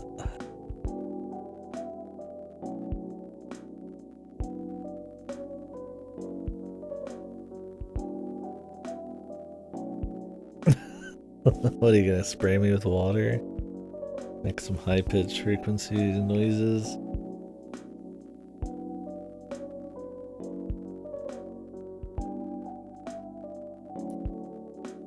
Jeez. Oh, what the fuck?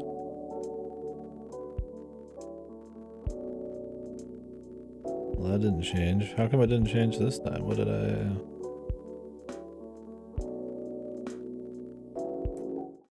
What happened there?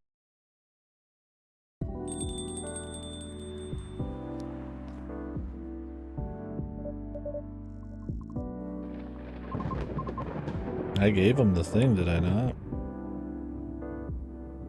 Well, it was fun, folks. I don't care enough.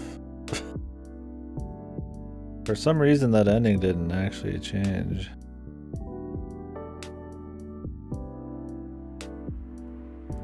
I mean, you could also give a fidget spinner to Rage. That's just an achievement, though.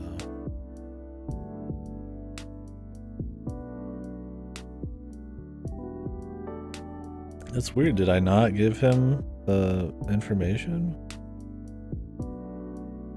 Or once you like get a worse ending, can you not get a better ending or something somehow? That wouldn't make sense.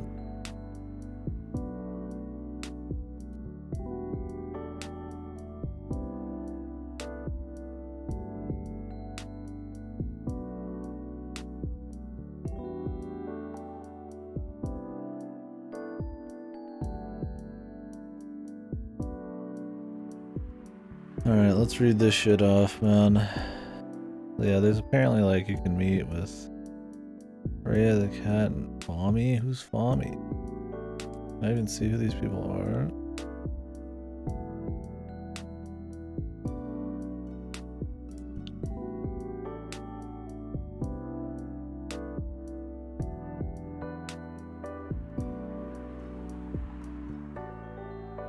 Oh, I see. Gotcha.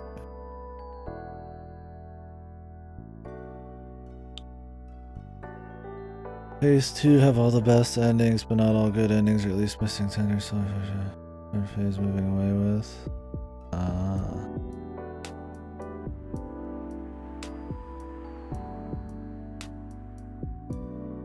Who's empty? Is that supposed to be like the player?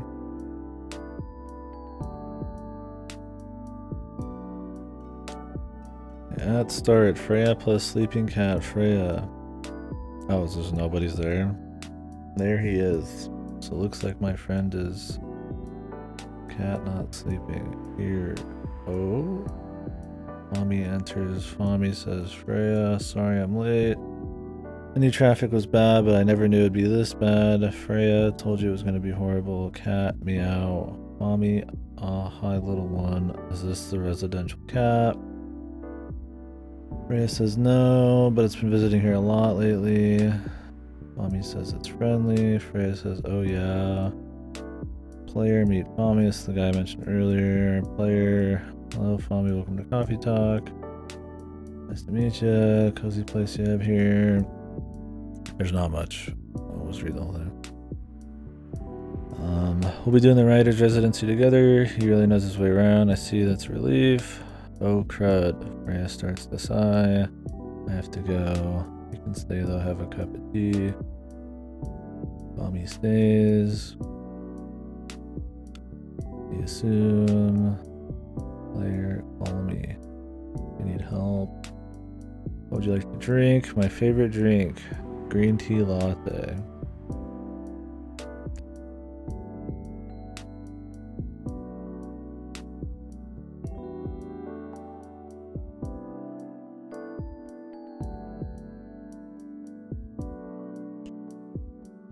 Thank you, this is perfect. You're really welcome. Freya really wasn't wrong. This place is my jam. Too bad we have to go very, very soon.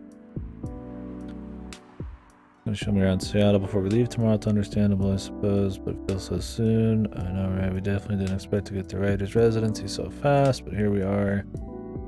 Sorry for taking Freya with me, though. I know you guys are tight. I'm sure she'll keep in touch somehow. That would be great. Enjoy your time here, Mr. Fami, even if it's not for long, and really best of luck on your journey. Thanks, buddy. You too. Cat meow. So it's just a nice little send-off thing for the writer who died. Man, they really should have just had that be a thing that was really easy to get. Like, that's a nice little thing for him, right? Just have that be in, dude. Like, you don't even have to work for it. Have the cat be the hidden thing. What's the cat thing?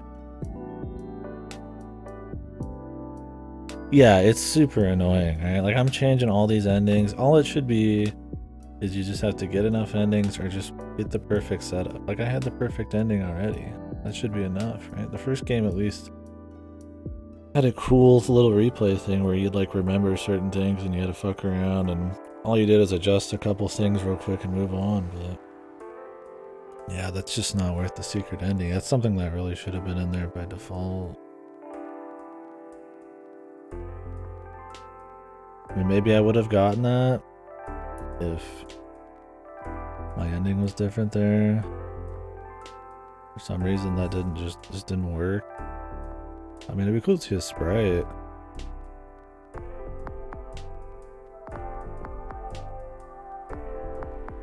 Oh, the all achievement video. Oh, there's a video? I mean, if there's a video, I'd rather watch that.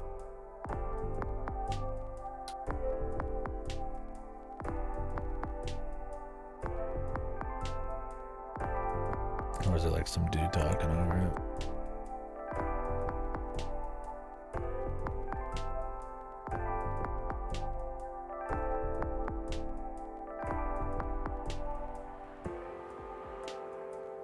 Oh, there is. Hey. What are you talking? I can just find it here though.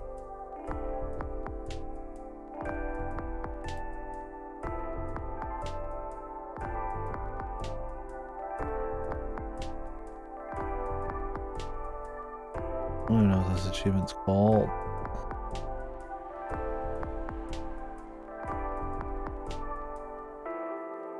Oh.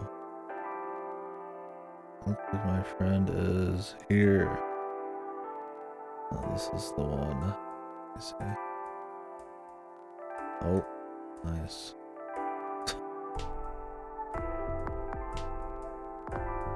Mystery of the Druids there, dude.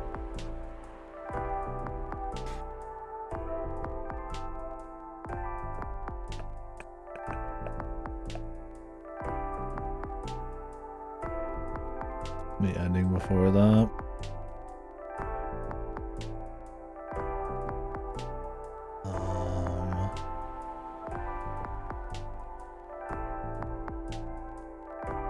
Here.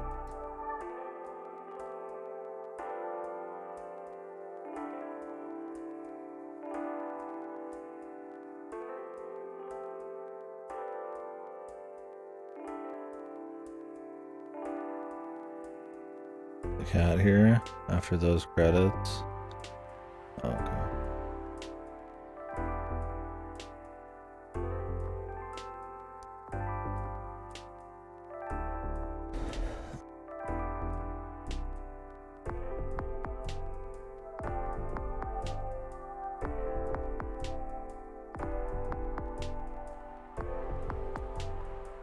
Yeah, I don't think they sent everybody off like as strong as they could have too. It doesn't feel like it's a final thing, right?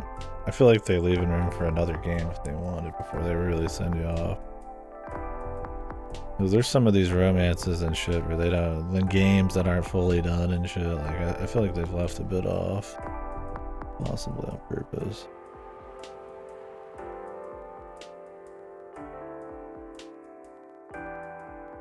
OG Gibbles 69.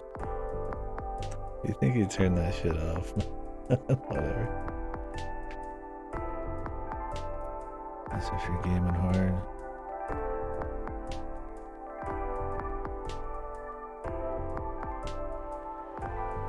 And his name's Teabagging. Nice.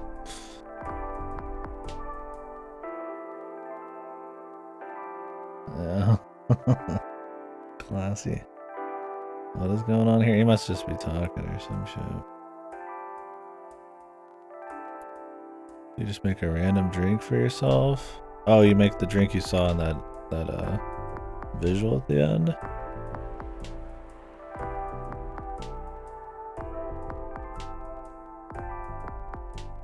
Or something?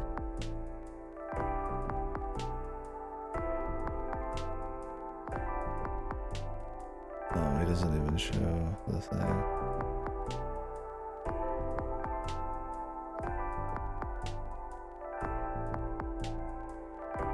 Wasn't even the right drink.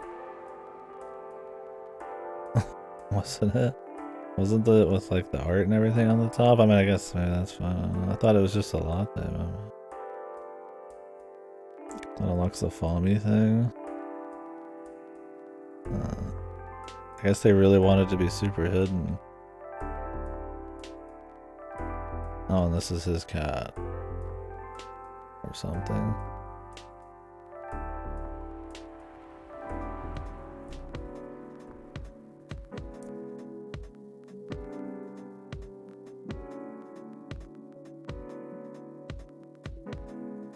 Alright, cool.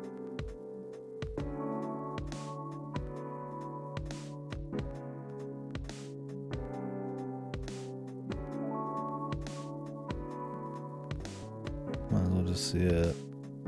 Yeah, because I don't care about getting this naturally. It's way more trouble it's worth, and it only lowers my opinion of the game as we go. Okay, I think we got the idea. Is there anything that happens afterwards?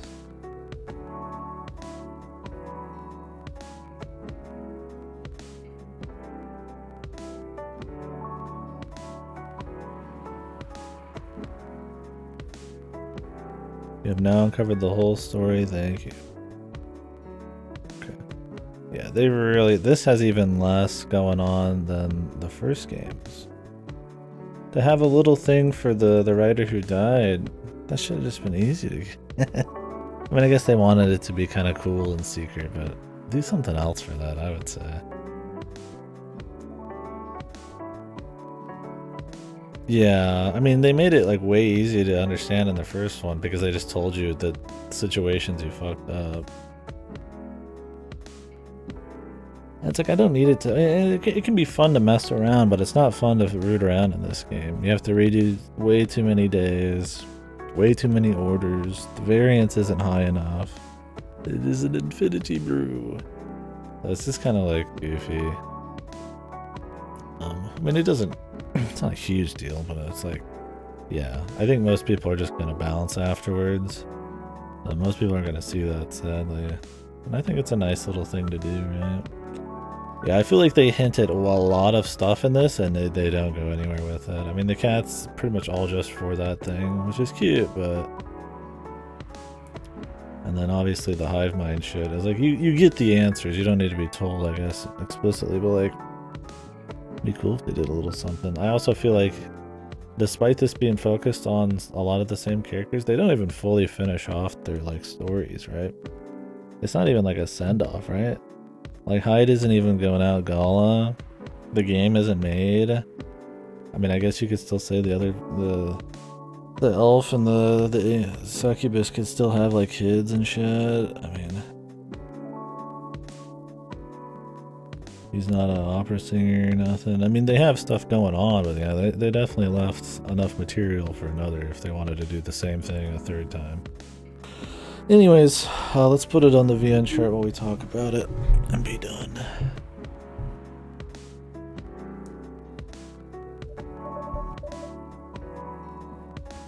Can I just go back to the main menu so we can just not fuck around?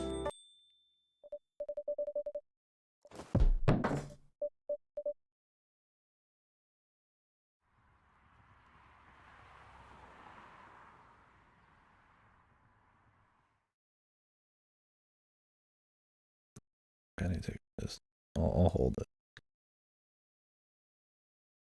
Hold my dick. Alright.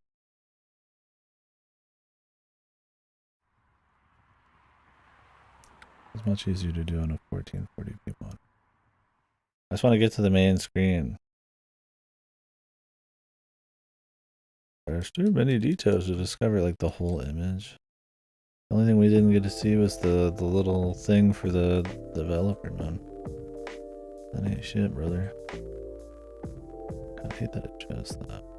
I don't think it showed anything crazy. It's just my alert box.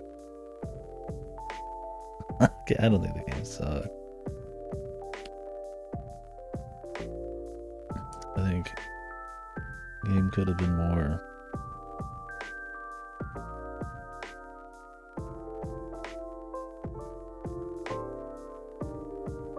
And I respect that the game wanted to just play it cool, especially when your writer, I mean, passes away. But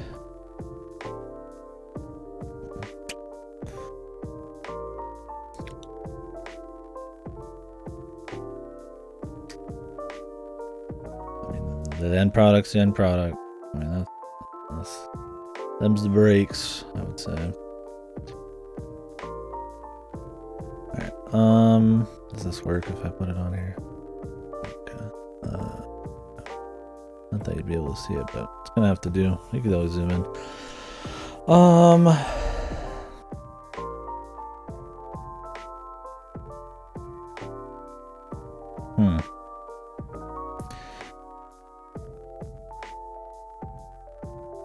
Yeah, you know, I might drop it to the 5s, man. This might be sub Higginbona. Solid 10 TBH. Yeah, we're popping it up here with the big ones, man. Boom, I mean, that goes pussy shit. Yeah, when I look at this, I'm like, you know, I'm like, this is where Coffee Talk Mod is right here, right? And I'm like, okay, yeah, you know, I thought it was the comfy novelty of the. I mean, it feels like it should be lower just because we've played the same game twice now, but like, that's not exactly fair to say. But like at the time, it's novel enough, it's chill enough, it's got a cute enough little world that they kind of explore. But you know, most characters have like an arc. I think for what it's trying to pull off, you know, I liked it more than like AI, which ends up being really sloppy, despite being more high octane and stuff like, you know. But this one, I just respect a little less. I think it's similar in like overall enjoyment, but that it's pretty much just the same stuff with a bit more annoying like variant stuff to unlock, a bit less focused stories for each character, and not enough new mechanics or characters, or really, I mean, there's new outfits and stuff, but like not a whole lot of new assets and shit. it's not under Never 7, dude. No, it was still comfy. I still thought the conversations they had were still entertaining. I was still invested in who they were. I was still kind of just into the comfy vibe. If the music wasn't good enough, or the visuals weren't good enough, or the dialogue was a little shittier, or there wasn't like any new things at all, I'd be like, okay, this is boring me. But there's like just enough to still make it work, to be like engaging and just be worth just playing, just to be comfy. But it doesn't do anything more than that. And for a sequel, that's just not enough. I think objectively the quality isn't like that much worse than the first one, but in terms of like my respect and like what I wish they would have done, a little lower. I mean, I still respect it as like just a comfy VN, but as like a sequel, I'm like, I wish they would have done more. I shouldn't say respect. That means I have like some disdain for the people who made it or something. I just wish it would have personally just done a little bit more. Like I said, explore the world more, some of the topics, relate those, because you have a really great viewpoint, like Seattle with all these different races and stuff. Like have more of the events and interesting stuff going on. Either have more of an overarching story, have more new things happen in their lives, have new characters. Advance the coffee making process. Don't make it guesswork. Exactly, just it's exactly the same. And it's like, when you're trying to make something comfy and chill, I get that. You kind of got it the first time in a way, so you just want to kind of, make another thing that people like. It's cheaper to probably do when you gotta redo a bunch of shit. I get it, but like, I'm all about do a little bit more than that. I think we could do a bit more. Yeah, I think some of the dialogue, some of the overly romanticized dialogues, the characterization of the main character is not as good. They don't feel like this interesting, composed mystery who still is friendly. They feel kind of just like this, I don't know, they don't even have like good characterization anymore. They're just kind of this everything man. Sometimes they're joking, sometimes they're not paying attention, sometimes they're composed, welcome to Abba, that kind of thing. It's like, but then it's just, that just kind of sucked. Yeah, that's kind of my thing. Is like, it's not an improvement. There is a couple mix-ups, and it should have been a lot more, or at least on the same par of quality. It could have been the exact same thing with just new characters and stories. I don't know. It doesn't need to be shiny with new bells and whistles necessarily. The writing is the core of it, and I think that was not amazing, but it was chill enough. That was kind of the goal, and that's kind of what I got out of it. I was interested in learning about them. The dialogue didn't feel like it was completely written by like aliens or something. But when there's stuff like, like Eliza or something that feel much more relatable and hit a lot of the same kind of the vehicle for how they tell the story, it's kind of like, I mean, if it was written by aliens, it'd probably be more like Valhalla or something more goofy and eccentric. I mean, that's a fine way to do it too.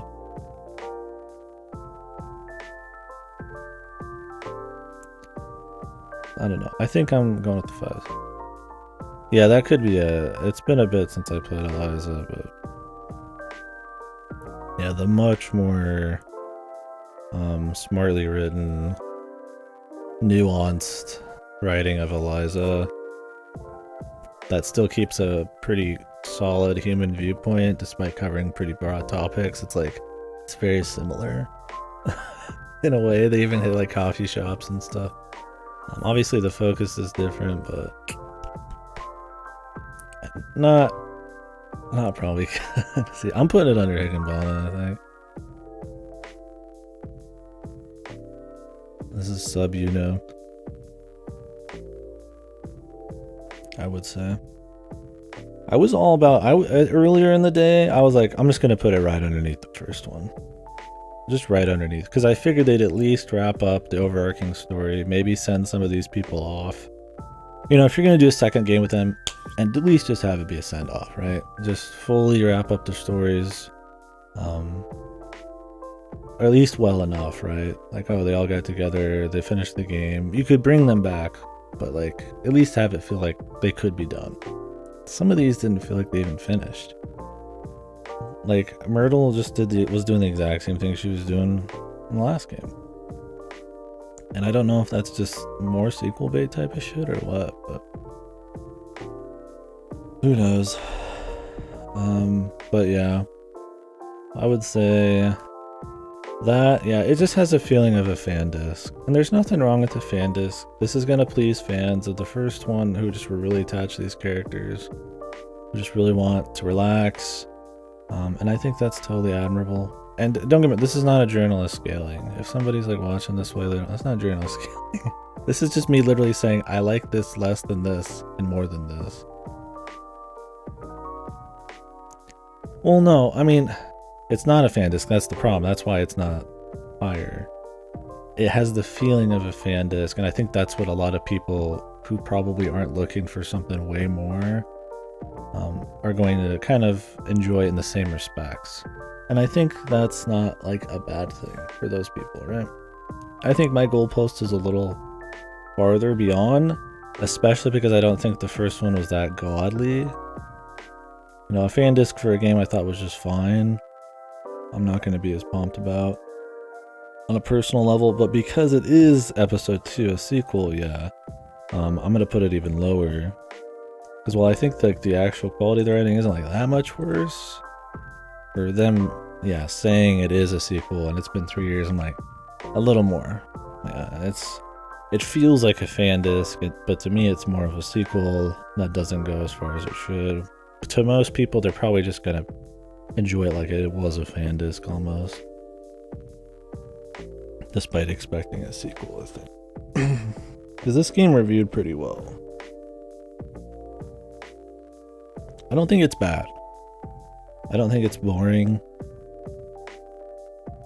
I just think it could be more. Like, boring to me is like, but not like super bad, is like Police Knots, Raging Loop, Never 7. Even those have some highlights. I don't know. I don't play a lot of like super boring VNs. And the ones that are all... See, this is where my list is a bit more subjective. It's because some of the most boring shit to me is like I put at the very bottom. So maybe I shouldn't say that. I find entertainment in most of these 4s still. Yeah, it's better than Police Knot. And I think that's something I always have to make sure I'm thinking about, the scope and stuff. I'm still iffy about how I feel on the Sonic one. For me, Sonic's is like a matter of what it's trying to pull off and how it pulls it off cleanly. Obviously, I don't find it as interesting as like Root Double or anything, but Root Double's also trying to be like a 40-hour Crazy Man thing. Sonic is just like a nice 3 or 4 hour mystery playing off of Sonic tropes and I feel like I don't have like big complaints on Sonic. There's just something weird about it being like higher than like, you know, some of this. I almost want to lower it just on principle. But I mean, it was well done. I don't have like big complaints. I mean, it actually had like a mystery. The presentation was good. It had little bits of gameplay. Like, it didn't reach for the stars, but I mean, that's about as hard as you're gonna go unless you're actually killing Sonic. But you can go play some crazy fan game with that. It's just a weird one to me. It keeps me up at night. Could probably put it low 7s and be happy. See, the thing is, like, do I like Higurashi more than the Sonic thing? Probably on a personal level. Like this Higurashi. What is this, 1 through 4 or something? But I think what Sonic pulls off for what it's trying to do, the novelty is pretty well done. I think that's where the objective part comes in for me. I just have to justify it every time we look at this list. Anyways, because I feel like stuff like Ace Attorney 5 and 4 and Root Double have like lots of issues, where like Sonic didn't really have like issues. Anyways, whatever. I'm distracted. Yeah, I think this is fine. I don't know.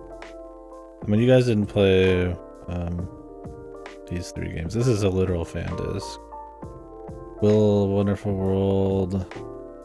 I barely remember it. It was just kind of, it was fine. It was neat, the presentation, but it's more episodic. I couldn't even remember what the story was. And that was part of the problem, just kind of forgettable. This was Color X Malice, which is one of the shittier tomes I read. So yeah, I would definitely say this is better. I kind of think this is better than Higginbana. I kind of, maybe. I wouldn't put it higher than Myth. I think what Myth does that's unique is better. I think it's right where it is here.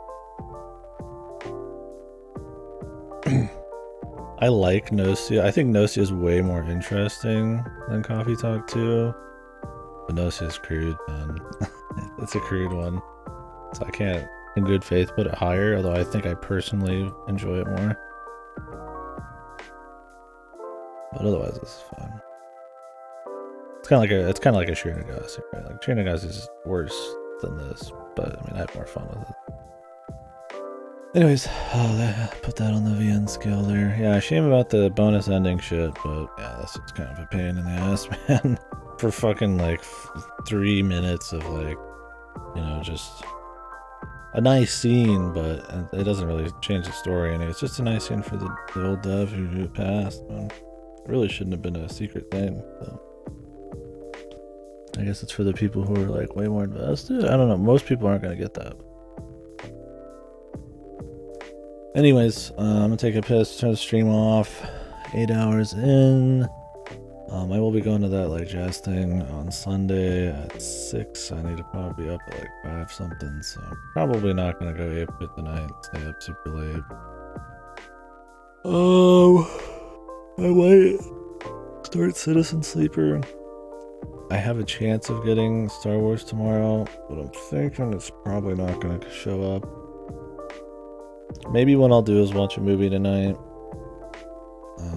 Might watch Memory of Murder, which was inspired by A Cure, which I watched last night. Different director. But Memories of Murder, excuse me. Yeah, sweet dreams. Thanks for staying up so late for this bonus bullshit here. But yeah, so the point is either I might not stream. Yeah, it was another 8 hours. This one was definitely longer, but it felt like less happened, right?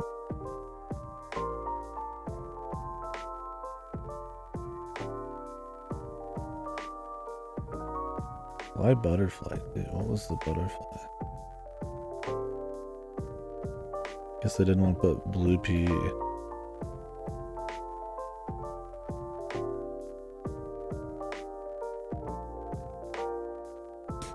Oh yeah, too many blue pea drinks. Butterfly pea.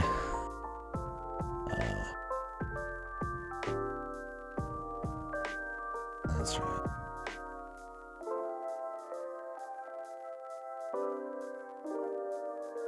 Anyways. Yeah, yeah, I like it better that way. Hibiscus and Butterfly, I feel like is a nice sounding name. I train tomorrow. Yeah, I don't think so. Yeah, I think Citizen Sleeper is probably going to be tomorrow. Because it's probably going to leave Game Pass during the Zelda time, so I want to get it done. Which is supposed to be really well written, apparently. Game about, I think someone kind of being like hunted or trying to survive on like kind of like a space station thing, but I don't think it's like it's not a thriller, but just kind of making money surviving a little bit, and just you running into kind of random events and stuff. I think it's people compare it a little bit to like Disco Elysium, so we'll see. It's not supposed to be super long either, so we'll give it a go. It's been on the list for a bit. Maybe we'll watch a movie tomorrow. If you motherfuckers will be awake and down, we could watch Perfect Blue. Goto's gonna go shear his cat or something. He hates us. We'll see if we end up doing it, but that'd be cool. Anyways, I'll catch you folks later. Thank you very much for hanging. I kind of want to stream more, but